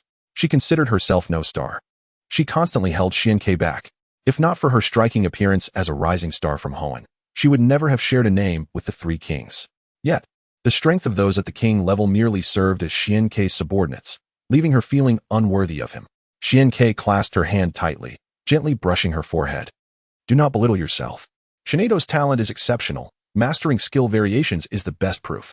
Moreover, you have lingered at the quasi-king level for a considerable time. Was it not to take that final step into becoming an ultra-strong champion? The champion level is a realm, while the ultra-strong champion merely reflects one's foundation, requiring time and elemental accumulation. Both the Fiery King and the Water Turtle have long concealed themselves at the pinnacle of the quasi-king level, ultimately making that final ascent to ultra-strong champion. Shinedo's gradual progress is not a sign of stagnation, but a methodical preparation for that crucial moment. You are younger than both me and Nan Hai. We still have Giratina, and there will be opportunities to catch up. Xiao Wu nodded, feeling somewhat reassured, but her thoughts turned to Miao Miao's injuries, prompting her to ask with concern. Is Miao Miao doing better? It has survived, but it requires time to recuperate, Xian Ke replied. Just then, the door swung open, and the dark-furred cat boss entered, baring its teeth and growling at Xiao Wu, its eyes brimming with hostility. Even as Gung Gui attempted to explain the situation, it remained relentless. The Miao Miao was its little brother, and they had relied on each other for a long time, so it was only natural for it to defend its kin.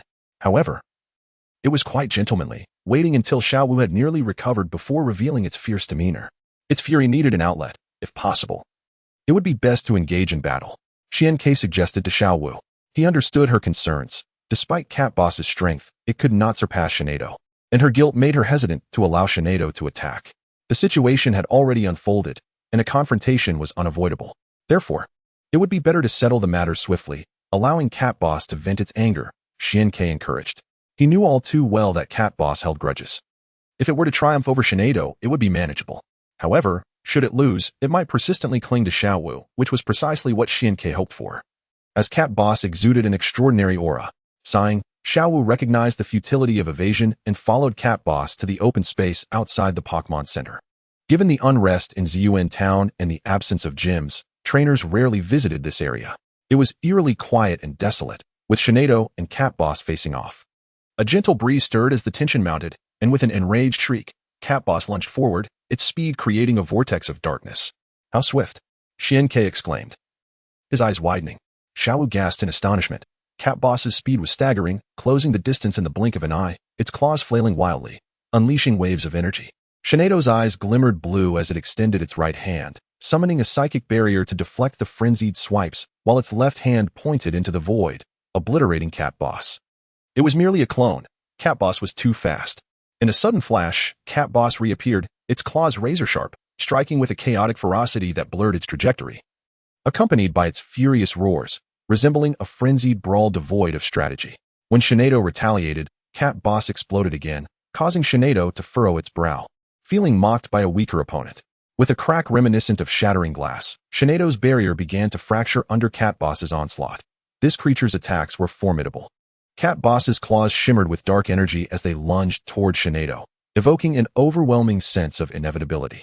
Shinado vanished, reappearing at a lower altitude, having been compelled to evade against this lower-tier Cat Boss, which only fueled its indignation. On the ground, over 50 clones of Cat Boss materialized, a terrifying number of duplicates. Their casting speed astonishingly swift, nearly instantaneous. The multitude of Cat Bosses darted about the surroundings, and one by one, they charged toward the skies. Shinado, grasping its spoon, unleashed a powerful psychic force, dismantling the clones. Yet one Cat Boss was sent flying, landing motionless on the ground, its true form. With a flick of its left hand, Shinado obliterated the downed Cat Boss, only to discover it was yet another clone. Where, then, was the real one? 5 black cats emerged, their chaotic strikes generating winds, forcing Shinado to sidestep as claw marks appeared on its body, a humiliating injury inflicted by a lesser Pokemon.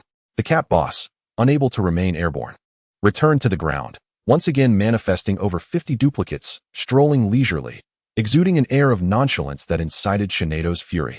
Regaining composure, it spread a vast psychic net, determined to locate the genuine Cat Boss. Xiaowu commanded. Shinai's character is rather careless. If she finds herself ensnared in another's rhythm, it is likely to spiral out of control, necessitating the reclamation of the tempo. The telekinetic net unfurls, enveloping all the feline overlords, and then the net repeatedly contracts, dismantling one clone after another. The last remaining one must inevitably be the true self. However, the telekinetic net is shattered, a bolt of black lightning streaks through. Now, Xiaowu exclaims. She had long since communicated telepathically, anticipating that the feline overlord would not yield easily, while the telekinetic net expands. Another surge of telekinesis has already reached its zenith, and as it attempts to escape, a beam of light sends it flying. The disparity in realms renders the feline overlord unconscious with a single blow. Xiaowu, wishing to subdue it, finds herself unable to do so, leaving her no choice but to let Shinai heal it with her healing waves. Chapter 79.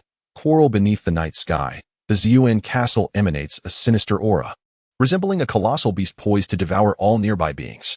Xiankei and her companion stand outside the castle, taking several deep breaths before pushing open the grand door. A wave of malevolence rushing to meet them. Xiankei produces a protective talisman, infusing it with energy until the charm ignites, casting a mysterious shield over them that wards off the encroaching malevolence. In the darkness, they catch a whiff of a potent metallic scent, reminiscent of blood, as if a pool of it lies ahead, brazenly exuding its odor. Xiankei and Akagi each release a sprite, the Flame King and the Fiery Beast, whose flames illuminate the surroundings, revealing a scene akin to a hellish inferno. Blood stains the walls, remnants of flesh scatter about, with severed limbs tucked away in corners, and a head nailed to the wall, its expression frozen in terror. Akagi and Qianyue both retch, their stomachs churning, while Xiankei merely furrows his brow. He has slain many villains and is accustomed to such sights, yet these deceased might have been innocent. This malevolent spirit must be vanquished. Unable to bear the sight any longer, Xiaowu tosses out a Pokeball, summoning the Snow Demoness, who detests filthy places and intends to unleash a terrifying frost to freeze the corruption. The Flame King bellows a halt, despite its rugged appearance. It possesses a remarkably astute mind, realizing that the corpses cannot be indiscriminately encased in ice. The Snow Demoness frowns at it, as a formidable beast. She has never feared anyone, not even the Flame King, whom she regards with disdain. The more the Flame King protests, the more she desires to defy him. Chilled air emanates from the Snow Demoness' mouth, unperturbed by the Flame King's objections as she breathes forth freezing winds towards the scattered limbs. The Flame King roars in retaliation, unleashing a ball of fire that dissipates the icy gusts, glaring fiercely as if embodying a titan. The Snow Demoness remains undaunted. All beasts of the 10,000 Beasts domain are proud, and unless compelled by the desire for rebirth, they would not willingly submit even after being defeated by their trainers. The Flame King is merely a fortunate survivor of peaceful times. Had he been born centuries earlier, he would have perished in some forgotten corner. Do not be so arrogant. Young one, apart from your realm, you possess nothing of worth. Even a mere unicorn bug from the 10,000 beasts domain surpasses you, declares the snow demoness, confident that she would crush the Flame King in a fair contest. The Flame King's eyes blaze with fury, and in a fit of rage, he retorts, the 10,000 beasts domain is impressive, but one day I shall lay it to waste. The snow demoness scoffs. I fear you may find it impossible to take a single step there. This may not be a bad thing for you. Recognize your limitations early to avoid missteps that will lead to your downfall. The Flame King chooses not to argue, nor do the Xuanjia bird and the aberrant monster, both of whom harbor their own grievances against her and have contemplated challenging her. However, due to the disparity in their realms, the Flame King disregards them. Even if he were to win, it would not be a fair victory, so it is better to refrain from conflict altogether. Truth be told, the Flame King lacks confidence. The beasts of the 10,000 beasts domain possess extraordinary talents, and he does not believe he can surpass them in that regard, being renowned geniuses throughout history. This very reason excites the Flame King. To defeat such formidable foes outright and trample their arrogance beneath his feet would be immensely gratifying. In their discourse, Gung Gue serves as a translator, enlightening Xianke and her companions. Gung Gue reveres the Flame King, while his tone towards the snow demoness is laced with disdain. If you were truly formidable, you would not have perished back then. Since you fell short, what is there to boast about? I shall surpass the fierce beasts, and even rise above the divine beasts. Is this your place to speak? The snow demoness regards Gung Gue with disdain. Aware that he has lived far longer than she, yet she dismisses him as a pitiful wretch clinging to life. Gung Gue, incensed, retorts, enough. Silence. Finally, Xianke interjects, while Qianyue, feeling awkward, attempts to persuade the snow demoness, as the situation originated from her actions. Xianke, troubled, perceives the difficulty in coexisting with fierce beasts and sprites, akin to the ancient saber-toothed tiger and the modern fawn. The fact that the fawn hasn't been devoured yet is already a show of respect towards the trainer. He had anticipated a quarrel, yet did not expect it to arise so swiftly, especially at such an inopportune moment. They ought to unite against the malevolent spirit. Together with the Flame King, he seeks to gather the severed limbs, ultimately removing the head, for they cannot let these souls perish without clarity. The snow demoness deems it a futile endeavor, preferring to encase the area in ice. Gazing at the blossoming ice flowers, they find a semblance of comfort. They tread on the snow and ice, yet their hearts remain heavy. The first floor resembles a hellish realm, and the second floor could very well be the abyss. How much blood has this malevolent spirit stained its hands with? Moreover, what fate awaits the spirits dwelling here? Xianke feels it imperative to resolve the crisis before Xiaoji arrives, restoring peace to Ziyuan town. At the stairway to the second floor, a chilling wind sweeps through, heralding the approach of Gung Gue's kin. However, with the Flame King and the fiery beast present, they are left with nowhere to hide. A ghost appears, its eyes a menacing crimson, unleashing a shadow ball that morphs into a bloodied head, hurtling towards the Flame King. The trio frowns. This is not the true power of a ghost, whose strength is merely that of an elite. Even the most talented beings require at least quasi-king strength to alter their skills, indicating that it is evidently under the control of the female ghost, having acquired extraordinary strength. Gung Gue manifests, casting his own shadow ball, though unable to change its form. His higher realm and the amplification from the cursed talisman allow their energies to collide and dissipate mid-air. Meanwhile, Akaji is also ambushed. A ghost bursts through the wall, launching a blackish-purple head that detonates upon nearing, sending the Maitana before it reeling and coughing blood, enveloped in a dark haze and emitting green smoke. Clearly poisoned by the mud bomb's transformation skill, the toxin is fierce, corroding the Maitana's energy. Without the energy corrosion, it would likely have melted its flesh. Fortunately, he has brought ample antidotes for travel, hastily swallowing one to alleviate the Maitana's affliction. The ghost is relentless, sending 3 black-purple heads flying. The fiery beast roars like a wild beast, unleashing a surge of flames that obliterate the incoming heads, and the flames sweep across the ghost, forcing it to retreat with a howl. Above, Gung Gue materializes, emitting a wave of darkness filled with swirling skeletons aimed at Qianyue. The snow demoness looks up, unleashing a freezing wind that encases the skeletons in ice, shattering them upon impact with the ground, showcasing her immense freezing power. After fending off a wave of assault, the 3 elves vanished into the shadows. Suddenly, a pale arm extended from the staircase, and the ghostly woman in red slowly emerged, her expression laden with sorrow, an overwhelming sense of desolation emanating from the depths of her heart. Chapter 80. A shaken heart on the outskirts of Ziyuan town. Xiankei and her companions felt this melancholic aura, initially believing it to belong to the black-faced ghost, who had already been sent into the cycle of reincarnation by Xiankei. Unbeknownst to them, the ghost before them in red was the true entity. Xiankei recalled her mother and the little Xiankei she had inadvertently caused to perish. A wave of inexplicable sadness washed over her. Akaji Huan and Qianyue Wu were not faring any better, both overwhelmed by the urge to weep. Akaji Huan produced a purification talisman, infusing it with the power of waves. The yellow talisman ignited in the air, sending ripples of energy that dispersed the pervasive sorrow. Regardless of the circumstances of one's life, they could not serve as justification for causing harm. Xiankei possessed no other talismans, only 2 dispelling charms at her disposal.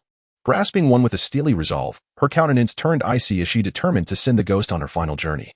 As a martial artist, Xiankei boasted formidable physical prowess. She propelled herself forward, extending the talisman in her hand, intent on delivering the dispelling charm to the ghost. The ghost raised her hand, striking the void. And in an instant, Xiankei was struck as if by a heavy blow, crashing against the wall and dislodging a cloud of dust. Blood beginning to spill from her lips upon hitting the ground. Soon, Xiankei felt a tightening around her throat, a sensation of suffocation rising within her. The ghost remained motionless. Her arm raised in the air, rendering Xiankei powerless to retaliate. The ghost was simply too strong. Desperation surged within Qianyue Wu, her eyes glowing red as she directed her energy towards the ghost, endeavoring to overwhelm her. Yet the ghost remained indifferent, seemingly fixated only on Xiankei, continuing to strangle her. Xiankei's complexion turned an alarming shade of purple, having gone without air for far too long. Just then, the formidable Yanwu King launched a fierce attack. Transforming into a blazing meteor, the intense heat igniting the staircase and casting the ghost's face in a fiery glow. The ghost recognized the might of Yanwu King. If she did not release Xiankei, her soul could very well be shattered. However, she believed that if she could just hold on a moment longer, this foul man who threatened her existence would surely be choked to death. Ultimately, she relented. The flames from Yanwu King were too fierce. And with another man wielding a talisman arriving to save Xiankei, there was no need for mutual destruction. Her form glided towards the second floor. Yanwu King struck fiercely, obliterating the staircase into mere fragments, and made his way to Xiankei, who was coughing violently. The ghost's ability was akin to telekinesis, yet it lacked any mental fluctuations. It was as though an invisible hand wielded immense power. Xiankei continued to gasp for breath, as if she had never inhaled air in her life. And she could possess others. One must not fall into her trap, Akaji Huan cautioned. Remembering that fateful night in the hotel, had Xiankei not acted swiftly, the ghost's possession could have led Qianyue Wu to commit even more horrific acts. Qianyue Wu felt her cheeks flush with embarrassment. After all, she had been the only one possessed that night, feeling like a mere puppet in the ghost's hands. The staircase had been incinerated by Yanwu King's searing heat, but their extraordinary abilities rendered the absence of stairs inconsequential. Please, no. Let me go. What do you want? A voice, filled with despair, echoed, tightening the hearts of the 3. They hastily employed their abilities, leaping to the second floor, where they witnessed 7 or 8 men, consumed by lust, tormenting a beautiful girl. No girl could endure such agony. Regardless of her desperate cries, the men showed no mercy, their faces twisted into devilish grins as they intensified their assault.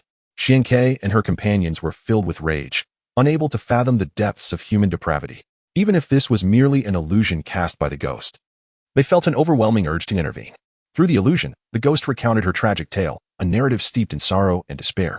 Subsequently, she brought these men to the Alliance's court, yet among them were nobles who wielded their family's influence and power within the Alliance to distort the truth, transforming her from a victim into a willing participant, fabricating baseless accusations that branded her as a wanton woman. The case was dismissed, plunging her into despair. Devoid of the confidence to continue fighting, pressured by public opinion, they could no longer endure city life, retreating to the countryside where reputation held great significance. Engaging in such disgraceful acts was one thing, but to exploit the situation by suing their guests was an ambition of a different nature. The villagers met them with disdain. The girl's parents, already in poor health, succumbed to despair and passed away within a few short years. Overcome with hopelessness, the girl leapt from a cliff, clad in a red dress that seemed to signal her intention to transform into a vengeful spirit, knowing that if the law could not punish them, she would become a ghost to exact her revenge. The girl did indeed transform into a ghost, yet she was but a lowly wandering spirit. fully aware of her unresolved grievances but as lost as a child, unable to find her way until the night of the howling spirits, when her quest for vengeance commenced. She killed 7 of the 8 men, each death more tragic than the last. Some perished from fear, while others met their end at the hands of her scissors. Those who expressed remorse were cast from heights above. One man, however, eluded her grasp. He was the one who had hypnotized her and lured her to the forsaken castle. The others were merely accomplices, while he was the mastermind who deserved to suffer. The visage of that man materialized, and Xianke and her companions froze in shock. Was this not the ruffian who had harassed Qianwei Wu in Blue Plush? Xianke had dealt him a severe blow, extracting a confession of his crimes, and he was likely still detained at the police station. However, if the ghost's account held even a shred of truth, his noble lineage would shield him from justice, rendering the police powerless. There is a saying that the pitiable must possess something despicable, yet the girl had always been a victim. Her beauty was not her fault. She should have been adored like a precious jewel, not met with such a tragic fate. The error lay with the nobles, with the alliance, with this world itself. In a realm rife with darkness, was it not the ambition of certain individuals that bred such corruption? Flies do not alight on seamless eggs. If the alliance were not infiltrated by the nobility, would there be so many miscarriages of justice?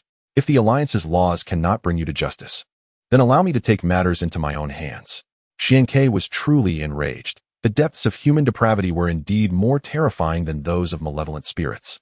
Yanwu King, a staunch adversary of evil, cared not whether one was human or ghost, always standing firmly on the side of justice. The severed limbs and heads on the first floor erupted into flames at his command. If you trust me, I can help you find him, Xianke declared solemnly. Her sympathy for the girl palpable. The true culprits were those men.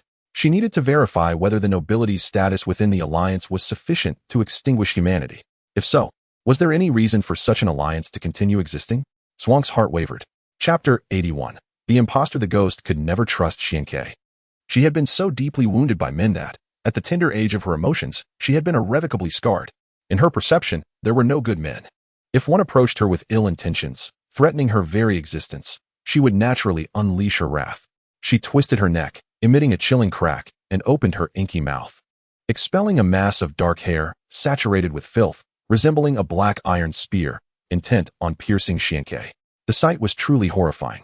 Since you refuse to trust me, why subject me to your past? Xianke said, her gaze unwavering, meeting the ghost's eyes, regarding the dark hair as inconsequential. I deeply empathize with your plight.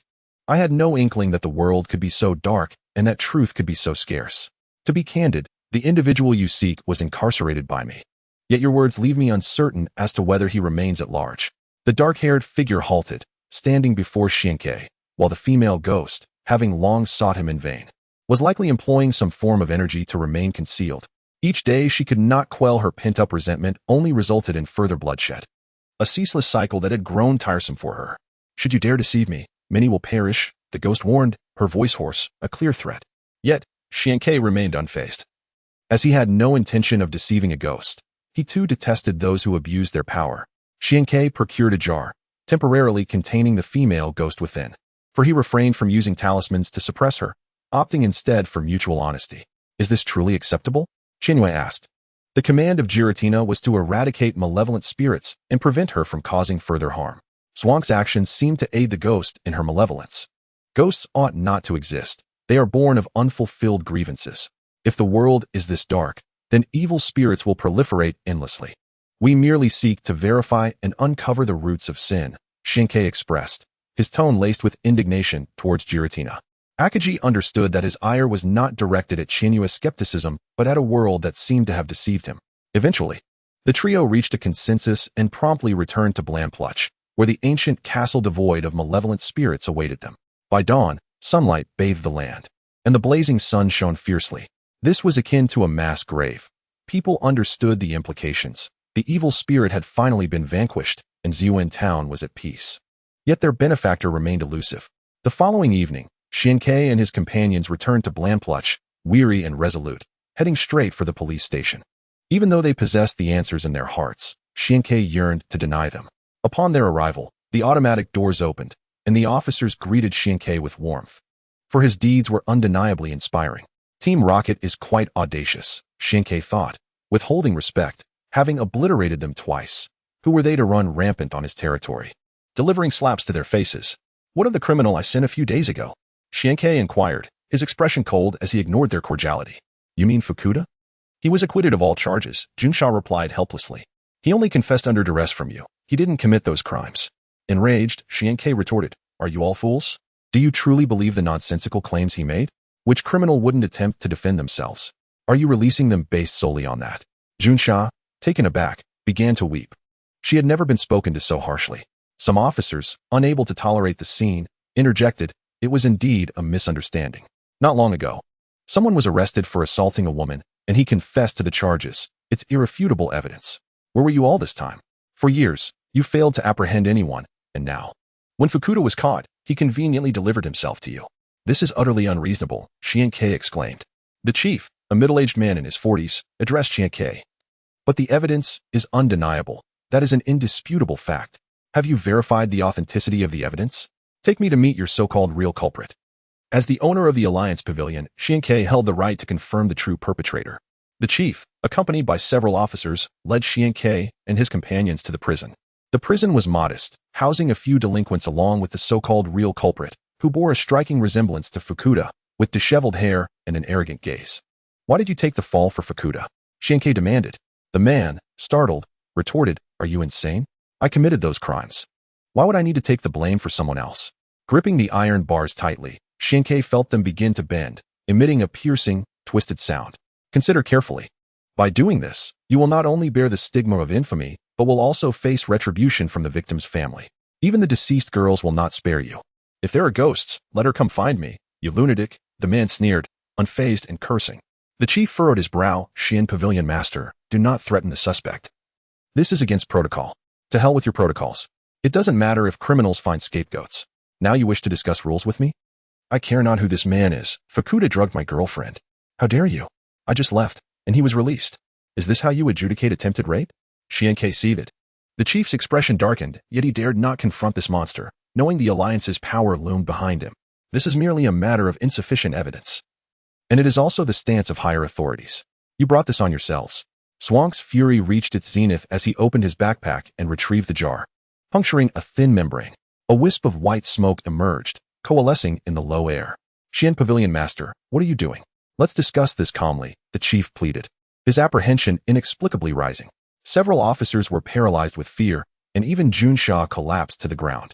They were top students from the police academy, staunch atheists. Yet the sight of the ghostly woman in red, with her hair disheveled and floating, unnerved them. Most alarming was the absence of her shadow, as the air grew frigid. Reminiscent of a hellish gust, you lot failed to comprehend human speech. I shall let a ghost converse with you, Xiankei scoffed. He pointed at the man behind bars. He claims he raped you, leading you to attempt suicide. Go on, identify him. The case of the woman in red had reached a conclusion, and pulling her into this would complicate matters. Thus, Xiankei chose to present her as the girl who had taken her own life. After all, the ghost's disheveled appearance would deter any scrutiny of her visage. Indeed, the man screamed in terror, believing the girl had transformed into a vengeful spirit seeking his life. Though he had committed no such crime, the ghost floated closer, passing through the iron bars, causing the man to tremble and fall to his knees, pleading for mercy. The air was thick with the sin of urine. The ghost's face was mere inches from his, and he turned ashen, his breath almost frozen. Suddenly, the ghost grinned, her mouth stretching grotesquely to her ears, resembling a monstrous maw. It is you. You are the one I shall kill. Her hoarse words shattered his mental defenses, leading him to frantically deny his guilt, shouting that she had mistaken him for another. He then divulged how Fukuda's family had paid him handsomely, how they had coerced him into taking the fall, and detailed every encounter, all of which were recorded by Akagi. The officers turned pale, their faces reflecting the shock of a resounding slap. No one doubted the veracity of the information. Who would dare lie in the presence of a vengeful spirit unless they were courting death? Yet, they had not anticipated Swank's ruthless demeanor. He had unleashed a ghost as a threat without warning, leaving them utterly unprepared. Chapter 82. A ruckus at the Fukuda residence. The Fukuda family was a third-tier nobility, second only to the prestigious Zhengtian family, a prominent financial conglomerate in Kanto, residing on the bustling avenue of Korea City, having amassed their wealth through cruise operations. At that moment, Fukuda was engaged in intimate activities with a beautiful maid. During his recent house arrest, he had felt deprived of his pleasures. He envisioned the maid as Qianyue, and his excitement surged. Under the maid's soft gasps, he soon surrendered, no longer glancing at the maid. His thoughts were solely consumed by Qianwei, her delicate face adorned with a sheer veil, radiating beauty that could rival even the most exquisite flowers.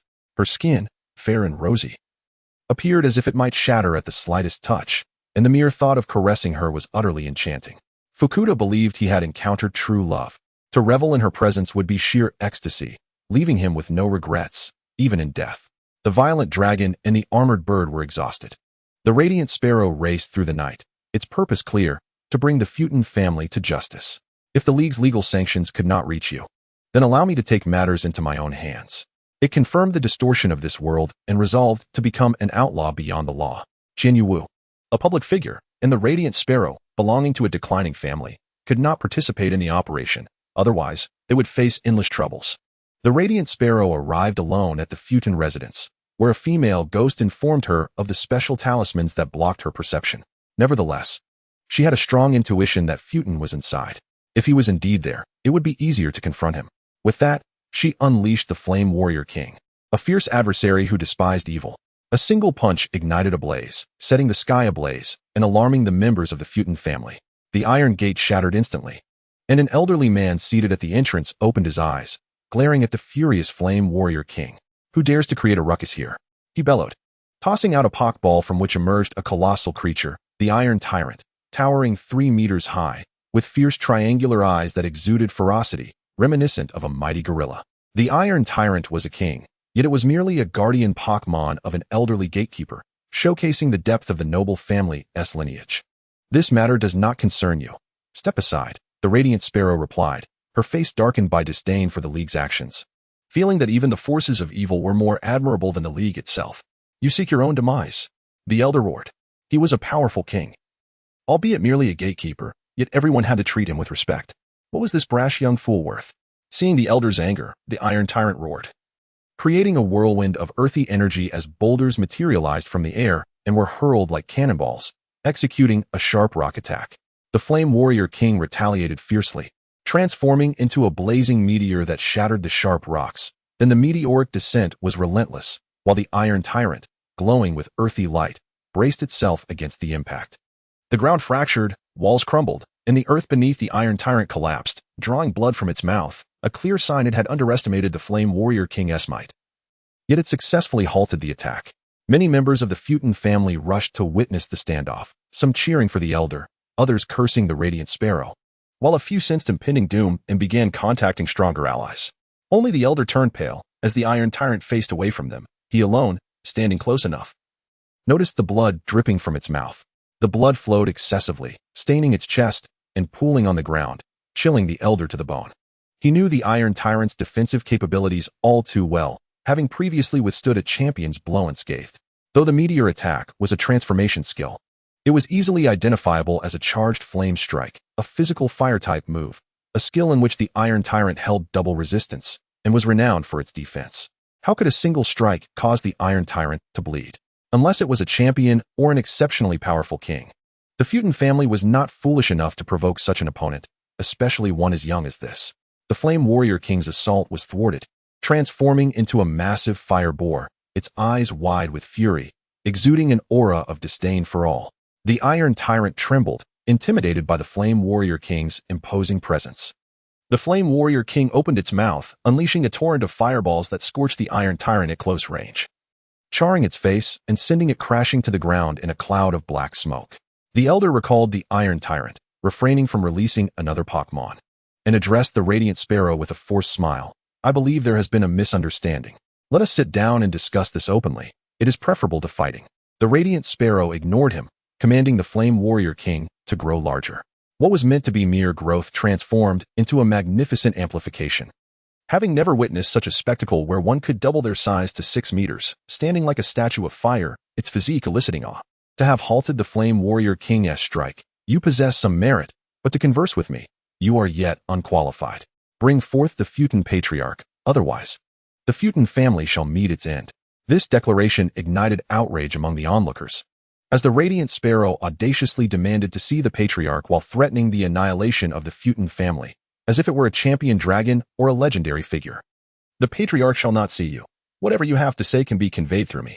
A young man stepped forward, presumably the leader of the younger generation of the Futon family. Oh, You represent the Futon family? I am the next patriarch, Futon Aji. Do you truly believe I can represent the Futon family? Futon Aji beamed with pride, having been chosen by the patriarch, a source of great honor. However, his arrogance paled in comparison to the radiant sparrow, who regarded him with utter disdain, showing no respect for the future leader of a noble family. Hand over that bastard Futon, the radiant sparrow demanded coldly. Aji, wanting to display his courage before his kin, mockingly retorted, my surname is Futon, and so is his. Every single person here is a Futon, yet none are called that bastard Futon. Perhaps you are mistaken? Laughter erupted from the Futon family. While the radiant sparrow's expression turned grim, they were not unaware of a family member imprisoned. How dare they treat him as a fool? The 6-meter-tall flame warrior king stirred, prompting the elder to shout, young master, be careful. The flame warrior king's strength is formidable. Aji, aware of the flame warrior king's prowess, felt reassured seeing the iron tyrant block its attack, thinking little of it, as he considered himself stronger than the elder. He released a Snorlax, an enormous creature around 4.5 meters tall, a testament to the Futon family's resources, with its thick fat ability providing double resistance to fire and ice. Aji felt emboldened, confident in Snorlax's ability to counter the Flame Warrior King's fighting-type secondary attribute. The Flame Warrior King's right arm swelled with muscle, resembling a child endowed with the limbs of a giant, exuding a powerfully beautiful yet uncoordinated strength, flames roaring around it, causing the surrounding flora to smoke. Snorlax, too, was fierce, launching an ice punch that sent frost-covered bears racing through the air, colliding with the Flame Warrior King's amplified fire punch.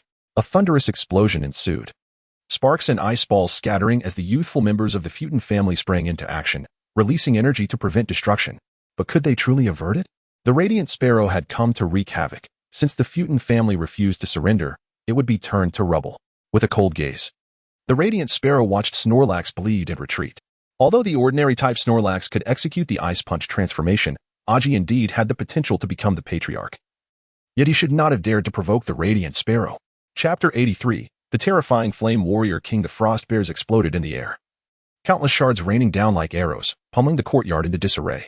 The Flame Warrior King's strength was overwhelming, causing its jaws to split, blood gushing forth like a flood. The fusion of fire and ice created an ethereal mist, from which a fiery light burst forth, resembling a colossal meteor plummeting from the heavens. With its growth and charged flame strike, the Flame Warrior King utilized skills enhanced not only in attack and defense but also in speed. The Futon family, vast and prosperous, could not afford to elevate the Flame Warrior King to an invincible state. Should they be regrettably defeated, they would become a laughingstock. This charged flame strike unleashed now far surpassed its previous might, and Aji's complexion shifted dramatically, utterly unprepared for the Flame Warrior King's strength.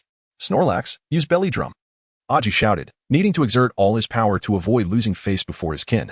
Snorlax roared, its belly swelling like a balloon, the pressure surging through its body, causing it to grow to 6 meters, instantly boosting its attack by 12 levels.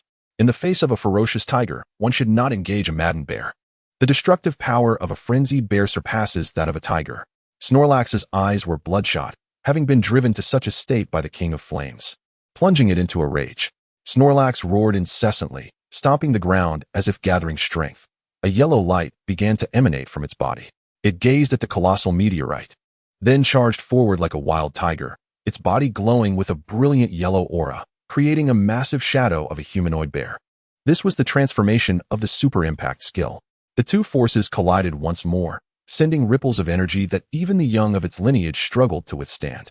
A shower of sparks erupted, melting a corner of an opulent structure, the terrifying heat enough to chill the bones.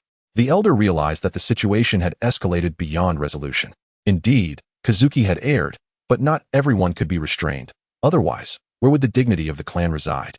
Since it was impossible to appease this individual, it became imperative to eliminate him. His potential posed a significant threat. If allowed to grow, he would eventually bring ruin to the Fukuda family. With this thought, the elder made his move, summoning another celestial-level warrior. The clan was not short of powerful beings, and in the blink of an eye, 4 celestial beings appeared. The clan leader was absent, attending to other matters, which showcased the Fukuda family's strength. The bear's shadow shattered as the meteorite struck Snorlax's chest, causing it to cry out in agony and collapse. The skill controlled by its consciousness was disrupted, and its very essence faced backlash. Having been struck by the amplified fire punch, it spat blood for the first time in this encounter. Then it used its belly to reduce its stamina by half, only to be directly hit by a charged flame attack. Once, Aji prided himself on his seemingly inexhaustible stamina, yet tonight, he found himself utterly depleted. No, it could not be. Aji remained in disbelief, unable to accept that he had been defeated by an obscure opponent. Blood trickled from the corner of the King of Flames' mouth. It must be said that Snorlax was indeed formidable. After 2 rounds of massive amplification, it still managed to draw blood, becoming sufficient fodder for conversation. A tumultuous wave surged forth, instilling fear within the King of Flames, who for the first time attempted to evade. The 2 amplified flame attacks enabled the King of Flames to easily dodge. It soon realized that it was facing a great sword demon, its inner water element surging like an endless ocean. The King of Flames cast a glance at Zwansk, reluctant to engage the great sword demon. Unable to overcome the fear instilled by a prior encounter with the water arrow turtle of the 7 seas, a nightmare it did not wish to relive. Zwansk understood this well. He wished to help it conquer its fear, but the shadows of their youth were too weighty. Zwansk, though willing, could only take 1 step at a time, shielding itself from all adversaries while also striving to defeat the water-type spirit. Another wave of celestial energy erupted, rendering all spectators transfixed in awe. This creature was indeed a martial arts master. Aji shouted, "Kill him.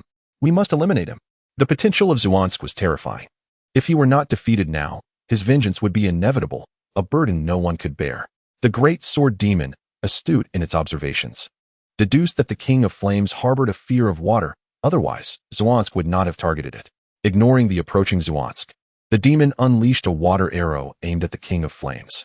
Engaged in fierce combat with 3 celestial beings, the King of Flames had no time to consider the water arrow approaching from behind, or perhaps it placed too much trust in Zwansk, knowing he would not allow a single drop of water to touch it. The water arrow was dispersed by Zwansk, who swiftly retaliated with a dragon-shaped energy blast, pushing the great sword demon back several steps. Once steadied, the demon countered with several water arrows that tore through Zwansk's clothing, spilling blood. Indeed, celestial-level spirits were extraordinarily powerful, their spell-casting speed astonishing. Under equal conditions, Zwansk found it difficult to defeat such an opponent. However, Zwansk was unperturbed. Difficulty did not equate to impossibility.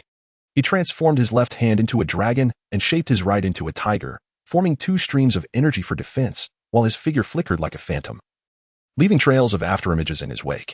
The great sword demon, recognizing its inability to capture Zwansk, chose instead to launch a surprise attack on the King of Flames, who was still engaged with the celestial trio. In an instant, Zwansk unleashed a tiger-shaped energy blast, shattering the water arrow mid-flight. At last, Zwansk reached the scene, launching his dragon-shaped attack, causing the great sword demon to cry out in pain, followed by a flurry of iron fists, descending like a torrential downpour. The great sword demon, no slouch itself, wielded a shell blade and engaged Zwansk in a fierce melee. Zwansk refrained from employing the steel essence, and his hands were inevitably torn and bloodied, with blood splattering onto the ground. Yet, he refused to yield. The great sword demon, relying on its formidable physicality rather than martial arts skills, was certain that as long as Zwansk could endure, there would be a moment to break through its defenses. Finally, Zwansk roared, landing a punch on the great sword demon's head, followed by a series of heavy strikes that rendered the demon unconscious. In another part of the battlefield, the King of Flames exhibited tremendous ferocity, engaged in fierce combat against 3 celestial beings. Despite carrying the remnants of a meal, the King of Flames remained at peak stamina, with no celestial being capable of drawing blood from it. A giant pincered scorpion was hurled aside, and as it attempted to rise, a Tauros was thrown down upon it, crashing heavily. Another circle bear, unintentionally ignited by flames, entered a state of rage, becoming even more ferocious than Snorlax, its body aglow with fiery brilliance. Daring to contend with the King of Flames, the King of Flames sustained a scratch from one of its claws, but was swiftly healed by the remnants of its meal. It retaliated with a punch, causing the circle bear to spit blood, which only fueled its frenzy further, as claw after claw, imbued with fierce energy, created explosions in the aftermath, shattering walls, trees, and cars. The King of Flames withstood the assault, stepping forward, twisting its waist to gather strength, like a bowstring drawn taut. In the next moment, it charged forward with tremendous force, sending the circle bear flying, while also crashing the giant pincered scorpion and Tauros to the ground. The King of Flames transformed into a meteorite once more, unleashing a charged flame attack that knocked out 3 celestial beings. This King of Flames was truly terrifying. At this moment, the King of Flames had indeed become fearsome, having augmented its speed by 3 levels, alongside 2 levels of attack and defense, its strength nearing that of a super champion. One could fear that in a confrontation with Longdu Michele, it would also possess the strength to contend. Chapter 84. The frenzied lion's lightning fist under the night sky. The essence of the remnants stirred, and the King of Flames returned to its zenith without hesitation. Preparing for a third transformation into a colossal beast, plunging the Fukuda family into despair. I will say this once more, surrender Fukuda, or be stripped of your noble status. Zwansk thundered, his voice resonating like a bell. Kazuki Fukuda retorted, do not be so unreasonable. He was unjustly imprisoned by you. And the fact that we did not accuse you of malicious harm displays the nobility of our clan. How can you still have the audacity to come here? Unjustly? Zwansk sneered coldly. You know well what he has done. Do not speak of such grandeur. Perhaps you and he are of the same ilk, men of malice and women of lewdness. None of you are good people. His words insulted all present, who were filled with indignation yet dared not speak. Zwansk caught a glimpse from the corner of his eye of a face peering from behind the curtains of a second-floor window. That unmistakable countenance could only belong to Fukuda. The King of Flames also took note, stepping forward, covering several meters in an instant. It arrived at the window, shattering the glass and seizing Fukuda as one would a chick. Fukuda was consumed by fear, crying out for his great-grandfather's rescue. A sigh echoed, and an elderly man emerged. His hair was entirely white, his face aged yet glowing with vitality, emanating a terrifying energy ripple. He was a great practitioner, having lived for such a long time. One should show mercy when possible. Why must matters be driven to the extreme? The elder remarked with a smile. Zwansk retorted coldly. I ask you just one thing. Are you aware of your great-grandson's actions? The elder replied, I know a little.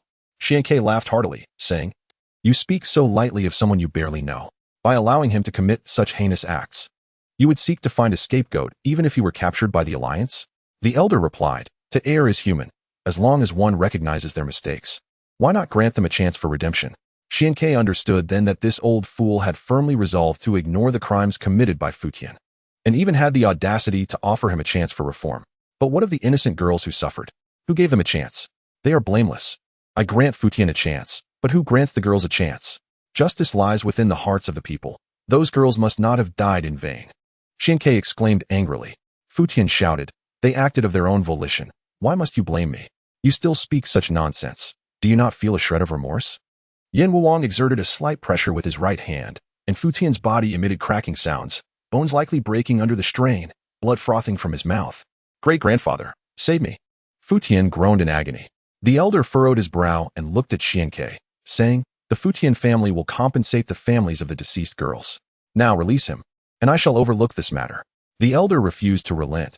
The commotion had attracted a crowd, including curious citizens, business associates, and noblemen opposed to Futian. He could not retreat, for doing so would threaten his standing.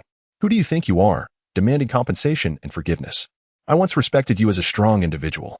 But it seems you are merely an old fool relying on your age, Xiankei retorted, his anger boiling. The weight of life was heavy, and the deaths of those girls could not be measured in mere currency. You dare to hold me accountable? You can bully others with your status. But do you not allow others to stand firm? Who set these rules? Before such a large audience. Being insulted as an old fool by a mere child would provoke even the most composed nobleman. Yin Wuwang's right hand rose, casting forth a pokeball that released a colossal yellow dragon, the Kanto Quasi-King, Dragonite. Dragons are among the mightiest creatures, and Dragonite, as the ruler of dragons, possessed terrifying power. Despite its strength, Yin Wuwang felt no fear, as he, too, was a super champion, enhanced in power, defense, and speed threefold, making him extraordinarily formidable. Do you think you can strike a nobleman without consequence? Prepare to pay for your arrogance. The elder bellowed, unleashing a wave of mental force that assaulted Zwansk's psyche, leaving him dizzy and bloodied. This old man deserves to die, yet I cannot deny his formidable strength. Even third-rate nobles possess such capabilities. What horrors must the Matsuda family hold? After wiping the blood from his face, Xiankei, filled with fury, pointed at Futian, declaring, He has committed countless atrocities, causing the deaths of numerous girls. As a quasi-god of Kanto, do you not possess the ability to discern right from wrong? The terror of a champion-level opponent made Xiankei reluctant to engage, knowing Dragonite was an intelligent Pokemon. If it had any sense of morality, it would refrain from attacking. Yet, Dragonite, devoid of discernment, charged forward, enveloped in dark green energy, descending from the sky in a dragon-like dive, the roar shaking the very earth. What dark trials must a benevolent Pokemon endure to transform into a killing machine, seemingly indifferent to everything? Yin Wuwang, strike! Xiankei shouted. His reluctance to confront a champion did not stem from fear, for he now stood resolute. gripping Fu Tian tightly with one hand. He summoned a colossal hand of magma to strike, the energy rippling through the ground, causing walls and buildings to crumble, sending the onlookers fleeing in shock at the magnitude of the chaos. Even the formidable Dragonite was forced back by Yin Wuwang's amplified fiery fist, though Yin Wuwang, too, was pushed back. Dragonite roared, harnessing the power of thunder, its thunder punch crackling with energy, transforming into a golden lion's head that surged forward to attack. This was the renowned technique of the thunder punch, and it seemed Yin Wuwang was in peril. An elder noble turned to his companions, saying, "This is a true monster." Yin Wuwang felt a tingling sensation. The power of the thunder punch was overwhelming, posing a grave threat. His expression turned serious as he prepared to unleash his ultimate move. Fierce flames erupted, forming a massive fire boar in the air, its long tusks gleaming ominously. As Yin Wuwang charged, the energy waves created by the impending clash sent a chill of danger through the crowd. "I take back my previous words. This creature is indeed a monster," the noble elder exclaimed, visibly shaken by Yin Wuwang's might. A raging fire boar charged forward, while the lion's head roared, and the shattered ground blackened from the flames and thunder. The two energies collided, creating a mushroom cloud that rose into the sky. Chapter 85, The Emergence of the Thunder Emperor. How powerful is a champion? Capable of shattering mountains and rivers in an instant, the flames and thunder clashed, causing the opulent structures of the Futian family and nearby homes to collapse, crushed by the energy ripples. The thunder punch, unmatched in its ferocity, tore through Yin Wuwang's flesh, blood pouring forth, yet it did not cease its advance. The fire boar continued its relentless charge. Yin Wuwang possessed a unique trait that reflected damage back, increasing its power by 20%. Thus, he harnessed his mighty charge and flare blitz, training relentlessly for 14 years, honing his skills to the point where only the strength of a true champion could withstand his onslaught. Now, having ascended to the ranks of a super champion and enhanced further, his fireboar was a force of nature, as if intent on igniting the very heavens. Dragonite, wounded and terrified, staggered back under the immense pressure, its right arm bleeding profusely. "Break!" Xianke shouted. Yin Wuwang roared, his boar form bellowing like thunder, launching Dragonite like a cannonball into the ground where it crashed violently, spitting blood. Yin Wuwang transformed into a meteor, determined to obliterate his foe. "Foolish pig, do you dare?" The elder bellowed, his eyes glowing blue, a powerful mental force enveloping the battlefield. The fall of a champion would be too great a burden for the Futian family to bear. Human champions struggle against Pokemon champions, yet Yin Wuwang, a super champion, felt the elder's mental force bind him momentarily. However, the flaming meteor continued its descent. The elder managed to buy Dragonite some time, allowing it to ascend and unleash another thunder punch, colliding with the flaming meteor and causing an explosion that forced Yin Wuwang back several steps. The thunder punch proved overwhelmingly powerful. The energy of the flare blitz was insufficient to contend, and the return damage of Yin Wuwang's technique could not be easily utilized. After 4 uses of flare blitz, Yin Wuwang, quick as lightning, closed the distance to Dragonite, enhancing his right arm to strike its head, sending it flying once more. Yin Wuwang charged forth, leaving behind an afterimage, while the elder attempted to use telekinesis to intervene, only to grasp at phantoms. The mighty charge was powerful enough to shatter mountains, and all of its force was unleashed upon Dragonite, which cried out in despair as it collapsed amidst the ruins. Its bones shattered, unable to rise again. The members of the Futton clan gazed upon the flame warrior with trepidation. First, it was the defeat of the Sky King, followed by the annihilation of the 3 kings, and ultimately the reigning champion was also felt. How could the flame warrior possess such formidable strength? Indeed, the flame warrior was powerful. No one knew the extent of his rigorous training, for he was the sole fruit of Swank's labor over the past 14 years.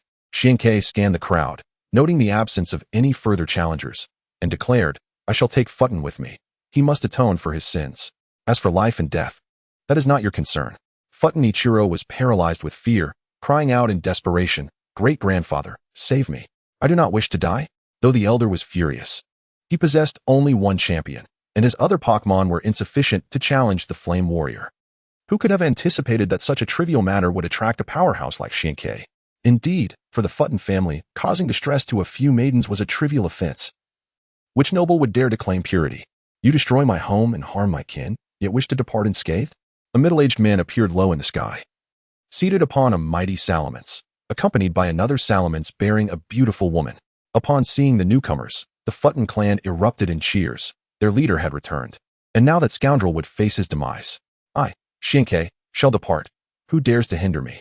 Xianke disregarded the Futton clan's vitriol and calmly addressed the middle-aged man. Both he and the woman were taken aback, not expecting such audacity from Xianke. A frog at the bottom of a well dares to act recklessly, the woman exclaimed. Unleashing a thunderball. From within emerged a Pokemon, accompanied by rolling dark clouds, resembling a golden saber-toothed tiger, standing 3 meters tall and exuding an imposing presence. Swang's eyes widened in shock. He had not anticipated that a third-tier noble could possess a second-level divine beast, the Thunder King, crowned in distinction. Thunder King. Even you would join in this tyranny? Xianke shouted. Fortunately, the Thunder King's gaze was sharp and unyielding, displaying unmatched dominance, unaffected by human emotions. Unwilling to transform into a mindless killing machine. However, it remained undeterred, regardless of its knowledge of the situation. It bore a significant mission to support the return of the Phoenix, and beyond that, it cared little.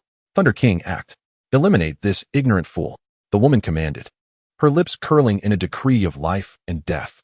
Without hesitation, the Thunder King unleashed a thunderbolt, instantly transforming into 2 roaring thunder tigers, ready to tear the Flame Warrior apart. While the Thunder King was powerful, it could not surpass the speed of a champion-level Dragonite. Otherwise, it would not require the assistance of a formidable trainer, being merely a king-level Pokemon. The beautiful woman believed that the Flame Warrior had reached the end of his strength. The divine beast, Thunder King, was formidable enough to obliterate the beleaguered Flame Warrior. The Flame Warrior was indeed severely injured. He felt the ferocity of the champion-level Dragonite's Thunder Fist, and while it was intercepted by the wild boar, the rampant energy still harmed him. He endured another powerful strike, and though he could only recover in intervals, he was not easily defeated.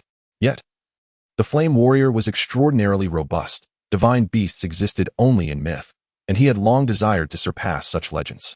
With the Thunder King now before him, how could he succumb? With a furious roar, he unleashed a punch, which, magnified, resembled a mighty pillar of flame, surging like tumultuous waves. The 2 Thunder Tigers were severely wounded, dissipating into arcs of lightning, while the Thunder King remained unscathed, as expected of the ruler of thunder, possessing an astonishing mastery over lightning. If you seek battle, then let us engage. The Flame Warrior charged forth, akin to a colossal beast, shaking the very earth. The Thunder King, taken aback, had never encountered such a creature in their quest for powerful trainers. Each step the Thunder King took was illuminated by brilliant lightning. Its speed was unparalleled, as if the air itself exploded with thunder. A frenzied volt tackle struck, leaving the Flame Warrior's chest blackened, yet he remained standing, steadfast as Mount Tai. Relying on its unmatched speed, the Thunder King attempted to strike and retreat, planning to exhaust the Flame Warrior with guerrilla tactics. However, after 4 charges of energy, the Flame Warrior's speed had been significantly enhanced, and just when the Thunder King believed it had distanced itself, it found the Flame Warrior right before it. With a stillness akin to a taut bowstring, the Flame Warrior unleashed a powerful strike, causing the Thunder King to bleed midair. Crashing to the ground, struggling to rise, feeling as though its body had been shattered. All present were stunned. Even a divine beast could be subdued. This Flame Warrior was destined for greatness. As the Thunder King struggled to rise, it remained oblivious to the overwhelming force of the strike that could fracture the earth and render one incapacitated in an instant. The beautiful woman and the middle-aged man exchanged glances of disbelief. They knew the Flame Warrior was formidable, hence its ability to suppress the champion Dragonite. But they had not anticipated such overwhelming strength, capable of defeating a king-level divine beast so swiftly. The woman produced a thunderball, attempting to recall the Thunder King. But no matter her efforts, the red light refused to return. As long as the Thunder King did not wish to return, no ball could summon it. Thunder King, do you not wish to welcome the Phoenix back home? The woman chided in frustration. The Thunder King, disdainful, believed that Xianke was a far superior choice. Furious, the woman commanded the Salamence to attack. A torrent of flames surged forth, transforming into a roaring fire dragon aimed at the Thunder King. Xianke, somewhat puzzled by the unfolding drama, recognized that the woman had lost control over the Thunder King, which boded well for him. Flame Warrior, save it, Xianke shouted. The Flame Warrior nodded, instantly appearing before the Thunder King and delivering a single punch that shattered the fire dragon, causing the Salamence to recoil and spit forth dragon's blood. Suddenly, dark clouds gathered in the sky, summoned by the Thunder King. A lightning bolt, resembling a dragon, descended, striking the Thunder King and enveloping it in crackling energy, revitalizing it amidst the storm. Born of thunder, truly worthy of being the Thunder King. I once had the fortune to encounter the Phoenix. Perhaps this is fate. If you do not mind, I shall assist you in welcoming the Phoenix back home, Xianke addressed the Thunder King. The return of the phoenix must hold great significance for the Thunder King, otherwise it would not lower itself to another's service. Xianke saw this as an opportunity to keep the Thunder King by his side. The Thunder King, taken aback, turned to Xianke, sensing his sincerity and devoid of deceit. A wave of elation surged within. The phoenix was not an encounter granted to just anyone. Only those of noble character who cherished Pokemon and possessed immeasurable potential could be so fortunate. Let us fight side by side, Xianke proclaimed. The Thunder King nodded, positioning itself alongside the Flame Warrior, feeling an inexplicable sense of security, perhaps due to the Flame Warrior's imposing presence. The middle-aged man and the beautiful woman landed, their salamances roaring as if to intimidate. They regarded the Flame Warrior with trepidation, unwilling to repeat the fate of the Dragonite. If there are only 2 salamances, then I, Xianke, shall take my leave. You cannot stop me. The master of the Hualan Pavilion, growing increasingly arrogant, retorted, before the eyes of all, you dare to abduct my kin. Disregarding the laws of the Alliance? You are unworthy to discuss laws with me. Since you know who I am, then get lost, or you shall meet the same fate as Team Rocket. The younger generations today are indeed insufferably arrogant. It is necessary to show you some color. The middle-aged man's expression turned cold as he and the beautiful woman joined forces, unleashing another Pokemon each, a Metagross and a Milotic, both at the pinnacle of king level. In the illustrious Fukuda family, 3 semi-divine creatures reside, the Dragonite, the Salamence, and the Metagross, whose rarity ranks just below that of second-tier divine beasts. Their racial abilities surpass even those of second-tier divine creatures, underscoring the formidable strength of the Fukuda lineage. With 2 Salamences, 1 Metagross, a Milotic, and a telekinetic elder. This array is indeed terrifying. The Flame Emperor, while not a deity, still possesses half of its stamina, confident in its ability to defeat 2 Salamences. Milotic can only be managed by the Thunder King, while the Metagross and the telekinetic elder must be dealt with by the Dazzling Sparrow. The Dazzling Sparrow cannot confront both titans simultaneously, and perhaps even the Metagross is beyond its reach. Thus, it can only engage with the telekinetic elder. You have but the Flame Emperor at your disposal. In this desperate situation, do you still dare to act recklessly? The middle-aged man stated indifferently, seemingly assured of victory. Thunder King, it is not too late to reconsider.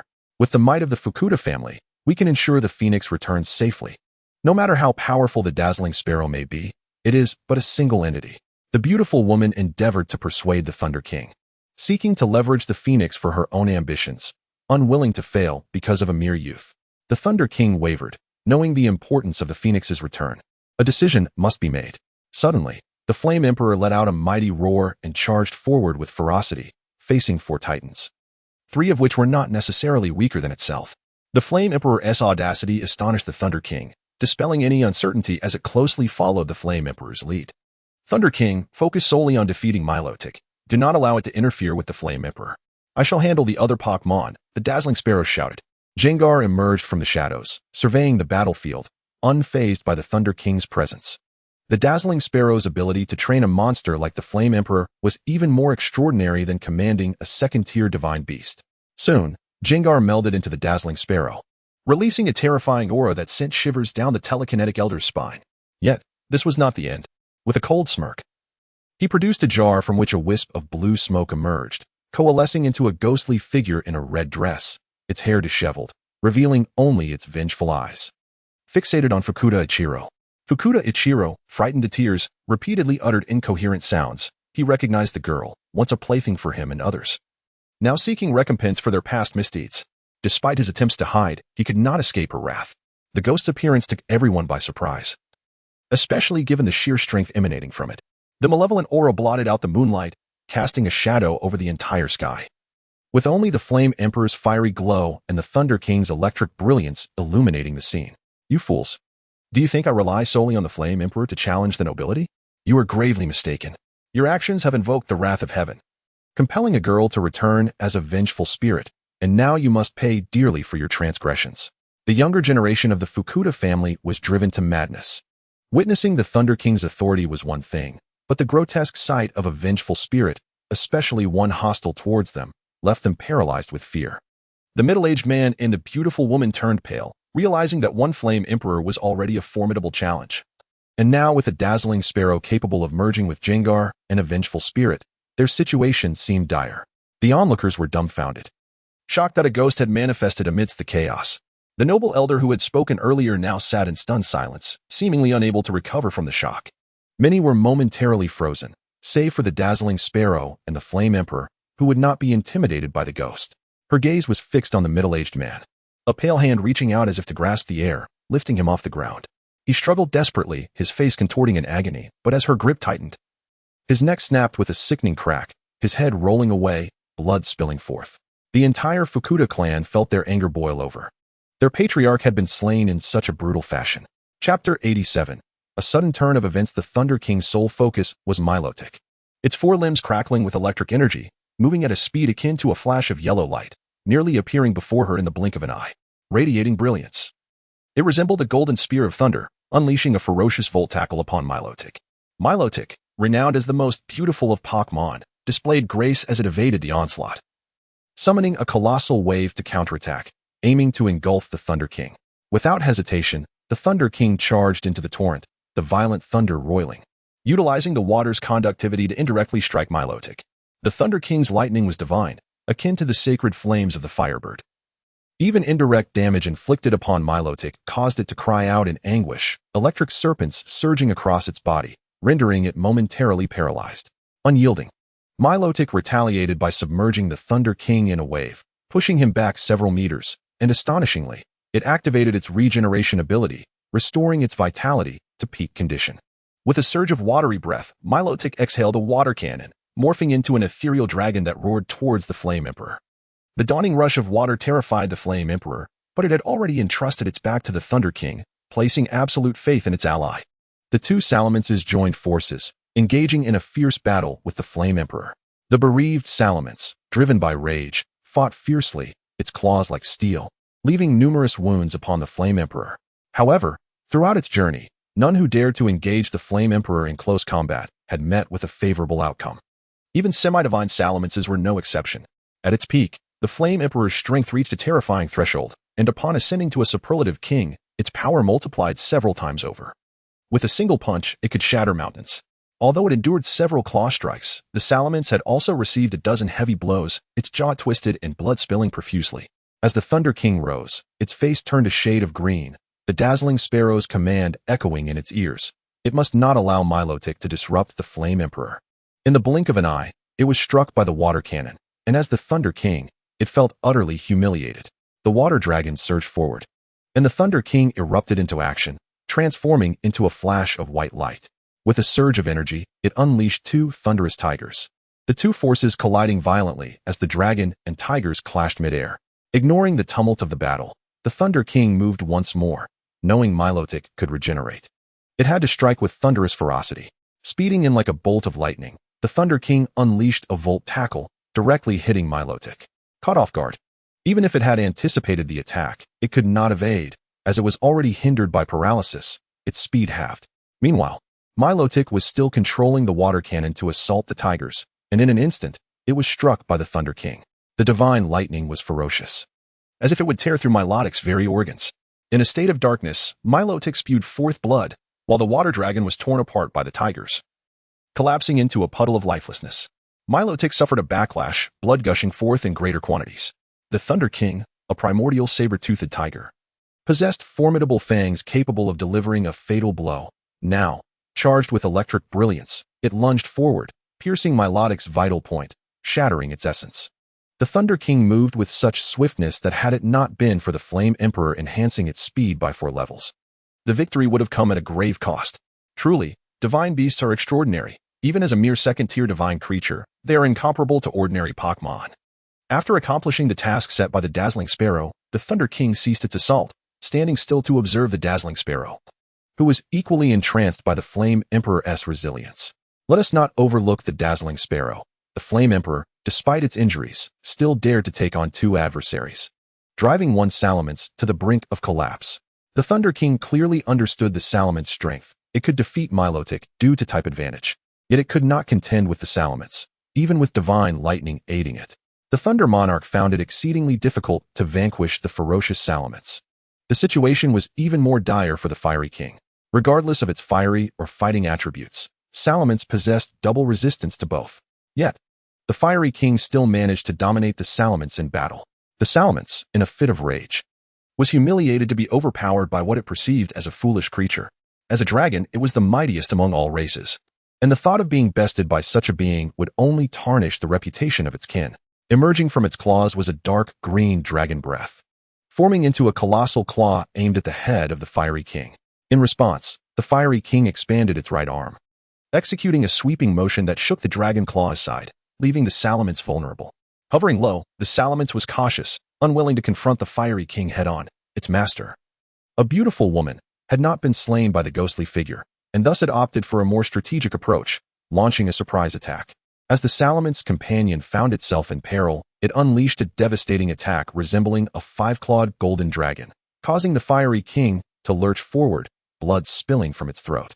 However, seizing this fleeting opportunity, the fiery king roared in defiance, stepping forward with a force that could rival a racing chariot, and sent the salamence hurtling away. It landed heavily, its chest caved in from the impact. The salamence, gravely wounded and nearing death, could scarcely believe that its end would come in such a manner. Its vision blurred. It noticed that the fiery king had turned its back, now targeting another salamence. A wave of despair washed over it. Why was it ignored? Was the slaying of a dragon not a point of pride? It felt as if it were merely a stepping stone for the fiery king's glory. It was a dragon, and it could not accept such a fate. Regret flooded its mind. If only it had not opposed the fiery king. How different things might have been. But such thoughts were futile, and the salamence closed its eyes, resigned to its fate. In the harsh reality of victory and defeat, the fiery king showed no mercy, only an insatiable thirst for vengeance, fueled by the actions of the woman's family. The salamence, now terrified, found itself immobilized, and the energy it had hoped to use against the fiery king dissipated. It had thought itself capable of inflicting severe damage. Yet the fiery king endured the assault with terrifying resilience, retaliating with a lethal strike. Having already slain a colossal dragon, the fiery king's thirst for blood remained unquenched, now seeking the salamence's life. Unable to move, the salamence could only scream in despair, its trainer oblivious to the unfolding drama, while the fiery king remained deaf to its cries. The beautiful woman, having lost the thunder monarch and seen another of her creatures fall, realized that should the salamence perish, her career as a trainer would come to an abrupt end. In a moment of desperation, the thunder monarch intervened, placing itself before the fiery king, unwilling to push its master into a corner. The fiery king, recognizing the bond cultivated over time, halted its advance, displaying an unexpected gentleness towards its ally. With a roar, it spared the salamence's life, granting a reprieve. Yet, just as the salamence was recalled, the woman revealed her true colors. Her face contorted in rage as she shouted about her disdain for betrayal. The salamence re-emerged, unleashing another devastating attack. A five-clawed golden dragon that slashed across the thunder monarch's face, blood gushing forth, rendering its visage a gruesome sight. The fiery king, halted in its tracks, turned to witness the thunder monarch fallen, bloodshot eyes brimming with tears. The sight of the woman twisted with malice ignited an overwhelming fury within it. Flames erupting like a volcanic eruption, illuminating the night as if it were day. "You shall pay for this," the fiery king roared, consumed by wrath. The thunder monarch, grievously injured and on the brink of death, bore the scars of battle, its breaths labored and heavy, each one a potential final gasp. It did not blame the woman. Its betrayal was its own doing, a consequence of its duplicitous nature, driven by the importance of the phoenix's return, willing to sacrifice its life for such a cause. Yet it could not succumb just yet. The return of the phoenix was imminent, and the trio of divine beasts was incomplete. A fierce will to survive ignited within. As the skies darkened with rolling thunder, the fiery king bellowed in fury, prompting the woman to hastily recall the salamence and send forth a desert dragonfly, darting away like a flash of green light. The thunder monarch, in its weakened state, pleaded with the fiery king to allow the woman to escape, asserting that it had repaid its debt. The fiery king, though simmering with anger, found itself unable to unleash its fury, instead standing guard beside the thunder monarch. The heavens rumbled with relentless thunder, yet even the mightiest of strikes could not rouse the thunder monarch from its stupor. The formidable attack, transformed into a five-clawed golden dragon, was a true testament to its devastating power. The thunder monarch's flesh began to mend, for as long as its consciousness remained, it could draw strength from the storm. Despite its frailty, the thunder monarch found solace in the presence of the fiery king, which allowed it to focus entirely on healing. The battle waged by the shimmering sparrow approached its climax. Though the telekinetic elder was formidable, age had dulled its prowess. The shimmering sparrow seized the moment. Shimmering like a warrior clad in silver armor, delivering blows that sent the telekinetic elder crashing to the ground. The Spectre-S battle concluded swiftly, for the clash of psychic and ghostly powers proved fatal for the golem, which, stricken by fear and lacking experience against phantoms, soon fell unconscious. The shimmering sparrow approached the Thunder Monarch, noticing its swift recovery, though 3 deep claw marks marred its face. Extending from its crown to its left eye, a haunting reminder of its ordeal. Will you be able to open your eyes? The shimmering sparrow inquired with concern, fearing the Thunder Monarch might become a one-eyed beast. The Thunder Monarch nodded, gradually rising amidst the thunder, revealing its left eye, marked with scars yet gleaming with ferocity. As the storm subsided, the Thunder Monarch, though weakened, was revived by a restorative potion prepared beforehand by the shimmering sparrow. Come with me. For the return of the phoenix and your ascension await, the shimmering sparrow urged. The Thunder Monarch, sensing the sincerity in the shimmering sparrow's words and witnessing the fiery king's approving nod, glimpsed a vision of the future, one where it was as powerful as the fiery king, even surpassing it, unafraid of any demigod or sprite, standing shoulder to shoulder with the phoenix. With a single statement, the shimmering sparrow stirred the Thunder Monarch's ambitions, though birthed from the phoenix. It could not live solely for its sake. It must live for itself, driven by its own aspirations to reign supreme. Come, the shimmering sparrow urged, producing a pockball. It was aware that the woman had not yet released the Thunder Monarch, yet the pockball no longer held sway over it. He believed that the Thunder Monarch's will would surpass the confines of the pockball, and should it choose, it could join him at any moment. As predicted by Zuansk, the Thunder Emperor pressed the switch, and the pockball emitted a crimson light, effortlessly drawing him in without any struggle, settling down peacefully. The excitement swelling within Zuansk was indescribable. He had acquired both the fierce beast and the divine creature. Given a few more years, who could say he wouldn't be able to rival Dragon Dumikeli, retrieving the flame warrior and returning the female ghost to her jar. Zuansk clutched Futin and soon vanished into the night. The chaos he caused at the Futin family residence was extensively recorded, including the moment he subdued the Thunder Emperor. However, due to the interference caused by the female ghost, much of the footage became blurred and indistinct. Before long, reporters conducted interviews, bringing the incident to public attention, adding richer hues to Zuansk's exploits, particularly his conquest of the Thunder Emperor, which sent shockwaves through Kanto. Certain factions, having acquired the unclear videos, utilized advanced technology to restore the footage. The expressions of the rocket team's leaders darkened significantly. Initially, Ramda had failed his mission and suffered the loss of several elite members, resulting in a significant drop in power and ridicule from his colleagues. However, now, no one dared mock him, for if anyone else had been in his position, they might not have fared better than Ramda. Zuansk's meteoric rise was akin to a comet. His existence had become unstoppable. Unless Sakaki were to intervene personally or wait for that particular Pokemon to be born, harnessing its power. Zuansk's growing descent against the League's aristocracy posed a threat. As long as this malignant tumor remained, Samaranch's influence over the League would be constrained. Perhaps he and Samaranch need not be adversaries. There could be a day for collaboration. Sakaki, a true cunning strategist, discerned the essence of the situation.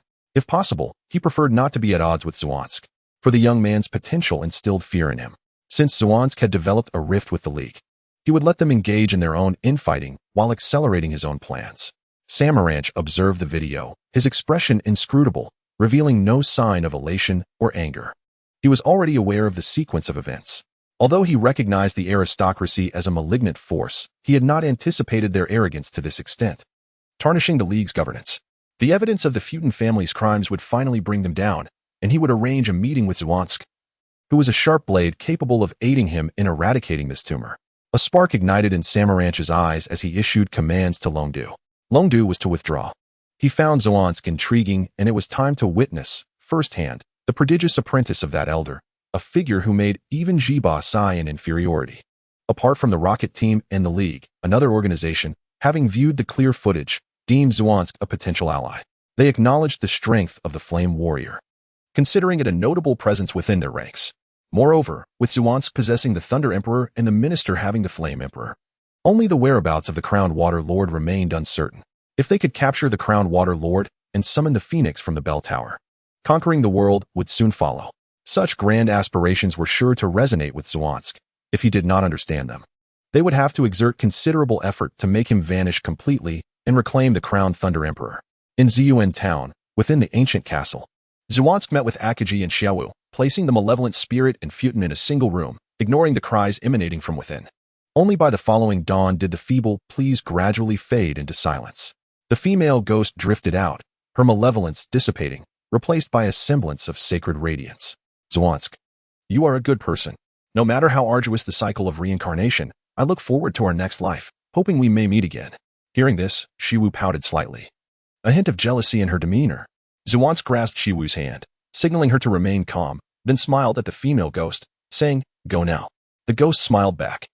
Undeniably beautiful, she floated away, entering the cycle of reincarnation, unaware of the suffering her previous lives would endure. Shortly thereafter, 3 beams of violet light enveloped them and transported them to a transcendent space, where they encountered Giratina. It remained uncertain whether the welcome awaiting Zwansk was reward or punishment. Nonetheless, he felt indifferent. For now, Zwansk's conscience was clear. Had he not acted thus, he would have felt regret in the future. Chapter 89. The Golden Knife and the Scallion Duck. The actions of Zwansk were fully understood by the king of the Underworld Dragon. And this was a truth they were all aware of, yet the king chose not to mention it, and they would not be foolish enough to reveal it. You have performed admirably this time. Not only did you deal with the female ghost of Ziyuan Town, but you also resolved the matter of the ghost child and another female ghost. I will make an exception and elevate Akaji and Xiaowu to the Quasi-King realm. In addition to rewarding you with 3 rebirth balls, Akaji and Xiaowu were momentarily stunned, only to be engulfed by euphoric delight. For them, the strength of their Pokemon was secondary. Their own empowerment was paramount to safeguarding the things they cherished. They had envisioned reaching the pinnacle of their potential, yet never imagined a direct breakthrough to touch the edges of the heavens, a chasm separating them from the realm of the extraordinary. Zwansk shared in their joy. Akaji was his brother, and Xiaowu was his beloved. The stronger they grew, the more at ease Zwansk felt. 2 beams of light descended, imbued with boundless power, enveloping the 2 of them. Accompanied by an extraordinary sound, as if energy was permeating their pores, their strength began to ascend without any hindrance. Directly stepping into the Quasi-King realm, one must acknowledge the unfathomable depth of the king of the Underworld Dragon, who could elevate a practitioner's realm so directly. Such capability was indeed astonishing.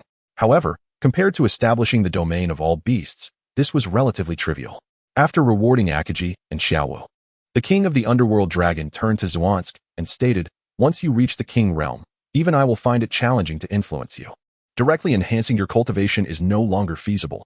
However, as compensation, you may make one request." "I want the soul bell," Zwansk declared resolutely.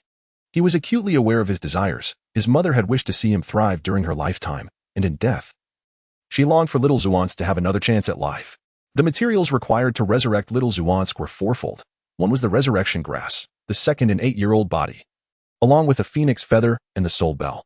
While the resurrection grass was a rare treasure, it should be available among the higher nobility. Procuring an 8-year-old body posed some challenges, but he could devise a plan. As for the phoenix feather, that would be simple enough. He had promised the Thunder Emperor to summon the phoenix back home, and it would surely be reluctant to part with at least 1 feather. However, the soul bell remained elusive, leaving Zwansk with no choice but to seek it from the king of the Underworld Dragon. "I possess the soul bell, but it is merely a fragment. You must gather 3 pieces and have them reforged by a craftsman to restore its functionality," said the king. Raising a hand to summon a golden shard, Zwansk reached out and grasped it, discovering it to be half the size of his palm. Judging by the broken edges, it indeed required 3 fragments to reassemble. "You wouldn't be doing this on purpose, would you?" Zwansk's expression darkened, feeling as though the king intended to manipulate him indefinitely as a pawn. "Do you think this is necessary? This spell has a story. It shattered into 3 pieces for certain reasons. After the next mission concludes, I will reveal the location of the second piece," the king of the Underworld Dragon responded. Given such circumstances, Zwansk had no choice but to request one last meeting with his mother and brother. The king did not refuse, understanding this was his steadfast reason. However, this matter was postponed, as the Flame Warrior's Pokeball trembled, eager to venture into the domain of all beasts to witness the historically renowned fierce beasts. This left Zwansk feeling helpless, clearly scorned by the Snow Demoness, while the Shin Armor Bird and Aberrant Monster also disapproved, causing him considerable discomfort. The 3 of them each took 3 rebirth balls and were cast into the domain of all beasts. Before them lay a primordial forest, filled with the roars of numerous fierce beasts. The Flame Warrior burst forth from the ball, unleashing a roar that resonated throughout the ancient forest, causing the surrounding Pokemon to fall silent, evidently sensing the terror of the Flame Warrior, akin to a sovereign in their midst. The spirits of the beast domain are the embodiment of unparalleled talent, honed over centuries, if not millennia. This is precisely the leverage the Snow Demoness holds over the Flame Monarch. If the Flame Monarch finds himself immobilized within the beast domain at the same level of prowess, the echoes of that thought linger, as he has long been consumed by impatience. Not to rush, however, if the spirits within the beast domain possess legendary qualities. I am most eager to ascertain what heights other spirits can achieve under comparable circumstances. Xianke, unwilling to squander time, instructed them to act independently and regroup in an hour at the depth of the chasm that separates them. Now all being quasi-kings, their journey through the periphery, though fraught with challenges, should not hinder their safe arrival at the chasm. After their departure, Xianke commenced his quest for a target.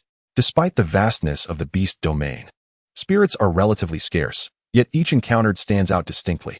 Before long, Xianke arrived at a rocky enclave, where he encountered the previously seen allium duck, sharpening its blade upon a colossal boulder. This allium duck was modest in size, roughly a meter in height, its wings resembling gigantic hands clasping a golden cleaver. Upon noticing Swank's presence, it lifted its head, regarding him with a cold, emotionless gaze, as though witnessing a lifeless form. The allium duck sprang into action. With a thump of its webbed foot, the boulder shattered, and it launched a kick that sent fragments hurtling towards Xianke like cannonballs. Xianke raised a fist, pulverizing the debris into dust. At that moment, the allium duck approached, swinging its golden cleaver downwards, a bloodthirsty grin curling at the corner of its beak. Xianke deftly caught the cleaver between two fingers, then retaliated with a kick that sent the creature hurtling back several meters. As it regained its footing, two spirits materialized before Xianke. One was the Flame Monarch, the other a Jing host, the former observing to help the latter conquer its fears. Thunderbolt, Xianke commanded. The Jing host inhaled deeply, striving for composure, and unleashed a torrent of lightning, a serpentine bolt arcing forth. The allium duck, possessing ordinary attributes immune to ghostly skills, also bore a flying attribute, rendering it doubly vulnerable to electric attacks. That golden cleaver, once a relic of the past, had seemingly amplified the allium duck's attack power significantly. With a cacophonous quack, the allium duck cleaved downward with ferocity, its blade slicing through the air, scattering the thunderbolt as though it were mere mist. The Jing host, having survived for a millennium, was cunning and agile, circling the allium duck and intermittently unleashing bolts of electricity. Unfazed, the allium duck closed its eyes and began a battle dance, its power surging. The Jing host, unwilling to let it have its way, unleashed a series of thunderbolt strikes, yet the allium duck adeptly dodged amidst its rhythmic movements, a sight that nearly evoked laughter from Xianke. Suddenly, the allium duck opened its eyes, dark energy emanating from its cleaver, which then transformed into a blinding white streak. The Jing host was momentarily paralyzed with fear, wishing to escape at once, leaving behind specters of its fleeting form. The allium duck cursed silently, halting its pursuit, and swung its cleaver in a horizontal arc, sending forth a wave of dark energy that struck the Jing host squarely in the back. The creature let out a pained cry, collapsing to the ground, unable to rise, illuminating the stark contrast in power between ordinary spirits and ferocious beasts of the same tier. Chapter 90, a test of quality. Both spirits had transcended to the super-elite realm, yet the Jing host's performance indicated it was still far from legendary quality, paired with illusions. It could only be deemed exceptional. The allium duck, a fierce beast, showed no restraint, only a relentless drive for survival. It transformed into a flash of white light, cleaver raised to strike, yet Xianke reacted swifter, emitting a crimson light that recalled the allium duck's attack. Furious, the allium duck plunged its cleaver into the ground. Its form enveloped in golden light, morphing into a divine bird radiating purity, swooping down from the low skies. Its flying attribute unleashed a powerful assault, seemingly infused with boundless energy, as if bestowing life upon the divine bird, its cries echoing with regal authority. Xianke summoned another spirit, a colossal Gyarados, glistening like gold and radiating brilliance. Upon its entrance, the Gyarados exuded an aura of majesty, diminishing the brilliance of the divine bird's assault. This was the Gyarados' intimidating trait, which reduced the allium duck's offensive capabilities. As the divine bird launched its attack, the Gyarados roared, its massive tail creating waves, executing a sweeping water pillar. The Gyarados, of noble lineage, was a direct descendant of the Sea Monarch, a creature of exceptional talent, though Xianke remained unaware of its heritage. Even as the progeny of the Sea Monarch, it could not claim superiority over the ferocious beasts, even if the Sea Monarch were present. It could hardly assert itself as more gifted than the beasts. The water pillar tail was disrupted, the water elements dispersing. Yet the Gyarados managed to intercept the divine bird's charge. Enraged, the Gyarados had a singular ambition, to reign supreme beneath the Flame Monarch. It could not afford to lose to any spirit, Not even under the duress of divine or ferocious beasts, it would not yield an inch. The Gyarados began to whirl in a frenzy, its essence climbing as it mastered the legendary dragon dance. The allium duck hastily brandished its cleaver, rushing forward once more. Its strikes a blur of speed. The Gyarados, lacking limbs to counter, found itself severely wounded, its body marred with lacerations. A tumultuous melee ensued. Xiankei commanded. A tempest of chaos. The Gyarados, overwhelmed, realized that it was better to strike back than to remain a passive target. The allium duck swung its cleaver again, leaving a mark upon the Gyarados' visage, which retaliated with a ferocious charge, propelling the allium duck against a towering tree, which succumbed to the impact with a resounding crash. Dazed, the allium duck shook its head, seeking clarity as it beheld the fallen tree, its face paling. It rolled away just in time to avoid being crushed, only for the Gyarados to slam into it once again, shattering several boulders in the process. The Gyarados, no longer charging blindly, let out a furious roar, its eyes ablaze with crimson, gathering yellow energy in its mouth. The allium duck, injured and bleeding from various wounds, yearned for a moment's respite, yet the Gyarados offered no quarter. A devastating ray of destruction surged forth. The allium duck narrowly evaded the deadly light, the residual energy sending chills through its form. Gripping its golden cleaver, it charged back, knowing the repercussions of the destructive ray. Something felt amiss. The allium duck's eyes widened in alarm as it took flight to escape. But the Gyarados, unyielding, unleashed another wave of destructive light. This time, evasion was futile. The allium duck could only swing its cleaver, launching energy blades in a desperate attempt to disperse the destructive energy. The destructive ray was indeed neutralized. Yet the ensuing energy waves forced the allium duck to spit blood, its feathers in disarray, a pitiful sight. Another destructive ray followed. The allium duck attempted to block it with a boulder, which was instantly obliterated, the overwhelming energy demolishing 3 great trees, but failing to strike the allium duck. Xiankei looked upward, his martial instincts alerting him to the allium duck's retreat into the sky. Leaves cascaded down, marking its fleeting form amidst the trees. The Gyarados, now enraged, could no longer perceive the allium duck's presence and turned its wrath towards the flame monarch. Xiankei wiped his brow. Such chaos was a double-edged sword, masterfully wielded. It could be a lethal strike. Mismanaged, it was tantamount to self-destruction. Losing one's rationality in a duel of masters was a perilous folly. As the destructive beam of light descended, Yin Wu Wang clenched his right fist, deflecting the energy column with a powerful strike, scattering the drifting leaves as it soared through the trees, startling a large duckling. The duckling cast a long glance at Yin Wu Wang, realizing it stood no chance against such a formidable opponent. Instead, it sought easier prey.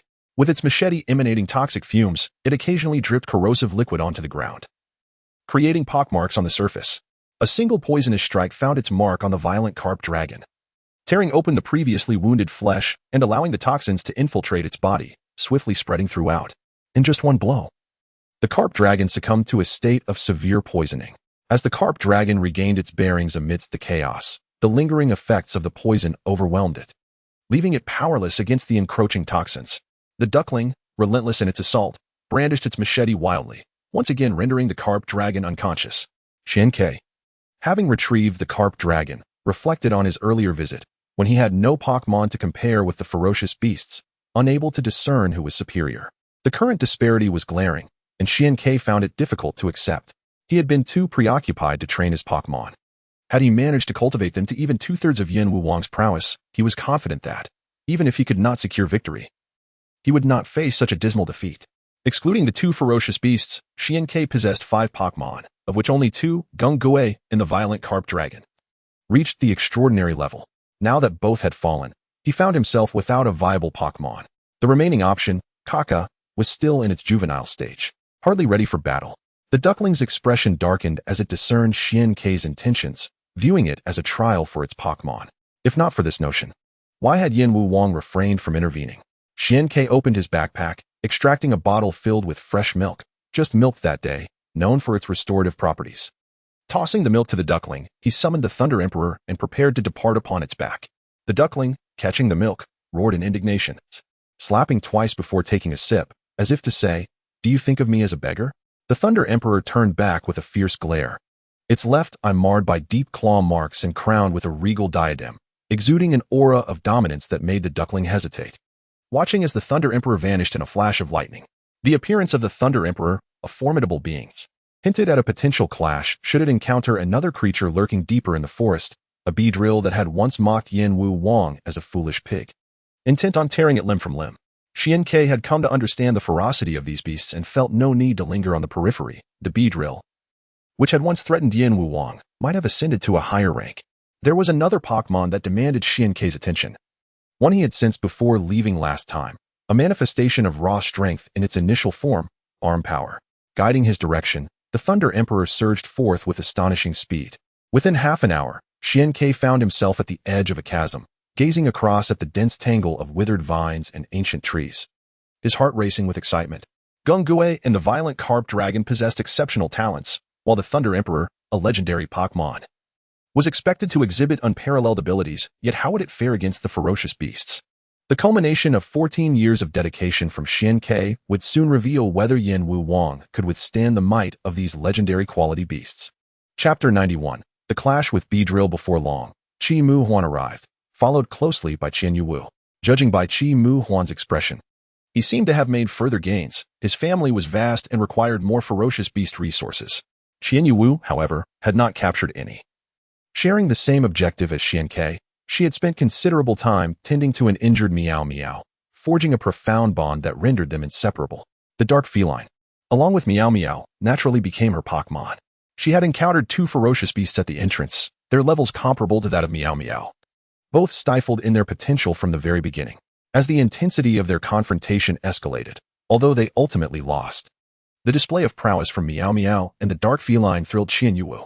She had not anticipated such talent, inflicting substantial damage upon the ferocious beasts, and was determined to train them to cultivate a real-life version of these beasts. The Thunder Emperor gazed at the dense forest ahead, sensing familiar and formidable presences, leaving him astounded at the prospect of encountering them once more. Do you recognize them? Xian Ke inquired. Within the confines of the Ziyuan ancient castle, the Thunder Emperor recounted its tale. 150 years prior, the bell tower of Yuanzhou City had been struck by a powerful bolt of lightning, igniting a fierce blaze that claimed the lives of three unknown Pokemon, namely the Thunder Emperor, the Flame Emperor, and the Water Lord. At that moment, a phoenix descended from the heavens, utilizing divine power to resurrect them, adorning them with crowns, and bestowing even greater strength. It was from that time onward that the phoenix never returned to its nest. In truth, the existence of the Thunder Emperor could be traced back even further, having had dealings with various ferocious beasts, with some meeting their demise at its hands. Nodding in response to the story, the Thunder Emperor began to advance, its four limbs crackling with thunder, radiating an aura of overwhelming pressure. Enveloped in the innocent blood of its foes, the Thunder Emperor felt a righteous fury, believing that the realm of beasts had no place in existence and sought to flatten it. The presence of the Thunder Emperor also drew the attention of the ferocious beasts. The culprit had the audacity to show its face. Roars of fury echoed from the depths, followed by tremors that shook the earth. Those beasts harboring grudges against the Thunder Emperor emerged from their lairs, while even the peripheral ferocious beasts, numbering over a dozen, gathered, their eyes filled with hatred. They had once been destined for greatness, but had suffered due to the Thunder Emperor's interference, enduring torment in this cursed place. Let us proceed, Xian Ke declared. Undeterred by the gathering threats, the very nature of ferocious beasts was to have once wreaked havoc as a guardian of the world. It would be strange if they did not take action to suppress the chaos.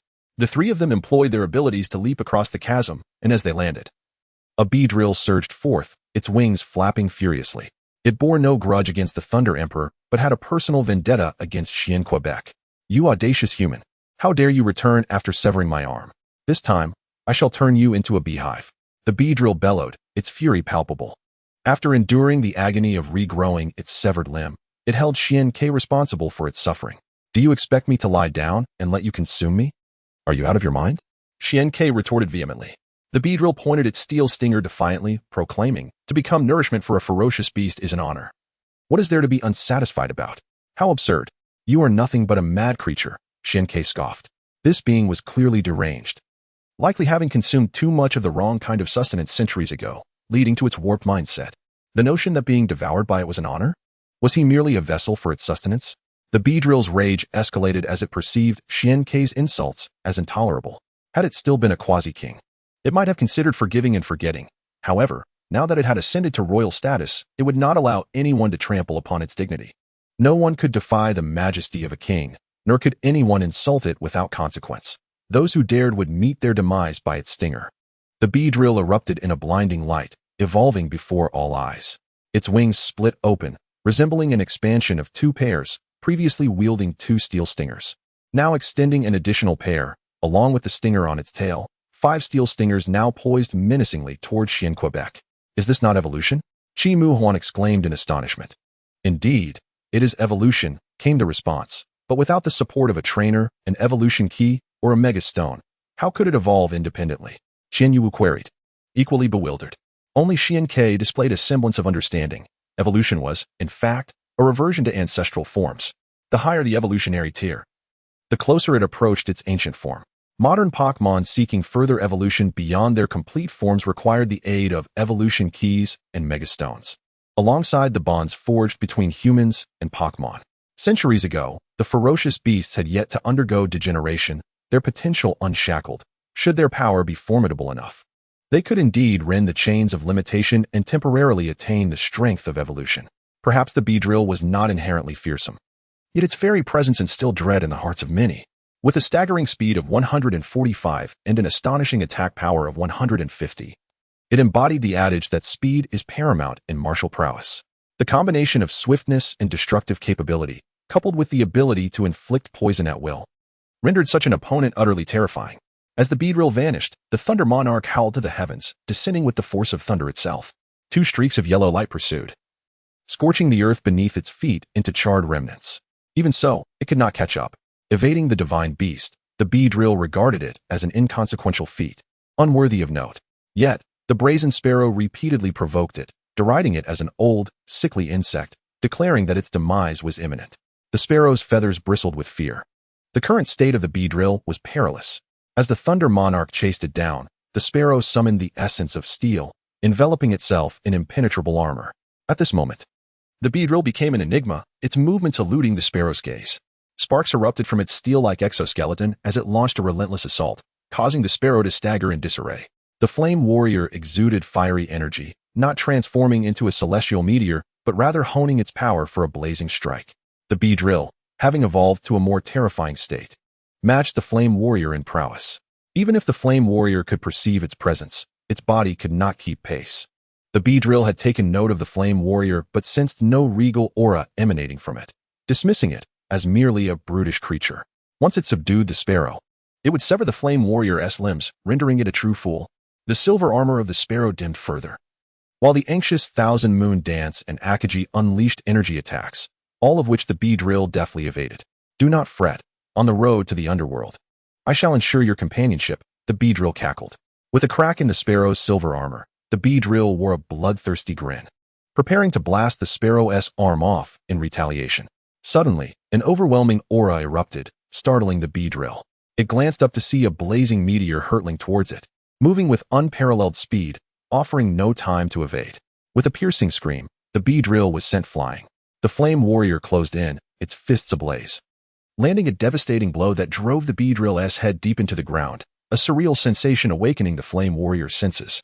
It retaliated with a magnified fiery punch, causing the Beedrill to spew forth blood, crashing into several towering trees, leaving a trail of crimson in its wake.